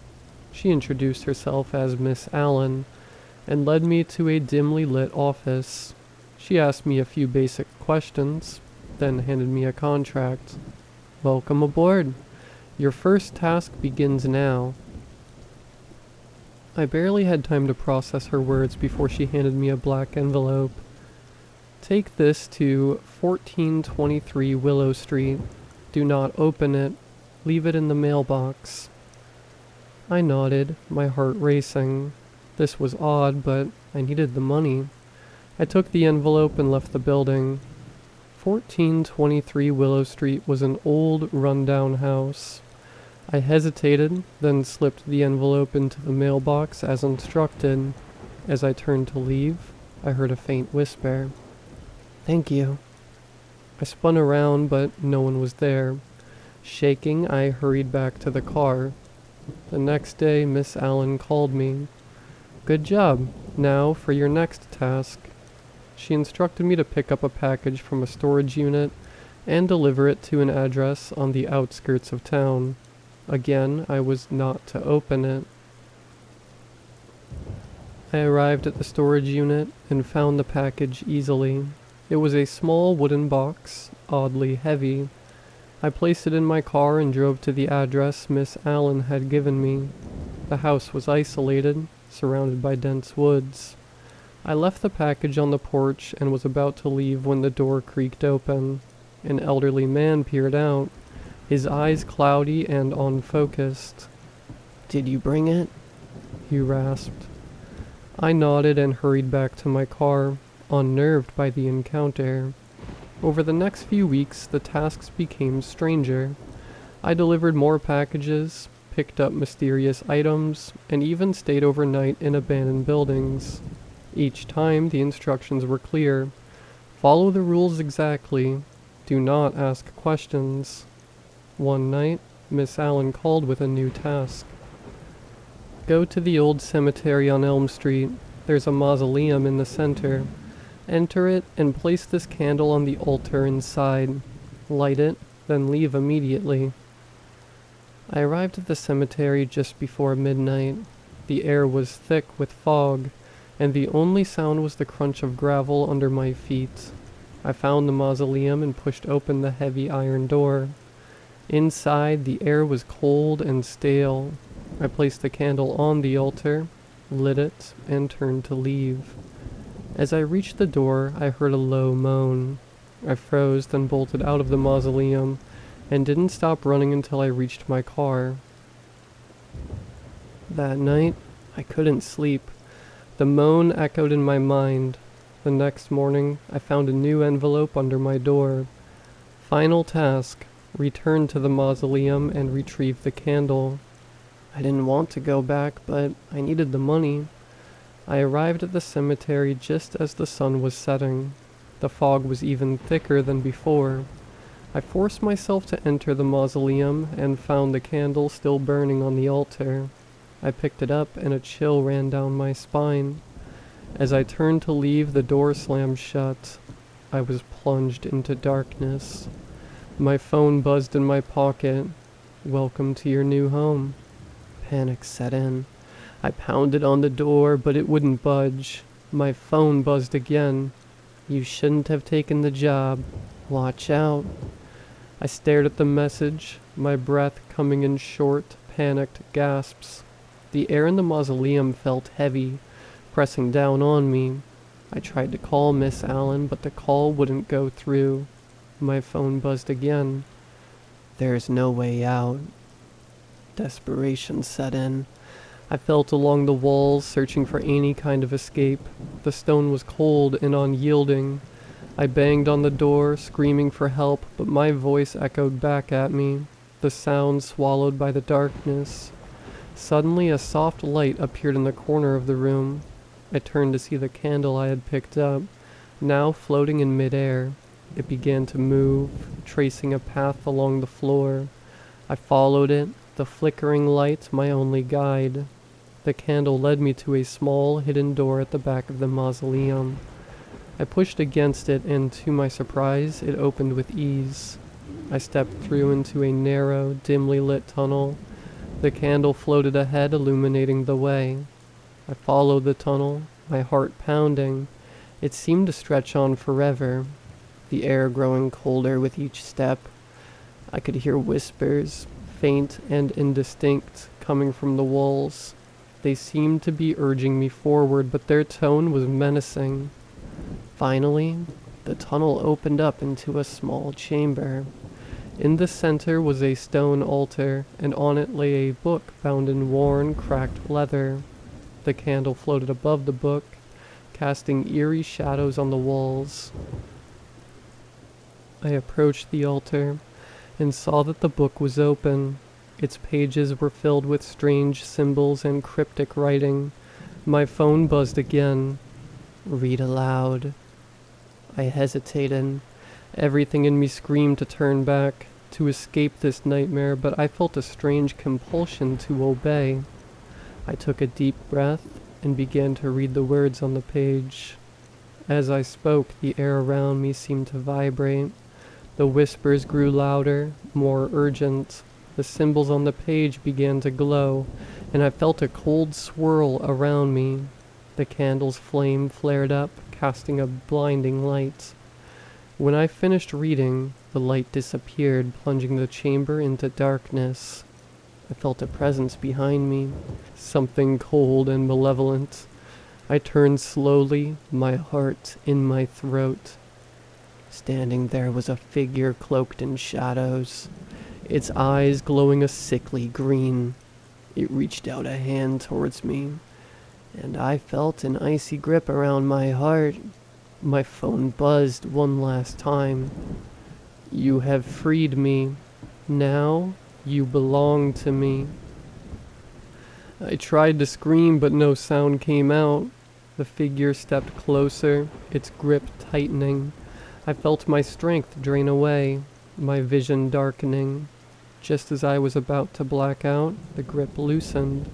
The figure vanished, and the chamber was once again illuminated by the soft glow of the candle. I collapsed to the ground, gasping for breath. My phone buzzed again, and I shakily pulled it from my pocket. Congratulations, you passed the final test. Your service is no longer required. I don't know whether to feel relieved or terrified. I stumbled out of the chamber, the candle guiding me back through the tunnel to the mausoleum. The door, which had been firmly shut, was now open. I stepped out into the cool night air, my heart still racing. I drove home in a daze, not fully comprehending what had happened. When I got there, I found a package on my doorstep. Inside was a letter and a stack of cash. Thank you for your service. This is your final payment. Do not attempt to contact us again. I looked at the money, then at the letter. It was over, but the feeling of dread lingered. I knew that, no matter what, I would never be free of the memories of those nights. The whispers, the figure in the dark, and the final chilling words stayed with me. And sometimes, late at night, I could still hear them. Watch out.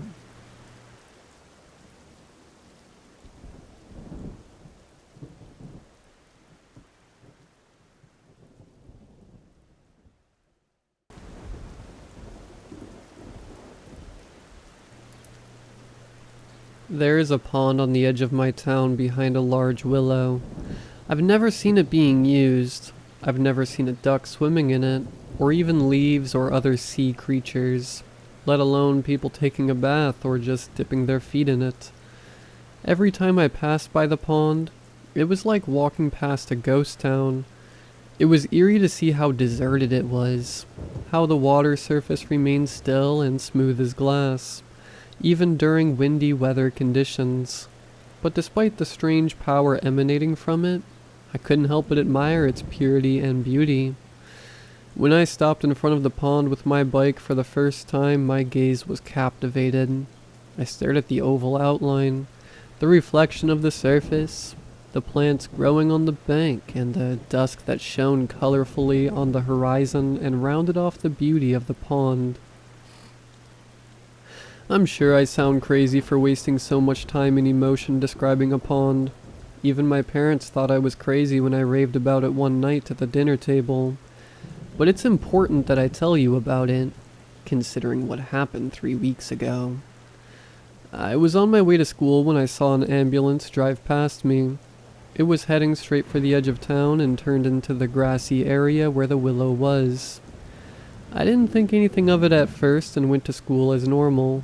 In the afternoon, during the last lesson, we were all surprised when our school principal made an announcement and said that we should watch out on the way home or have our parents pick us up. That was all that was said. On the way out, I heard students everywhere throwing around theories and rumors. I often heard missing student, disappeared, and murdered. But there were also really nonsensical things, so I didn't pay any attention to them at first. My father came and picked me up just to be sure. I was surprised because he was still supposed to be at work and would only pick me up in the worst case scenario. However, I dismissed it as a good gesture from a parent and didn't think much of it. I was a little worried about my girlfriend Rachel though, because she would probably expect me to take her home. But my father insisted that I get into the car without arguing. I did as I was told. When I brought up the subject of the principal's announcement at the dinner table that evening, everyone suddenly became quiet. My parents looked at each other worriedly. I sat up curiously and asked, "Do you know more about it? Does it have something to do with the ambulance this morning?" My mother sipped her tea and said, "It turns out that student from your school went missing this morning. It is believed that he was kidnapped because his bag was found, but I don't think that's enough evidence." I swallowed hard and finally asked where the bag was found. My mother replied that it happened on the outskirts of the town next to the big willow. I would like to justify myself and make it clear that I was 16 years old at the time, and still in the phase where I would try anything. If someone had bet me that I could ride a skateboard across a dilapidated bridge, I probably would have done it. My thirst for adventure was too great for that. When I finally found out that someone had disappeared at the pond, I knew I had to go to the scene myself. Luckily, there was no school the next day, so I rode my bike to the outskirts of town. I had told my parents I would stop by Rachel's house and check on them. They were still fresh out of bed, so they probably weren't too concerned about it. But I also felt bad that I hadn't gone to visit Rachel, so I decided to go to her house straight after my explorations. When I arrived at the pond, I saw that the crime scene had been removed. There was no bag and the whole area around the willow was as green and unused as ever. I saw no change at the pond either. It couldn't be possible that the missing student was in the water, otherwise he would have been found immediately. I dared to step onto the bank and take a closer look. The water was clearer than the sky could ever be, and offered a clear view of what was happening in the ground. Here and there roots were sticking out, and you could see the loose rocks that had probably been thrown in. Otherwise, the entire ground was just sand. Sand like in a desert, wavy, hilly, and smooth, almost untouched. The view of the pond was simply majestic. I had the urge to reach in and see if the water would feel as great on my skin, but I was stopped by a loud scream in the background. I pulled my hand away and turned around. A person emerged from behind the willow. She was about my age, well dressed, and her brown hair looked like she had been combing it 100 times non-stop. Rachel. She came straight up to me and raised her finger like a strict teacher. Where have you been yesterday? A classmate went missing and I had to walk home alone. Is that how you treat your girlfriend? Rachel has always been very hot-tempered and could be quite bossy. But at that moment, I was overcome with shame. I really should have gone to see her the day before and walked her home. I really didn't know what I was thinking. I apologized to Rachel and was about to embrace her, but she pushed me away. You can make it up to me by taking me home now. But first, you stop at the mall and get me something.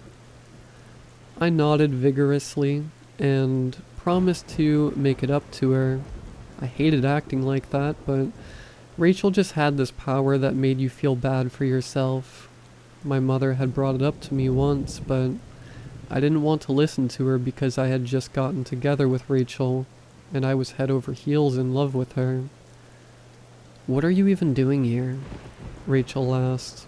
I had completely forgotten why I was here at that moment, but I didn't want to tell her about the connection I possibly found between the pond and the missing student because she would think I was crazy.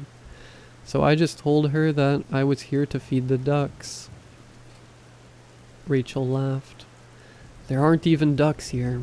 This pond has just been a decoration for ages, so the lawn doesn't look so deserted. But it's so beautiful. You have to look at it and see how clear it is, I said, a little too excited for my liking. Rachel eyed me confusedly too. Without raising her eyebrows any further, I instead took her hand and led her to the shore. I asked her to take a look, which she did. Don't you see how clear the water is? As if you're looking into a portal where a beautiful desert landscape is visible, right? I thought Rachel would at least understand what I was trying to say, or just shrug her shoulders and leave, but her reaction was more than surprising. She frowned and recoiled slightly, as if she had seen something strange. What's that? She said, stammering. Then she looked at me. Is this some kind of joke? I stood there rooted to the spot, feeling guilty for some reason. I knew it was just Rachel's persuasive ability to make me feel bad, but I was genuinely curious as to what she was getting at. Can't you see that? She asked louder this time.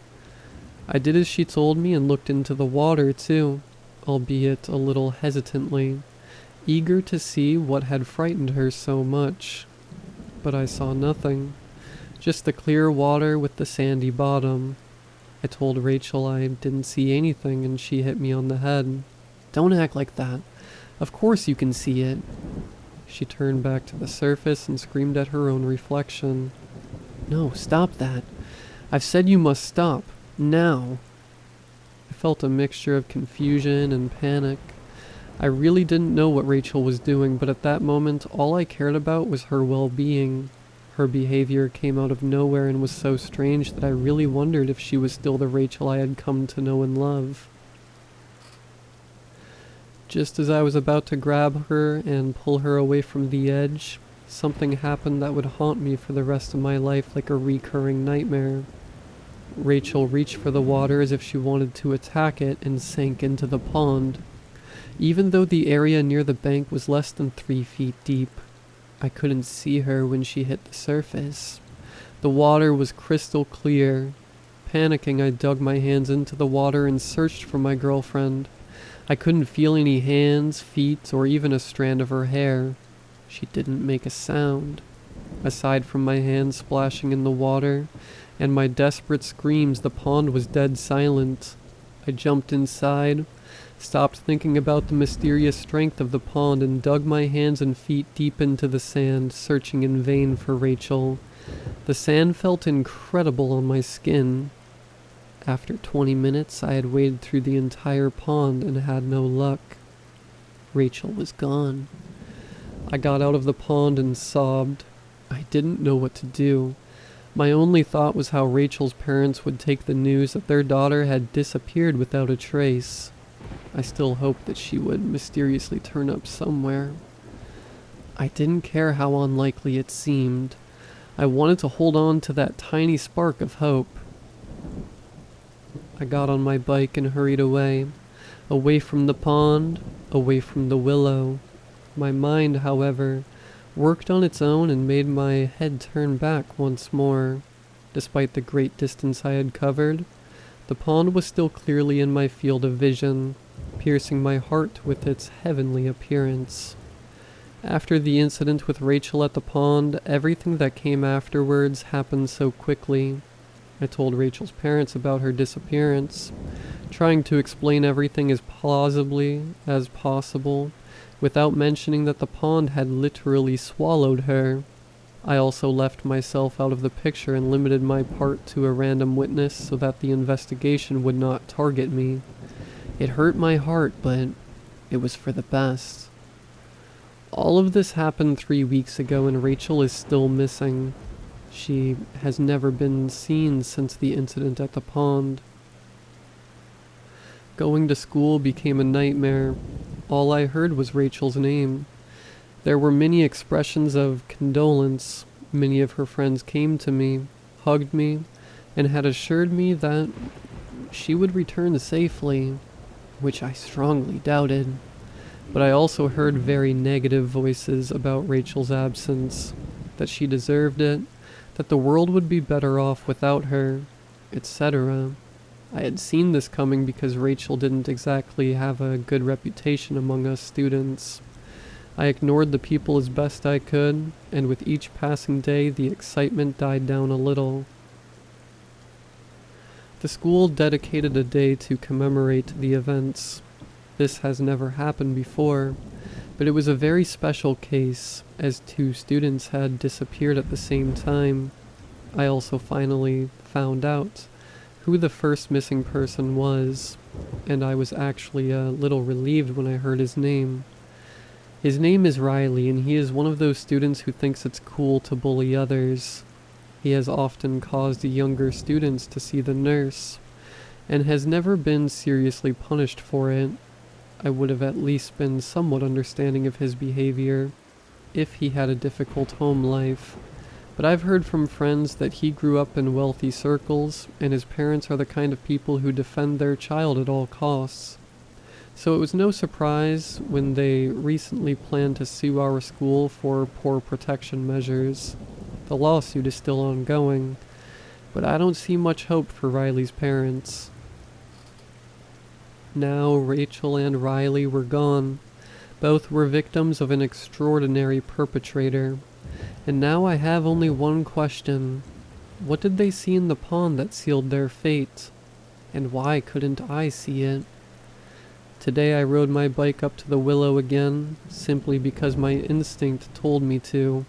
But I didn't get very far because the pond was fenced off with barrier tape. At least it wouldn't claim any more victims in the future. I've always been a rather rational person, and never believed in things like karma, but lately I've been hearing this word from a lot of people, even from my mother. I try to ignore it as much as I can, but there's a part of my mind that just wouldn't stop telling me that Rachel has always been a bad person, and a horrible girlfriend.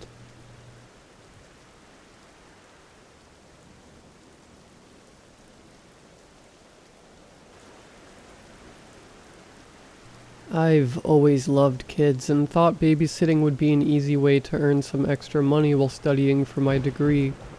When Mrs. Thompson called me out of the blue and asked if I could watch her two children, Lily and Max, for a few hours one evening, I didn't hesitate to say yes.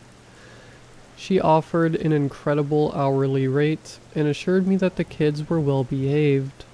The job seemed like a dream come true. The evening started off normally enough. I arrived at the Thompsons' home, a large old house on the outskirts of town, and was greeted by Mrs. Thompson, a pleasant woman in her mid-40s. She introduced me to Lily, a sweet 5-year-old with curly blonde hair, and Max, a quiet 7-year-old who seemed a bit shy. After a brief tour of the house, Mrs. Thompson handed me a list of rules and instructions. She looked at me with an intensity that made me uneasy. "These rules are very important, Hannah," she said. "Please follow them exactly." I nodded, taking the list from her. "Of course, Mrs. Thompson. I will." She smiled, but it didn't reach her eyes. "Thank you. We'll be back around midnight." With that, she and Mr. Thompson left, and I was alone with the kids. I glanced at the list of rules, feeling a little silly. How hard could it be to babysit for a few hours? 1. Always keep the doors and windows locked. No problem. It was an old house, and I figured they just wanted to be safe. 2. Do not let the children play outside after dark. Fair enough. It was already evening, and the yard was surrounded by dense woods. 3. Do not answer the phone unless it rings twice in quick succession. A bit odd, but okay. 4. Bedtime is at 8 p.m. No exceptions. That seemed reasonable. 5. If you hear whispering, ignore it. Do not investigate. That one made me pause. What kind of whispering? But I shrugged it off as overprotective parenting. 6. If Lily starts singing, do not interrupt her. Wait until she finishes. Lily was humming to herself as she played with her dolls. It seemed harmless enough. 7. If Max asks you about the shadows, distract him immediately. Creepy, but probably just a way to keep his overactive imagination in check. 8. Under no circumstances should you go into the basement. That was fine with me. I hate basements. I put the list aside and joined the kids in the living room. They were watching a cartoon, and everything seemed perfectly normal. After a while, I made them dinner and helped them get ready for bed. As the clock struck 8, I tucked them in, read them a story, and turned off the lights. "Good night, Hannah," Lily whispered, her voice soft and sweet. "Good night, Lily. Good night, Max." I replied, closing the door gently behind me. I went back downstairs and settled onto the couch with a book. The house was quiet, the only sound the ticking of the grandfather clock in the hallway. It was peaceful, almost too peaceful. Around 9 o'clock, the phone rang once, then twice in quick succession. Remembering the rule, I picked it up. "Hello? Hannah, it's Mrs. Thompson. How are things going?" "Everything's fine," I replied, glancing around the room. "The kids are asleep and everything's quiet." "Good," she said, sounding relieved. "Remember to follow the rules and everything will be fine." "Of course," I said, trying to sound confident. After we hung up, I went back to my book, but my mind kept drifting off to the rules. What did they mean by whispering, and why couldn't Max talk about shadows? Suddenly I heard a faint sound coming from upstairs. It was like a soft, rhythmic chanting. My heart skipped a beat as I realized it was Lily singing. Remembering the rule, I stayed where I was, listening to her song. It was a haunting melody, and it sent chills down my spine. She sang for what felt like an eternity before finally falling silent. I took a deep breath, trying to calm my nerves. This was ridiculous. It was just a song, but the house felt different now, like the air was thicker, heavier. A few minutes later I heard another sound, and this time it was from the hallway. It was a soft, whispering noise, just barely audible. I strained to hear what it was saying, but I couldn't make out any words. My first instinct was to get up and check on the kids, but the rule echoed in my mind. If you hear whispering, ignore it. I stayed on the couch, my heart pounding. The whispering grew louder, more insistent. It felt like it was coming from right behind me, but I forced myself to stay put. After a few agonizing minutes, it stopped. The house was silent again, but the sense of unease lingered. Then I heard footsteps on the stairs. Slow, deliberate footsteps, coming down one step at a time. I turned toward the sound, my breath catching in my throat. Max appeared at the bottom of the stairs, his eyes wide and frightened. "Hannah?" he whispered. "The shadows are moving." I remembered the rule and quickly stood up. "Hey Max, do you want some hot chocolate? Let's go to the kitchen." He nodded, his eyes darting around the room as if he was afraid something might jump out at him. I took his hand and led him to the kitchen, trying to keep my voice light and cheerful. "Do you like marshmallows in your hot chocolate?" I asked, hoping to distract him. He nodded again, but his grip on my hand tightened. I made us both a cup of hot chocolate, and we sat at the kitchen table. Max kept glancing over his shoulder, his fear palpable. "Max, what did you see?" I asked gently, trying to keep my own fear at bay. "The shadows," he whispered. "They're watching us." A shiver ran down my spine. "It's okay, Max. You're safe here." He shook his head. "They're everywhere. They want to take us." I don't know what to say. I tried to reassure him, but his fear was contagious. I decided it was best to put him back to bed, and hoped he would fall asleep quickly. As we walked back up the stairs, I couldn't shake the feeling that we were being watched. I tucked Max back into bed and stayed with him until his eyes finally closed. As I turned to leave the room, I caught a glimpse of movement in the hallway. My heart leaped into my throat, but when I looked again, there was nothing there. Back in the living room, I paced nervously, my mind racing. This job was turning out to be far more than I had bargained for. The rules, the whispering, the shadows. It all felt like something out of a nightmare. At around 11:30, the phone rang again, twice in quick succession. I answered it with a trembling hand. "Hannah, it's Mrs. Thompson. Is everything okay?" I'm not sure," I admitted. "Max was talking about shadows, and there's been strange noises." "Just follow the rules, Hannah," she said firmly. "We'll be home soon." She hung up before I could say anything else. I set the phone down, my hands shaking. What was going on in this house? A sudden noise from the basement made me jump. It was a soft, rhythmic thumping, like someone knocking on a door. The rule about the basement flashed through my mind. Under no circumstances should you go into the basement. I wanted to ignore it, to pretend I hadn't heard anything, but the sound was persistent. I took a deep breath, trying to muster my courage. Maybe it was just a loose pipe or an old furnace acting up. As I stood there debating what to do, the knocking grew louder, more insistent.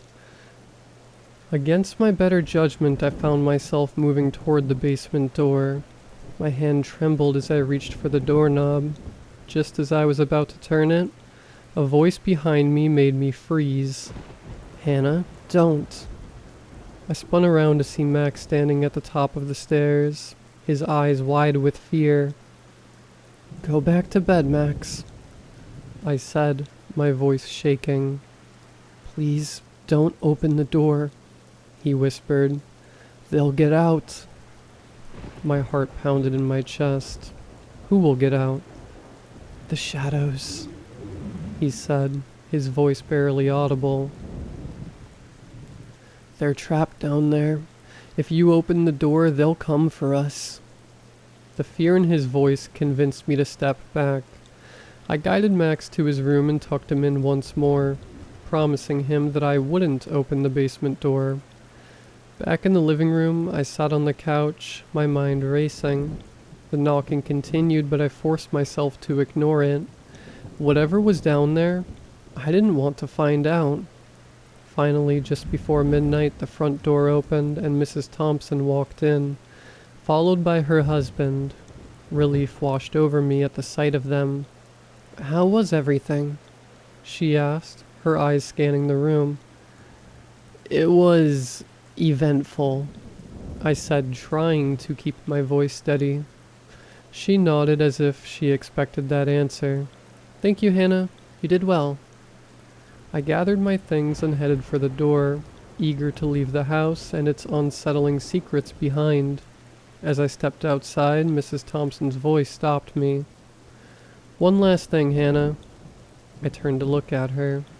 "Yes?" "Never speak of what happened here tonight, for your own sake." I nodded, too shaken to argue, and left the house.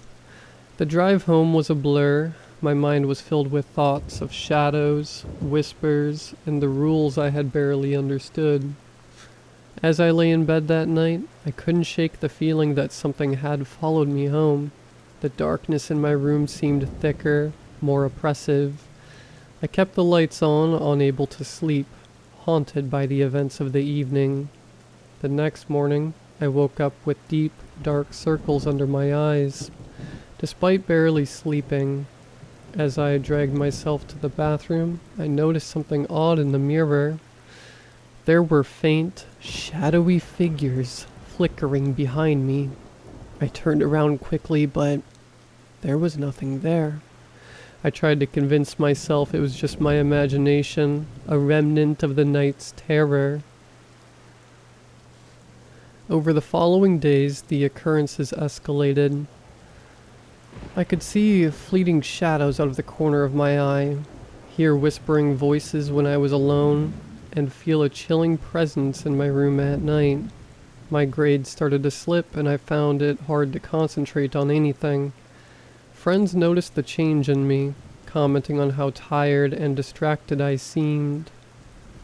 One night, as I was studying for an important exam, the power went out. I sat in the dark, trying to steady my breathing, when I heard the familiar whispering. It was louder now, almost as if it was inside my head. I clutched my ears and squeezed my eyes shut, but it didn't stop. Suddenly a cold hand grabbed my ankle, pulling me off my chair. I screamed and kicked, but there was nothing to fight against. The whispers turned into menacing growls, and the shadowy figures closed in around me. Just as quickly as it started, the power came back on and the shadows vanished. But the fear remained, a constant reminder that I was never truly alone. I knew that the shadows had followed me home. They were here to stay. No matter where I went, I could feel their presence lurking in the corners, watching and waiting. The babysitting job that seemed like a dream had turned into a never-ending nightmare. Desperate for a solution, I contacted Mrs. Thompson, hoping she could help me banish the shadows. She listened to my plight with a knowing expression and then reluctantly gave me a small, worn book titled Wardings Against the Dark. She explained that it contained rituals and protections that might help me rid myself of the shadows. I spent the next few nights carefully following the instructions in the book. I lit candles, burned herbs, and recited incantations. Each night the presence of the shadows seemed to weaken. On the third night, After completing the final ritual, I felt an overwhelming sense of relief as the shadows dissipated, leaving my room feeling lighter and more peaceful. Although the immediate threat was gone, the experience had left a permanent mark on me. I no longer took safety for granted and always followed the rules Mrs. Thompson had given me, even in my own home. I never took another babysitting job, and the memory of that night stayed with me, a constant reminder of the things that lurk in the shadows, waiting for an opportunity to strike.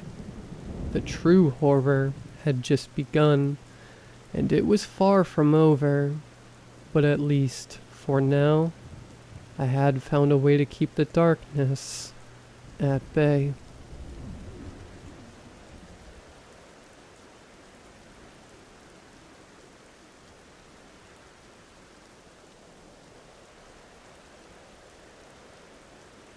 I have this hobby of watching kids shows, even though I'm nearly in my 20s. I don't know why. Might be my autism or something, but I just like it, and that's all there is to it.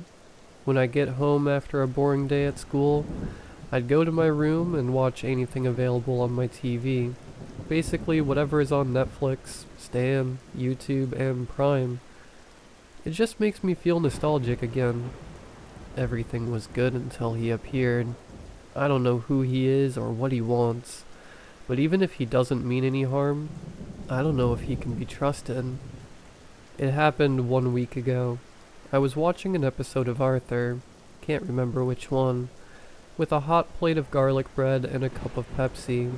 Midway through the episode, I noticed something in the background. It looked like some kind of character, but all I saw was a black stick figure, standing behind a tree and observing the characters. I couldn't see him very well because of the show's quality, but I ended up shrugging it off. Must have been a small animation error. But last Thursday changed my mind a bit. I was in my bedroom once again. I was taking a break from the god-awful homework assignments, and to kill the boredom, I decided to watch Detentionaire. Watching cartoons always puts me at ease. It helps relieve stress from everyday life. Then I saw him again, peeking behind a corner. But I could see this character clearly this time. He looked like he was wearing pitch black clothing. His white skin was so bright that it almost looked like it was glowing, and his baggy eyes were a pale pink. No bloodshot eyes. I only got a good look of this character because as soon as he appeared, I paused the show and examined him like a captured wild animal. As I looked at this thing, I could already feel something was very wrong about him. It wasn't that he didn't match the show's art style, or his design felt Tim Burton-esque. There was another feeling. Dread.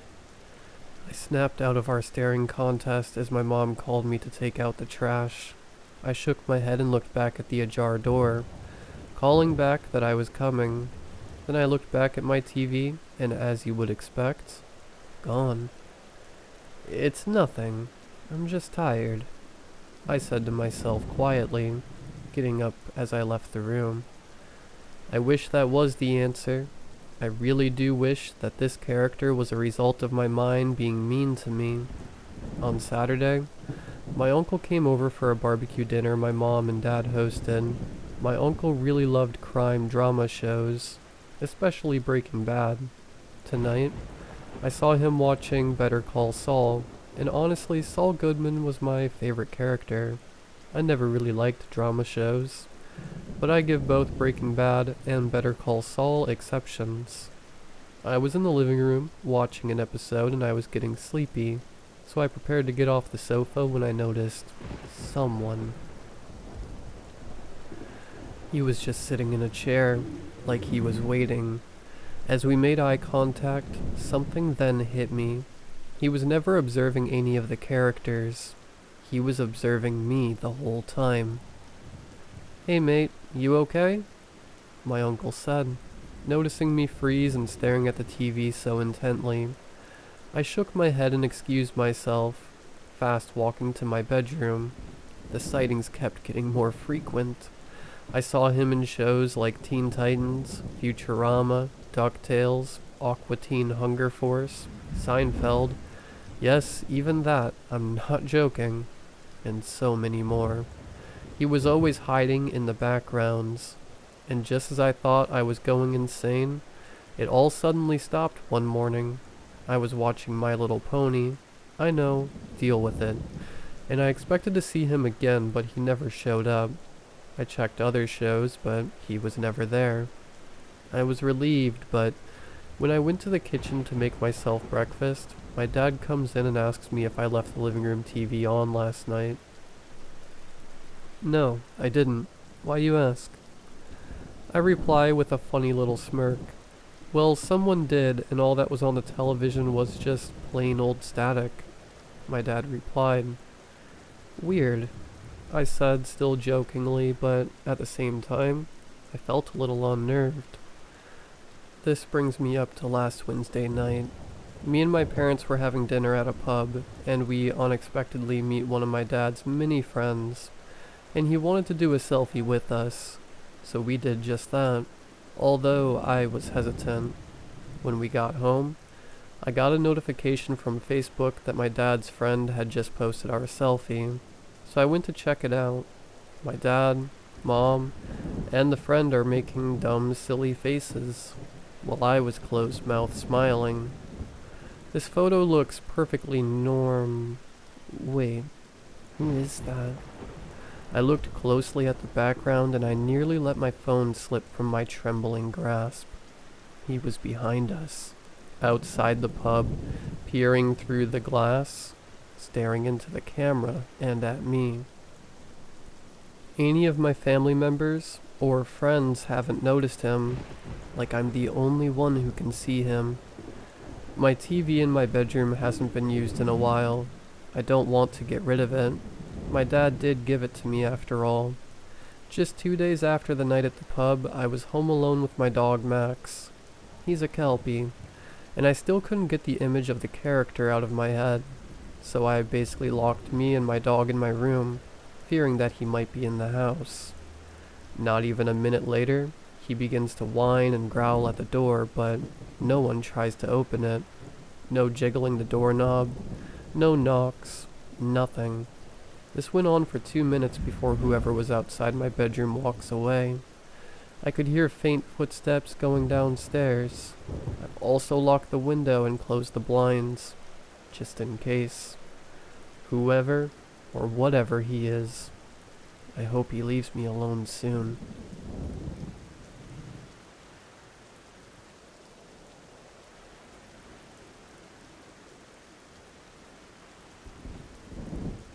I have always preferred living alone. No wife, no roommates, and most importantly, no kids.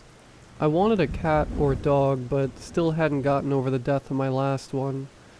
That all changed one day when I was taking an evening walk and, in a dark alleyway, I saw a crying child. I looked around hoping this wasn't some kind of trap and finally approached her.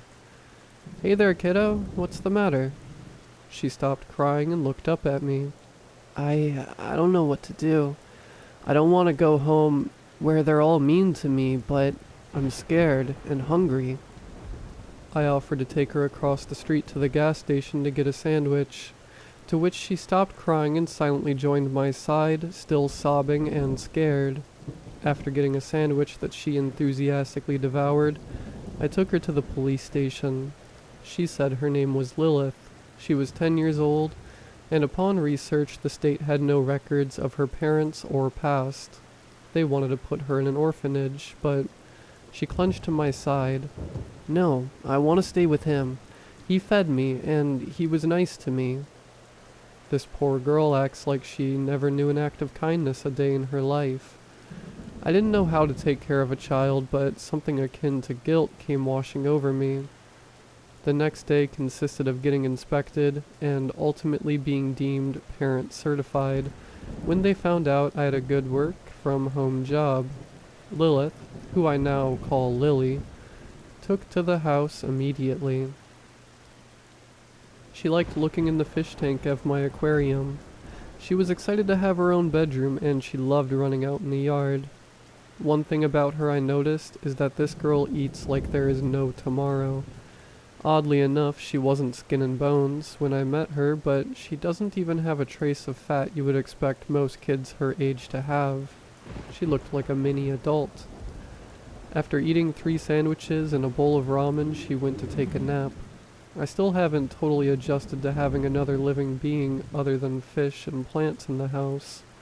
But she brought nice energy, and her always being hungry reminded me to eat something myself. I made a note to do something soon, otherwise she was going to bankrupt my grocery bill. I decided to take her out on a walk around the park area, hoping she would get tired and sleep easy tonight. To this day I regret doing this. On the walking path, a deer walked in front of us. What is that? Have you not seen a deer before? Is it edible? Yes, actually, though I don't eat them. Lily then walked up, even though I told her it might be dangerous. I then watched in horror as she transformed into something not human. A horizontal line formed on her stomach that opened to a large mouth filled with rows and rows of razor-sharp teeth. Black, corvid-like wings protruded from her back, and a dark circle dripping some kind of black ooze formed over her head. A large tongue like the tentacle of a squid wrapped around the deer and pulled it in. Blood splattered and bone crushed as she chowed on the deer like it was a candy bar. Then, like nothing happened, she turned back into her human form. That was delicious, I heard her say. Having no reaction myself except trying not to faint from the gruesome horror I had witnessed. We should go home, Dad. You don't look so good. From that point on, I was afraid. Feeding her felt more like I was making an offering to a malevolent deity. And one night, I woke up at 3 a.m. to which my blood ran cold when I saw her at the foot of my bed. Dad, I'm hungry. I got up and made her 2 ham sandwiches. To avoid losing all my food in 3 days and keeping my bill down, I had to resort to more drastic measures. We would go on walks in the woods where we would go deer hunting, and I would let her eat her fill before returning home. On days when we couldn't find deer, I would take her to the rancher when I knew the farmer wasn't home and let her eat a whole cow. With the mess that got left behind, they always ruled up to an animal attack.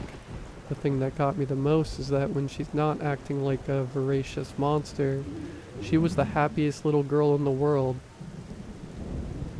She loved having her hair brushed, making daisy chains, and I even bought a Switch so we could play Smash Bros together.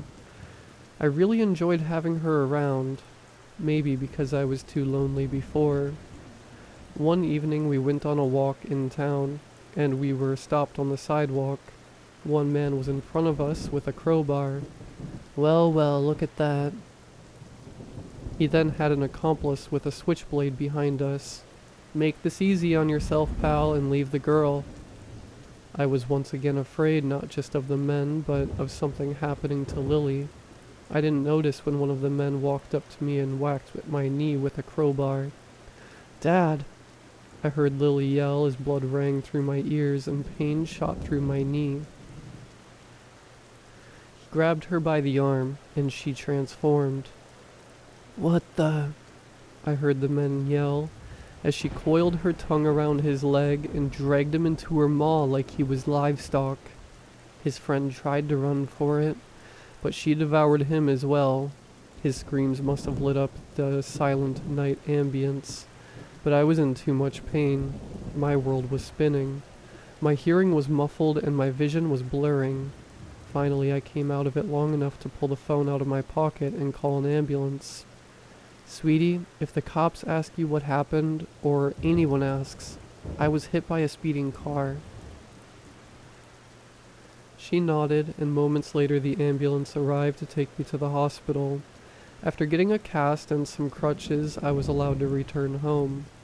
I'm glad my job was work from home, so I don't have to worry about a babysitter, and I was going to homeschool her when the season started. I told her never to transform in front of other people and to never eat another human being again. She agreed to all of it. One night I walked outside and saw her staring at the sky. "Hey, Sweet Pea, what are you looking at?" "What are those lights in the sky?" "Those are stars, sweetie." "They look delicious. I hope one day I can go up there and eat every last star." "I know you will one day, sweetie." I'm still terrified of her. And yeah, I know I live with a monster. But when you love someone, you look past the flaws. She gave me someone to work hard for, and I love her. And she loved me. I think. Or at least, I hope.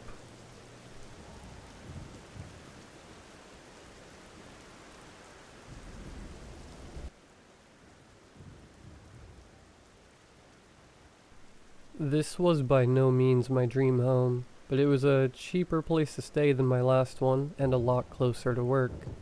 The real estate agent was giving me the whole tour, and then we went into the basement, and that's when I saw it. At the end of the basement hallway was a large iron door.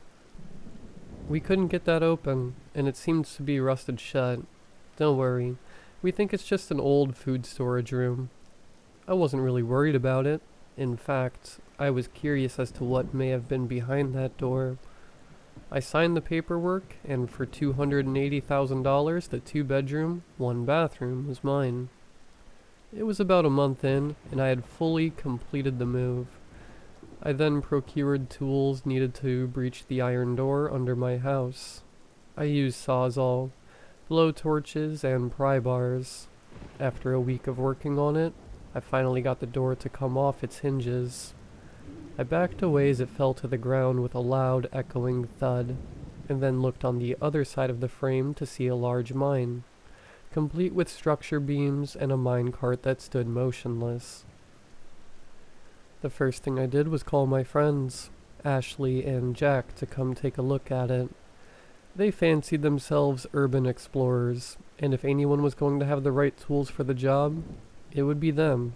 Jack was thrilled. He thought it might have been an abandoned gold mine. Ashley, on the other hand, was skeptical about why it was abandoned, and locked in the first place. I, for one, should have listened to Ashley. We spent the day acquiring gear, ropes, flashlights, provisions, also pencil and paper for a map, and finally a camcorder. We ventured down into the mine's opening, small and claustrophobic. It was so dead silent I could hear the sound of water coming from further in the caves. "Maybe there's an underground river nearby," Jake says enthusiastically. As we walked through the tunnels, we could see that they seemed to be mining coal. It was getting harder to distinguish things because the walls were starting to get covered in thick webs. Layer upon layers of sticky silk stretched across the beams, and even trying to block our path. Jake had a pocket knife and was able to cut through it for us, but it dulled the blade and was a daunting task. What could make a web this big? I immediately got my answer when we shined our light down the hallways that illuminated the biggest spider I had ever seen in my life. It skittered into a rock fissure above us, but it was so big I could hear its sickening footsteps across the wall. Its legs were long, black, and spindly. It had a green pattern on its back, and 8 large eyes that reflected light. Did you guys see that? No way I imagined it. Jake continued to walk forward, and as he did, his foot stepped on something that almost caused him to trip. It was a human skull. Looking around, we could see the skeletal remains of many, each wearing miners' hats, and each bound to the walls with cobwebs. That's when we noticed that mine went into a large cavern, and when we shined our lights on it, our blood collectively ran cold. At the heart of this cavern was a colossal spider the size of a small house or a large shed. 8 eyes reflected the light back at us, and venom dripped from fangs that looked more like katana blades. Surrounding it were dozens upon dozens of spiders like the one we had seen earlier. We turned around and we booked it. We didn't give them a chance to catch up to us, though as we ran through the webbing, We could hear skittering across the walls as though they were giving pursuit. Luckily for us, they weren't fast. Ashley dropped the camcorder and grabbed the map as we ran through the tunnels. We could hear the sound of crawling fade away, and noticed it made the same sound as what we thought was running water. We figured this meant they had given up the chase as we got further away. As soon as we made it back to the surface, I wasted no time in packing everything up, and getting out of there hoping to stay at a hotel until I could sell the house and get a new one. The next day I went back to the house to repack everything back up to put it in storage, for as long as it took me to find a house that wasn't teeming with spiders. I told them that I managed to open the iron door, and the mine began seeping poison gas into the house. I didn't tell them about the spiders because they wouldn't believe me. I am writing this on my laptop from a hotel, nerves shot with a newfound arachnophobia. Jake and Ashley don't talk about the mines or the event, and they have given up on urban exploring.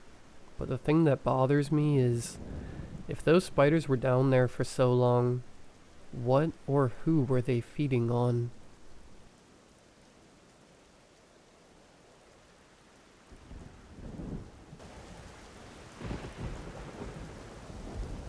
For so long through middle school, we used to venture out into the woods, and one day we came across this oddity. Michael thought it was being used to grow weed.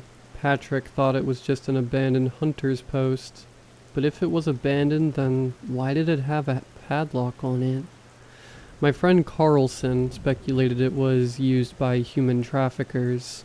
We all had wild theories about what may have been behind the doors of that ominous shed in the middle of the woods. And multiple times we said that we were going to bust in and see what it was for ourselves. And every time we ended up getting cold feet. However, school was ending, summer was approaching, and we would all be going our separate ways as Michael was moving and Carlson was going to a different school. We were all trying to decide on what we would do with our last days together, and we all had the answer in the back of our minds. We were going to put the mysterious shed behind us and see for ourselves what was in it once and for all. After school, we grabbed some water and our bikes and rode out for the portion of the woods we usually ride around and play in. It was a noon dismissal, so we had plenty of time to figure out what was in that shed and go about the rest of our last day together. The journey was uneasy. I don't know if it was the sadness of knowing that our friends were going away, the excitement of solving an age-old mystery, or if it was something else entirely. I would almost call it a sense of dread, but what was so scary about a creepy tool shed in the middle of the woods? Finally, after about 20 minutes, we arrived. The small metal structure stood like a sentinel against the overgrowth that had encroached upon it, bearing marks from animals attempting to get in. Carlson took out a pair of pliers to cut the rusted chains around the doors. I still can't believe your dad let you use that. He didn't let me. He was just too drunk to see me take it. With a snap, the rusted chains gave way and fell to the ground. The doors began to swing open, and I could almost hear the sound of everyone's heart pumping in anticipation. The doors swung open to nothing but a small writing desk and a hatch that led further underground. Well, this was disappointing, Patrick blurted out. Come on, guys, there has to be something interesting in here.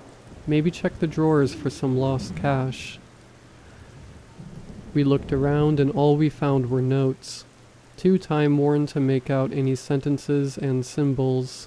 We were about to leave when Carlson opened the hatch. We looked down and saw a ladder that descended onto a concrete stone floor. Dude, this is getting creepy.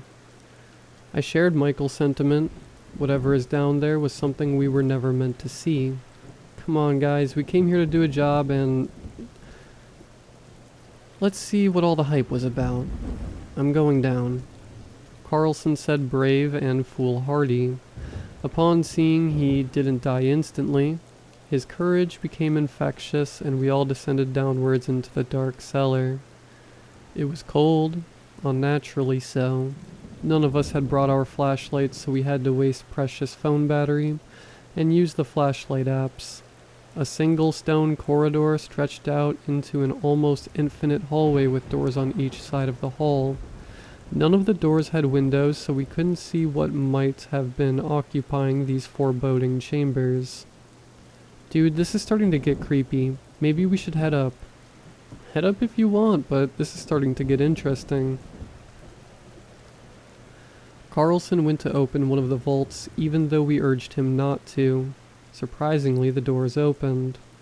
They were not locked or rusted shut. Carlson had nothing to say, but stood there silently looking into the room. When we all joined him, we could see what he was staring at. It was a skeleton, and it looked to be in the shape of a man, but with the skull of a deer. Antlers and all. Maybe it was a hunter. Nobody bought that. Whatever we were looking at wasn't the skeleton of a human, that's for sure. The other rooms we opened were similar, but some had more skeletons. Some had dresses made of animal fur that were ruined and writhing with insect larvae. Some had fashion jewelry that looked like it came from rocks and animal bones. The stench of it was becoming unbearable. So finally we made it to the final door at the end of the hallway. As we opened it, we saw that it wasn't another cell, but a laboratory of sorts. Beds with straps and restraints, another writing desk with a human skeleton in the chair, and a shelf that still had vials of odd color liquids.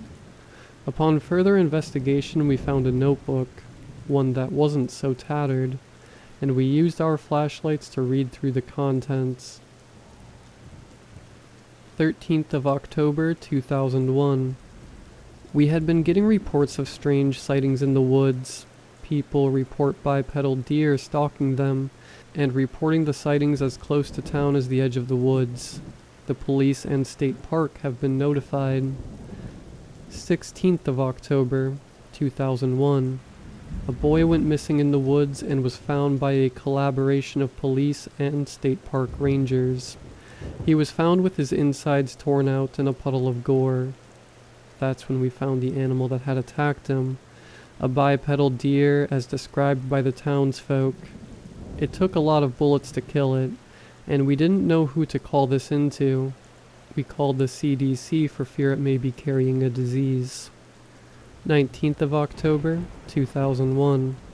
The CDC has passed this case down to an unnamed government branch who wants to set up a surveillance in the woods. We aren't being told anything, however, as a wildlife ranger. They wanted me with them to help chart the area. I have a bad feeling about this. 25th of October, 2001. They began construction on an underground facility. Well, when I saw begun, I mean they took an old bomb shelter that belonged to a John Doe and converted it into a laboratory. We have named these creatures the Voracious. Probably a play on the fact these creatures seem entirely driven by the need to feed. What gets me is how human they look, and the fact they seem to possess some language, but we don't know what it means, nor do we have references in any known language. 1st of November, 2001. I had to sign an NDA about everything that happens in my time here. They finally let me into the laboratory they had set up, where they were doing horrific experiments upon the Voracious. Their teeth are razor sharp, and we have no idea how many there are in the woods, but speculate they have been here for a long time. A very long time. Our phone's batteries were getting low, and the lights were starting to flicker. We all decided to go back up. The run-down hallway was terrifying, seeing as how I was expecting a door to fly open, and those monsters to pop out at me at any moment. We all made it to the surface and bolted out of the shed as fast as possible. Even though it was broad daylight, I still felt like we were being watched from every angle. The treetops, the thickets. I couldn't wait to get out of those woods. We reached the houses and made a silent vow to never talk about what we found in the shed. I, however, kept the book and continued to read through the notes. They were unremarkable. only detailing the ranger's ascension of authority, the more he worked on this case, until I reached the final entry. 1st of December, 2001. We heard gunfire and screaming coming from the grounds outside. They have us surrounded. There must be dozens of them. Where did they all come from? I hope whoever finds this journal can help spread the truth that there is something evil in these woods. Cannibalistic fiends they are. Fire is their only known weakness. I can hear them clawing at the shed above. The rest of the text is ineligible from water stains, probably from tears. I am in high school now, and to this day I still refuse to go into the woods. I still set my own curfew before sundown, and I still hear stories about people who go into the woods and never come back. And some nights, when I look out my window into the dark woods, bloodshot eyes stare back at me.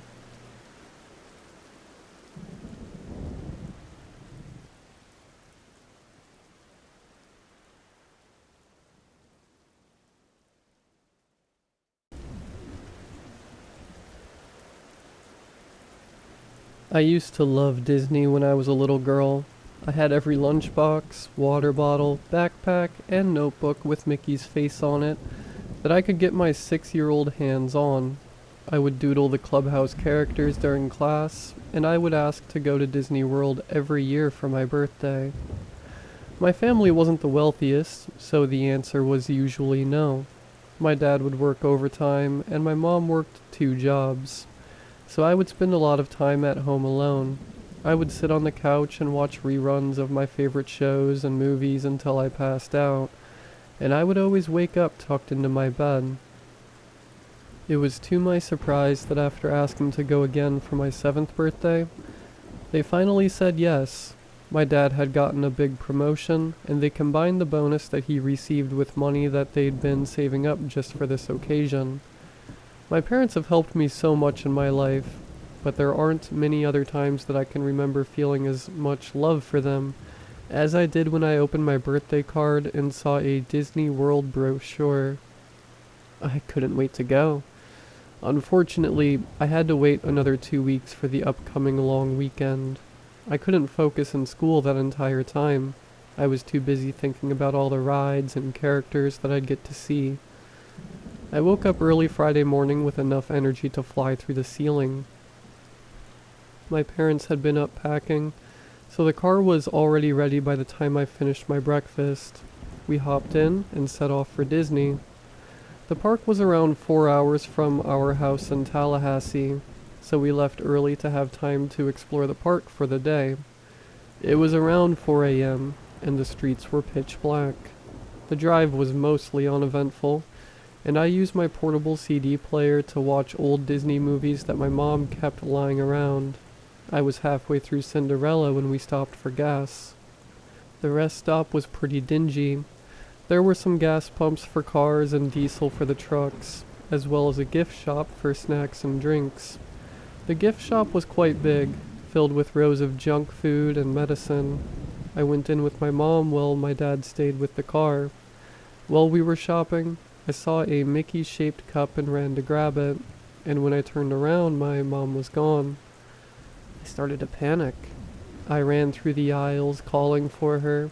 After a few frantic turns, I ran into something hard and fell on my back. When I looked up, a large man with a gray beard and rough skin was staring down at me. "Hey there, Missy. You lost?" he asked me. I was frozen in fright at the size of the man. He towered over the aisle, his width taking up the entire space in front of me. He reached his hand out, and I scrambled back down the aisle. I was running now, not daring to look back at the frightening stranger. I turned the corner and ran straight into my mom. I hugged her tight, crying. She stroked my hair and comforted me, but my sense of safety was quickly broken when the man approached us. "Be careful with her, hon. Don't want a kid getting lost around here." My mom muttered a reply that I couldn't hear through my own sobbing. The man eventually left, and my mom carried me back to the car. My dad was worried, but my mom reassured him that it was just a small accident. The next hour was quiet, and I quickly forgot my fear from the gas station when I thought about Disney again. I drifted off with thoughts of cotton candy and Mickey ears. I woke up to a hushed conversation between my parents. They were talking in short, clipped sentences, and their tone made my heart start to race. The inside of the car was filled with harsh light. I looked out the rear window to see a black car driving closely behind us, brights on.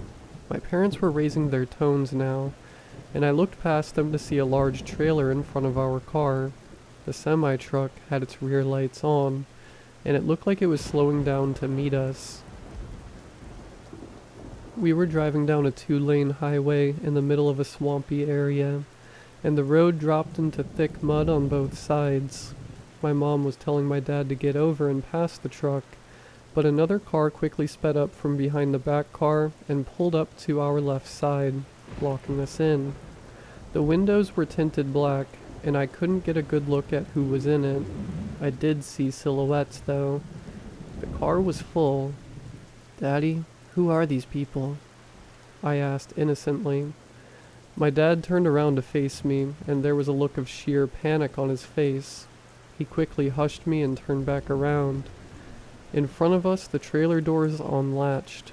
They swung open, revealing a single man standing inside the empty trailer. He was wearing jeans and a worn jacket, and his face was covered in a black balaclava. He quickly rushed to the back of the trailer, then bent over and pushed something along the ground. Something appeared over the edge of the trailer, and after a few moments of pushing, a ramp slammed to the pavement, sending up sparks that made it hard to see in front of us. Something hit hard against the back of our car, and I jolted in my seat. By this point, I was overwhelmed. I started crying, scared for my life. Who were these people? What did they want with us? I turned back to see the black car behind us pushing our car forward. The car to our left turned closer to us, pinning us against the 15-foot drop into the mud below. My dad slammed on the brakes, pushing me forward. The car screeched in defiance of the pushing, but our car was old, and I could feel us moving forward. My mom was crying too, pleading with my dad to turn into the mud. "We'll be stuck, Maggie," he howled. "Nothing to stop them from grabbing us." I could hear the frustration in my dad's voice. He was gritting his teeth, still keeping pressure on the brake. Sunlight was just starting to come out, and I could see to our right that the mud was steadily turning into grass. "Daddy, look," I said, pointing out the window.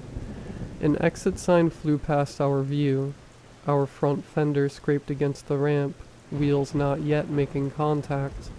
In an instant, a turn-off road opened on our right, and my dad veered off the ramp, barely making the exit.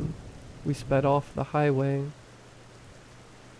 The group was still going, and I could see their cars more clearly from farther away. I could see the man in the trailer sticking his head out looking at us. There were gray specks of hair poking through his balaclava. We spent the rest of the day in the hotel, with my parents talking to police about our encounter. I was shaken up by the event, but I was mostly sad to miss Disney for the day. We ended up going the next day, though, and I remember that weekend fondly. I'm 16 now, and not many birthdays have topped that one. I don't know who those people were, or what they wanted with us. I'm just getting my driver's license, and despite everything I've learned from driver's ed, there's one thing they didn't teach us. Never drive behind a semi.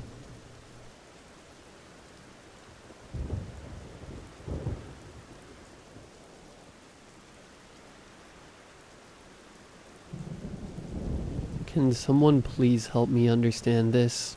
I'm trying to make sense of what he wrote, but I just can't. Through the tears and fear of losing him, I can't understand any of this. I want to go and check for myself what happened, but I am too scared to take our young son with me. Please. Help. I can feel it preying on me. I can hear it pacing around right outside of my bedroom door. I don't know what I did to deserve this. I have so much to live for. My wife and child are back home. God, I will never be able to see my son grow. To teach him baseball or football. To teach him how to drive and, hopefully, to make him love cars as much as I do. To see him graduate and become such a talented professional that I know he will be. My dear Angela, I'm sorry I won't be there for you. I'm sorry I won't be there for you when you need me the most. I promised that we would be together for eternity, and we will be. I will always be watching over you and Tom. I hope you can somehow feel me and forgive me. Please love our son for both of us. Move on with your life. Find yourself a new partner to cherish happy moments with. Someone good for you and Tom. Good like I was never able to be. Hopefully. You won't forget me, but if you do, that's okay. It won't change my feelings for you. I'm sorry I never told you this, but how could I? Would you even be with me if you knew? Would you even believe me? Maybe, I don't know. But that's my burden to carry and mine only. I am a farmer, and all of the rumors you heard about my family, all of those you shrugged and defended me from those people, they are all true. We indeed are one of the wealthiest families around, but that came with a price. Many years ago, my great-grandfather, living in misery and poverty, hunger, his children dying from it, he found a way out of it. In one of his jobs as a gardener, he went to a secluded mansion in the middle of the forest.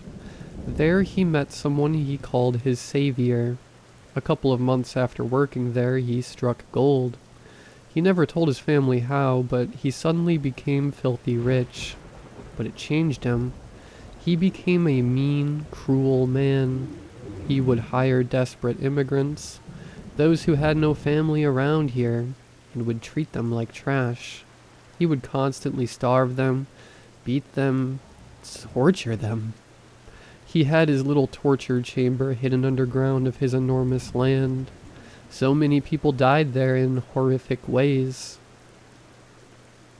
As he grew old, little by little, he wasn't capable of doing such horrific things anymore, and it seemed to affect him. The less of a torturer he could be, the more sick and debilitated he became. He had one son left, and only one who survived the famine and poverty. Jeff. Jeff was the opposite of him. Jeff was kind, worked charity at the church, donated food, and built houses for the poor. He had no idea of what his father was, but after his father's death, Jeff became colder and colder as the days passed. The workers at their farm were relieved when his father died, but didn't last long. Shortly after, Jeff started giving them less and less food. He started hurting them a little here and there, a punch, a kick, but suddenly the tortures once again resumed. Jeff, my grandfather, had a son, Thomas.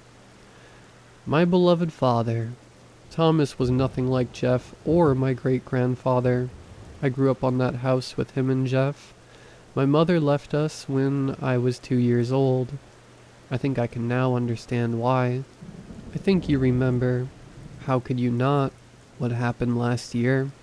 My dad, who was caring for my grandfather, offed himself. I couldn't understand why. He was so full of life, so excited to see his grandchildren growing. But he did, and he left Jeff, bedbound, for me to care for. I never liked the man, but I couldn't leave him to die, so we moved to this godforsaken town so we could live near Jeff.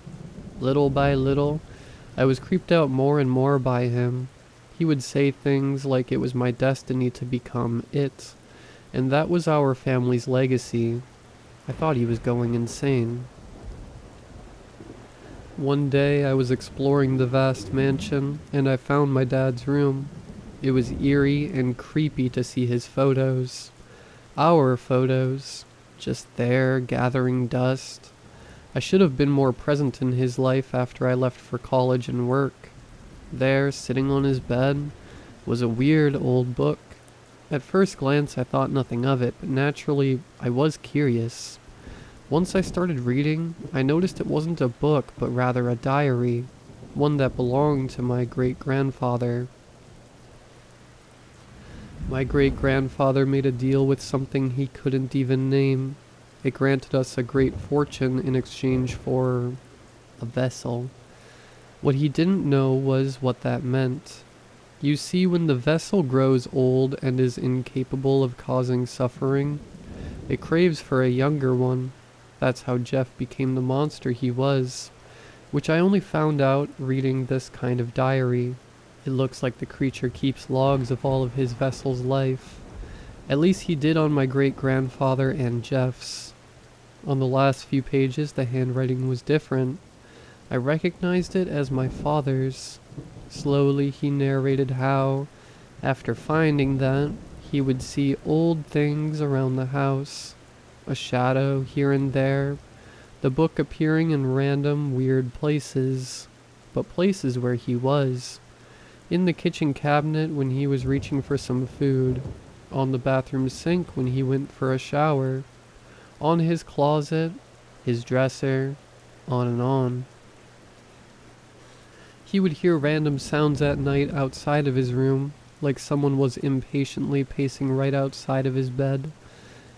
It tried to open the door every night, but it was locked. The thing would never say anything, just pace around, but he knew what he wanted. That's why my dad did what he did, to end the curse. But it didn't end, it just delayed it. Right now I can hear it pacing around, violently shaking the knob, pounding at the door. It must be very close to death. Jeff's death, I mean. And it needs my body, my mind, my vessel. But I know how to end this. At least I hope so, for the sake of our son. During the day I soaked the whole house in gasoline. I locked my room and waited for the thing to come out. I know it can sense what I am about to do, and that must be why it is also impatient and, dare I say, desperate. This is my last email to you, Angela. Please remember me not as a freak, but rather as your loving husband. Tell our best memories to our son so he can grow up knowing the best part of me. That's all I ask. I love you both.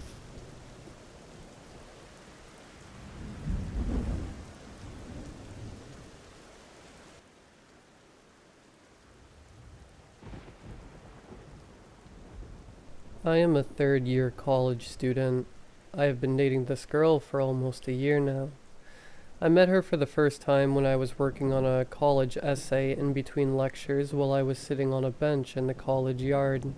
There were multiple benches, with tables all around the yard, intended for students to use. The college was right next to a small forest of sorts, so I liked the breath of nature I got from there, unlike the city air. The sun was setting when I was doing the assignment. The lamps were turned on at that time. There were enough lamps to light up the whole outdoor area. I was very absorbed in doing this assignment of mine that I did not even notice the girl who sat right next to me, staring at me for some reason. When I looked at her, she smiled at me. I smiled back to her. The first day, we didn't really talk to each other. I was about to say something to her, but could not because of my shyness. So it was soon time for my lecture, so I left. After finishing the lecture at about 10 p.m., I was headed home. She was still sitting on the same bench. She did not have a phone, nor did she have a book or anything of the sort. She seemed to stare at random places. It seemed like she was observing everything that went on around her. I didn't pay much heed to her because I was in a hurry to get back home. On the next few days, I didn't see her at the college. This felt strange because if we were attending the same college, we would have ran into each other at least once in every few days, but we didn't. I thought that it was because she had a different major. One day at sunset, as I was with my college friends, I saw her by herself on a bench. I wanted to go up to her and say hi to her, so I did it. It took a lot of courage because I had little to no experience with talking to girls, but to my surprise, we hit it off really well. Despite my shyness and inexperience with talking to girls, she told me that her name was Stella. We shared a few hobbies and interests, like writing, for example. I asked Stella what her major was. She told me that she was doing bachelor's in business, so this meant that we had no classes in common. Days passed by and I started developing feelings for her, and she did me. I didn't know that she liked me too at the time, so one day I decided to confess to her and did it. To my surprise, she confessed that she had feelings for me too. It was my first relationship. We went on coffee dates often and spent time with each other a lot. A few months passed that way, and then things began to change. Of course, because I was such a lover boy, I didn't notice it at first. I would get weird glances from my friends whenever they saw me with her. At some point, I even thought that my friends were just making fun of me. Whenever I asked them what was so funny, they'd just brush it off. My friends were not the only ones who acted strange. My girlfriend was acting that way as well. She was such a chatterbox before, but now she was acting like someone who could barely speak. I decided to confront this issue directly and ask her what was wrong. "Hey, what's up?" I asked her curiously. She didn't answer me and stayed silent for a while. I wondered if she didn't like something I did, and itched for an answer. After some attempts, she finally answered. "It's nothing," was what she said. But I didn't believe her because there was obviously something going on with her. She started distancing herself a bit from me. It got worse to the point where we had this talk where she apologized to me and made up with me. I was so glad that we made up. I met up with her regularly on the bench pretty much every day. On some nights, I don't see her on the benches. I see some sort of a black apparition that disappears as soon as I get close to it. It would slowly fade into the light. I would just write it off as me just seeing things. And then, one day, as I was about to go up to Stella, one of my friends stopped me in my tracks. "Dude, why do you always talk to yourself there? That's weird," my friend asked. I got chills down my spine the moment he said that, and then I turned to look at Stella. She was staring at me, wide-eyed. Her eyes were too wide to be considered human eyes. It looked like bulging bug eyes. But the minute I saw that, I turned around because I could not bear to look at the scary figure. I was absolutely speechless. So this was why my friends looked at me like I was a crazy person whenever I went to Stella. The whole time I was talking to myself. I felt both embarrassed and extremely scared. I could not focus in class because my mind was too busy thinking about Stella and what to do about the situation. After my classes ended, it was almost midnight. I stayed behind a bit to complete an assignment and soon finished it. As I started my way home, there she was, on one of the college benches. There was Stella, but in her true form, she was covered in wounds. While smiling broadly from ear to ear, she opened her mouth broadly as I approached close to her. With her razor-sharp teeth in full view under the light, but I hesitated to go there because she was there. "Come here, you moron," she said with an angry, raspy voice. It sent chills down my spine. Without wasting any second, I quickly ran the opposite direction and went upstairs, since the only exit was past Stella. After I got upstairs, I looked at the bench to see if she was still there. She was gone. I turned around after that, and there she was, right in front of me with the creepiest smile imaginable. I was too shocked to even move a single muscle in my body. I absolutely froze up. She did not waste any time and grabbed my neck. She was capable of such power that I don't think that even 3 full-grown men can take her on. She then began thrashing me about, and then I was thrown near a fire extinguisher. I quickly took it, and got her off guard by throwing it at her. While she was distracted, I ran away as fast as I possibly could and exited the college building. I didn't even look back. I heard her raspy voice behind me, screaming and shouting. As soon as I got out of the college yard, however, for some reason the sound suddenly completely stopped. I went straight home, and I couldn't sleep at all that night. I've shared the story with a friend of mine who used to study at the same college. I described the girl to him, and he told me that I was lucky to have escaped her because most ended up disappearing. He told me that most of the guys who met her have disappeared and still never had been found. And upon further research, I found that she is a college-bound entity, so I am too afraid to go to college now, and haven't went to college ever since. That is the only thing I can do to be safe.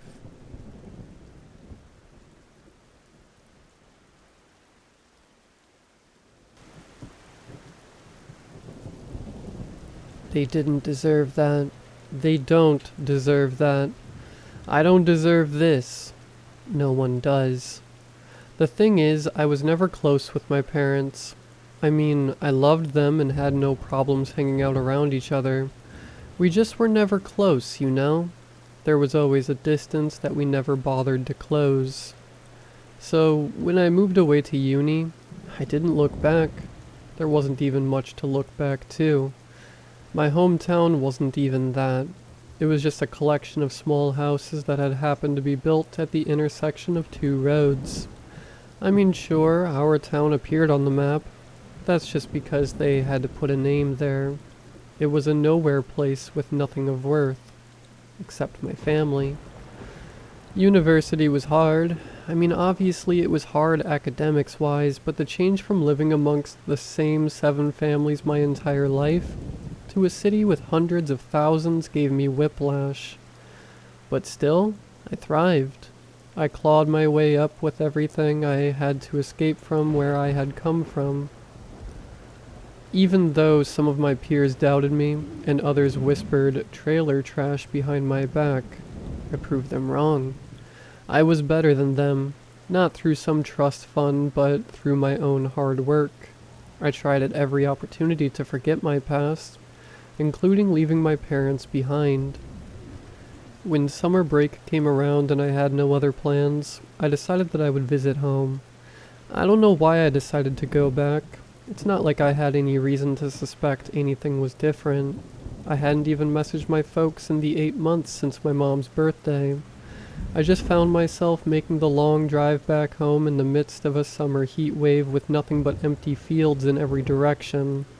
Anyway, I eventually arrived just outside the boundary separating my town from the endless farmland and had to slow my car to a halt.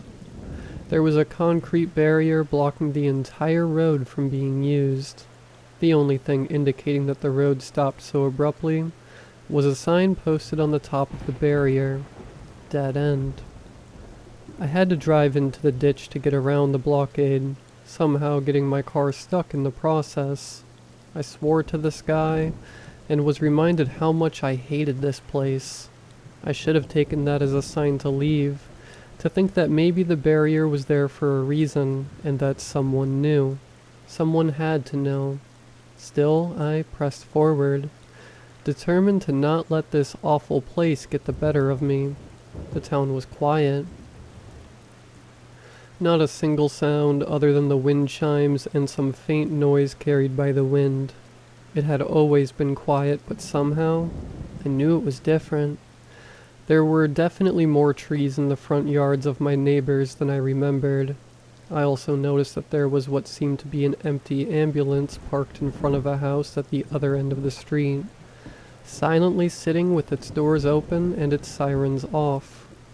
When I let myself into my old house, the only sound that I could now hear was the static from the old radio my dad used to listen to the news with. The faint aroma of lavender also filled my nostrils. It wasn't dark in the house, quite the opposite. It was bright.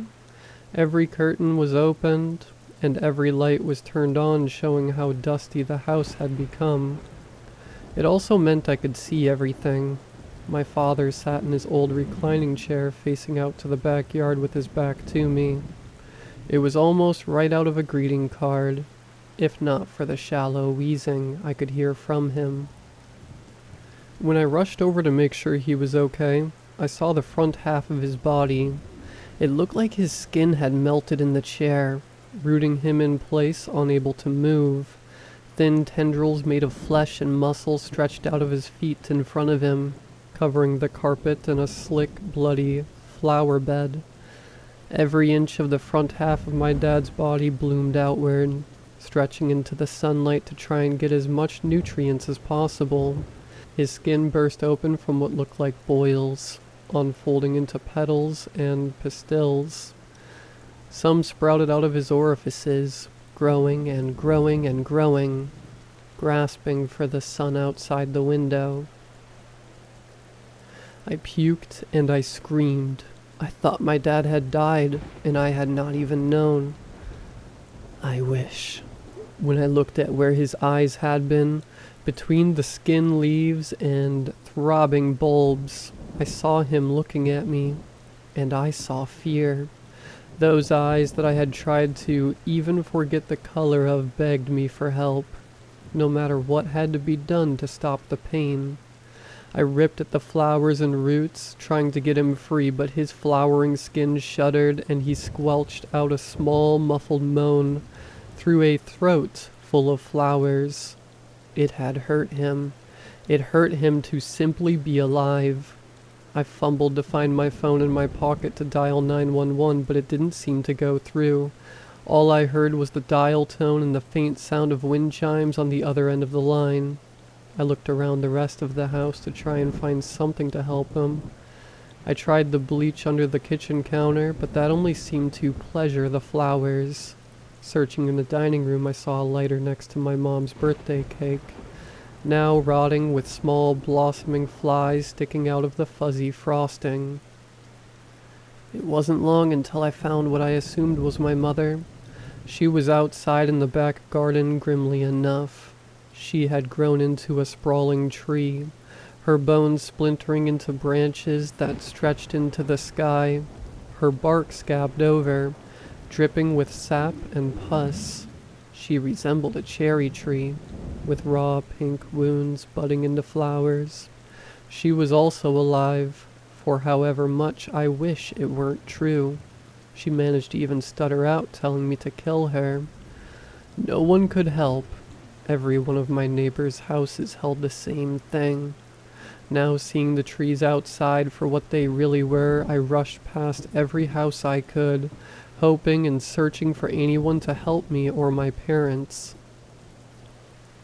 There were dozens of flower beds littering the lawns, with flowering arms reaching out in the sky asking for help and sunlight.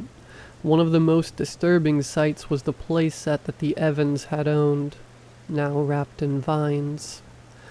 One of my neighbors, who I think was named Ted, had it worst. It had taken me a while to find him, as he was in his basement at the time.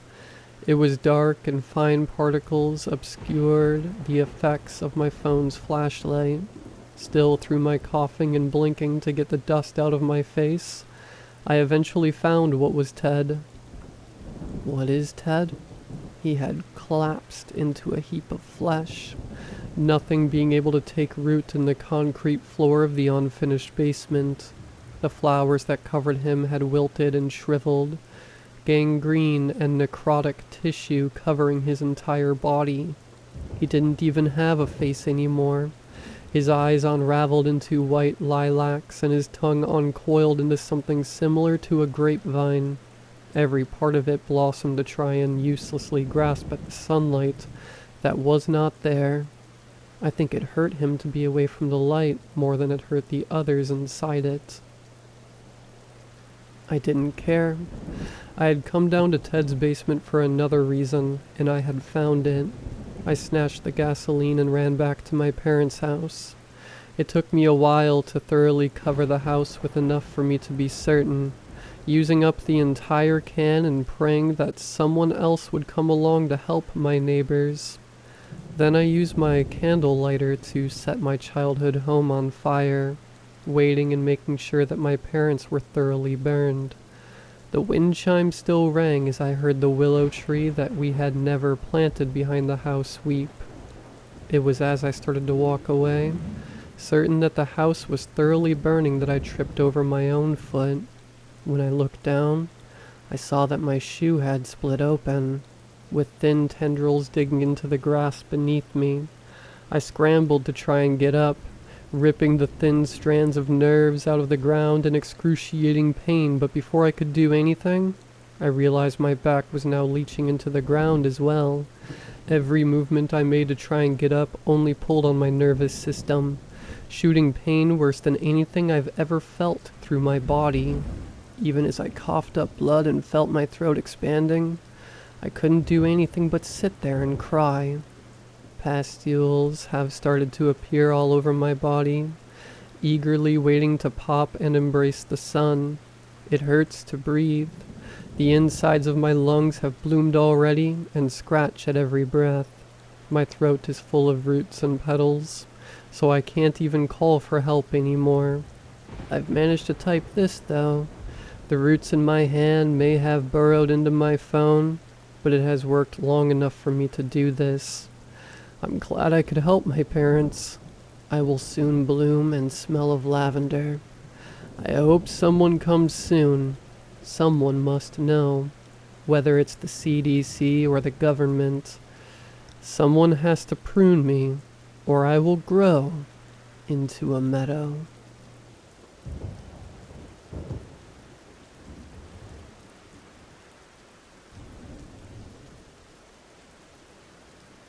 I want to share this recent experience I've had. I can't find anything when I search it up, so as usual, this is my last recourse. For some background, I'm a college student, not really that social. I don't go to parties or anything. I get chronic migraines and the music tends to set those off. Campus is pretty nice. It's decently big and it's got a lot of trees, so it's not like I'm inside all day. I'm staying on campus over the summer because I've got to retake organic chemistry, so it's relevant, I swear. The other day, I think Tuesday, I was headed back to my dorm after class. Got unlucky and got saddled with it in the evening, so it was a bit hard to see, but we aren't an unsafe campus or anything. We have streetlights and all that. I don't get freaked out walking because the main danger is cars, and I have eyeballs and a brain. There had been this awful smell by my dorm hall for like 2 days before this, like somebody dropped a dead rat in the bushes or something. I didn't really want to go fishing around for a dead rat for obvious reasons, so I just ignored it. Come Tuesday, the smell was the worst it ever was. Smelled like somebody baked it. Finally decided I had enough of it around then, because I wasn't putting up with the smell for another week before campus cleaners got to it. Yogurt cups on the windows are one thing. Smelly dead rat is another. I went to my dorm, grabbed a trash bag and a flashlight, and went back outside. I swear to God the smell got worse during the 5-ish minutes I was in the hall. I waded into the bushes, waving my flashlight around looking for whatever died in a hole in there. Nothing. Couldn't find a thing. I checked the gutters. Nothing. Seemed to be coming from a dorm room that was by the bushes. None of the ones on the outside wall where you can basically just look in the window and see everything. So I decided to go knock on their door because I'm not the type of person to resort to calling the RA without trying diplomacy first. Just don't have it in me. I tried to go back inside the dorm hall. Buzzer didn't work. It didn't register my ID no matter how many times I scanned it. Naturally, I'm freaked out by now. I have homework, and also all my stuff is in the dorm hall. This was an issue back at the start of the semester. IDs just stopped working for some reason, and campus police had to scramble to fix it. Seemed reasonable that they could fix it again, so I decided to pay them a visit. I turn to head over there, and I just see this massive thing. Gotta be at least 8 feet tall. It was hunched over like some kind of gremlin thing.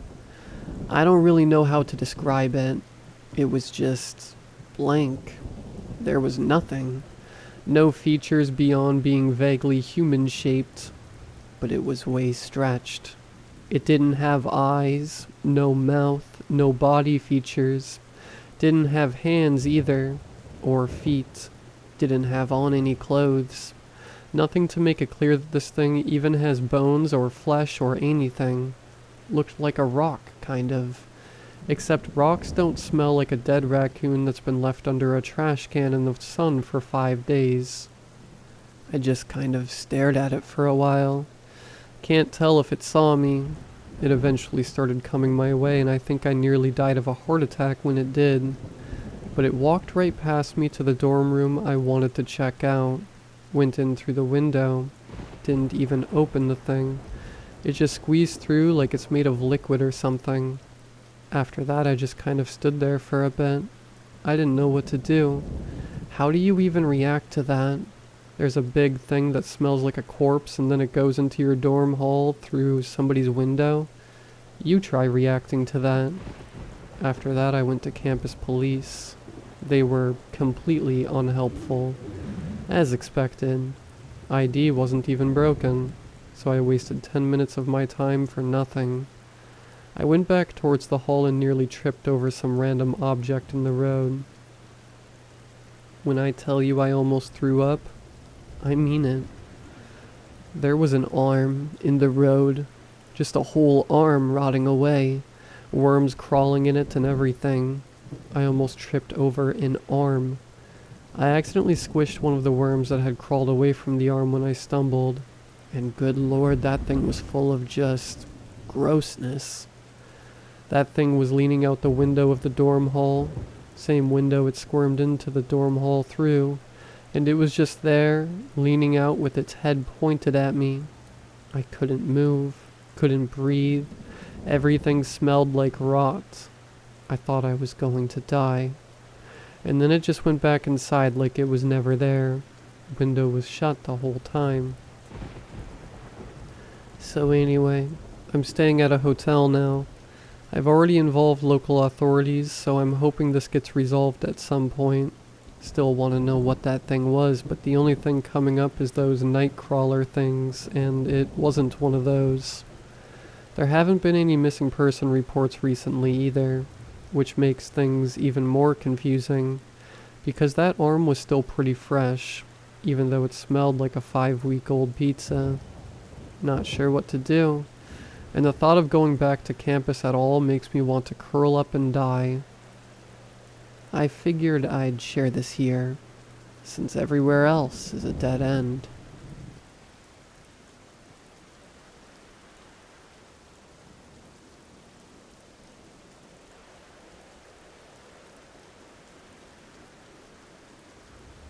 Being pretty is a privilege, but being attractive is a gift. As a former ugly hag, now 37, I knew this well. I had thick eyebrows and thin lips, awkward eyes, and a long nose. My boss always liked standing next to me. It highlighted just how ugly I was, and how good-looking she was. She went out to clubs every night. I stayed home. She slept with her extremely kind golf star husband, and I cleaned up after my mean, drunken one. She had children, and I was infertile. In short, her life was full of excitement and joy, and mine was just as good as my looks. Not at all. "Hi, Gordy. You don't mind if I squeeze in beside you, do you?" She would ask every time we had a company picture to take every year for the past 11. Go ahead. She will anyway. She just pretended to care what I thought so everyone could believe she was still an upstanding woman. She also upstaged everyone during the Christmas parties. She brought in the very best desserts and main courses so people would praise her for weeks after. She made sure she snooped around to hear exactly what someone had been wondering about, and if she was their secret Santa, she'd bring it and surprise them. But not me. I remember she blatantly assigned herself to me to flaunt her wealth and bought me a designer dress I could never even wear. 2 sizes too small. Her husband slipped me some money to get it specifically tailored, though. I always thought he was too good for her. Honest mistake. Babel was just excited to get you something, he told me with a wink. He chooses to believe in her. I can't quite blame him when he gets a completely different woman at home. It was after one of these events, I don't remember which, when I was leaving to walk myself back to my old apartment and I saw it. A booth stood not too far off with a sign that read, "Look into the mirror and receive your rating." A mirror stood nearby and practically towered over me. Some odd-looking metallic lights surrounded the frame, or maybe they were the frame. At the time I was confused, but thinking about that mirror, mirrors in general, I feel incredibly sweaty and nervous. I start losing face. PTSD, perhaps. My boss stood beside me that night, reading the sign, and once she understood its function, she immediately became enamored with the mirror, lazily trailing a finger up the framing of it. "Hey, Gordy, would you be a doll and test this thing for me? I don't quite know what I'm doing." She laughed, and finally, she cut the act. "No, really. I just want to see how low you score on the leaderboard. You're just the best confidence booster." She laughed again. I hate how genuinely nice it was. Too bad I was too busy gagging at the amount of hairspray she began to spray to mention it. I stepped forward and just stared into the mirror. An ugly old woman, short and rotund. I hated my face. I hated my grainy hair, an awkward frown, my double chin, and my glasses that always seemed too small for my face. My husband could do better. He always told me so anyway.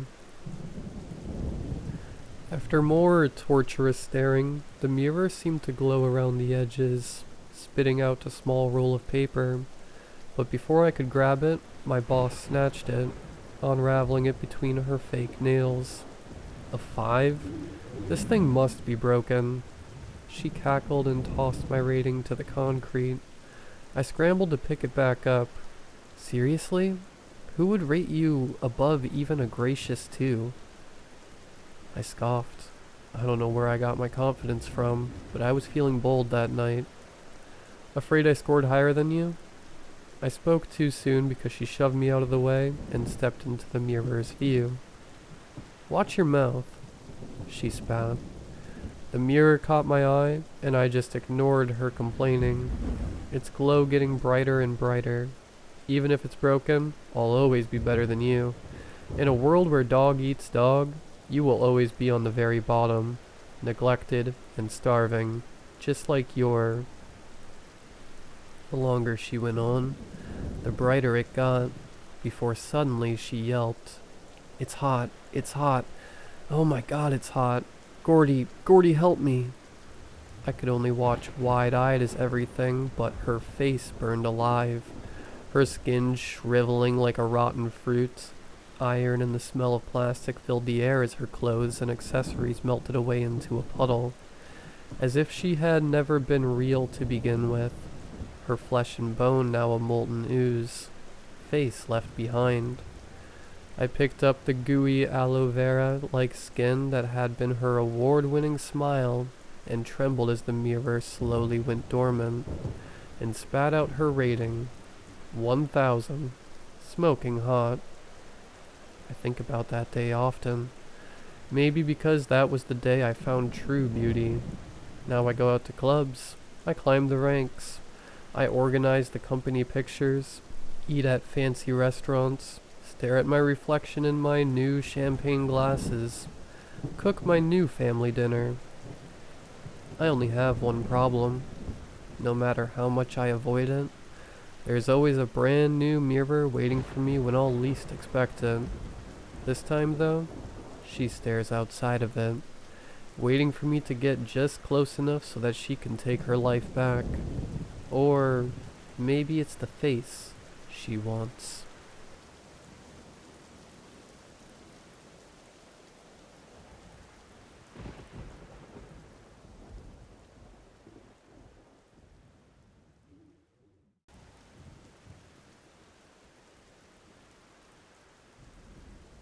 I woke up yesterday feeling odd and itchy.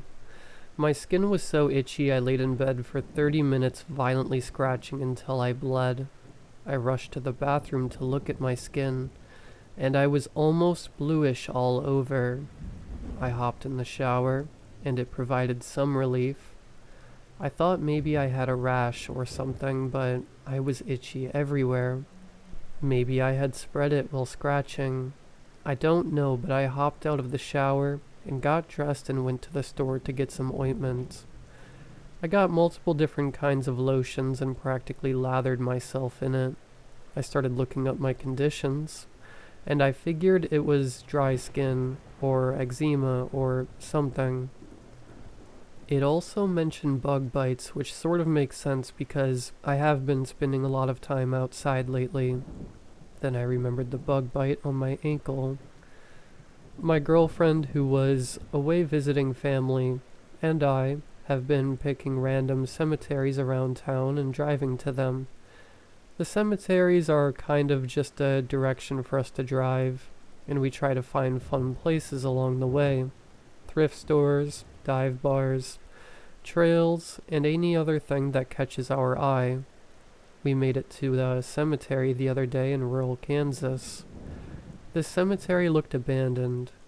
Okay, maybe not the best way to describe it, but it was not well kept at all.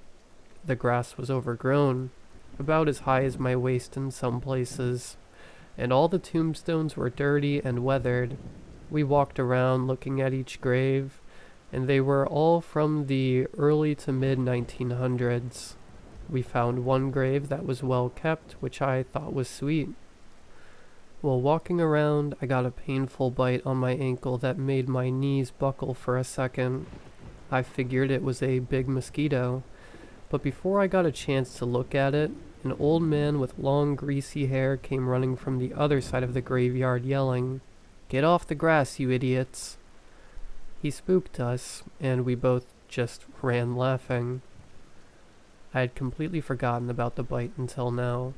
I lifted my ankle to look at it, and I saw two very big bug bites with a bit of pus oozing out of them, which I thought was weird because I only remember feeling the one bite, but since that bite hurt so bad, I am starting to think that this is the root of my itching. What kind of bug could do this? I looked it up and it said it could be an allergic reaction. It says it can be life-threatening, but you know how it is when you look up your symptoms. Hey Google, I have a headache. Oh, that's unfortunate. You do indeed have a brain tumor. So I kind of shook it off, and hopefully it was mild besides the only condition I had was the itching. I didn't have red or swollen skin, or a rash, or anything, so I was hoping for the best. I stayed at home all day, moving as little as possible. It was almost bearable if I stayed completely still. I continued to scratch though, mostly gently but sometimes violently, making myself bleed a couple times. Even my face was itchy, especially near my mouth. I zoned out and scratched the same spot at the corner of my mouth for I think an hour before I felt a sharp pain. I went to the mirror, and the corner of my mouth was bleeding profusely. blood pouring out of my mouth. I tried to stop the bleeding, but the blood just soaked through the towel. I got in the shower again, and the water burned my mouth, but I just let the blood drip out into the tub. I stared at the shower floor for far too long as the steady stream of blood faded into the drain.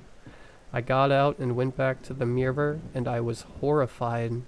The corner of my mouth was ripped open into my cheek.